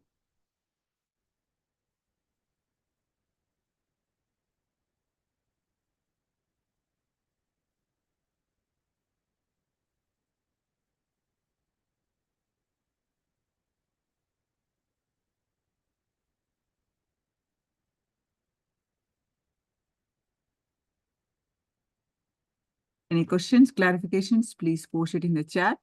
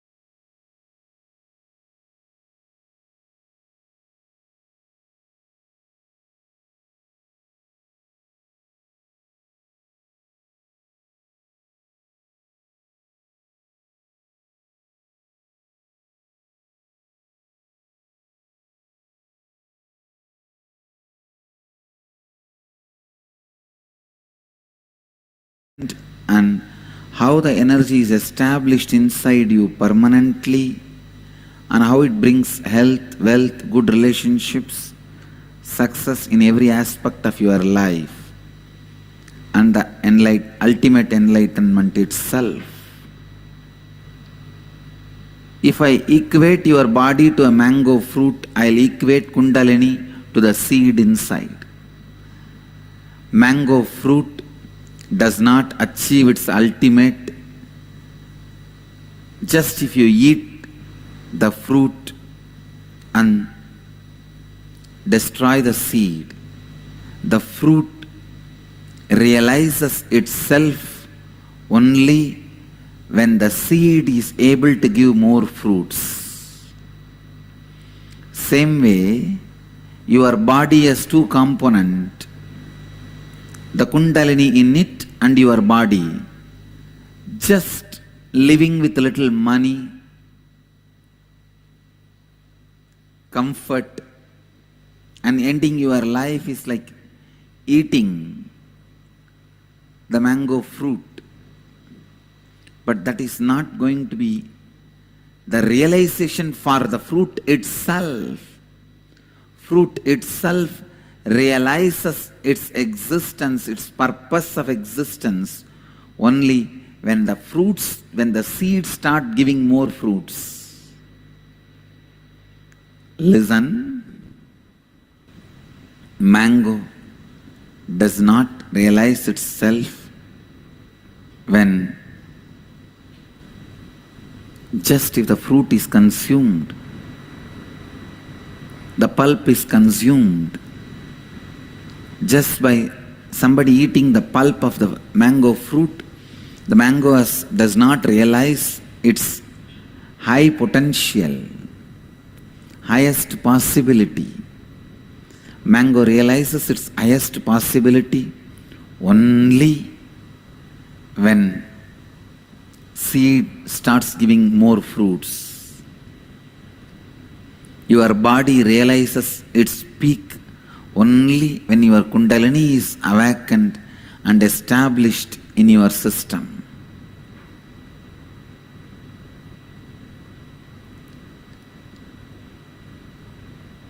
I tell you, if your Kundalini is not awakened, the continuous discontentment you carry, unfulfillment you carry, you will not even know the reason, but you will go on blaming everything, and you will be carrying that discontentment. It is so unfortunate. Most of the human beings, whether they are in the space, they are in the place where you really envy to be, like a big social leader, big political leader, person with huge wealth, big celebrity, rich and famous. Whatever place you envy, even the people who are established in those places permanently, forever, listen, even they suffer with this great punishment of discontentment. अगर आपका देह आम का फल है, तो कुंडलिनी शक्ति उसका बीज है. अगर आपका कुंडलिनी शक्ति का जागरण नहीं होती है, तब आप लगातार अपूर्ण स्थिति में रहते हैं और एक संघर्ष भरी जीवन को अनुभव करते हैं. फल आपको तभी परिपूर्ण पाता है जब उसकी बीज द्वारा अधिक फल उत्पन्न होते हैं. Listen. When your Kundalini is awakened, first thing you will experience a deep fulfillment, such contentment, In every dimension of your life, you will see God. Too much, enough, enough. It's overflowing. The overflowing experience of life will be tasted by your biomemory first time. Very rarely your muscle memory tastes the overflowing experience, but unfortunately, because it is immediately forgotten, biomemory never experiences. For every human being, Kundalini awakening is a basic need. Till then, you will be having the deep unfulfillment, discontent in some form or other. जब आपकी कुंडलिनी शक्ति जागृत होती है, तब आप एक अद्भुत और गहरी पूर्णत्व स्थिति को अनुभव करते हैं। आपके शरीर में भी दो हिस्से हैं, कुंडलिनी शक्ति और आपका शरीर केवल थोड़ा पैसा, थोड़ा आराम, एक आम खाने के समान है, किंतु वो उस फल की परिपूर्णता नहीं है। फल तभी अपनी जीवन का अस्तित्व तभी समझता है जब उसका बीज अनेक फल देता है। I'll tell you, somehow find a right master and awaken your Kundalini. Somehow. Because only then new life starts.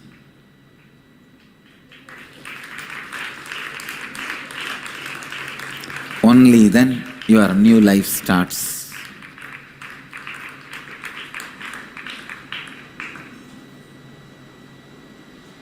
Only then your life starts.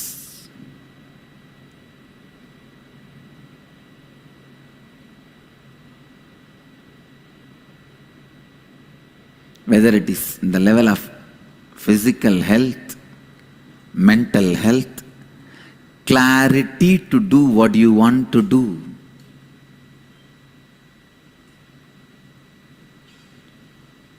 Clarity to experience what you want to experience.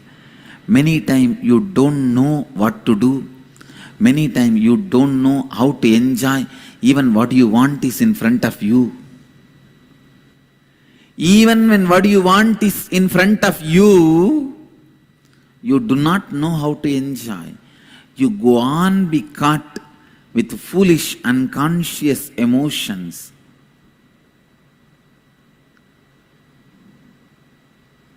जैसे भी करके अपने लिए सही गुरु का खोज कीजिए और अपनी कुंडलिनी शक्ति जागृत कीजिए, तभी आपका नया जीवन आरंभ होता है। चाहे वो आपका स्वास्थ्य हो, मनोबल हो, जीवन को समझने की स्पष्टता हो, यह सब तभी संभव होगा। Everyone, every individual should somehow experience Kundalini awakening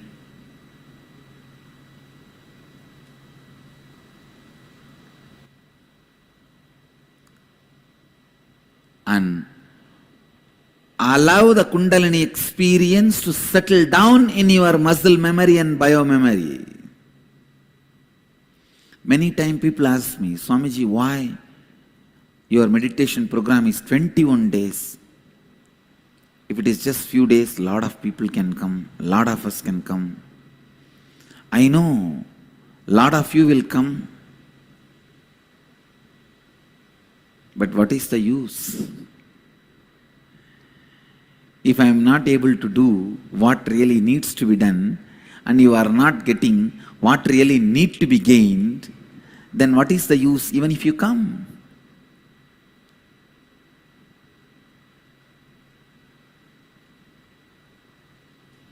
I do 2-day, 3-day programs. That is more like giving a glimpse of the Kundalini.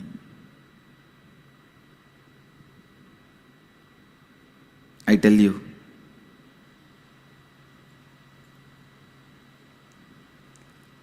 this May inner awakening with integrity and authenticity and responsibility and enriching, I declare, every individual who attends the May inner awakening, I commit with you all, will have the experience of physical levitation movements due to Kundalini awakening.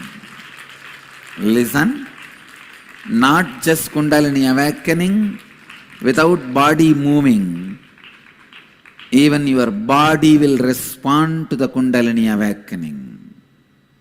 I make sure I repeat my commitment once more with integrity, authenticity, responsibility and enriching. I declare in this May 2013 Inner Awakening program, everyone will experience Kundalini awakening and the yogic levitation, where your body responds to your Kundalini awakening.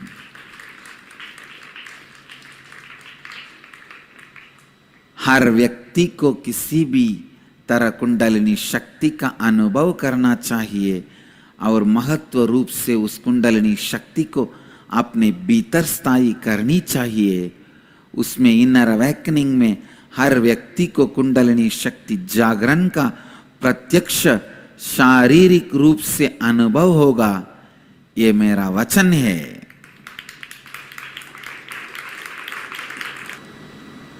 ये मेरा वचन है.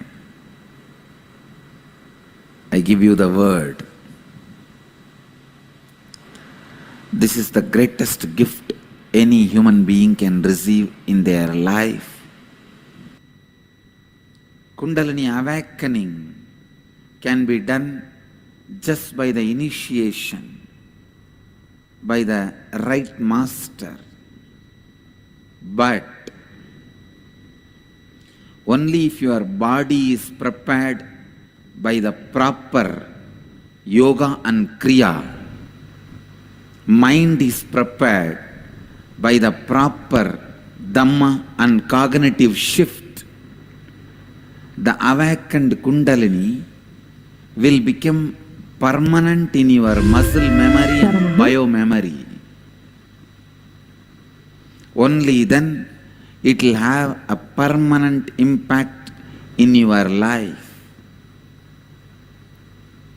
Otherwise, I have seen some people so much of discontentment in their life, I feel sympathetic towards them. Oh God, poor fellows. मैं पूरी संपूर्ति श्रद्धा उत्तरदायित्व एवं लाभान्वित करने के या 4 तत्व के आधार पे यह घोषणा करता हूँ कि अगले महीने हो रहे हमारा इनर अवेकनिंग कार्यक्रम में जो भी भाग लेंगे, मैं उन सब की कुंडलिनी शक्ति को जागृत करने की वचन देता हूँ. कई बार लोग मुझे पूछते हैं या 21 दिन के लिए क्यों है, 2 या 4 दिन का कार्यक्रम, 2 या 4 दिन का कार्यक्रम क्यों नहीं. समझने का प्रयास कीजिए. कुंडलिनी शक्ति को स्थायी रूप में अपने दे एवं मन में अनुभव करने के लिए कम से कम 21 दिन का जरूरत है. Your body needs to be prepared with the proper yoga and kriya. Your mind needs to be completely rewired with the new way of thinking. with these 4 dharma, 4 principles as the base and cognitive shift. Cognitive shift is expected. Cognitive shift has to happen. I tell you, with cognitive shift, you build new being for yourself and you radiate so much of goodness, and ultimately you achieve the most powerful truth. Kundalini जागरण सही गुरु द्वारा केवल दीक्षा द्वारा हो सकती है, किंतु आपका शरीर योग द्वारा तैयार होना चाहिए, आपका मन सही समझ द्वारा तैयार होना चाहिए, तभी वो कुंडलिनी शक्ति आपके भीतर स्थायी हो शक्ति है, तभी उस कुंडलिनी शक्ति जागरण से आपके जीवन में परिवर्तन हो सकता है। आपकी कुंडलिनी शक्ति की जागृत होने से आपके सोच विचार की धारा एवं मनोस्थिति का परिवर्तन होती है, जिससे आप एक अनोखा और नया जीवन का अनुभव कर सकते हैं। The energy gushing in your body will give you a new excitement, I tell you. Not just creating the health you want, or the wealth you want, or relationships you want.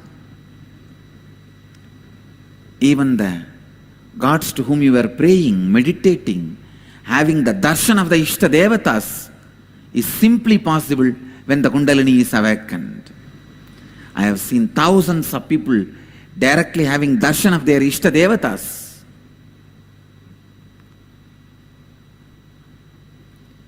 Experiencing the extraordinary restful awareness, the Advaita Anubhuti, realizing the non-duality,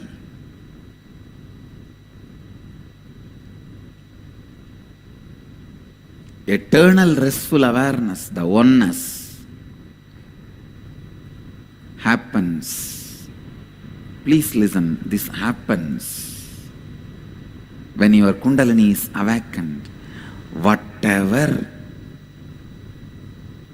you think as auspicious, the great, right, best, simply becomes reality. It unfolds inside and outside. You just know you are living exactly the life always you wanted.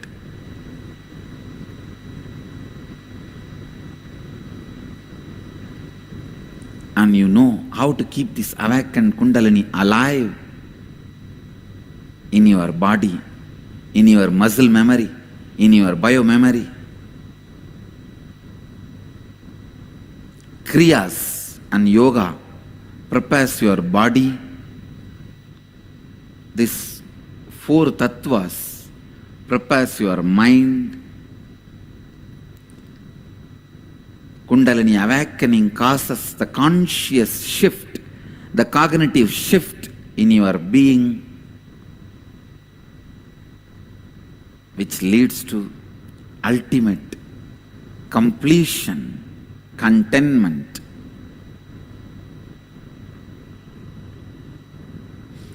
Completion with yourself is contentment. Completion with everyone around you is peace. Completion with the whole cosmos is bliss.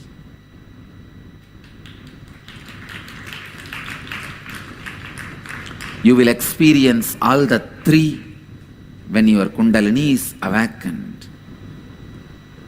Kundalini शक्ति जागरण द्वारा आपके शरीर में जो ऊर्जा का सर्वोच्च प्रवाह होता है, वो केवल आप में स्वास्थ्य, धनाकर्षण, परिपूर्ण संबंध ही नहीं लाता है, पर आपका जीवन उत्साह से बाहर जाता है। आपको आपकी इष्ट देवता का प्रत्यक्ष दर्शन हो सकता है, पर आपका जीवन उत्साह से पर जाता है, आपको आपके इष्ट देवता का प्रत्यक्ष दर्शन हो सकता है। मैंने हजारों लोगों को देखा है जिनको अपनी इष्ट देवता की दर्शन प्राप्त होती है जब उनका कुंडलिनी शक्ति जागृत होती है, उनको अद्वैत स्थिति का अनुभव होता है और वे पूरे ब्रह्मांड के साथ एक गहरी शांतिपूर्ण एवं आनंदमय तालमेल को अनुभव करते हैं। Awakening your Kundalini and making that energy stay in you eternally is the first step for life. Listen, first step for life. Somehow, without the right knowledge, the Kundalini word has been corrupted and given the wrong meanings, given some voodoo, jadoo, cult, that kind of a look. I tell you, Kundalini awakening is a scientific process. The results can be scientifically verifiable, scientifically validated. It can be validated.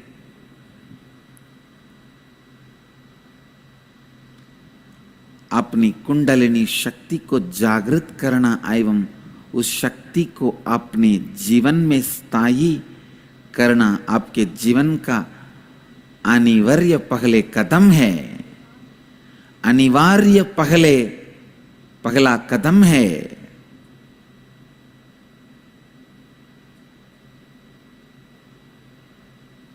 जीवन का पहला कदम है आपकी कुंडलिनी शक्ति का जागरण करना और स्थायी रूप में आपके भीतर उसे स्थापित करना। When your Kundalini is awakened, your level of authenticity goes up, level of integrity goes up, level of responsibility goes up, level of enriching goes up. The way you think about you, the way you think about others, the way you project yourself to others, the way you fulfill what others expect from you goes up to a different plane altogether. You become a new being. When you experience Kundalini, the internal conflicts you carry disappears.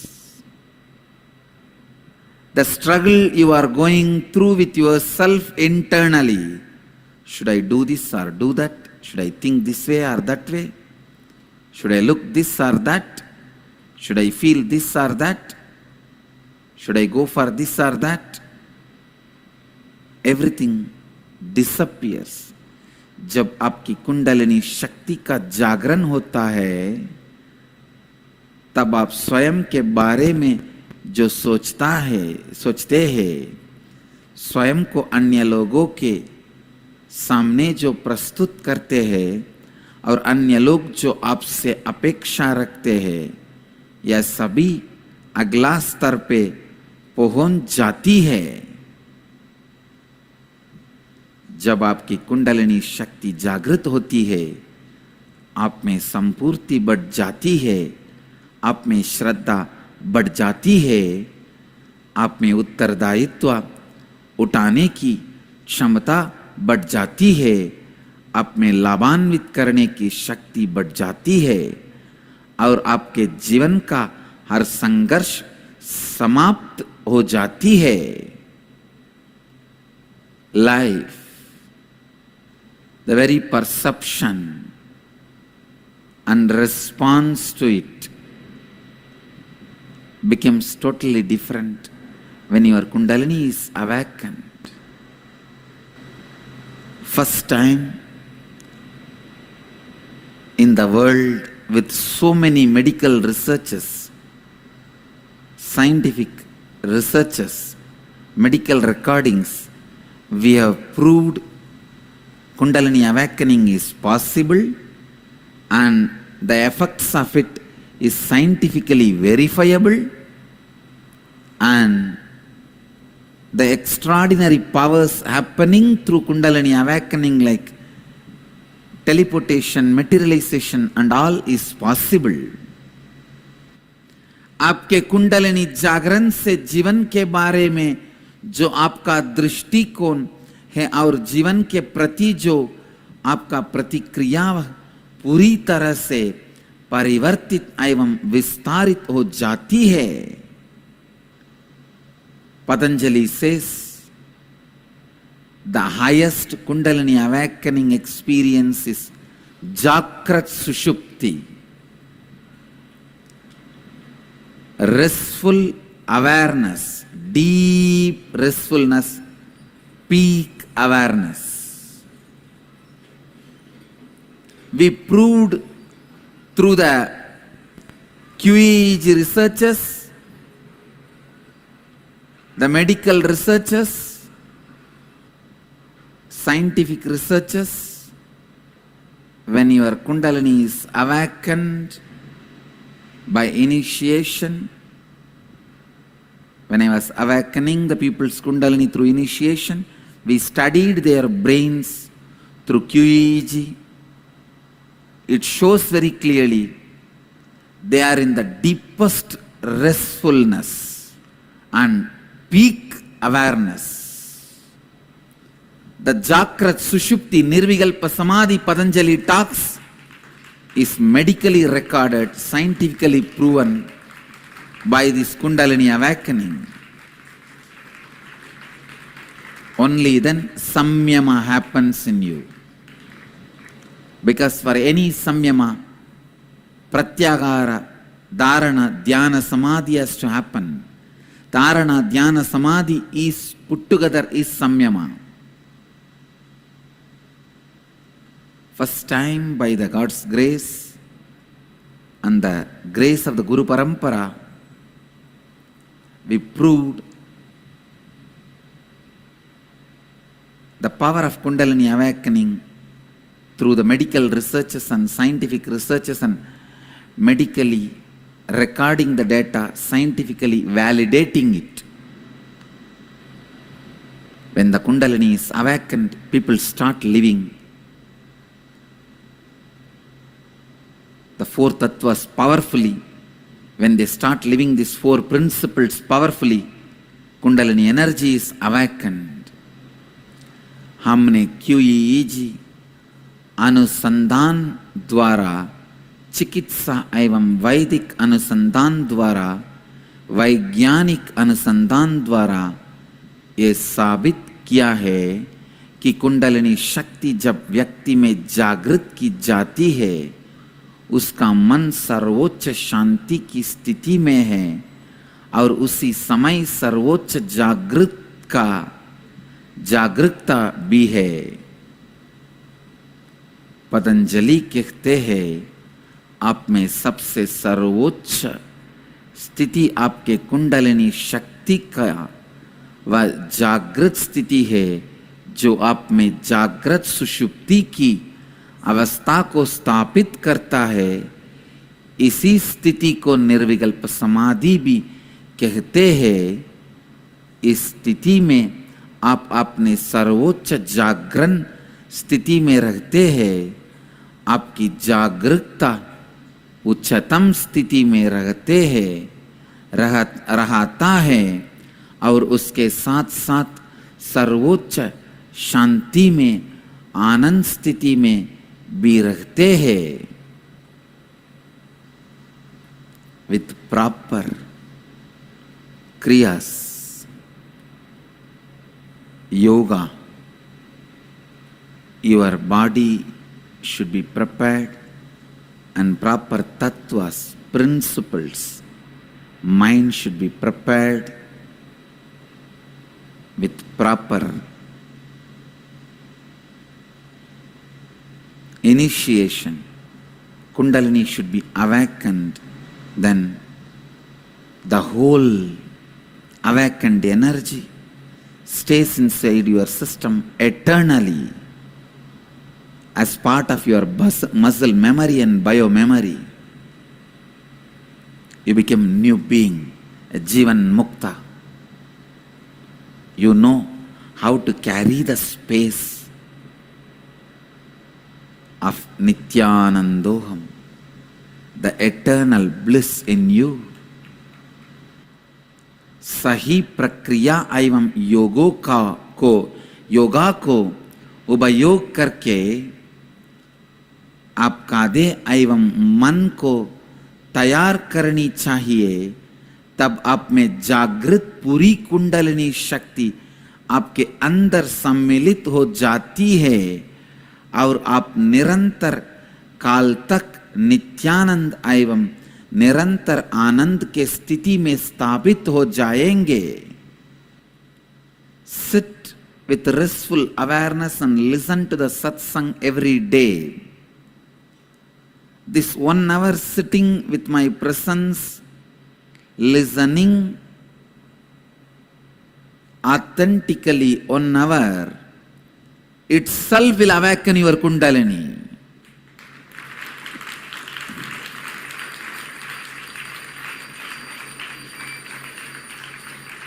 I tell you,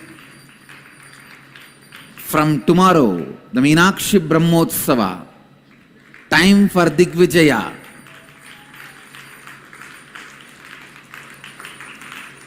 It is time for Digvijaya. All over the world, even people who are sitting through the TV channels and listening to satsang live will experience Kundalini awakening. Even they will all experience Kundalini awakening.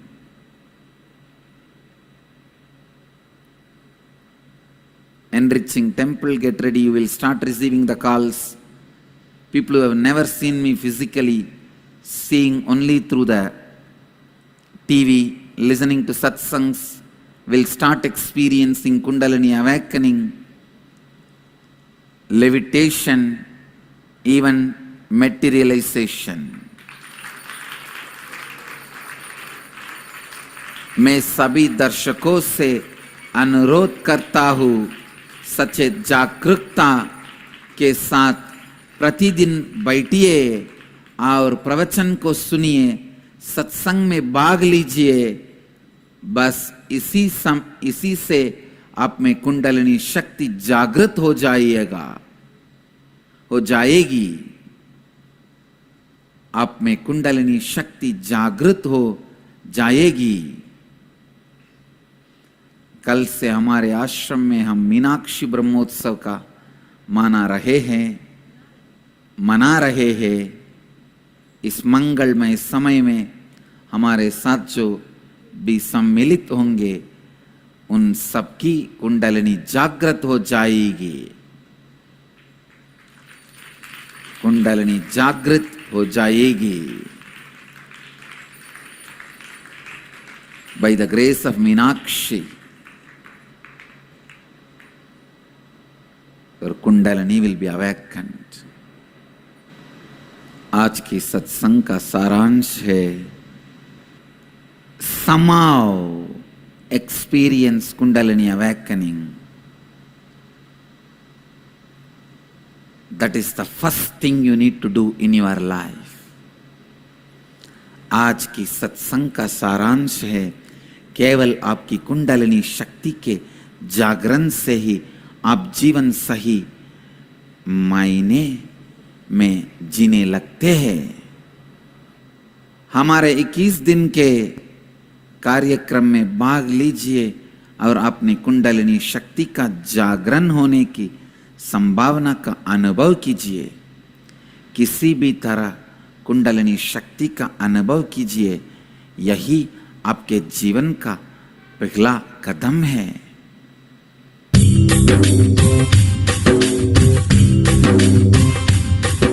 जीवन मुक्तिप्रदं देवं क्षमापूर्णं जगद्गुरुं वन्दे परमहंसाख्यं नित्यानन्दाय स्वागतम् आनन्दानुभवास्वादं सर्व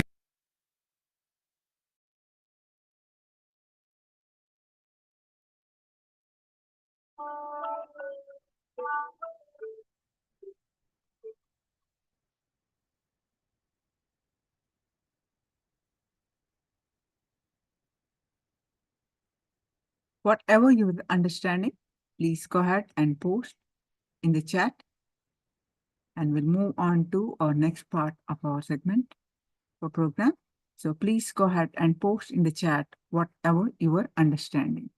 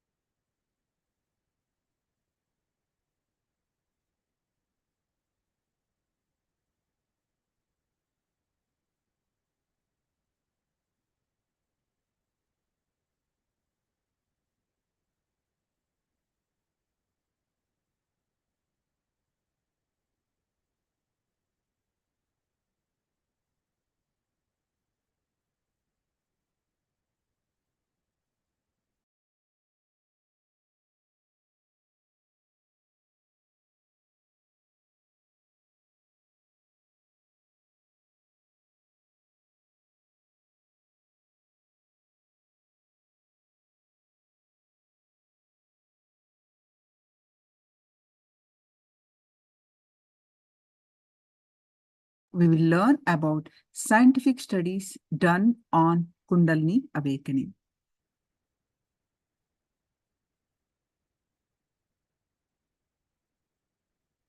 But you are getting more and more clarity, right, Christopher?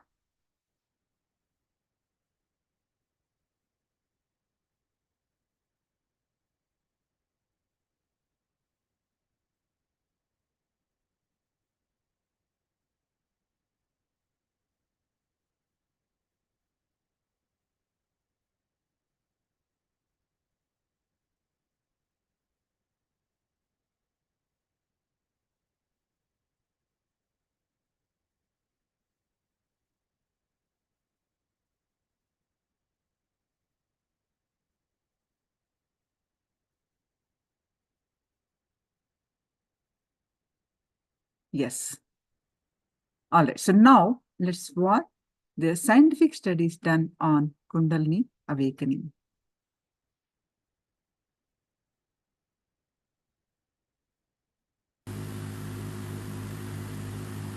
My today's message is Kundalini awakening and its direct benefits in your body, mind and consciousness.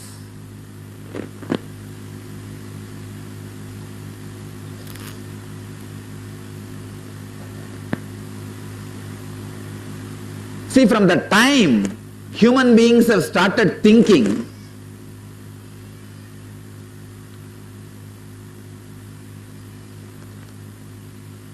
human beings suspected that they have more energy, intelligence than they are able to express in everyday life. This suspicion is a root cause of all creativity. People who suspected that they have more energy and intelligence and started expressing that in a physical form, they became creators.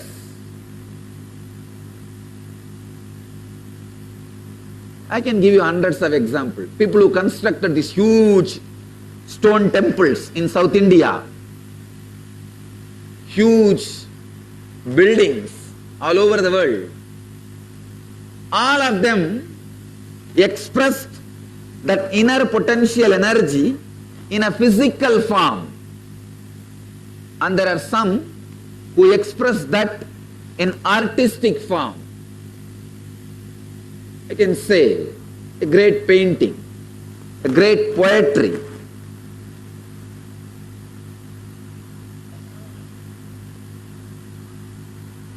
These are not just physical expression, they are artistic, emotional expression.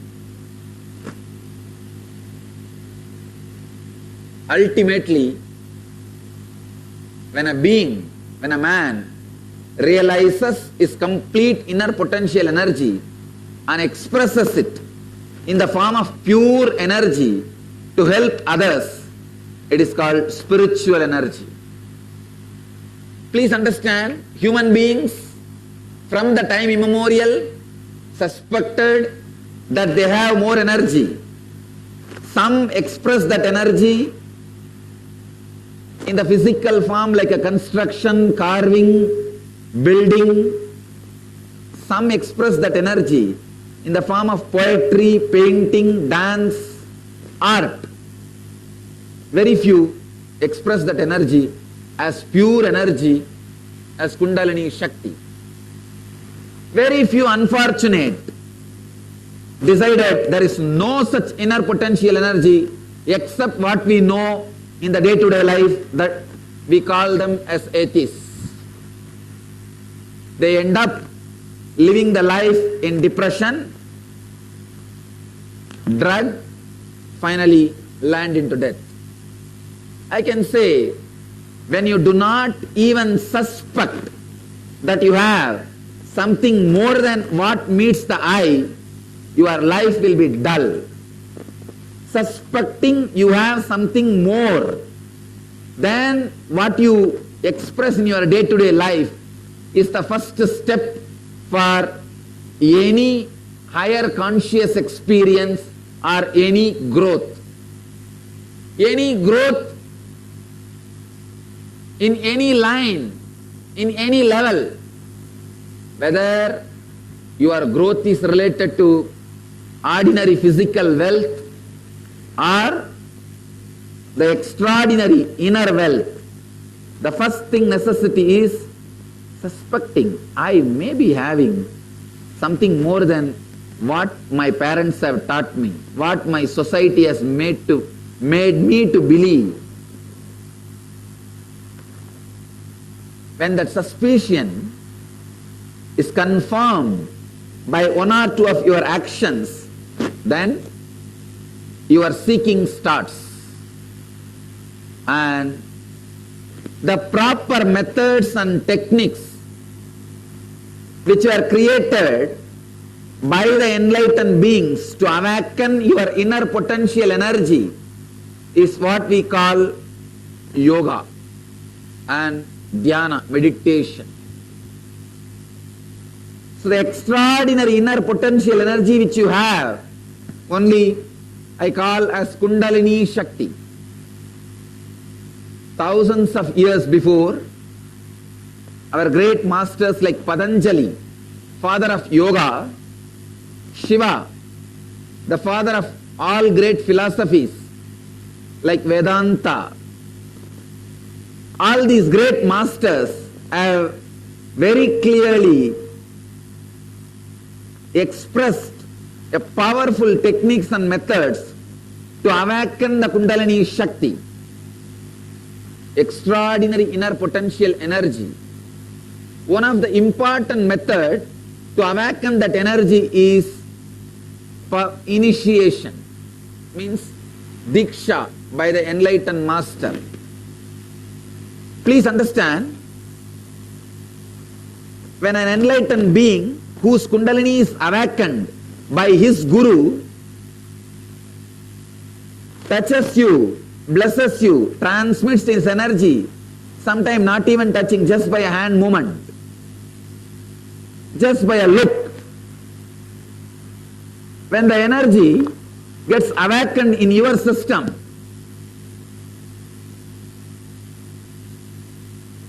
you also experience the same highest conscious coherence which an enlightened being expresses. This initiation is what I call transmission of energy. Please understand, when an enlightened master initiates you, your Kundalini also gets awakened. You can see some of the people shaking their body. Don't be afraid. They are not hypnotized or mesmerized. You see, a hypnotized person will not be blissful.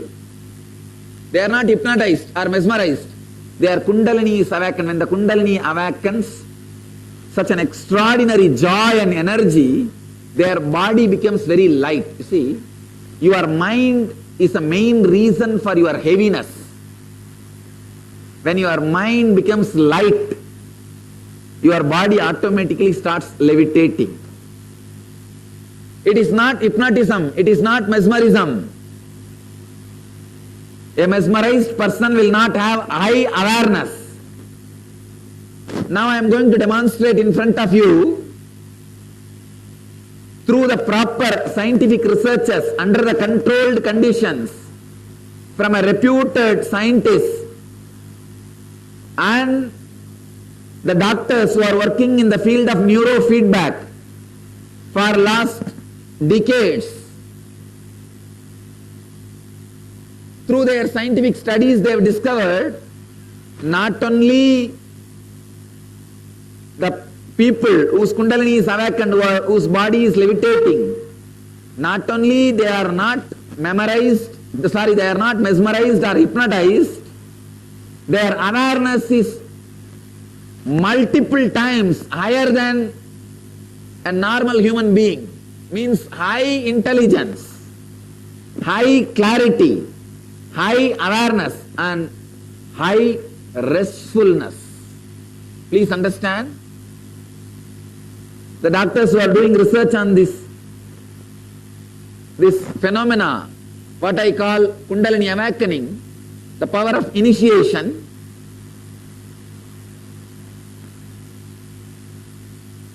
they were shocked to see, even in the waking state, they are in such a deep restful awareness.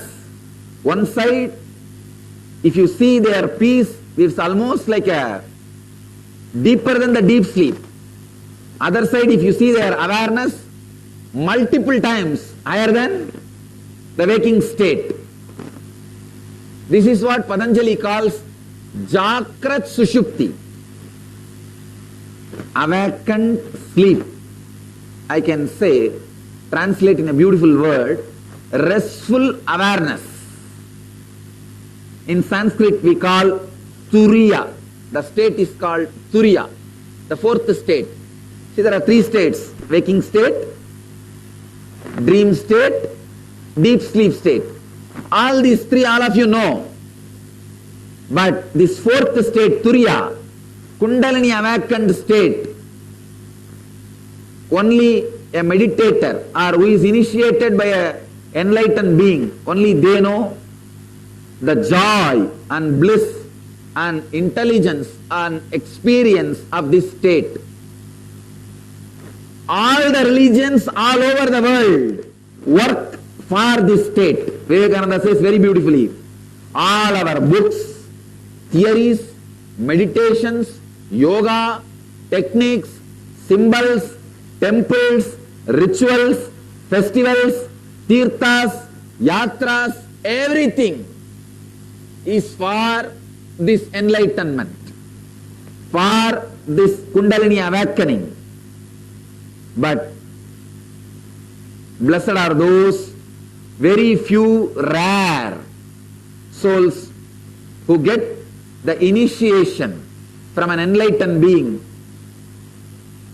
Blessed are those who get the transmission of energy and experience Kundalini awakening in a very young age, in a very easy way, without much difficulty, and live that joy. You can never become a billionaire by begging 1 rupee, 1 rupee, 1 rupee, 1 rupee, 1 rupee. You can become a billionaire only if a billionaire writes the will to you. Very rarely few people work hard and try to become billionaires. Honestly, they also become billionaires, but number is very small. Like you yourself doing sadhana for 20 years, 25 years, finally experiencing the Kundalini awakening. By the time you experience the Kundalini awakening, your life is over. You become old. You don't enjoy the joy of living enlightenment. Joy of living enlightenment. It's like by the time you become a billionaire, you are old. By the time you acquire food to eat, you have diabetes, you can't eat.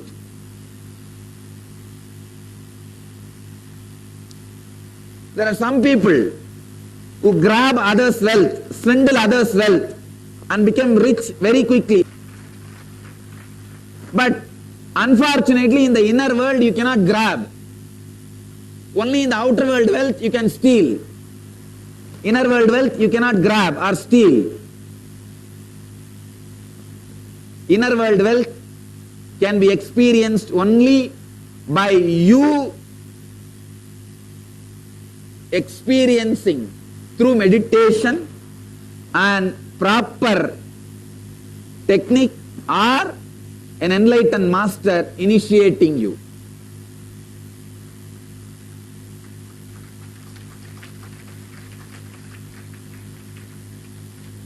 In the inner world, no stealing will work.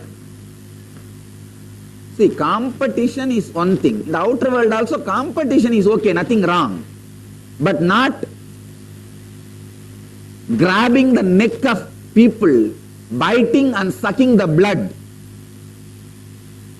completely destroying the enemies, destroying the competitors is not the right way of life. It is a demonic way of life.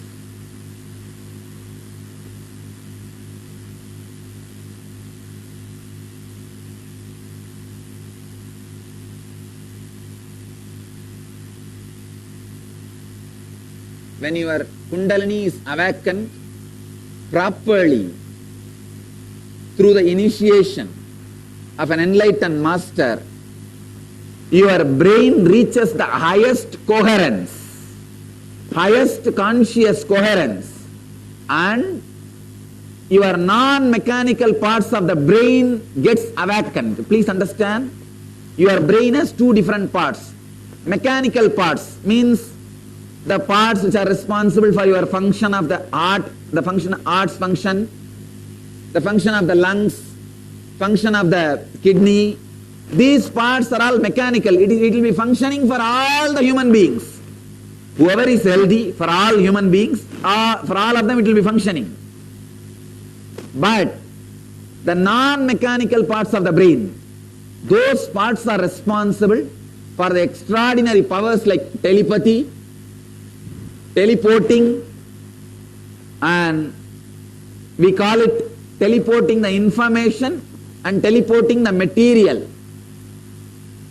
Today I am going to demonstrate only levitation, but very soon, maybe within a month, I will call one more press meet. I will be demonstrating the teleportation itself under the controlled conditions. Today we don't have enough time, that much of time, and we are also getting more scientists from American University. We are now working to have tie-up with 2-3 universities. So we wanted the teleportation to be demonstrated. Teleportation means dismantling an object just through the mental power. I can say the mental power is too small word, deeper than mind. Maybe I can say energy, that will be the better word. Through the energy, dismantling an object and transporting it in the air and assembling it again, the place we need. So we already did a pilot study, just yesterday we had a pilot study, very successful, but I need time, like maybe 1 hour. The whole team has to sit with me, like a media, scientist, and the person who is receiving. the place where it is going to be teleported, the place where it is going to see the place where it will be kept also under the control of the scientists, the place where it need to reach also will be under the control of scientists. So we will demonstrate in the controlled condition. Today we have not prepared all those controlled conditions. Of course, if you just want to see casually, you can see. Just now I teleported a Rudraksha to woman, diamond to woman, you could have seen, they were live. But I do not want to say this as my presentation. I wanted to present only in a controlled condition. When I present it to media, I wanted all the questions of the media to be answered before they have question. Because I wanted the science to be respected, not to be made fun.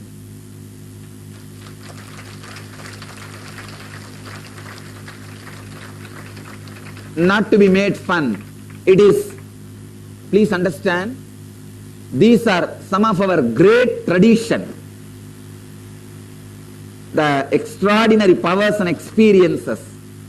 I am trying to revive those great science, the great Patanjali sciences, the power of mind and power of consciousness. So today I will present Kundalini awakening, levitation, the energy activation in front of the media, and I will answer all the questions you have related to this. And not only that, we can even have a specimen from press. Somebody, if you want to volunteer, you can come. We will fix the machine on your brain also, your head also. You try to jump the same way they jump, but your brain will not show the way which their brain is showing. We will demonstrate very clearly.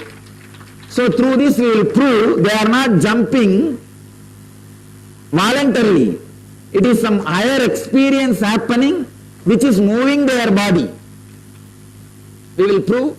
And not only that, any other question you have, you may have hundreds of questions. Are they under drugs? No. Not only they are not under drugs, if somebody was addicted to drugs, through this initiation they come out of drugs. That's one. Second, are they hypnotized? No. Not only they are not hypnotized, if they are hypnotized by some other way for some other reason, if after initiation they come out. Same thing. The health, the doctors and scientists, they will present it to you. This Kundalini awakening completely heals the body, raising the mitochondria energy level 1300%. See, all available medicines, drugs, therapies, exercise, everything can raise the mitochondria cell energy only 40%, not more than that. Mitochondria cell is they will describe, that is the unit, the energy unit of your body. But through this initiation, 1300% the Kundalini, the mitochondria cell energy goes up.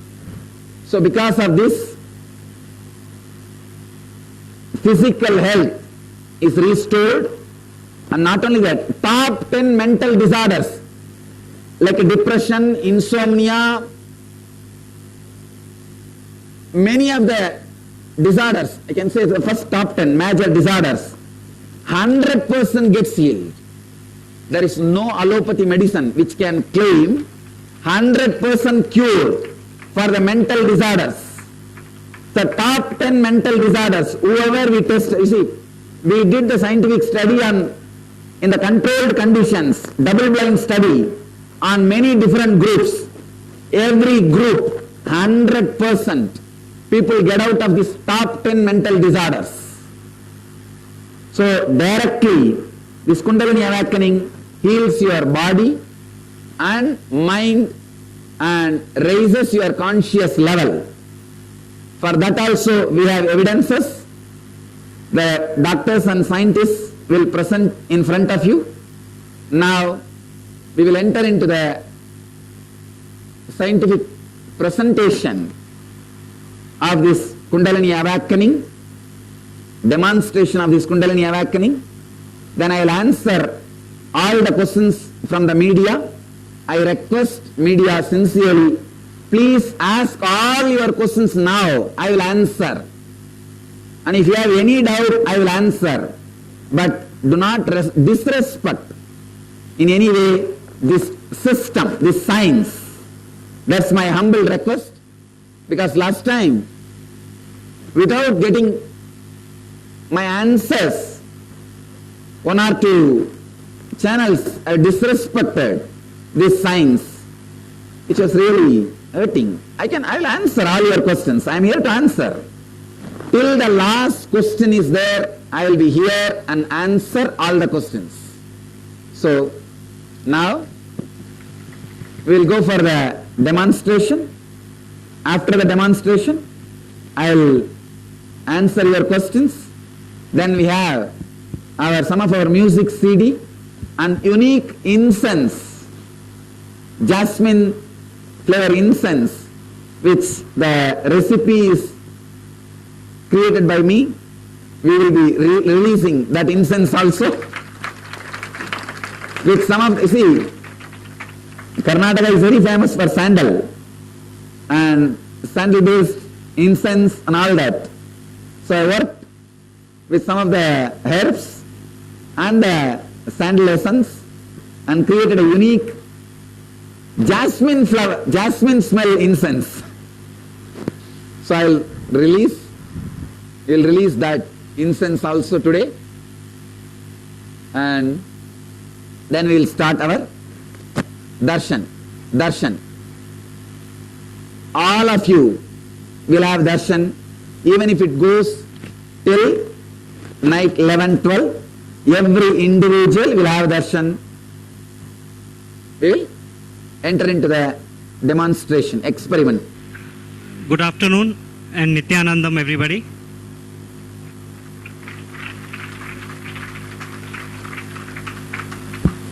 Today what we will be doing is we have placed, you can see the caps on the head of one of the participants. This is the QEEG cap, which is a surface electrode, and this electrode placed at strategic locations covers most of the surface of the brain. The brain actually works on electrical and chemical energy, and it is the electrical energy output that is captured by this machine. The electrical energy in a QEEG machine will capture only if at least 5 to 6 centimeters of brain area is simultaneously activated, because the energy, the voltage has to pass through the skull and through the hair up to the electrodes. So it's a fairly effective machine. What we will do first is we will show the brain waves as they are in the relaxed state with the eyes closed, and then what happens when the eyes open. Just to give you a little brief idea, there are 4 important brain waves that all of us manifest. The one with the lowest hertz is the delta wave, which we predominantly see when we are very fast asleep. The second wave, which is slightly higher in cycles per second, is called the theta waves, seen predominantly in newborn and children, and in certain other conditions which we can come to later. As soon as you open your eyes and you're awake, the alpha rhythm takes over. Alpha is an idling rhythm, just like you on your car engine and keep it idling. The idling rhythm of the brain is called alpha. And the minute you start processing information or data, it converts to beta. Beta is when focused brain activity takes place. Now you will see what happens to all these things during the initiation and energization process, which will be demonstrated in front of you. We'll first start with eyes closed and relaxed state.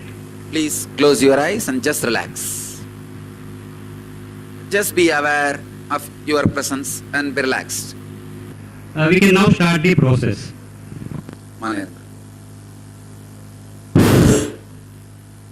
Let the Kundalini energy in you all be intensely awakened. Let you all experience highest consciousness, health, bliss. Now you can see And that awareness. almost no cortical activity at all.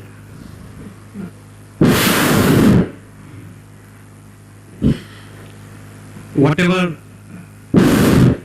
squiggly waves you are seeing at very high rhythm are possibly generated from organs which are subcortical. We'll ask them to relax again. Relax. Yeah, we are now ready.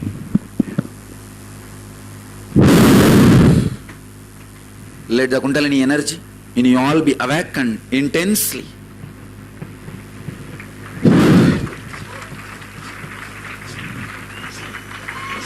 If you look at the screen, all the cortical activity appears to have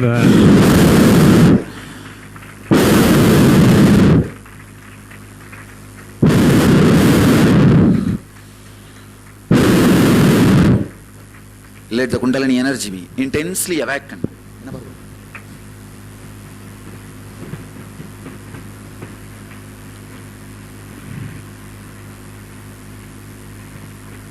now effectively they are not under their own cortical control.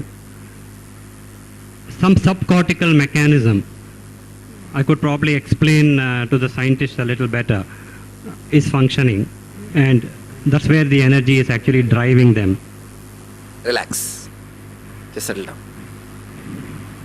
You have anything to comment about the... The graph should immediately go to normal, but it's still showing us a lot of activation, lot of high rhythms, lot of high processing. Now this is amazing but surprising and needs to be understood more.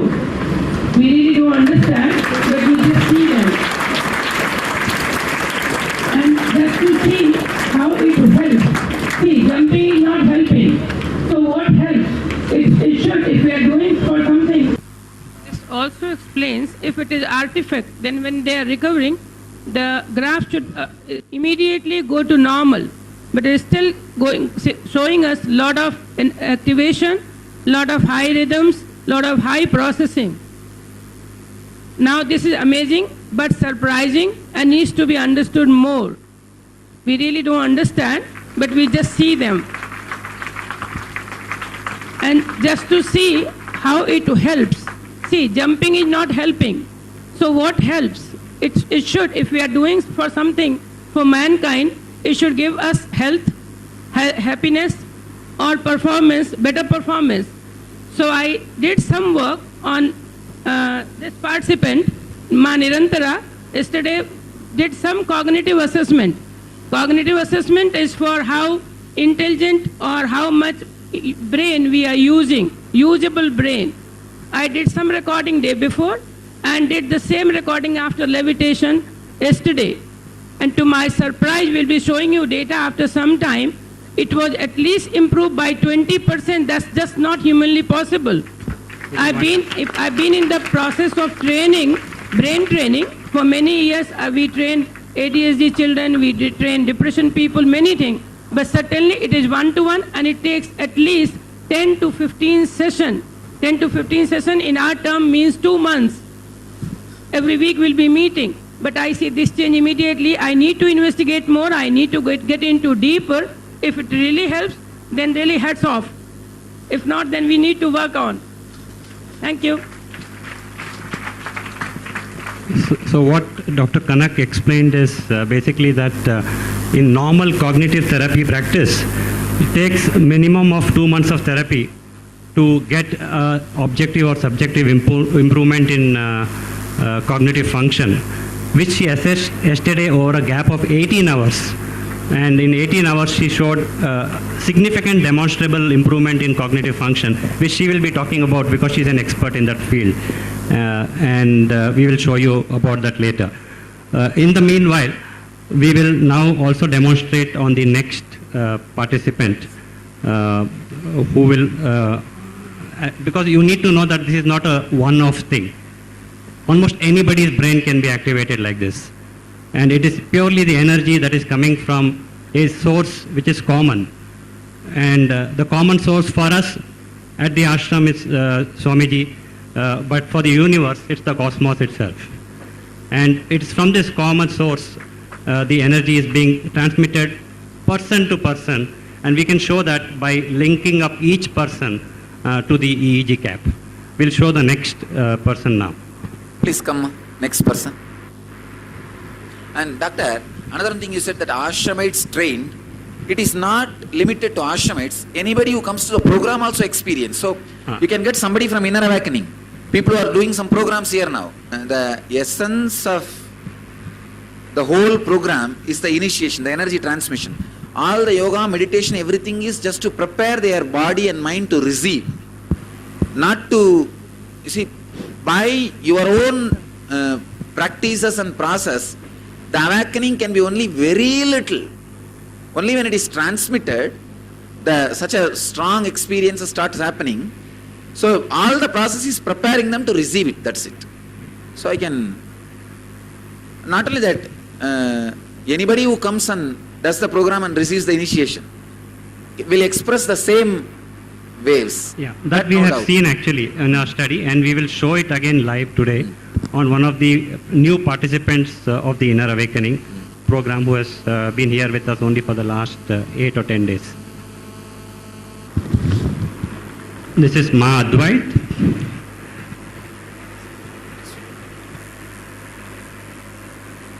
We can now activate.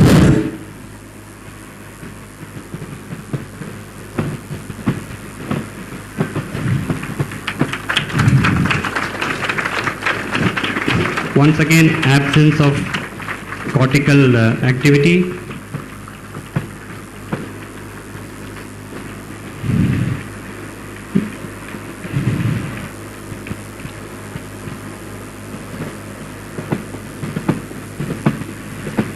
Physically, for you and me, if we sit in Padmasana, it's not possible for us to jump like this at all. And if we do once, we'll never do it second time.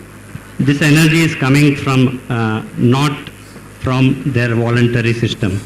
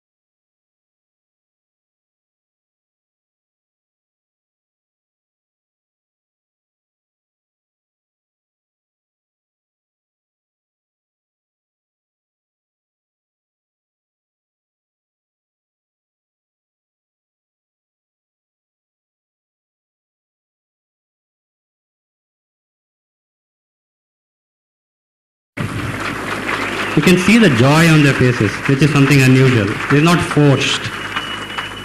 And just some interesting information. Everybody sitting on the dais has a master's degree. I am getting a message, in Oman, 6-phase Rudraksha is materialized. Please welcome Mr. Mayur Patil, who's an Inner Awakening participant. We once again start with everybody sitting relaxed, eyes closed. Please, all of you sit, relax, eyes closed.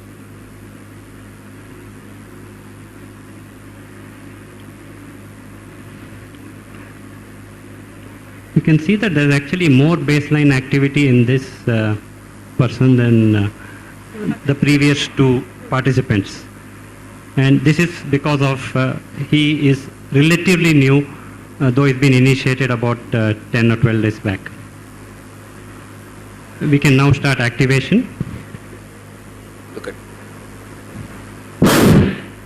Let the Kundalini energy in you be intensely awakened.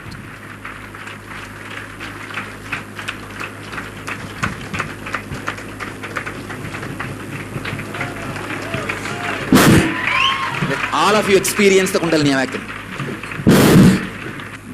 Besides this, we actually did some other studies. Yesterday, actually, we did a same EEG study on Ma Nirantara, and during the process, she actually materialized a small Rudraksh, which we have recorded. She had very unusual brain waves. If you look at the fifth and sixth circles, where you see some blue and red color, this is the theta power and the beta power. In fact, her zones were completely black, global, and that is a phenomenon that even Dr. Kanak Pandey, who has been working with this machine for 20 years, has never seen before. So apparently that is the period when teleportation has taken place, but we are yet to do studies. Doctor, Now, have you ever seen this kind of a high peak wave? Or the, No, not in my regular practice, never. I saw once, last time, when I had visited ashram, first time. So not earlier, but here, yes. Now is my repeat.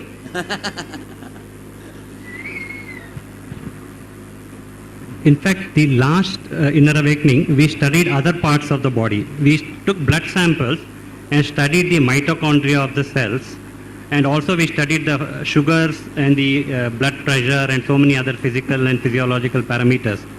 To our surprise, we found that by the end of 21 days, blood sugar came down to normal in all the known diabetics.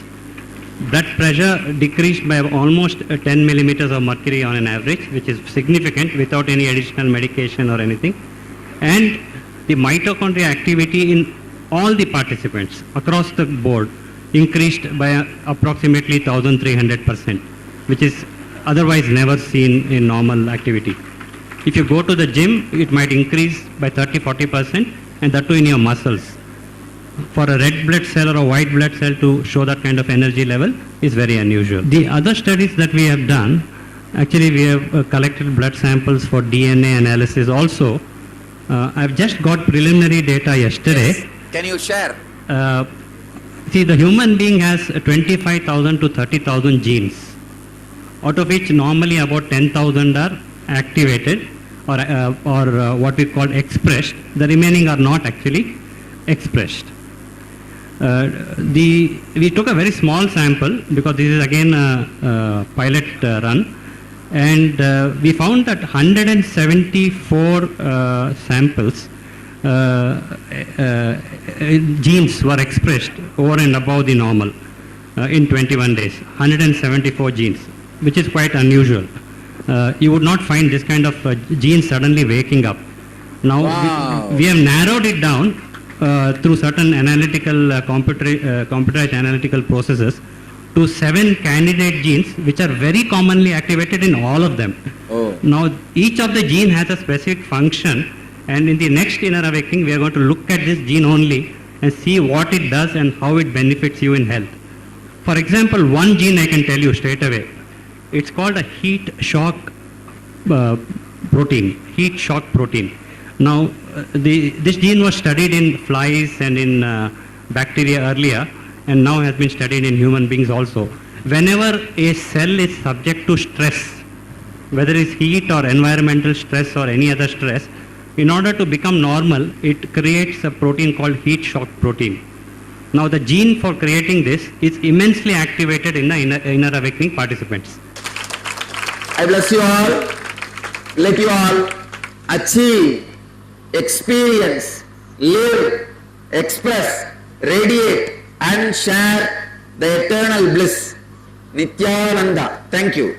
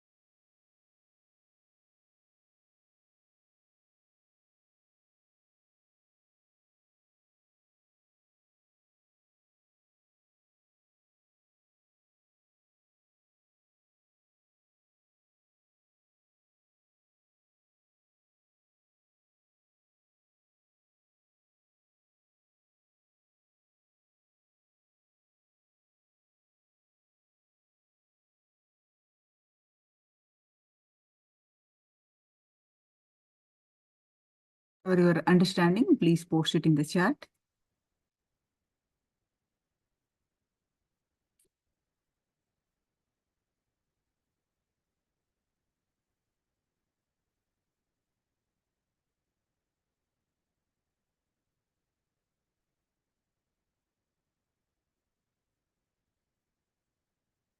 I got that. It's not hypnotizing or mesmerizing. And they have never seen this on the machines in 20 years. Wonderful. It's basically scientific experiments also. It is proved.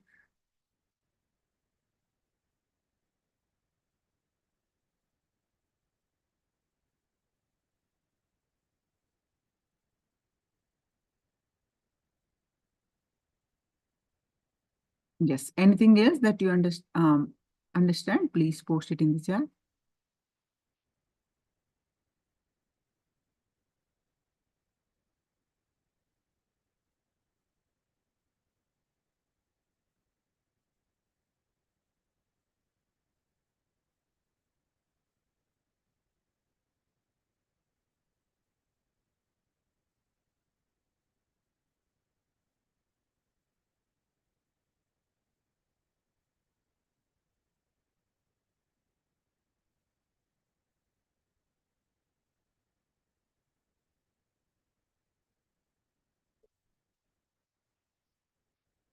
सर्वोच्च जीवन मुक्ति लाता है।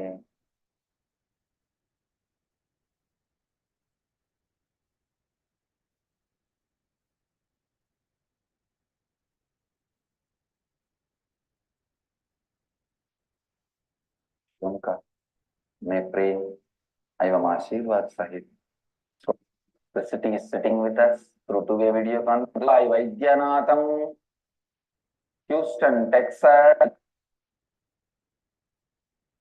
The reply she got from a banker was priceless.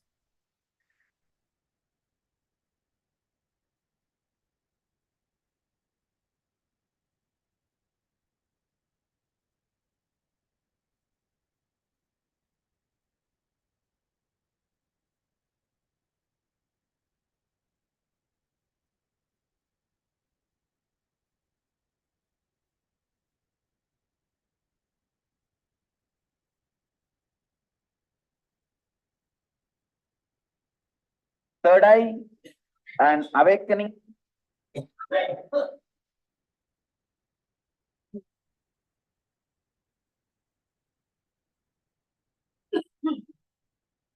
I welcome all of you with my love. It raises all types of bodily function. Yes. And what else?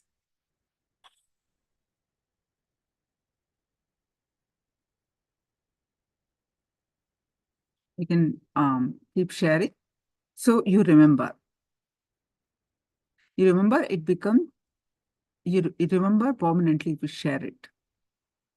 Keep sharing whatever you are understanding.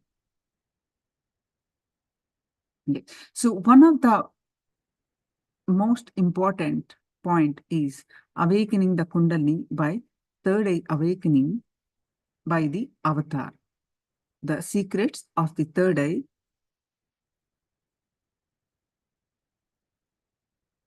as explained by Swamiji. We will listen now. And respects.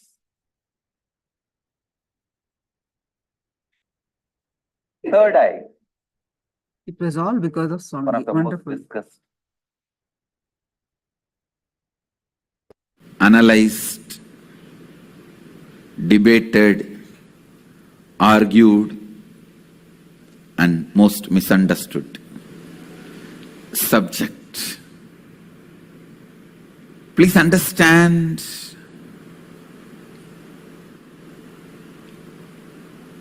what is third eye. Let me define. Third eye is an intra-organ. You really have it. which can be awakened, which can directly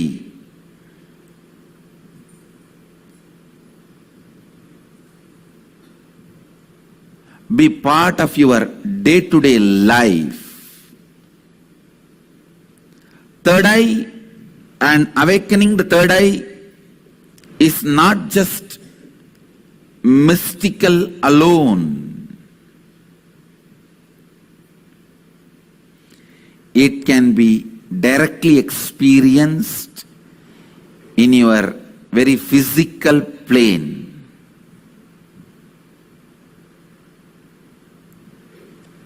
It has a clear, defined powers which can add to your day-to-day life, not just exploring the mystical path and spiritual experiences. It can directly help you experience so many extraordinary things in your day-to-day life.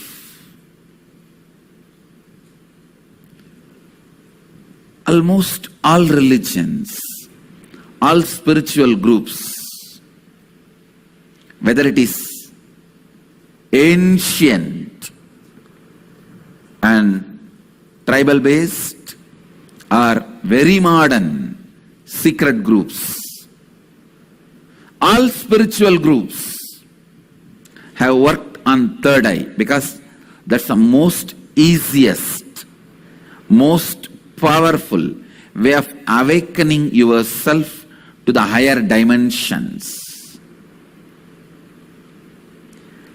Awakening yourself to the higher dimensions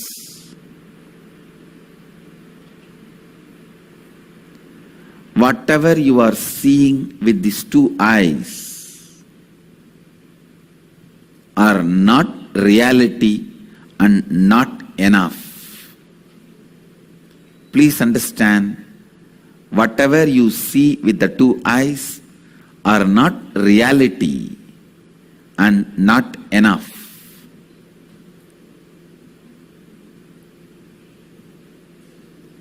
Third eye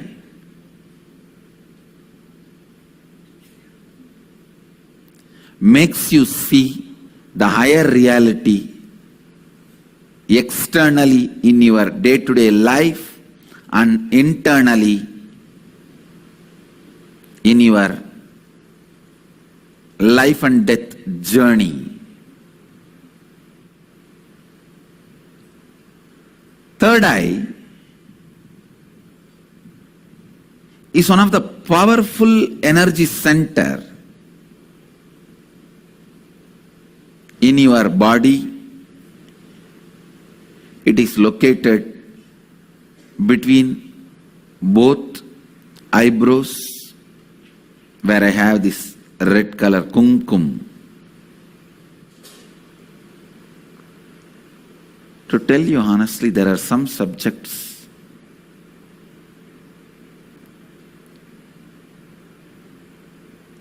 when I start speaking about, I am stuck for words because so much need to be told. So much need to be told. Whatever introduction I am giving it to you about third eye looks very pearl, very little. When I see the reality of the third eye, I can say it is just third eye. Everything is centered on third eye, whether the lifestyle practices or rituals or spiritual practices belong to all spiritual traditions.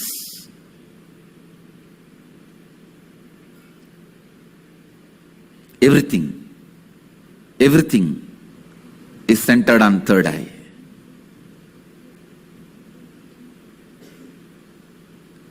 Awakening the third eye makes you immediately experience God. I can say God minus third eye is man, man plus third eye is God. God minus third eye is man, man plus third eye is God.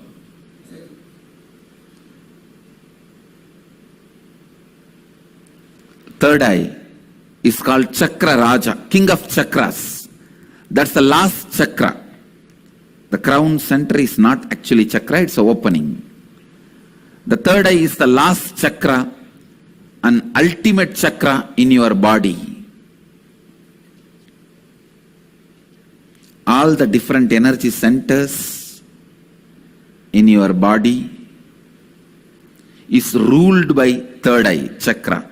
It's called Ajna chakra in Sanskrit. It means literally the seat of the will power. Will. Ajna means will. That's the seat of the will power. Ajna chakra. Will power. Chakra Raja.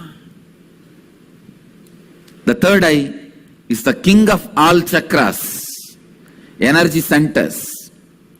If that one energy center can be awakened,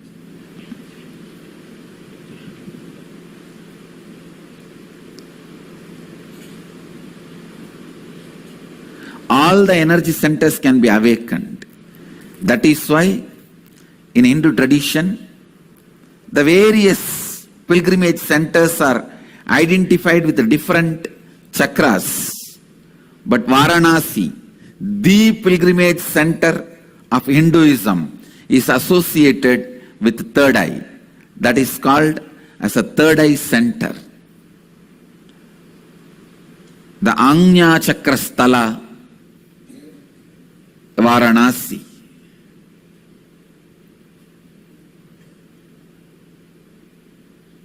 People ask me, what happens to you when you activate your third eye? Actually, I can't say. You can't explain to a born blind man what happens to him when he gets the vision. How much ever you try, you can't explain all the dimensions.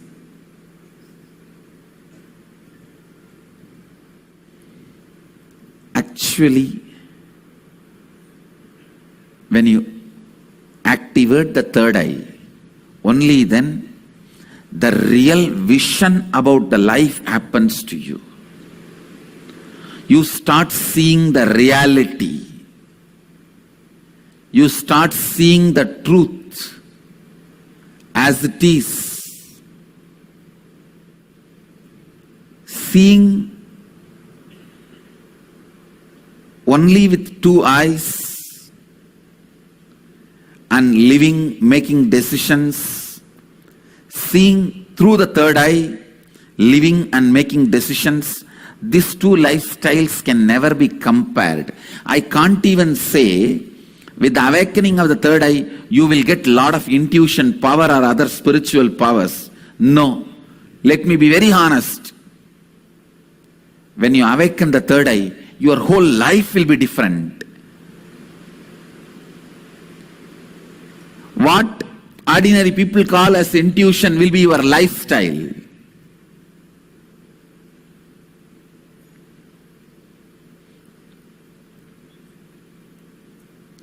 What individuals call as spiritual powers, that will be your lifestyle. It is not easy to describe the difference. I am telling you, the truths about the third eye was never believed by mass because it seems too good to be true. Too good to be true. When I declared, if your third eye is awakened, you can see with closed eyes. Your ordinary two eyes are not required for seeing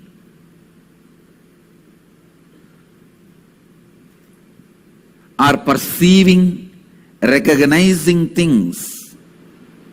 People felt it was too good to be true. When I declared at the age of 12, when I had the third eye awakening, With closed eyes, I was able to see 360 degree. People really felt it was too good to be true. But today you are going to have a live demonstration of not just me doing, the kids of the Gurukul demonstrating the power of third eye awakening. When your third eye is awakened,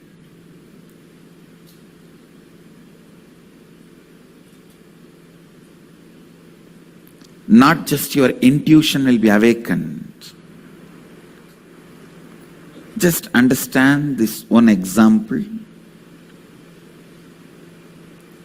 A person who is standing in a road and seeing both sides. How much he can see? He may be able to see 100 meters this side, 100 meters this side.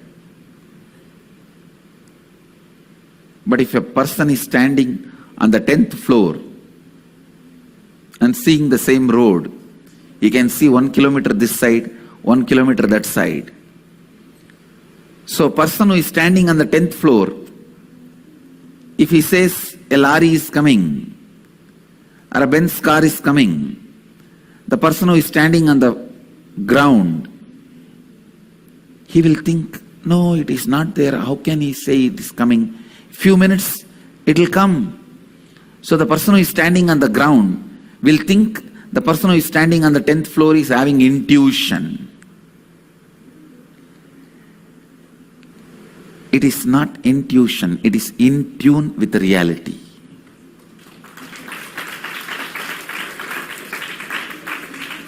When your third eye is awakened, you will be able to see everything from the higher plane. So you will be in tune with the reality. People ask me, can it help me in my material growth? I tell you, it will help you in everything. In your health, you will be able to see through your body. I have seen so many siddhas. They will just scan their body with closed eye. They know where the problem is and heal it. Very soon you can expect my kids doing X-ray and scanning. You will see they will be demonstrating. Just by seeing a person, they will diagnose them.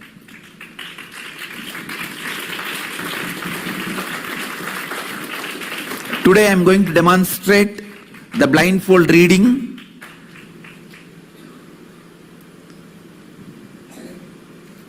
Now I am demonstrating the power of third eye awakening to the whole world in front of all of you. And I am also declaring now,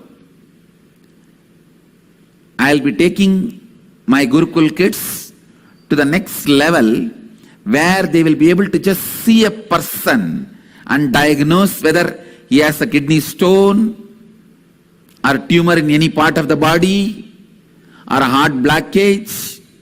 They will just be able to scan. I just need to educate them in body anatomy, that's all, and sharpen this power.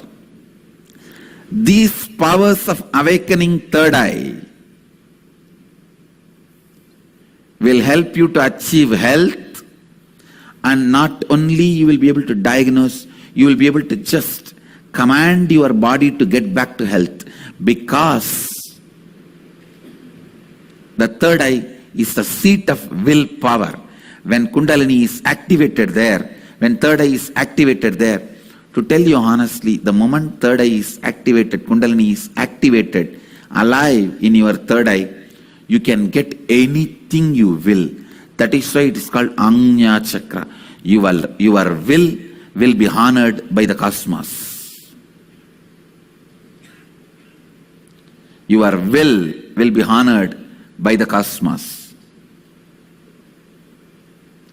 When I utter through words, it looks too good to be true. But life itself is too good to be true. Understand, life is not curse. Life is not just good, it is too good to be true. It will help you in your health. It will help you to have beautiful relationships. You will just know the person, not his actions. You will just know people, not actions. You will be able to speak into people's listening, help people to achieve completion. You will be easily able to achieve anything you want with people. You will be able to achieve anything you want, whether it is a wealth or blissful relationships, material comforts and luxury, ultimately completion and enlightenment. You will be able to achieve anything. You will be able to experience anything.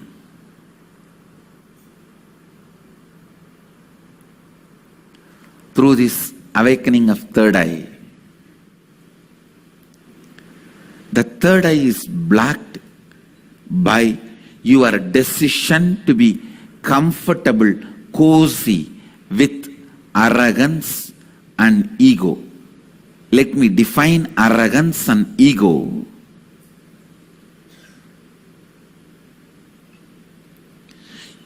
Your decision to carry on with your life with the small informations and your false identity built with the small information given to you about you is arrogance and ego. Your decision to carry on with your life having you, which is built with very less informations about you. It is like when you are young, the informations you receive about you and others, which are not completely complete. If you received the information, you are insecure, you need to be protecting yourself, you are powerless, you are weak, you are ignorant, and building your identity based on those informations and continue to live with it. Building your identity based on less wrong, misguided informations is ego. Continuing to carry on with the same ego is arrogance. This too blocks your third eye. Spending little time and recognizing you.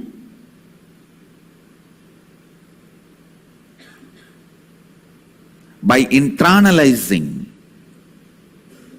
some of the truths from the Upanishads, understanding what is you,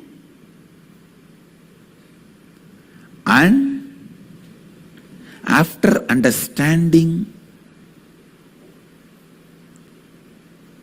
you in a real sense, living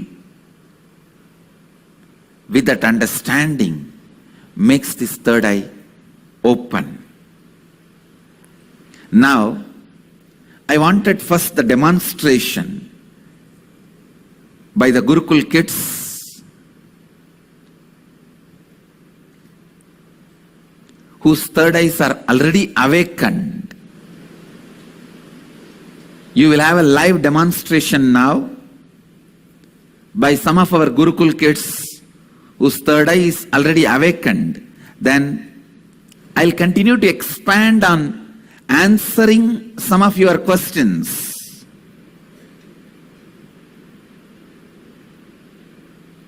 And also explaining methodology to awaken your third eye. So now I'm inviting the Gurukul kids and the Gurukul Acharyas, Ma Advait and Sri Advait, to come and do the demonstration of the power of the third eye. Even I can do blindfold reading, but I will start reading Akashic records. That is why I am letting the kids read, do the blindfold reading.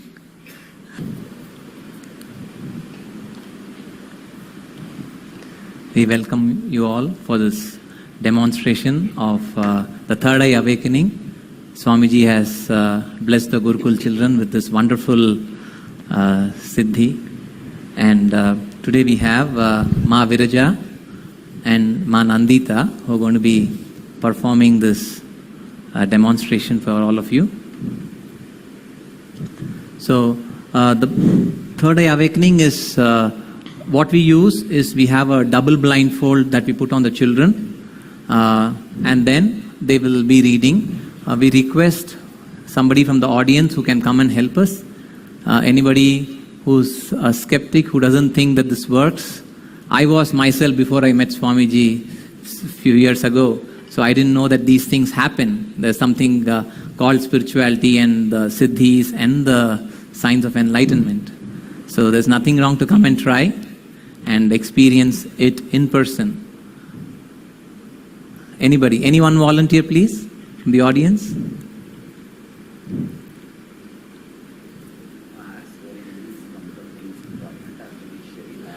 Anybody, especially if you are, from the police department or you're a lawyer or from the judiciary who have a different eye to see.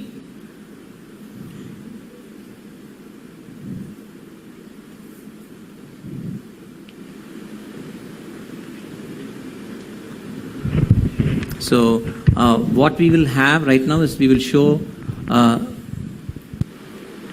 we basically, as part of the blindfold, we have the black color cloth that goes up on the eye, and then between the cloth and the eye we also put a tissue paper. So this makes sure that there is no light that goes through between the nose bridge and the cloth. So to make sure that absolutely no light passes through, so we have that.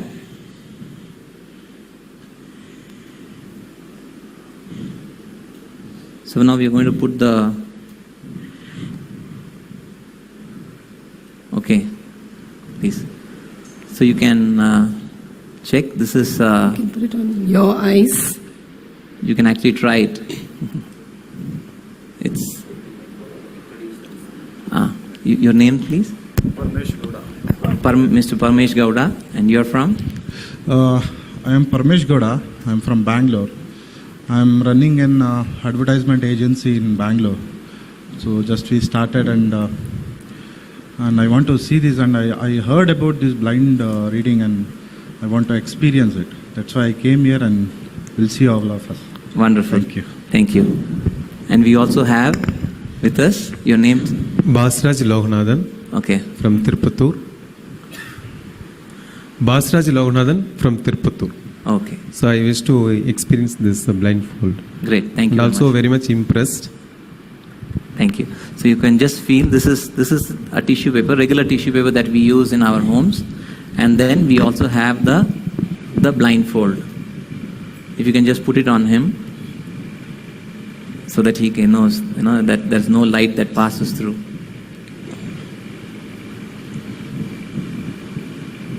Are you able to see anything, sir? Mike. Yeah, are you able to see anything? No. Okay. I'm not seeing anything. Okay, so you're not seeing anything. So we are going to do the same thing for the children also. Yeah. Okay. So first we'll have with Ma Viraja. So we place, can you please close your eyes?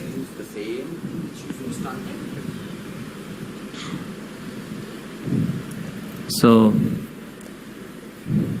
please close your eyes. So we place the tissue and then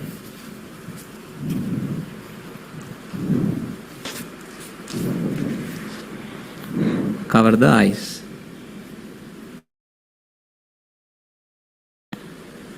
So we are using the same blindfold that our friend used it here on stage, through which he said that he could not see, Mr. Gowda. So we've used the same blindfold. So now we have this, Mahaviraja is ready with the blindfold, and we're going to have Mr. Gowda write something. Can you please? It's a plain paper we are giving to Gowda. Yeah. So Mr. Gowda is going to write something.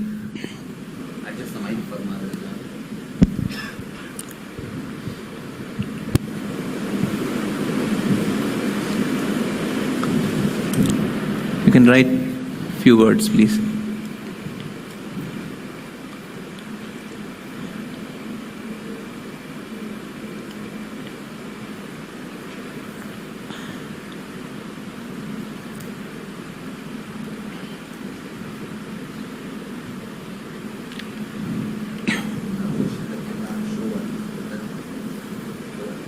So now we are going to show you in the camera what has been written, and then we will now pass, after that we will pass the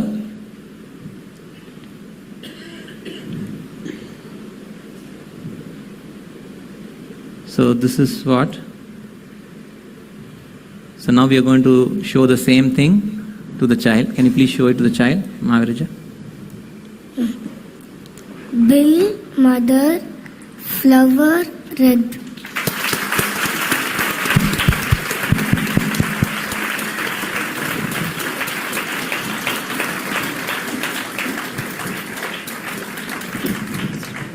So whatever was written, Mahaviraja was able to read it. So, sir, so you think what she read is correct? Yeah, correct. Great, thank you. So maybe you can write, we'll ask, yeah, you can write something now. It can be a sentence.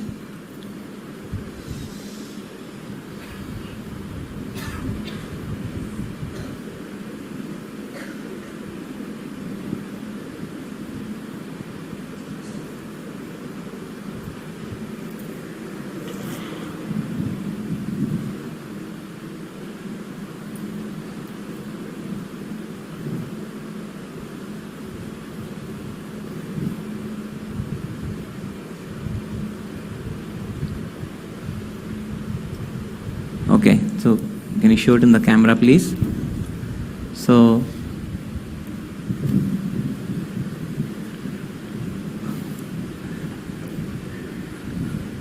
we are now going to, what you're seeing on the screen, we're now going to show it to Mahaviraja. Yeah, can you, Mahaviraja? Om Nithyanandaya Namaha. Swamiji, can you do everything?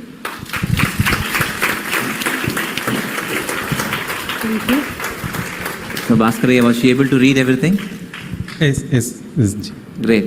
So this is what it is. It's a very simple technique. Once Swamiji has initiated all the children, and they have been very successful in reading everything blindfold with the third eye awakened.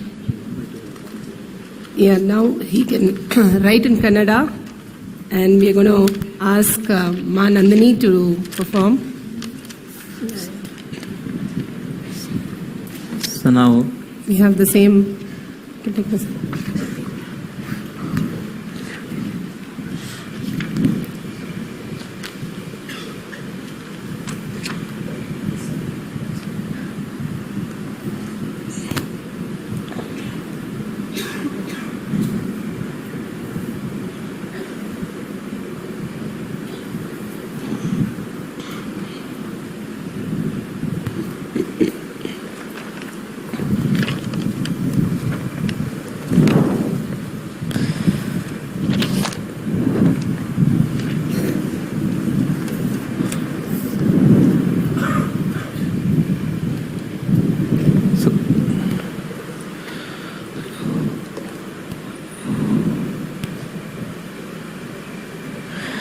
ನಾವು ಭಾರತೀಯರು ಎಲ್ಲರೂ ಗೌರವಿಸಬೇಕು.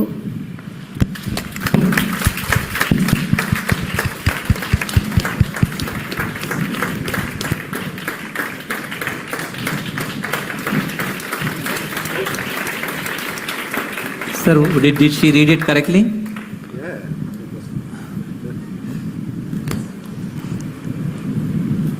Nithyanandam, if anybody has any book also, you can come and ask her to get to any page and you can ask her to read. Do anybody have any book?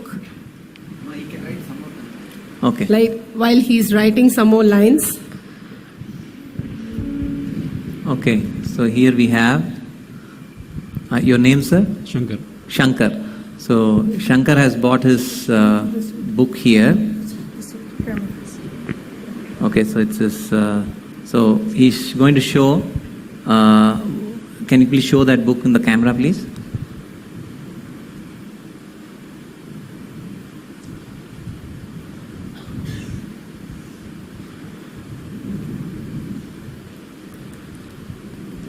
So, yeah, Manandita, can you read what is written?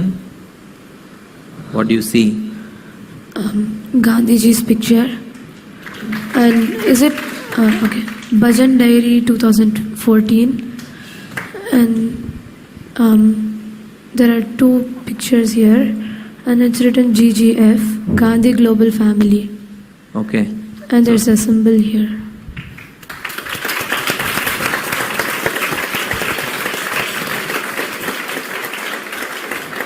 So, Mr. Shankar, was she able to tell everything? How can it possible, sir? So, how is it possible? Just now Swamiji explained, and I'm sure you will also be experiencing that. It's the initiation of the third eye. Yes, any page number you can tell her and she can also read. You can tell her any page number, she will pick it up. She'll open the page number. Yeah. No, anybody has from, any from book? his diary. Okay.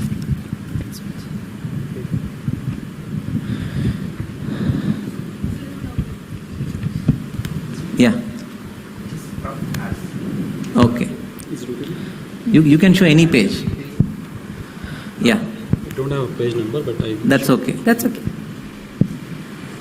Yeah, you can give it to her. Okay, show it on the screen. So from his diary, he's showing one of the page.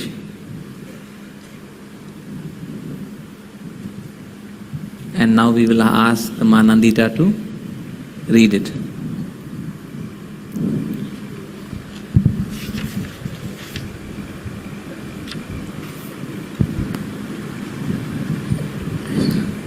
जिस प्रकार प्रकाश गहरे से गहरे अंधकार का मुकाबला कर सकता है, उसी प्रकार सत्यात्मा भी बड़ी से बड़ी विरोधी ताकत का मुकाबला कर सकता है. Gandhi.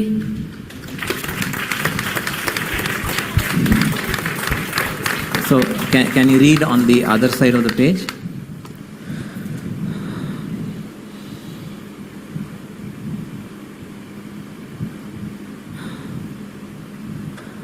National language, economic equality, pheasants, labor,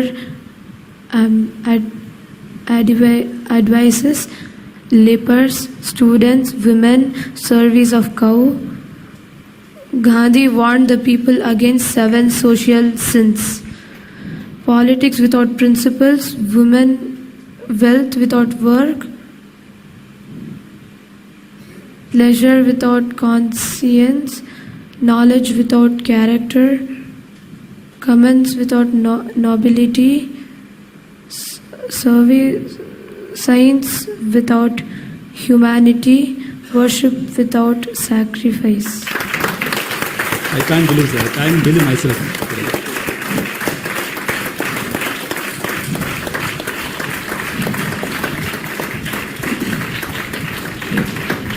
Wonderful. Thank you very much. Amazing, sir. Really amazing.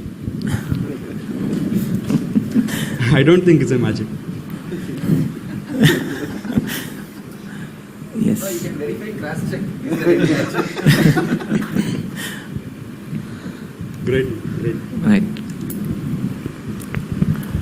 Thank you very much for volunteering, and thank you very much. We enjoyed presenting this demonstration to all of you. Thank you very much. Nithyananda. I am back. Please understand, and I have one more good news. I have evolved the technique of awakening the third eye to the next level. Now even adults are able to see colors and start reading.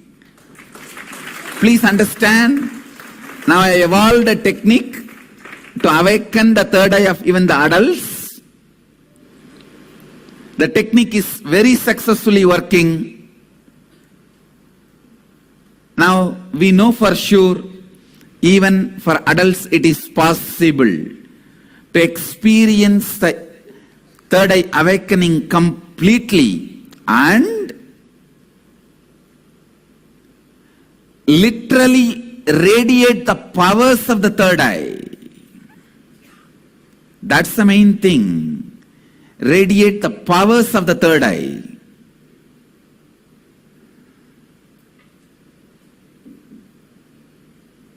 Somebody was telling me, it is not all about being superhuman. It's about being human is super. I say, no, relax. Being human is okay. Being superhuman is only superhuman. It is possible. Understand? When you don't know the possibility,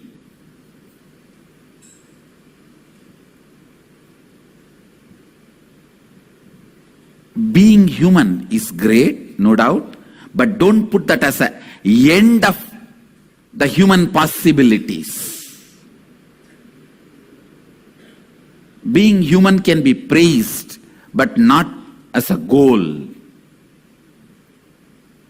Please understand, these extraordinary powers and capabilities are possible. It is a science.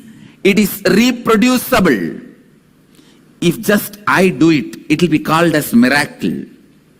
Mainstream media will brush it aside as miracle or magic.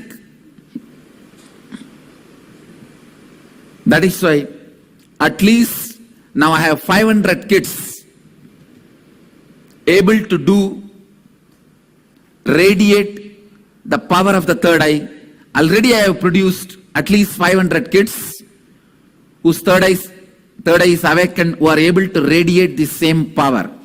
And now I am telling you, I'll produce at least few thousand more people, kids, adults, in next few months with this power, who are awakened, who have awakened their third eye, who are experiencing their third eye awakening, and who are able to radiate this power of third eye. Please understand, it is possible for you. I am not demonstrating these superpowers, extraordinary powers as my glory. I am demonstrating all this as your possibility. I am demonstrating all this not to tell it is my glory. I am demonstrating all this just to tell you it is your possibility. And Varanasi is Shiva's third eye. Understand? Varanasi is Shiva's third eye. Varanasi means in Sanskrit. In Sanskrit, the literal meaning of that word Varanasi means the space between eyebrows and nose. Varanasi. The place between eyebrows and the nose. Shiva's third eye is Varanasi.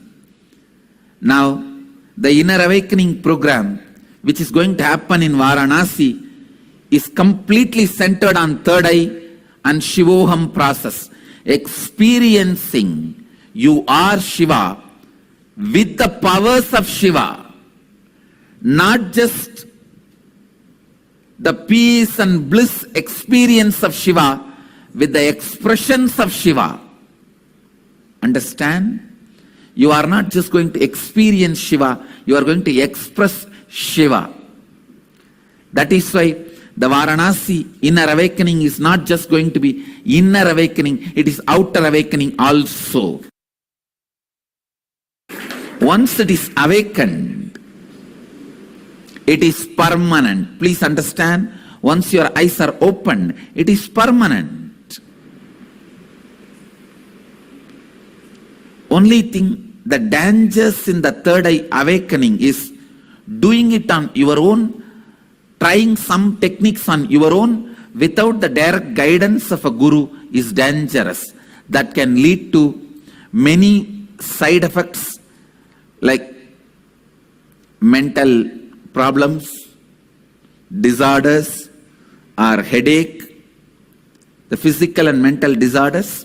So don't try on your own without the direct guidance of an enlightened being, without the direct guidance of an incarnation. Don't try it on your own. The techniques I have designed are most safe. To tell you honestly, I have not even designed this technique. I took it from Shaivagamas, Mahadeva's teachings to Devi.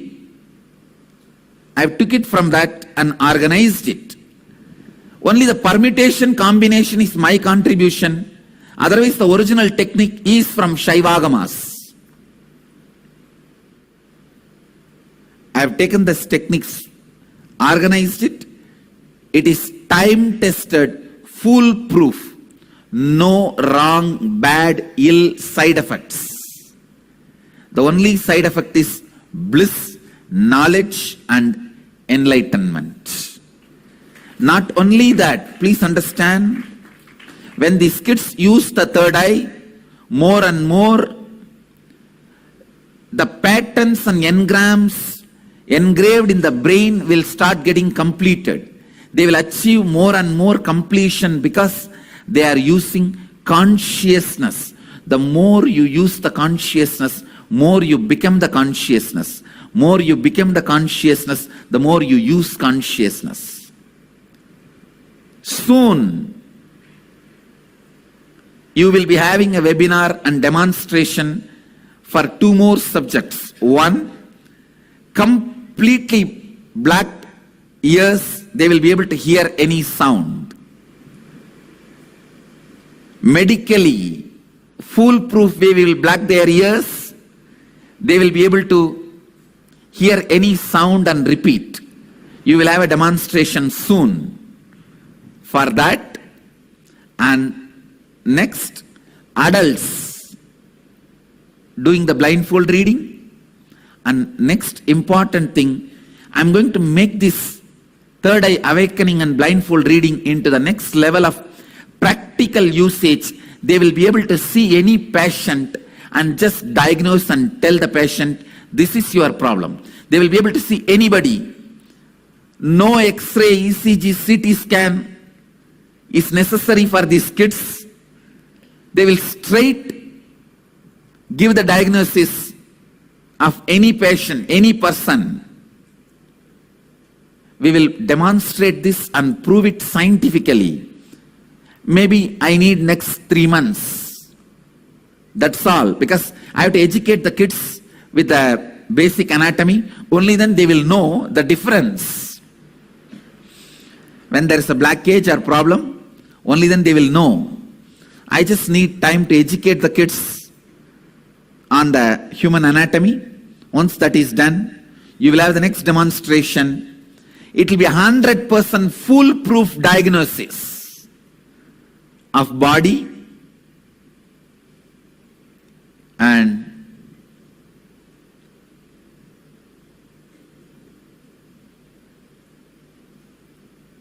already I have initiated the kids into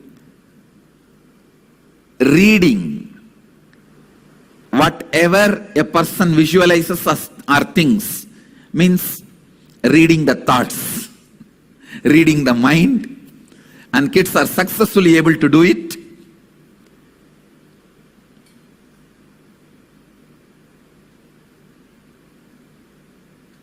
Soon you will have the demonstration on all these sciences also, expressing the great powers which is in every one of you. With this, I wanted to give you the basic meditation technique to work on your third eye. I really wanted to awaken all your third eye today, if I have enough time, or if you all have enough time.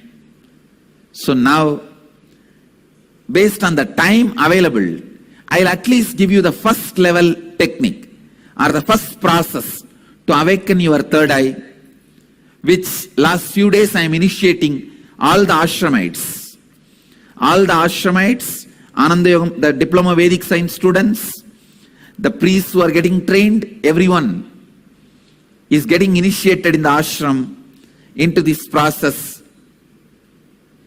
I'll initiate all of you into that process. Listen to the technique properly. Now, this technique is a two-part. First part, with your open eyes, start visualizing the center of your forehead, means where I have the kumkum, the red dot. Center of that spot in you, means your third eye is open. Actually, the third eye is round color, red color. That's the reason we have this kumkum. It's a scientifically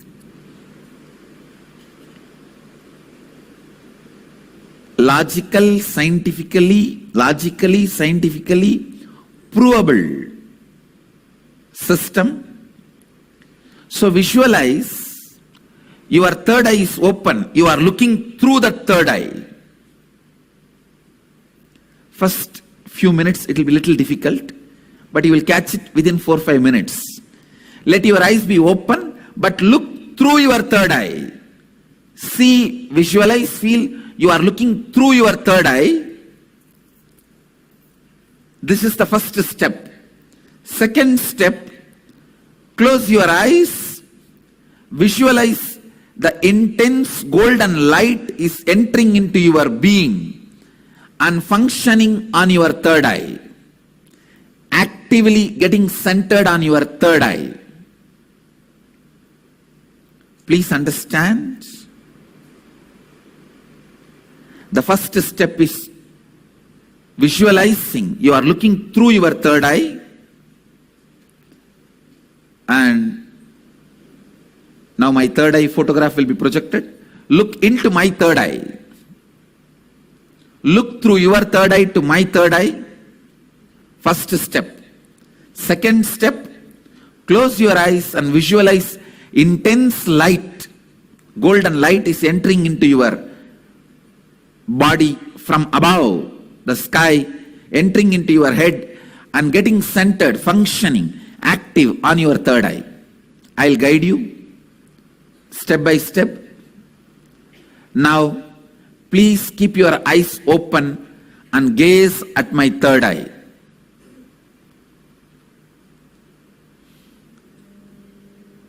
Gaze at my third eye.